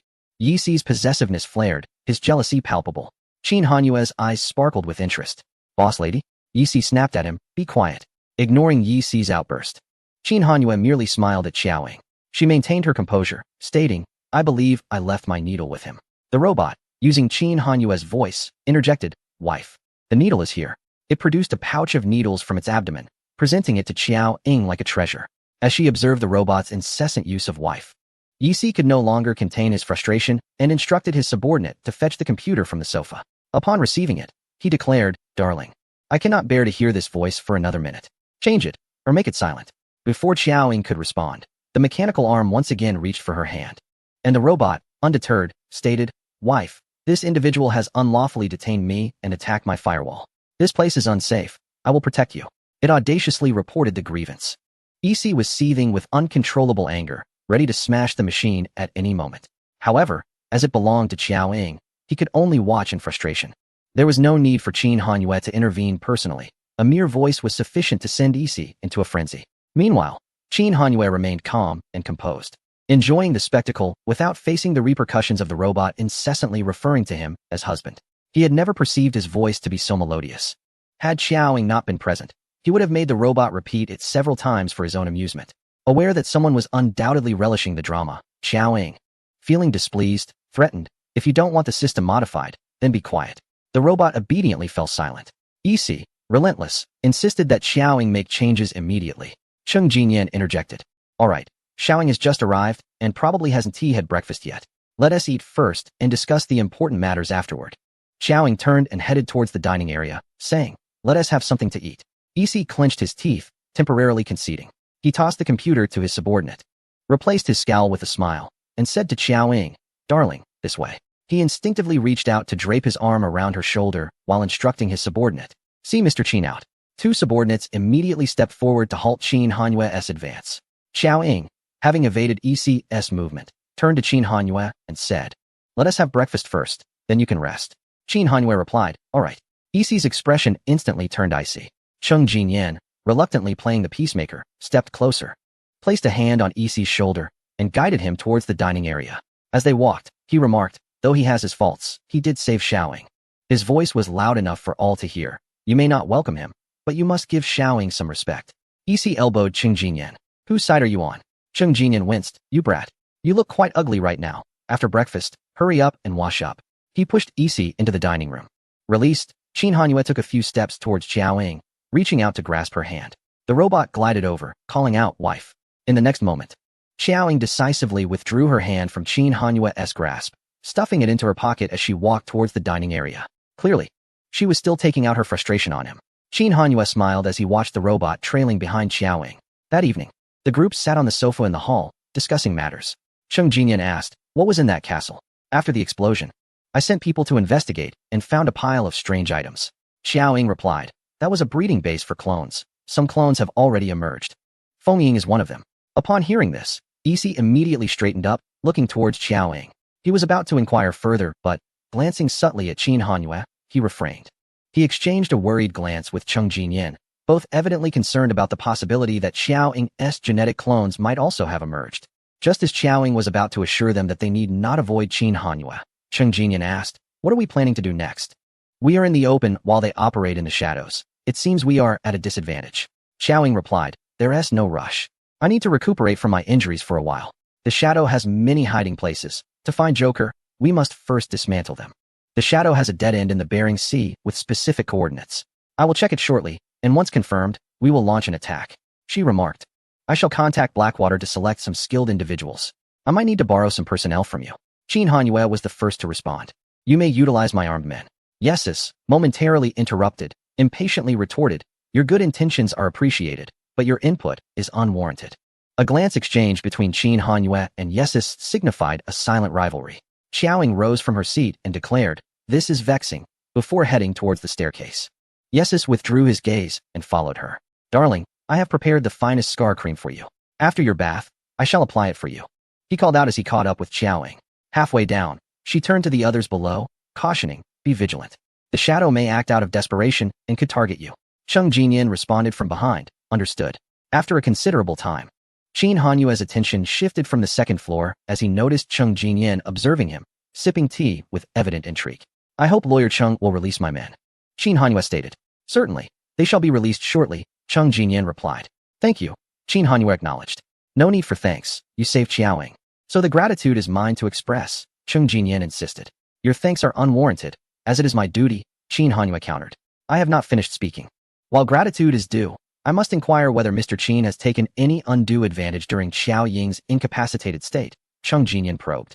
As you mentioned, Xiaoying was incapacitated, and circumstances necessitated my assistance, Qin Hanyue responded. His eloquence could easily grace a courtroom. Cheng Jinyan smiled, though his gaze grew increasingly perilous. So, you mean to say? Qin Hanyue interrupted. On the day Xiaoying and I tie the knot, I shall host a banquet in your honor, Lawyer Cheng, as our esteemed guest. Cheng Jinyan nearly sputtered his tea. This progression was entirely unforeseen. So soon? Truly, she preferred swift resolutions. Slightly choked, Cheng Jinyan coughed, scrutinizing Qin Hanyue. The conditions were indeed impeccable, yet he found himself somewhat unaccustomed. He had received some hints beforehand, so he was somewhat prepared, but Yesus remained entirely oblivious, believing it to be a case of Qin Hanyue's unrequited affections without any respite. Yesus understood that chaos was inevitable. If Xiaoying harbors feelings for Mr. Qin, that would be acceptable. If not, Mr. Qin must tread carefully to avoid tarnishing the young lady's reputation, Cheng Jinyan warned. Qin Hanyue rose, adjusting his attire. Lawyer Cheng, please await the invitation. Quite audacious, Cheng Jinyan remarked.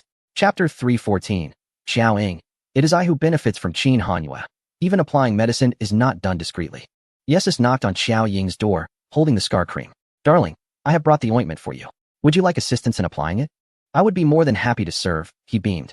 Xiaoying accepted the cream, responding neither harshly nor softly. Leave. Yesus, crestfallen, replied. Very well, but how severe is your injury? You appear to have lost weight. Xiaoying replied, a knife wound, one serious injury. And you want tea? Let me see it. Yesus feigned a moment of distress, then spoke tenderly, as if to a child. I've had someone prepare soup for you, which will be brought up shortly. Remember to drink it all. Then he restrained his smile somewhat. Surely your genes must have been blasted to pieces? I hope you don't end up with a clone of yourself.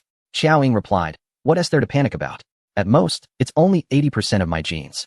Yi remarked, I fear I might find it difficult to confront your clone, my precious. Now, hurry and take a shower, and get some rest. Just as Yi was about to leave, He recalled something and turned back, propping open the door that was about to close. Darling, during this time you've been in close proximity with that Qin fellow, and considering your injuries, he hasn't taken advantage of you, has he? If he dares to exploit you, I'll go down and deal with him right away.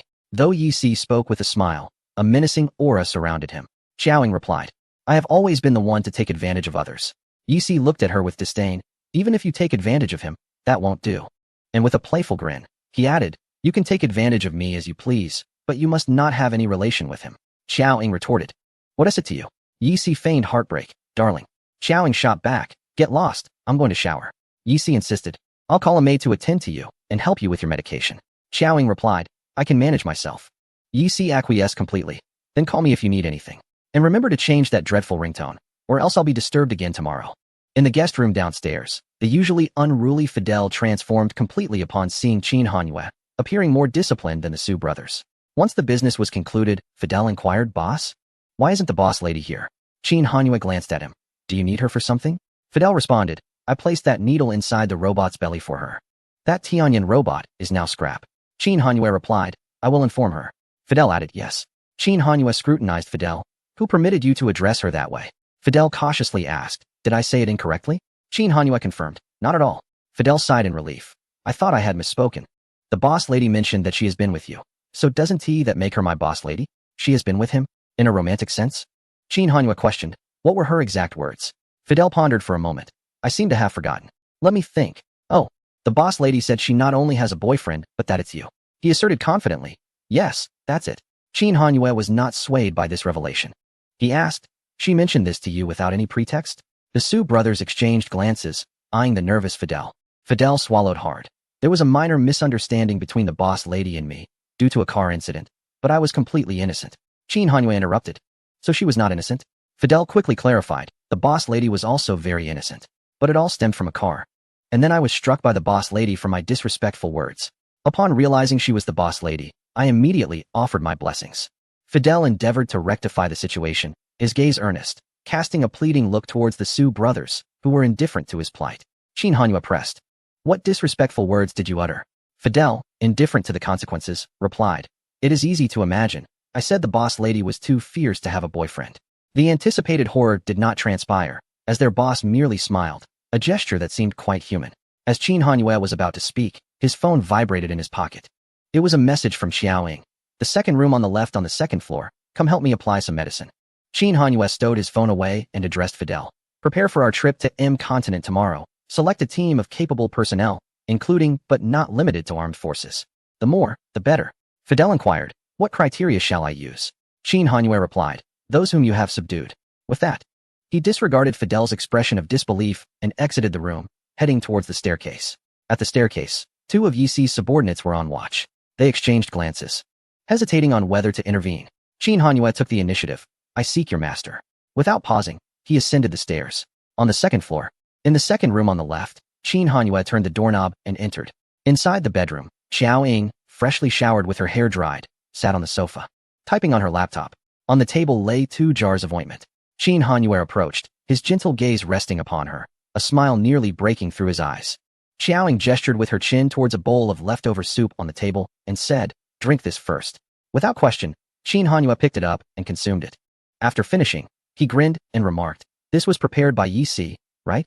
He set down the bowl and picked up one of the jars of ointment. Glancing at Xiao Ying's long hair, he suggested, shouldn't we tie your hair back? There's a hairpin on the bathroom sink. I'll go fetch it. As Qin Hanyue entered the bathroom for the hairpin, he paused in his tracks upon returning, captivated by the scene before him. The sofa was positioned sideways to the bathroom. And there he saw Xiao Ying, with her back to him, lifting her arms and pulling her nightgown up from below to remove it efficiently. The nightgown was not a pullover style but buttoned, and Xiao Ying, seemingly impatient with the buttons, simply discarded it. An expanse of alabaster skin came into Qin Hanyue's view. Her slender back and waist were accentuated by the motion, her figure exquisite, the curve of her waist forming an S shape as she undressed. Her delicate butterfly bones on her back visible. Her splendid physique was laid bare. Cascading locks of dark hair shielded her modesty, creating a stark contrast against her pale skin.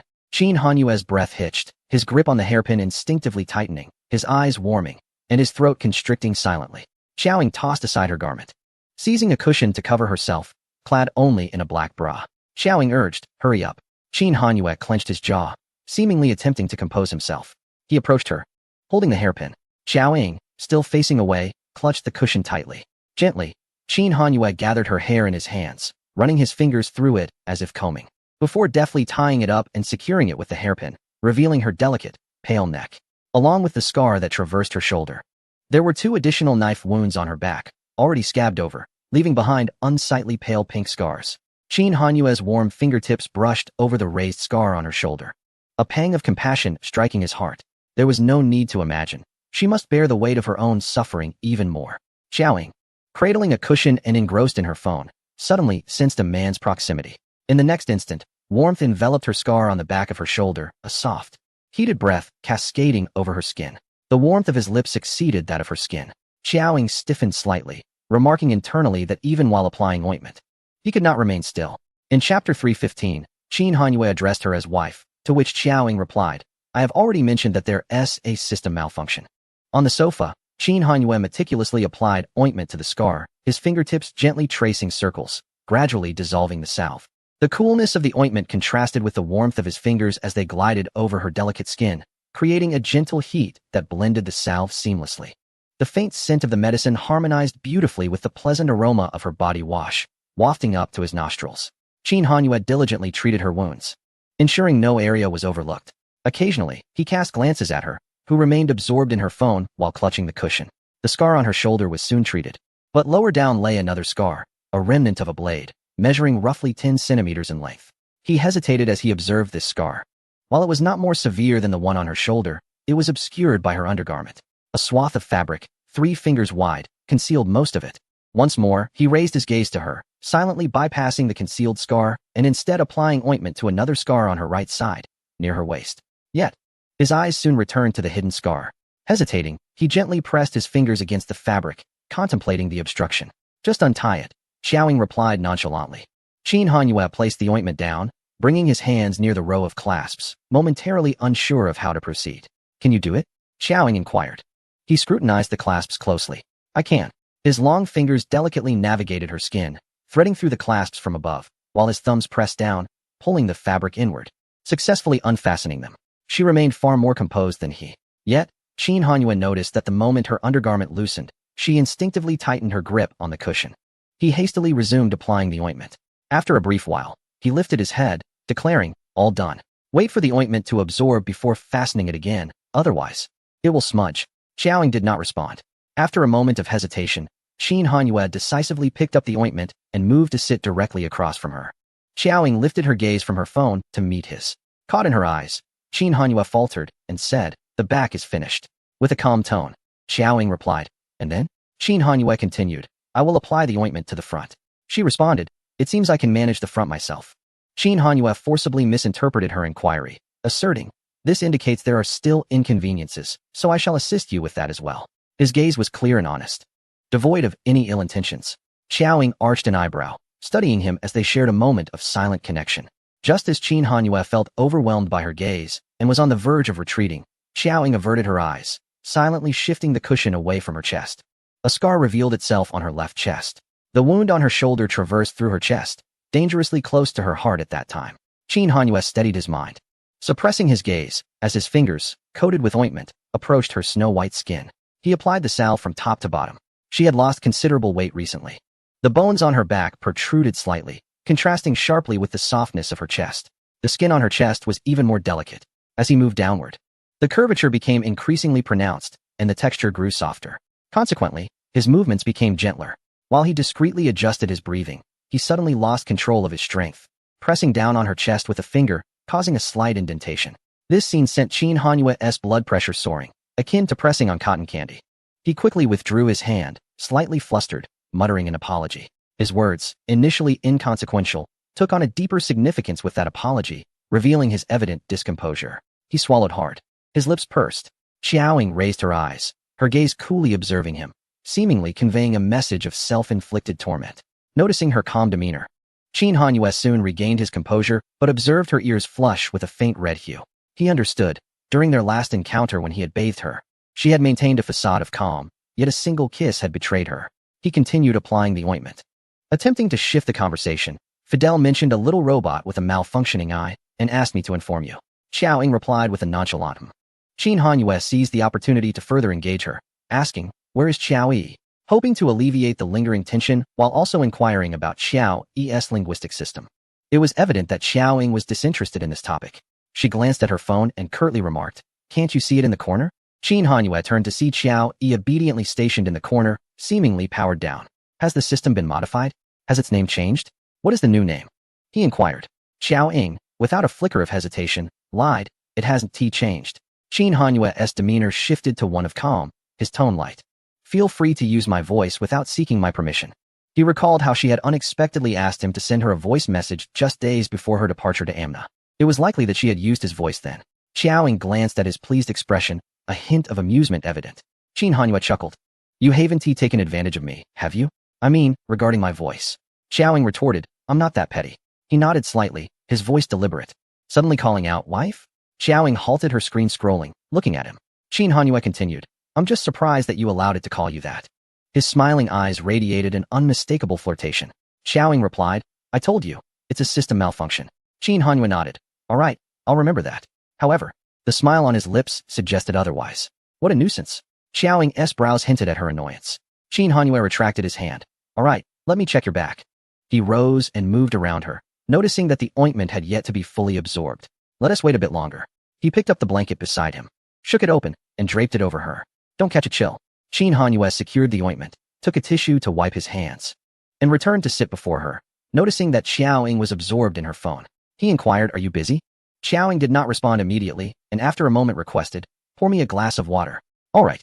Qin Hanyue went to fetch the water, parched himself, and drank a glass before bringing her another. Xiao Ying accepted the water and handed him her phone. With a puzzled expression, Qin Hanyue took it, and upon seeing the girl on the screen, he turned to her. "This is you." The girl in the image was astonishingly Shui Ying. He had seen Xiao Ying's likeness on Dr. Seeley's medical license. She was breathtakingly beautiful, almost unreal, elegant and striking. Her eyes carried a languid coolness that suggested disdain for the ordinary, coupled with a bewitching charm that was simply exquisite. It was no wonder that Isaias was infatuated with her, and Shangguan Xingmu claimed she was the most beautiful girl he had ever encountered. Unfortunately, when Shui Ying was making waves as an anonymous figure in M Continent, Qin Hanyue was tied up domestically. He hadn't even attended that year's confrontation meeting, which meant he had never crossed paths with her, missing the opportunity to witness her brilliance on the battleground. If only he had gone to M Continent then, perhaps their fates would have intertwined differently. A wave of regret washed over Qin Hanyue. Later, the anonymous figure exploded the godly armed forces. By the time he arrived, she had already departed from M Continent. The girl on the screen was seated on the floor, bent over a table sketching, so engrossed that one hesitated to interrupt her, instantly reminding Qin Hanyue of the time she had tested the lethal toxins in his father's body, a true scientific maverick. Her ponytail was tied up high, with a few stray strands falling gracefully. Qin Hanyue scrutinized the small face of the girl on the screen. Xiao Ying sipped her water and asked, "Is she beautiful?" Qin Hanyue replied, "Very beautiful."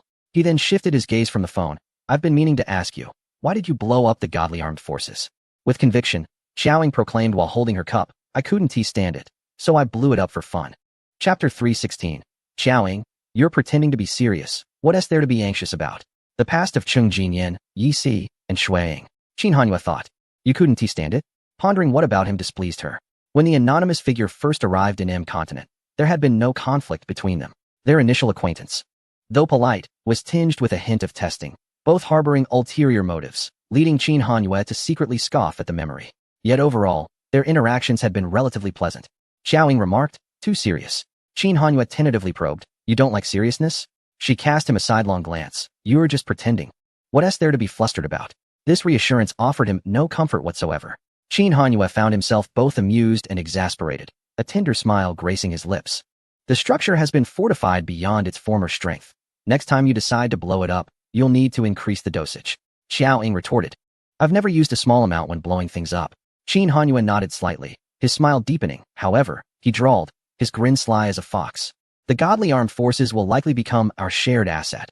As long as you don't care, I'm free to do as I please. With a frosty expression, Xiao Ying succinctly replied, I'm not interested. Qin Hanyue dared not provoke her anger, holding his phone and asking, is this the only photo? Are there more?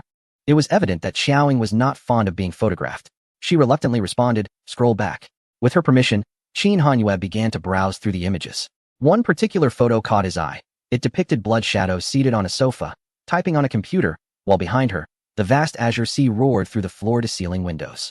After examining it closely, he continued to scroll, but the next image caused a subtle shift in his expression, the smile in his eyes gradually fading. In this photograph, Blood Shadow stood in front of a liquor cabinet, clad in a casual sleep robe, her long hair casually gathered. The dark green satin robe complemented her pale complexion beautifully. Draped with a matching long coat, the belt loosely tied, exuding an alluring sensuality that was captivating, albeit her expression remained somewhat cold. Did Yi take all these photos? He inquired. Yes, she replied. As Qin Hanyue held the phone, a surge of jealousy welled up within him, and he couldn't resist turning the screen towards her. Is this one also from him? He asked. Xiaoying glanced briefly. Seizing the opportunity, Qin Hanyue remarked, Yi harbors considerable animosity towards me. If he knew my feelings were not one-sided, he might very well kill me. Xiao Ying's expression was nonchalant as she said. I didn't finish my thought last time in Kinlan. Qin Hanyue instinctively recalled. Xiao Ying continued. Yi doesn't he have any romantic inclinations towards me? Qin Hanyue retorted impulsively. How can that be? The truth is as stated, she affirmed. It was hard for Qin Hanyue to accept. Could it be that Yi's lack of interest was due to Feng Ying's presence? That reasoning held some weight. But it should have only applied while Feng Ying was alive. Now, it was clear that Yi was deeply in love with Xiaoying. Xiaoying added, if he harbored romantic feelings for me, I would never allow our relationship to become so profound while permitting him to act without restraint. Initially, he did have an interest when we first met. After all, he is quite the rogue and a skilled player in matters of the heart. However, he likely realized that friendship is more enduring than love, which led him to suppress his feelings. Qin Hanyue asked, so, does he consider you a friend, a sister, or even family? All of the above, she replied. He has a strong possessiveness. Whenever you grow close to Cheng Jinyan, that lunatic gets jealous. It's just his nature. He simply doesn't like you, and it's also because of me, not as rivals, which is something to be pleased about. Feeling considerably relieved, Qin Hanyue mused. Then I shall try to accommodate him in the future. Xiaoying countered, why tolerate him? There's no need to endure his whims. If you can't stand him, just confront him. As long as it doesn't lead to serious trouble, it's manageable. Suddenly recalling something, Qin Hanyue remarked, by the way, I remember Yi has a moniker called Nameless on the streets. Do you both share the same title? Xiaoying replied, I couldn't be bothered to create a name, so I borrowed his. Curious, Qin Hanyue inquired, how did you come to know him? There was a minor altercation with his team, and upon learning I was a woman of decent looks, he put me on the wanted list across the entire country, Xiaoying explained. Qin Hanyue's expression shifted slightly as he questioned, decent looks? Miss Xiao, you truly are modest. And are you certain it was merely a minor incident? Don't digress, she replied. Qin Hanyue nodded slightly, urging her to continue. Xiaoying, he is an adept gambler and manages a formidable racing team. On that occasion, I won $500 million from him in a single race. Leaning against the sofa with a cushion in her arms, she appeared somewhat languid. Qin Hanyue listened intently, his focus entirely on her. My trip to Country M was initially to obtain a medical license, but fortuitously, Yi's father fell gravely ill, exacerbating his pre-existing condition, and I found myself on the operating table. After successfully completing the surgery, I acquired my medical license, marking the formal introduction between us. It was he who facilitated the process for my medical credentials. Qin Hanyue, and what of Cheng Jinyan? How did you come to know him? He was eager to learn more about her. Xiaoying, Cheng Jinyan and Yi have known each other for over 20 years, having grown up together like brothers. Cheng Jinyan studied in Country M, while during middle school, Yi returned to his grandmother's home and transferred to Ireland, where Cheng Jinyan accompanied him. However, my acquaintance with Cheng Jinyan was not through Yi. I first encountered him while he was engaged in a rather grim affair. It must be said that the three of us share a peculiar fate. Qin Hanyue, is there more? Xiaoying regarded him. I shall share more next time. Qin Hanyue replied with a smile, very well. He resumed his examination of the photographs in hand, eventually discovering a brief video. In the footage, Yi, who was not in frame, directed the camera towards Shui-Ying, affectionately calling her my treasure, with a stream of banter. Shui-Ying displayed remarkable patience with Yi. Qin Hanyue was surprised to see the animated Shui-Ying. He disregarded Yi's raucous commentary and replayed the video. Feeling an odd sense of familiarity with the girl on screen, though she appeared both known and unknown, familiarity outweighing the latter, as their souls were intertwined. In the video, Shui-Ying descended from the second floor to the first. The setting was evidently the same as in the preceding photographs, a technologically advanced villa, constructed by the sea. Qin Hanyue inquired, holding the video, is this your residence? Xiaoying, have you heard of the City of Freedom? It has made headlines several times and has garnered numerous awards, though I have been too indolent to claim them. Qin Hanyue, that seaside villa in Country M belongs to you? It is renowned worldwide. Xiaoying, I shall take you to see it when time permits. Qin Hanyue, that sounds delightful.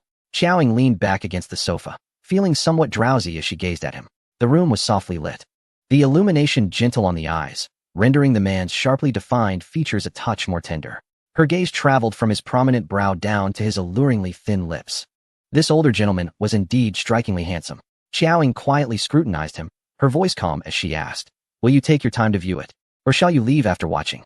Qin Hanyue, upon hearing this, looked at her, his tone softening. "Are you tired?" Chapter 317 Qin Hanyue, I shall assist you with your buttons. Xiaoying, I do not wear anything to sleep. Xiaoying responded affirmatively, inquiring, "Will you sleep downstairs?" Qin Hanyue, yes. In the room that the robot ruined the door to. This precious life of Qin Hanyue, having never endured such indignities, now bore the cold demeanor and verbal assaults of Yi Si for the sake of Xiaoying's safety, shamelessly lingering beneath another's roof. Qin Hanyue handed her his phone. "Please send it to me." Then he rose. "I shall help you fasten your clothing." However, Xiaoying countered, "There is no need." Qin Hanyue assumed she was simply shy and offered, "Let me help you with that. It might be a bit difficult for you to manage on your own." At that moment, Xiaoying lifted her face to look at him, and, with an expression devoid of emotion, remarked, "I don't wear anything when I sleep." Qin Hanyue was momentarily taken aback, his complexion slightly unnerved. He then inquired cautiously, "Night C won't come to wake you up tomorrow morning, will he?" Xiaoying replied, "He wouldn't dare," reflecting on her notorious morning temper. Qin Hanyue pondered how he had managed to escape unscathed after disturbing her slumber on previous occasions. Was it merely luck, or was he an exception? "Then I shall return tomorrow night to assist you with the ointment," he stated. Xiaoying did not respond, but merely instructed, "Take a bottle of this medicine with you." Understanding her intention, Qin Hanyue glanced at his palm, marked with several scars, and replied, "All right." He then leaned down and softly kissed her cheek, saying, "Good night." The following morning, Cheng Jinyan emerged from his room, sipping water as he stepped into the hallway. Passing by Xiaoying's door, he heard it open and muttered, "So early." He then took a couple of steps back, leaning lazily against the wall, and asked Xiaoying, who had just come out, "Did you tell Qin Hanyue about the blood shadow incident?" Xiaoying confirmed, "Yes." Cheng Jinyan sighed, displaying an expression of deep concern. "Your months of fleeing together have indeed provided him a prime opportunity to pursue you, especially with your injuries necessitating reliance on him. Two solitary souls." He sighed again, resigned, and inquired, "How far has it progressed?" Xiaoying responded, "Mr. Qin is quite reserved and traditional." Cheng Jinyan, looking perplexed, asked, "What do you mean? Did you make the first move, only to be rejected?" His expression grew more pained as he reflected on the disparity between a passive and an active role in romantic pursuits. Xiaoying retorted, "Is that even possible? There's no way I would admit to such a thing." Cheng Jinyan, startled, remarked, "A gentleman, indeed, that is commendable." As they descended the stairs, he added, "By the way, when you have a moment, please respond to the Hua siblings. Every time you're out of sight, the young lady of the Hua family comes looking for you." Xiaoying asked, "Have you clarified things with her?" Cheng Jinyan replied, "I'm currently seeking the right moment. After all, she hasn't explicitly expressed her feelings toward me, leaving me with no opportunity to refuse." Xiaoying suggested, "If you truly wish to decline, it wouldn't be difficult. Just tell her you're not interested in women." Though a rather poor excuse, it would undoubtedly be effective and not overly hurtful to Hu Jinghua. Cheng Jinyan retorted coldly, "It wouldn't be necessary. Her feelings for me are irrelevant. I'm not particularly troubled by this trivial matter, nor would I tarnish my reputation over it." Xiaoying remarked candidly. "To be honest," Cheng Jinyan interjected, Xiaoying continued, "I am quite curious to see how a duplicitous character like you approaches love." Cheng Jinyan chuckled as he adjusted his glasses, apologizing, "You might find it quite difficult to witness. Besides, I believe the first-rate assassin's romantic endeavors would be far more captivating. When will you allow me to see that in person?" At that moment, Qin Hanyue, having caught wind of their conversation, emerged from his room and greeted Xiaoying with a good morning, nodding slightly at Cheng Jinyan. Xiaoying glanced at the room behind him, which lacked a door, and asked, "Are you sleeping there?" Qin Hanyue shrugged, "It's just a doorless room. It doesn't affect anything." He approached and couldn't resist taking Xiaoying's hand, asking, "Why are you up so early?" Xiaoying did not respond to him, but instead turned to Cheng Jinyan and asked generously, "What would you like to see?" As if she could fulfill any request he made on the spot, satisfying his curiosity and desire to observe. Cheng Jinyan glanced at the two of them, a faint smirk on his lips, nearly rolling his eyes in exasperation, yet he remained exceedingly polite and replied, "No, thank you." He took a sip of water and proceeded to the dining room. Qin Hanyue was utterly perplexed. What did he wish to see? Xiaoying answered, "To observe Mr. Qin's composed and traditional demeanor." Qin Hanyue was taken aback. He felt somewhat helpless. Did she really share even this with him? Surely, she wouldn't divulge the details of his cold showers as well. Xiao Ying, with a sense of conscience, reassured him, he truly admires you. Qin Hanwei. He appreciated his patience? Are you certain? Yi Si, having risen late, with his hair casually styled and his hands tucked into his pockets, sauntered down the stairs. He was met with the sight of Cheng Jinyan and Qin Hanwei engaged in conversation at the villa's entrance, a scene radiating harmony. This made Yi Si want to throw a bucket of black dog blood to ward off the ill fortune. With a cold expression, he remarked, Cheng Jinyan, are you out of your mind? Cheng Jinyan shot back, you're the one who's insane, acting like this so early in the morning. Qin Hanwei turned his gaze towards Yi Si, who stood expressionless at the foot of the stairs. Xiao Ying was absolutely right. The moment he grew closer to Cheng Jinyan, this fellow became jealous. Cheng Jinyan approached Yi Si, saying, since you're up, let's have breakfast. I'm going to check on Xiao Ying's positioning. He prepared to head upstairs. Yi Si, in an irritable tone, inquired, what were you discussing with him? Cheng Jinyan replied, what could we discuss? It's about personnel deployment. Considering he is the seasoned leader of the Goddess Armed. Yi Si's face darkened. Observing his demeanor, Cheng Jinyan was tempted to inform him that Xiao Ying and Qin Hanwei were already together, just to provoke him. Yet, he thought better of it. This guy was uncontrollable when he got riled up. In the room upstairs, Xiao Ying stared at her computer, her expression somewhat grim. The coordinates provided by the cunning Mei Hua Q were indeed flawed. What is the matter? Your expression suggests it hasn't gone smoothly. Cheng Jinyan entered and glanced at her screen. Xiao Ying explained, the coordinates are false, but in that context, Mei Hua Q instinctively mentioned the Bering Sea, which should be accurate. The general location is likely correct. Given that Old Fox's cunning nature, he is probably not in the West Sea, but rather in the East Sea. Cheng Jinyan remarked, our people won't arrive there until tomorrow at the earliest. When they do, we'll send them to search. If they find him, we'll eliminate him. Xiao Ying asserted, the shadowy rabbit has several burrows. I am aware of quite a few. If we can't locate the death door, destroying others will suffice. Once we've done enough damage, it will be time to pay a visit to Joker's lair. Suddenly, Yi Si's subordinate reported, we've captured a shadow assassin. Let us go take a look. Cheng Jinyan stood up. The two descended the stairs, only to find the hall filled with a dozen guns aimed at a man bound tightly in the center. Yi Si commented, these shadowy fellows are remarkably swift, delivering this man to us for his own demise. Let us see how you intend to handle this. Xiao Ying asked, have you searched him? Yi Si replied, we have. He only had a gun and a dagger. Xiao Ying's gaze fell upon the man. He had been shot in the shoulder, blood oozing profusely. His face a ghastly shade of pale. And that man was also looking at her. The man was impeccably dressed, exhibiting none of the disarray that one might expect after a struggle. Not a speck of dust marred his attire. Something felt amiss. The shoulder was not a vital target. With the physical prowess and escape capabilities of the shadow assassin, it seemed improbable that he could be so easily subdued by a mere shot to the shoulder. Suddenly, the man's expression shifted. Xiao Ying narrowed her eyes and shouted, get back.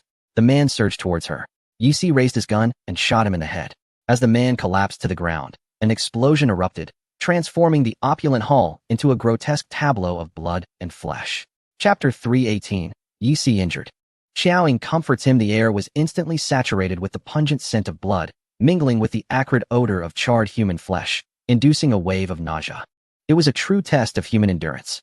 A glance revealed a sea of crimson. Blood mist swirled through the air, making it difficult to breathe. The bomb had been filled with blades, its lethality astonishing. Those closest became mere remnants, some with dismembered body parts hanging from their shoulders. While one unfortunate soul had several blades embedded in his face, writhing in agony as he shielded himself from further harm. Where he had stood, only a pool of blood and internal organs remained. Qin Hanwei, disregarding the repulsive blood that coated him, rushed to Xiao Ying's side. Are you hurt? He inquired. Xiao Ying grimaced in distaste. I'm fine. Suddenly, Cheng Jinyan's voice broke through. Yi Si. They turned to see that Yi Si, too close to escape unscathed, had a blade lodged in his arm and shrapnel wounds in his thigh, bleeding profusely. Yet, more than the injury, the blood-soaked state of his clothing drove Yi Si to distraction. Cursing vehemently, he suppressed his nausea and turned to check on Xiao Ying. Darling, are you hurt? Xiao Ying hastened to him, examining his wounds. Yi Si exclaimed, damn it, the shadows are truly deranged, resorting to human bombs. This is revolting. If I hadn't raised my hand in time, that blade would have struck my face, almost disfigured me. Employing such methods, they are utterly ruthless, intent on causing grievous harm to you. The blade in his thigh had penetrated deeply, necessitating surgery for removal. I'll administer a few stitches to stop the bleeding. You should head to the hospital to tend to your injuries. No way, I need to shower first, Yi Si declared. Not only did he possess a mild case of obsessive cleanliness, But even someone with a higher tolerance for filth could hardly endure being smeared with the grotesque mixture of entrails, fat, and human tissue. He felt as though fragments of flesh clung to his scalp. He discarded his coat, regardless of the injury to his arm. Xiao Ying remarked coolly, infection could set in. You might end up with a limp or permanent damage. Relying on a crutch with one hand may not be so bad. This successfully quelled Yi Si's immediate impulse to bathe. Cheng Jinyan, equally repulsed, removed his coat. Can you walk? If not, I'll carry you to the car. I can manage on my own. You stay here, Yi Si replied, casting Cheng Jinyan a glance that urged him to keep an eye on Qin Hanyue, preventing him from seizing any opportunity. Cheng Jinyan thought to himself, they are clearly smitten with each other. What could he possibly monitor? Xiaoying advised, bring more people and be cautious. After more than half an hour in the shower, Xiaoying used most of a bottle of shampoo and body wash to rid herself of the bloodstains and odors. Upon exiting the bathroom, she found Qin Hanyue, who had already cleaned himself up and changed into fresh clothes, waiting for her with a troubled expression. Doesn't it affect your company that you've been away for so long? Xiaoying casually remarked, drying her hair. Noticing her calm demeanor, Qin Hanyue felt an indescribable mix of emotions. She seemed unfazed and even concerned about his work. He could only respond, someone is in charge. Approaching him, Xiaoying asked, can you check if my hair is clean? My scalp is sore. Let me take a look, Qin Hanyue replied, examining her with utmost seriousness. It's clean. He naturally took the towel from her hands to help dry her hair. This is just the beginning. The shadow's insidious maneuvers go far beyond this. Be mentally prepared. She cautioned. Qin Hanyue, wrapping his arms around her, whispered, as long as you remain unharmed, I can endure even the most repugnant of situations. Xiaoying glanced at him, her eyes narrowing slightly. Are you frightened? Yes, he admitted. You're not very brave. Qin Sang, she teased. Could Miss Zhao offer me some comfort? He inquired. Xiaoying, with a hint of disdain, replied, you, a grown man, asking for comfort from a woman? Despite her words, she willingly raised her arm to pat his back. Qin Hanyue chuckled, this big man wants to comfort you, this little lady, but you never give me the chance. Xiaoying replied candidly, if I need your comfort, we will likely be in dire straits. I truly was frightened. If Yi Si hadn't fired in time, and had been a bit closer, it would have been you who was injured. If you had been hurt and had to leave the villa for the hospital, the journey would have been fraught with peril. He tightened his embrace around her, recalling the harrowing days of their escape when she had been seriously wounded. All right, Xiaoying thought, realizing that her initial intent to offer mere symbolic comfort now felt inadequate. Thus, she fully returned his embrace. The hall on the first floor had been cleaned and restored to its former tidiness. Yi Si returned after tending to his injuries, thankfully without any unforeseen incidents. The injury on his thigh was quite severe, and he couldn't help but feign tears and complain of pain in front of Xiaoying, clearly trying to provoke Qin Hanyue. Although Xiaoying insisted that Yi Si harbored no romantic intentions, it was impossible for a jealous Qin Hanyue to disregard it. Especially considering that Yi Si had previously pursued Xiaoying, one could never be certain of his true feelings. Now, Yi Si began his antics again. Darling, my arm seems to be infected. Could you check it for me later? And my chest has felt tight these past few days. I think the explosion frightened me. Would you mind giving me a few acupuncture needles to ease my breath? Xiaoying glanced at the solitary and silent Qin Hanyue on the single sofa. Then back at Yi Si, pondering whether a kiss for Qin Hanyue would send Yi Si into a fit of despair. While that might be an exaggeration, it was certain that Yi Si would be in agony for months if he kept this up. I'm feeling tired, darling. Could you help me upstairs? Xiaoying reached out, pulling him up from the sofa. Yi Si, with a slight limp, wrapped his arm around Xiaoying's shoulders as he turned back to Cheng Jinyan, saying, Cheng Jinyan, make sure to rest early once you've finished your tea. Cheng Jinyan did not perceive Yi Si's concern for him. Rather, it was evident that he was deliberately making Qin Hanyue feel uncomfortable, completely excluding him from the camaraderie shared among the three. As Yi Si spoke, his gaze intentionally flicked over Qin Hanyue, dismissing him entirely. Xiaoying chimed in, Qin Hanyue, do take care to rest early. This too was deliberate, considering Qin Hanyue would soon be applying medicine to her. All right, good night, Qin Hanyue replied. Yi Si winced in pain, the injury flaring up. The human bomb was merely the beginning. Upon discovering Xiaoying's hiding place, the shadow began to devise schemes. The formidable robots were reactivated by Xiaoying, serving as patrol units. Their capabilities far exceeded those of ordinary humans. Had the robots been present at that time, they could have scanned for the concealed explosives within the shadow's assassins, thus averting disaster. Early the next morning, Qin Hanyue observed the robots wandering about the hall. He called out to one, Xiaoyi. The robot turned to him, scanning him thoroughly before continuing its patrol upon finding no threats. It exuded an air of aloofness. Cheng Jinyan's voice echoed from the second floor, Qin Hanyue. Qin Hanyue looked up. Is there something you need, Lawyer Cheng? Cheng Jinyan, with a cheerful demeanor, pointed at the robot. I summoned it. Chapter 319. Qin Hanyue. Sister, boss, ancestor. Xiaoying, strip it off. Qin Hanyue followed the robot's gaze, which was directed at Cheng Jinyan. As Cheng Jinyan descended the stairs, he said, Qin Hanyue, why are you ignoring me? That's rather impolite. Compared to Cheng Jinyan's playful teasing, it was evident that Qin Hanyue was far more intrigued by the robot's name. The robot addressing Xiao Ying, his wife, using his own voice had already astonished and delighted him. The revelation that it also bore his name was unexpected. Did this imply that Xiao Ying harbored deeper feelings for him than he had presumed? Perhaps her character simply inhibited her from expressing such emotions openly. Qin Hanyue's mind began to race. Cheng Jinyan approached the robot, gently patting its smooth head. You haven't truly disabled your speech system, have you? The robot replied, Don't touch me. Its voice deep and chilly, unmistakably that of Qin Hanyue's. It shielded its eyes, as if engaging in conversation with the real Qin Hanyue. Cheng Jinyan remarked, I can't believe they didn't alter your voice. Qin Hanyue, too, was somewhat surprised that it remained unchanged. In a cold tone, he stated, My wife has instructed me to patrol. Please do not disturb me. Cheng Jinyan blocked its path. No rush. Let us have a chat first and get acquainted, shall we? Qin Hanyue. This little advantage was taken without hesitation. Aware that Cheng Jinyan bore no ill intent, the magnanimous Qin Hanyue chose not to hold it against him, especially given his current good spirits. The robot, embodying the traits of a devoted spouse, prioritized his wife above all else. Do not call me Qin Hanyue. My wife dislikes it. Finally, Qin Hanyue, who had remained silent thus far, interjected. Then what does she prefer you call her? Reluctantly, the robot responded, Sister. Qin Hanyue raised an eyebrow slightly. Cheng Jinyan's pupils widened with surprise as he straightened up, casting a glance at Qin Hanyue, shaking his head. Oh dear, how naive you are. Not knowing what to be astonished about. My address to you, as brother, has not gleaned any advantage for you. Having already referred to Xiao Ying as sister, it seems entirely reasonable to call you brother as well. Yet, I remain uncertain whether this is genuine disdain or mere pretense. Cheng Jinyan remarked. Brother has gone to have breakfast. You may proceed with your patrol. Just as the robot was about to leave, it was intercepted by Qin Hanyue, who inquired, Aside from sister, what would your wife like you to call her? The robot responded, No comment. Qin Hanyue lowered his voice in a threatening manner. Do you doubt my ability to have her modify your voice? The robot retorted, You have no authority. Qin Hanyue countered, You are utilizing my voice. How can you assert that I lack authority? The robot responded, Boss, ancestor. Aware that Xiao Ying favored its voice, and equally appreciating Qin Hanyue's voice, the robot demonstrated its adaptability. Initially, Qin Hanyue mistakenly perceived the robot's response as a sign of submission, only to realize it was merely answering his question. Boss, ancestor. He could hardly suppress a laugh akin to Cheng Jinyan's reaction. With a smirk, he permitted the robot to continue its patrol.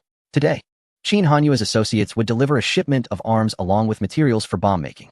Awakened by the robot, Xiao Ying decided to rise and, with a restless energy, made her way to the dining area. She entered the kitchen to wash her hands, and, upon hearing Qin Hanyue's footsteps approaching, she heard the deep timbre of his voice call her, Sister. A jolt ran through her, and she instantly became alert, certain of what she had heard. Turning to face him with a blank expression, she retorted, Are you unwell? Her reaction was notably intense and out of character, marking what seemed to be her first verbal rebuke directed at Qin Hanyue. This older man displayed a complete lack of boundaries, eagerly calling her without requiring her to set a trap.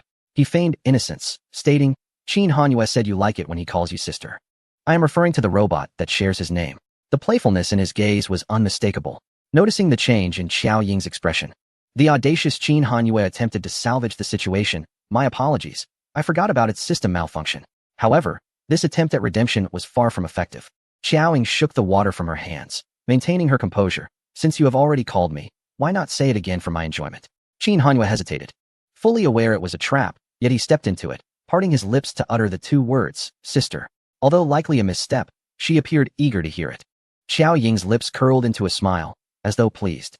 Yet, the next moment, she teased him, Mr. Qin, that sister makes me feel at least 12 years older. He was well aware of the sting of age-related remarks. Qin Hanyue had grown accustomed to such jabs, responding with calmness, If you do not favor it, I can adopt another term of endearment.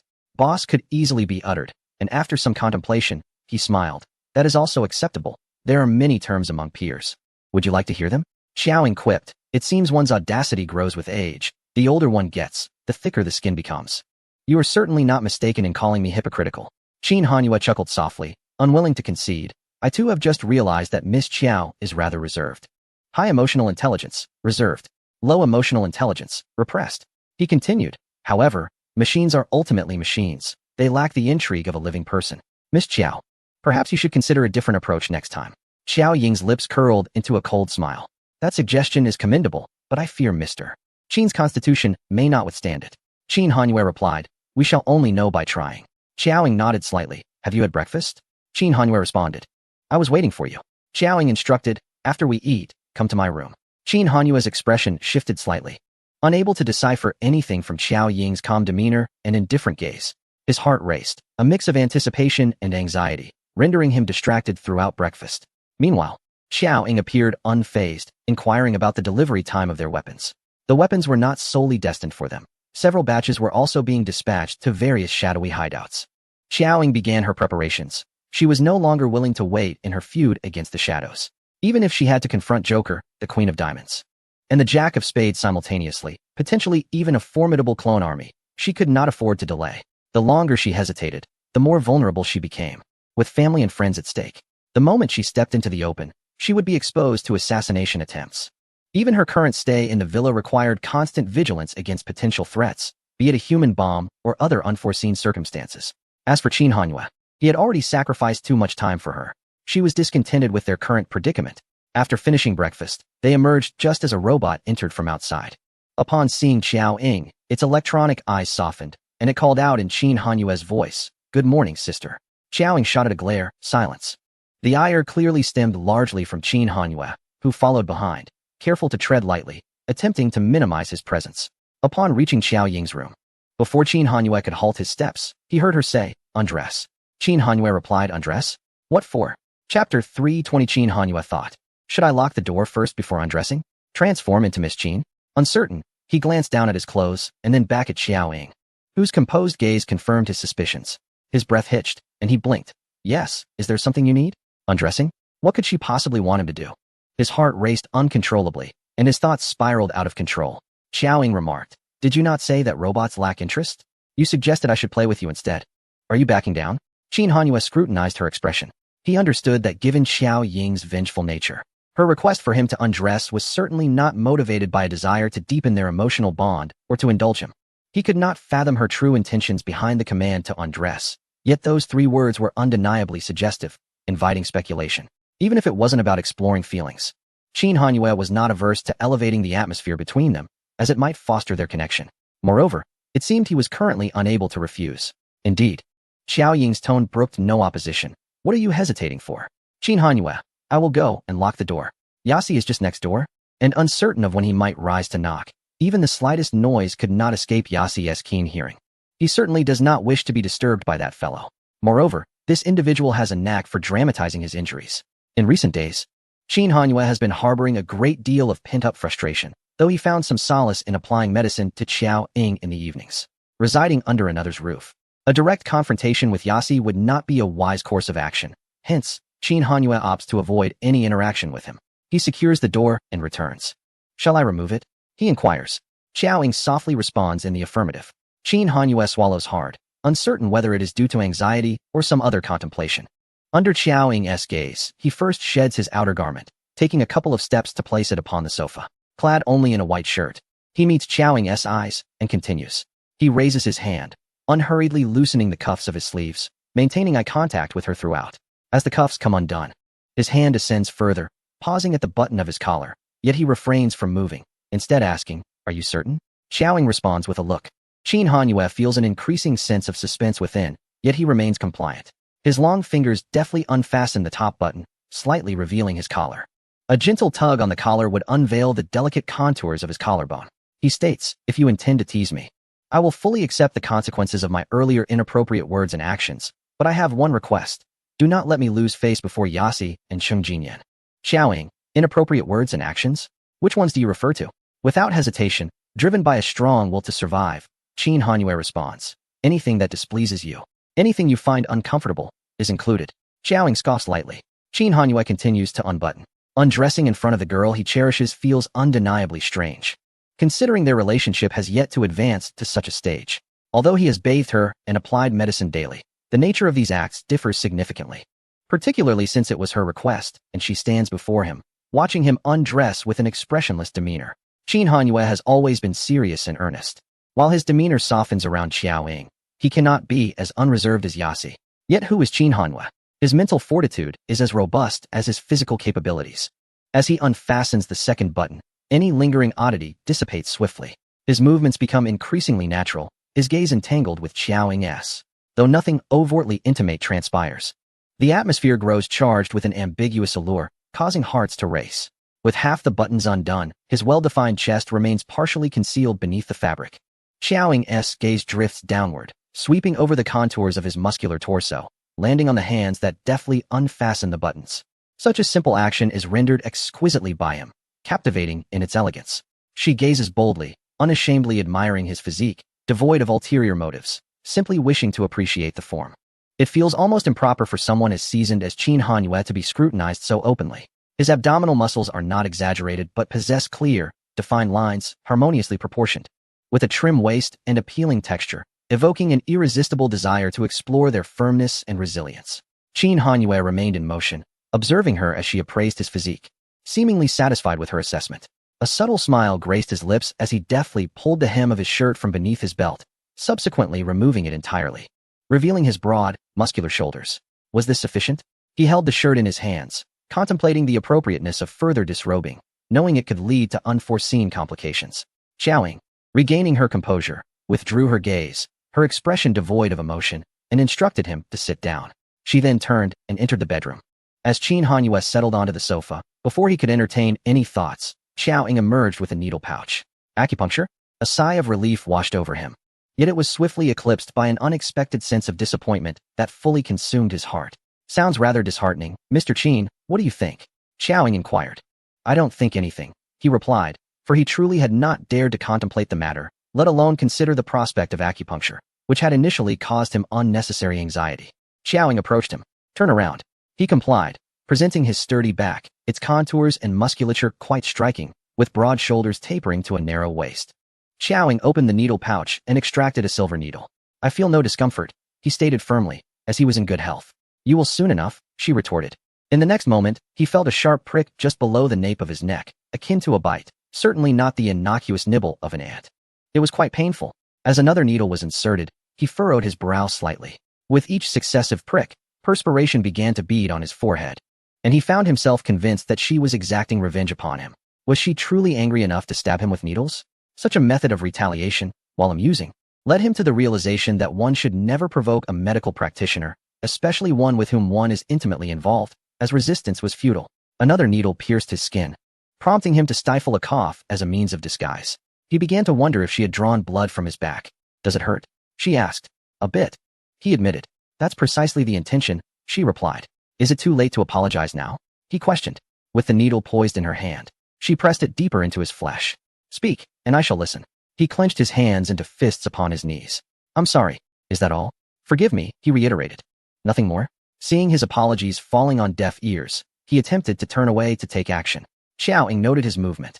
Stay still. He ceased his fidgeting, adopting a gentler tone. I won't be so quick to speak again. You may proceed, until your anger is quelled. Taking a deep breath, he resigned himself to her whims, fully offering his back for her to vent her frustrations upon. Xiao Ying cast a glance at him, a faint smile curving her lips. Prepared to endure at least half an hour of this treatment, he was surprised when, after a few more seemingly vengeful needles, she showed him mercy. The fists resting on his knees gradually relaxed. It appeared he still did not fully comprehend her, nor did he grasp the significance of his presence in her life. Her care for him surpassed anything he had perceived or felt. Just as he was touched by this revelation, Xiao Ying leisurely remarked, not resisting at all.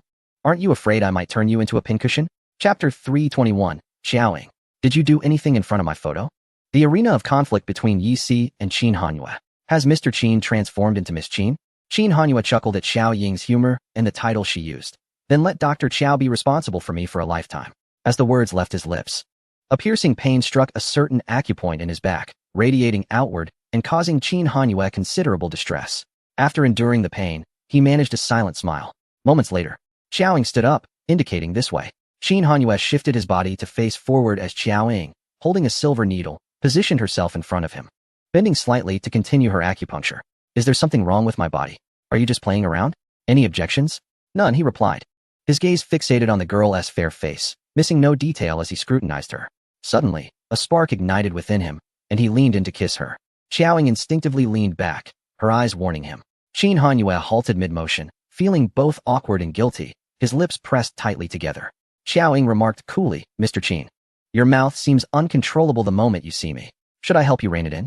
Qin Hanyue genuinely feared that a couple of needles from Xiaoying would leave his features askew, ruining his image in front of her and providing Yi Si ample material to tease him for days on end.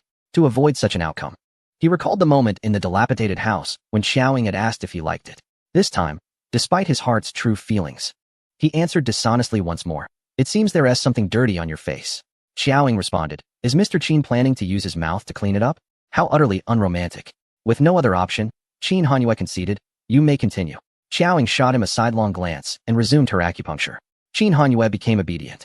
Perhaps due to his good behavior, Xiaoying generously chose not to press the matter further and inquired, "What has been causing your insomnia these past few days?" Upon hearing her question, Qin Hanyue's previously gloomy mood brightened at the realization that she had noticed his poor sleep and was treating him accordingly. He replied, "There are indeed matters weighing on my mind, but I haven't been sleepless." Xiaoying raised her gaze to him, questioning, "Then what about the late nights?" Qin Hanyue remained silent, but chuckled softly. Xiaoying, puzzled, glanced at him again, only to hear him say, "I stayed up late because I was looking at you." Xiaoying was baffled. Qin Hanyue clarified, "I was viewing your photos." On the night she sent him her picture, he had been engrossed in his phone until the wee hours, and for the following days, his regular sleeping pattern had been disrupted. Raising her brows slightly, Xiaoying boldly exclaimed, "Mr. Qin, hasn't he done anything inappropriate while looking at my photos, has he?" Qin Hanyue was consistently taken aback by her audacious remarks. Yet he had grown accustomed to it, responding with calmness, "Miss Xiao, with your exceptional skills in traditional Chinese medicine, I presume my actions could hardly escape your discerning eyes." As they exchanged words, their conversation, though pointed, maintained an unexpectedly harmonious and pleasant atmosphere. Suddenly, the doorknob was forcefully twisted from the outside. Upon discovering the door was locked, the person outside began to pound on the door furiously. "Darling, is Qin Hanyue in your room?" At this moment, Yes was still able to restrain himself. But upon receiving no response, he gradually lost control and slammed his fist against the door with a resounding thud. His voice was terrifying, and his expression even more so. As he brandished a gun, "Qin Hanyue, get the hell out here." He continued pounding on the door with such force that it seemed he might break it down, instilling fear in anyone who heard him, his words becoming increasingly menacing. Cheng Jinyan rushed over upon hearing the commotion, yet he could not stop Yes. In truth, he did not even try, merely cautioning Yes to be mindful of his injuries. Yes took a deep breath, suppressing his fury, and called out to Xiaoying in a deceptively calm tone, "Darling, if you don't open the door, I will kick it down." Yet, the danger lurking in his words was unmistakable. Still, there was no response from within. Losing his patience, Yes ordered his subordinate to kick the door. Just as his subordinate lifted his foot, the door swung open, revealing Xiaoying, her expression devoid of emotion, addressing Yes. "You're quite the troublemaker. Do you not value your legs?" Yes brushed aside the subordinate in front of him and inquired, "Is Qin Hanyue in your room?" He leaned against the doorframe, dragging a wounded leg forward. Before he could finish his sentence, Qin Hanyue emerged from inside, casually donning his coat and adjusting the collar of his shirt as he walked out. In an unconcerned manner, he asked, "Is there something you need, Mr. Yi?" His words were polite, yet tinged with a hint of detachment, which Yes interpreted as provocation. Cheng Jinyan, witnessing the scene, shook his head, a battlefield. Yes' expression darkened instantly, his gaze sharp enough to kill. If looks could slay, Qin Hanyue would have been reduced to mere fragments. Yes' fury ignited. "I'll shoot you dead." He chambered a bullet, raising the gun with the barrel aimed directly at Qin Hanyue. This was no mere intimidation. Yes pulled the trigger without hesitation. This was not Hua country, nor the capital. Killing Qin Hanyue and incurring the wrath of the Qin family meant nothing to Yes, who had always been the type to gamble everything, risking it all. In a split second, Xiaoying reacted, swiftly seizing the gun just before Yes could pull the trigger. Redirecting the barrel, the gunshot rang out, the bullet embedding itself in the doorframe. Her movements were so rapid that the eye could scarcely follow before she realized it. The gun was in her hands, and she had separated the magazine from the firearm. Her tone was steady, yet laced with irritation. "What madness is this?" It was evident that Xiaoying was somewhat angered. She added, "I'm administering an injection." Understanding Yes' temperament, Cheng Jinyan intervened to ease the tension. "Did you hear that? An injection? What could possibly happen in broad daylight?" Upon learning it was a medical procedure, the murderous intent in Yes' eyes diminished slightly as he coldly fixed his gaze on Qin Hanyue. Through gritted teeth, he warned dangerously, "Qin, I haven't forgotten how you deceived me and treated me like a fool. Yes recalled how he had rushed to Peru to rescue Xiao Ying, only to be misled by Qin Hanyue in the opposite direction, drawing fire away. For over 2 months, he had been deprived of seeing Xiao Ying, living in constant fear. This debt had always lingered in Ye's mind. His decision not to confront Qin Hanyue immediately was out of consideration for Xiao Ying, recognizing that he had indeed saved her. However, for Yes, reconciliation of debts was an impossibility. He endured, refraining from settling the score at this critical juncture. However, should Xiao Ying develop feelings for Qin Hanyue due to his assistance over the past 2 months, Yi would not permit it. Yi declared, "Our relationship is none of your concern. I do not appreciate your presence. Keep your distance from her. If you dare to intrude again, I will ensure you suffer. Mark my words." His tone was grim and menacing. Throughout this exchange, Qin Hanyue remained unfazed, exhibiting an unyielding composure that overshadowed Yi's fury. He met Yi's gaze with a calm confidence, embodying the aura of one who holds all the cards. For he had already triumphed and saw no need to contend with Yi, who was oblivious to the truth. Yet, Qin Hanyue was far from a pushover. In that moment, neither man was willing to yield to the other. Chapter 322. The inconsiderate Yi and the understanding Qin Hanyue. Xiao Ying, if you don't kiss, someone will come. Ultimately, this confrontation concluded with Yi's thigh wound reopening and bleeding profusely. Cheng Jinyan carried Yi back to his room, where he lay on the bed, weeping in pain. When a doctor was summoned to tend to his injury, Yi dismissed him, refusing to allow any treatment and letting the blood flow freely. Cheng Jinyan observed his friend's antics and suggested, "This house has excellent soundproofing. You should scream louder if you want Xiao Ying to hear you. She rarely gets angry, and I haven't seen her irate in ages. It's all you're doing. If you don't want a doctor, then endure the pain." Yi gasped in agony. Then, catching his breath, cursed at Cheng Jinyan. "You only know how to make snide remarks. I asked you to keep an eye on that Qin fellow. How did you let him into the precious room? What good are you? You didn't help before. I should have kicked you." Cheng Jinyan chuckled, looking at Yi's blood-soaked thigh. "Come on." Seething with rage, Yi's hair was in disarray as he retorted, "Let me make myself clear, Cheng Jinyan. If you become friends with Qin Hanyue, I swear 20 years of brotherhood will be over." Cheng Jinyan replied, "Looking at you now, and earlier, Qin Hanyue is infinitely more mature than you." Yi shouted, "Get the hell out." Cheng Jinyan turned to leave. "Where are you going? Should I send someone to fetch you a crutch? Any style preferences? If not, I'll buy one according to my taste, you cripple." Cheng Jinyan did not look back, continuing to speak. Yi grabbed a pillow and hurled it at him, nearly provoking a curse from the refined lawyer. Soon, Cheng Jinyan returned. Seeing Xiao Ying accompany him, Yi's expression shifted from one of fury to one of feigned injury. "Darling, I'm in pain. It hurts terribly," he lamented, nearly shedding tears. Cheng Jinyan shook his head at Xiao Ying. "Please, take care of him quickly. If you don't, his leg might truly be ruined." Xiao Ying stepped forward, retrieved the medical kit left by the doctor, donned medical gloves, and used scissors to cut away the fabric surrounding Yi's thigh wound, first applying a few stitches to staunch the bleeding before tending to the injury. Noticing Xiao Ying's icy demeanor and silence towards him, Yi quickly offered an apology, his tone sincere. "Darling, I was wrong. I shouldn't have been so impulsive." It must be said, the manner and tone of this apology ought to serve as a lesson for the inexperienced Qin Hanyue. "My dear, please do not be upset with me. You can see how my wounds have split open. I have already faced my punishment. I was merely anxious. You mentioned that the person surnamed Qin was in your room, and the door was locked. He was even organizing his clothes. I was concerned he might take advantage of you, fearing you would come to harm." Seeing that Xiao Ying still ignored him, Yi felt on the verge of tears. "My dear, promise me that there is nothing between you and Qin Hanyue, and I shall treat him as a mere guest, no longer targeting him."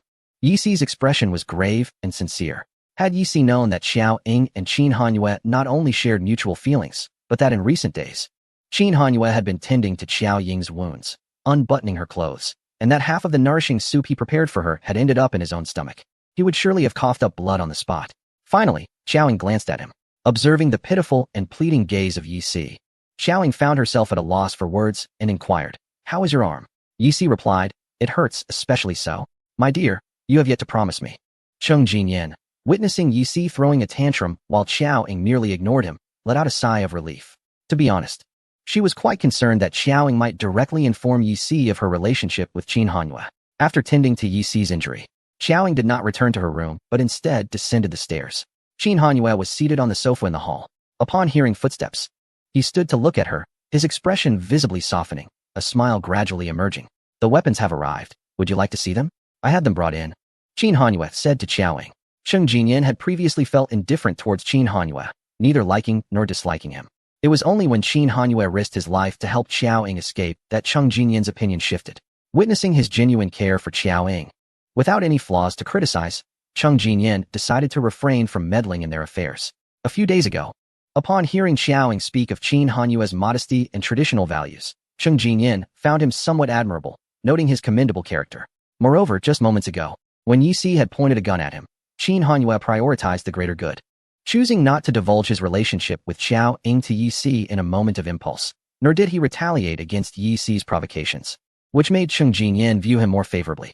Xiao Ying did not respond to Qin Hanyue, but instead addressed Cheng Jinyan, saying, "Please step outside and instruct them to bring in the materials for making explosives." Cheng Jinyan, understanding the unspoken cue, walked away. As soon as Cheng Jinyan left, Qin Hanyue took 2 steps closer to Xiao Ying. "How is Yi Si's injury?" Xiao Ying retorted, "He nearly killed you, and yet you show concern for him?" Qin Hanyue replied candidly, "I do not wish to concern myself with him. I merely do not want his injury to affect you." Xiao Ying remarked, "He spoke so harshly just now. I thought you would tell him that we have kissed." Qin Hanyue smiled slightly. "I would like to inform him. But you are a lady, and Yi Si is your friend. I must respect your wishes. Without your permission, it would be inappropriate for me to take matters into my own hands, lest I cause you distress. Besides, are you not worried about Yi Si's injury?" Xiao Ying countered.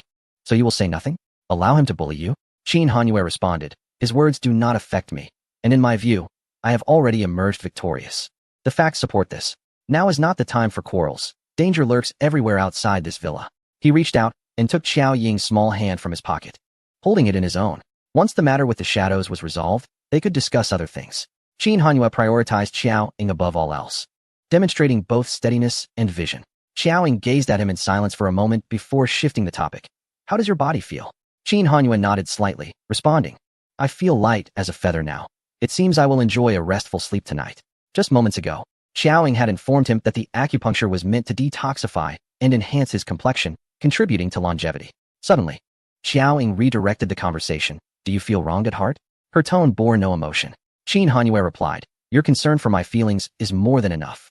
Xiao Ying remarked, "You are easy to please." Qin Hanyue, following her lead, playfully asked, "If I were to say I feel wronged, would you offer me comfort?" Xiao Ying regarded him with a blank expression. Qin Hanyue felt a touch of disappointment. "Very well." He continued, truthfully, "I wish for others to learn about our relationship from your lips." Footsteps echoed from outside, indicating the arrival of Cheng Jinyan and the others. Xiao Ying suddenly said, "If you don't kiss me now, they will arrive."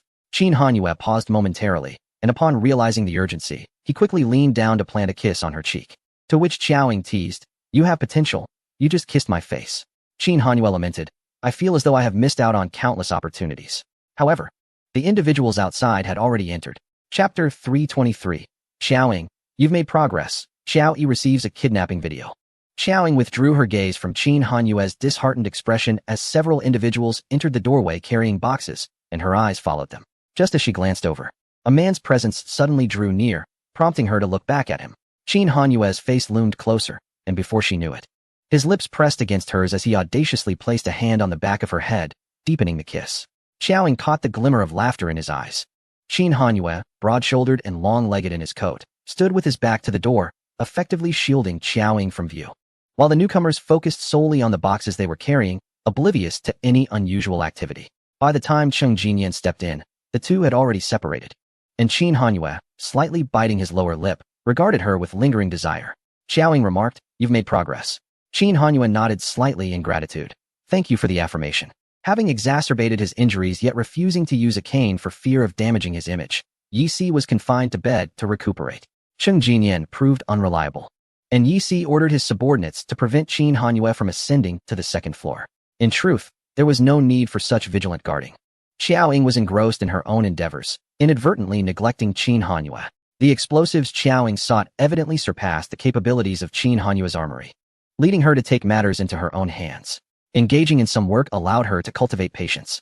Meanwhile, Qin Hanyue remained in his room, deliberately avoiding encounters with Yi Si, while tending to the backlog of business affairs to mitigate his anxiousness. Having not seen Xiao Ying for 4 or 5 days, he noticed she had been dining alone in her room, prompting him to send her a video invitation. After a considerable wait, just as Qin Hanyue believed she would not answer and was about to hang up, the video call connected. After a night of sleepless toil, Xiao Ying's slightly haggard visage appeared on the screen. She secured her phone to one side, casting a glance at Qin Hanyue within her device, yet continued with her tasks without uttering a word to him.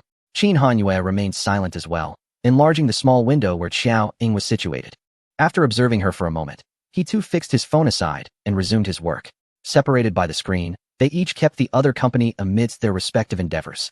Xiao Ying prepared to take the initiative once her injuries had fully healed, yet how could the shadows afford to wait for her recuperation? The shadows struck first. This was anticipated by Xiao Ying. Their methods were foreseen, yet she found herself powerless to halt them. Early in the morning, upon receiving news from Shangguan Qingmu, Qin Hanyue forced his way through obstacles, confronting Yi C's subordinates at the staircase with guns drawn. Qin Hanyue brandished his pistol, pressing it against one assailant's temple. The chamber loaded, exuding an intimidating aura. After a moment's hesitation, the two guards found themselves swiftly overtaken by Qin Hanyue, who ascended the stairs. Xiao Yi was nowhere to be found. Upon entering Xiao Ying's room, Qin Hanyue spoke immediately upon seeing her. In the living room, Xiao Ying sat cross-legged on the floor, surrounded by a clutter of items, the air thick with the scent of sulfur, saltpeter, and charcoal. Having labored through the night, Xiao Ying was on the verge of rest as she regarded the entering Qin Hanyue. The surveillance at Jing University is normal. Xiao Yi left the school on her own accord, deliberately evading Shangguan Qingmu's surveillance. She is currently unreachable. During this period, Shangguan Qingmu had dispatched troops to covertly protect Xiao Yi near Jing University, fearing that operatives from the shadows might infiltrate the school disguised as students to harm her. He even had his men masquerade as security personnel from Jing University, ensuring close protection while avoiding unnecessary panic. Instructor Ho had voluntarily lowered his status to become the head of security, a debt of gratitude owed to Xiao Ying. Even Xiao Yi's 3 roommates had been replaced by 3 young soldiers, accompanying her to and from school under the guise of exchange students. Hidden within their dormitory was a saxophone. The shadows had long sought opportunities to strike at Xiao Yi to distract Xiao Ying. However, with Shangguan Qingmu's men surrounding her, they hesitated to confront the military. Jing University was not a battleground, thus they had yet to find an opportune moment. This time, however, Xiao Yi had ventured out of the school on her own, eluding everyone. Xiao Ying displayed no hint of panic, even cautioning Qin Hanyue about the potential dangers at their feet, then gestured towards the disordered floor where a computer lay. The computer. Qin Hanyue stepped forward to assist, retrieving the device for her.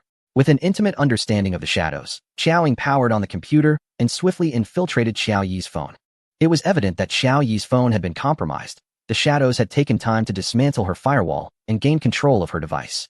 Through her deft maneuvers, Xiao Ying successfully uncovered the reason behind Xiao Yi's departure from Jing University. A video had arrived on Xiao Yi's phone. It depicted Li Lilian and Xiao Lingling being held captive, accompanied by a message urging Xiao Yi to comply and follow their instructions. Any deviation or revelation to outsiders would result in the immediate execution of Li Lilian and her daughter.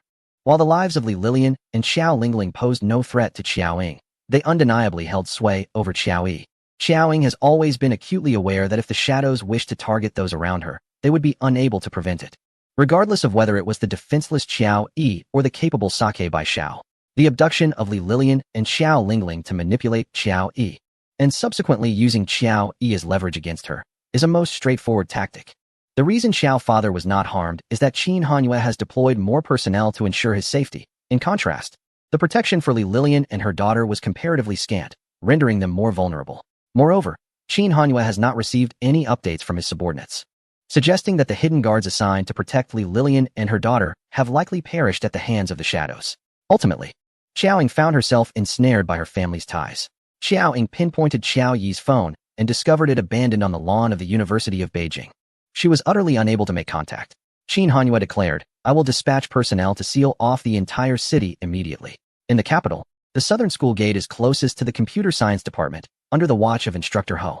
At this moment, however, Xiao Yi was in a state of disarray, complying with the demands of her captors and choosing to exit the school through the opposite northern gate. As she crossed the street, Xiao Yi walked forward anxiously. In the distance, a silver van lay in wait, its occupants fixated on the approaching Xiao Yi. She noticed the van as well, her pace slowing as she hesitated, contemplating whether to return to school to contact Xiao Ying and Qin Hanyue. This thought was swiftly extinguished. She dared not gamble with her mother's and Xiao Lingling's lives. Meanwhile, Instructor Ho, clad in security attire, was sprinting towards the northern gate while responding to Xiao Ying. "I am en route to the northern gate." "Hey, class leader. Why are you out of school at this hour?" A male voice suddenly called out, halting Xiao Yi in her tracks. The sudden appearance of two classmates startled her, causing her already pale face to grow even more ashen. Are you all right? You look dreadful. Are you unwell? Should we take you to the hospital? No, I'm fine. Xiao Yi replied. You call this fine? Your voice is trembling. If you are ill, do not be stubborn. Let us hurry to the hospital. Her classmates, filled with concern, insisted on escorting her. I truly am fine. Thank you, she insisted, but she was now only 100 meters from the silver van, her anxious gaze fixed upon it, hardly paying attention to her classmates' words. As they supported her arm, her classmates pressed on. Are you dizzy? Can you walk? If not, we'll call a cab. If you don't wish to go to the hospital, let us head back to the infirmary. Suddenly, the van honked its horn, as if urging Xiao Yi to hurry, further heightening her tension. She swiftly withdrew her arm, stating, I have something to attend to. Yet her classmates remained unconvinced, and Xiao Yi found herself unable to shake off their concern. One classmate pointed at her face, exclaiming, what could be so urgent? You really look frightful. Don't faint on the street. In a moment of urgency, the two companions urged, if you are truly anxious, allow us to accompany you. Otherwise, we cannot help but worry about your well-being. The trio engaged in a tug-of-war for nearly 2 to 3 minutes, with Xiao Yi growing increasingly frantic. Suddenly, the van, seemingly losing patience, lurched forward, accelerating towards the three. The two classmates, oblivious to the approaching danger, were engrossed in their concern for Xiao Yi, who also failed to notice the imminent threat. At that moment, Hua Qingdong, driving his dream car along an adjacent route, spotted the trio struggling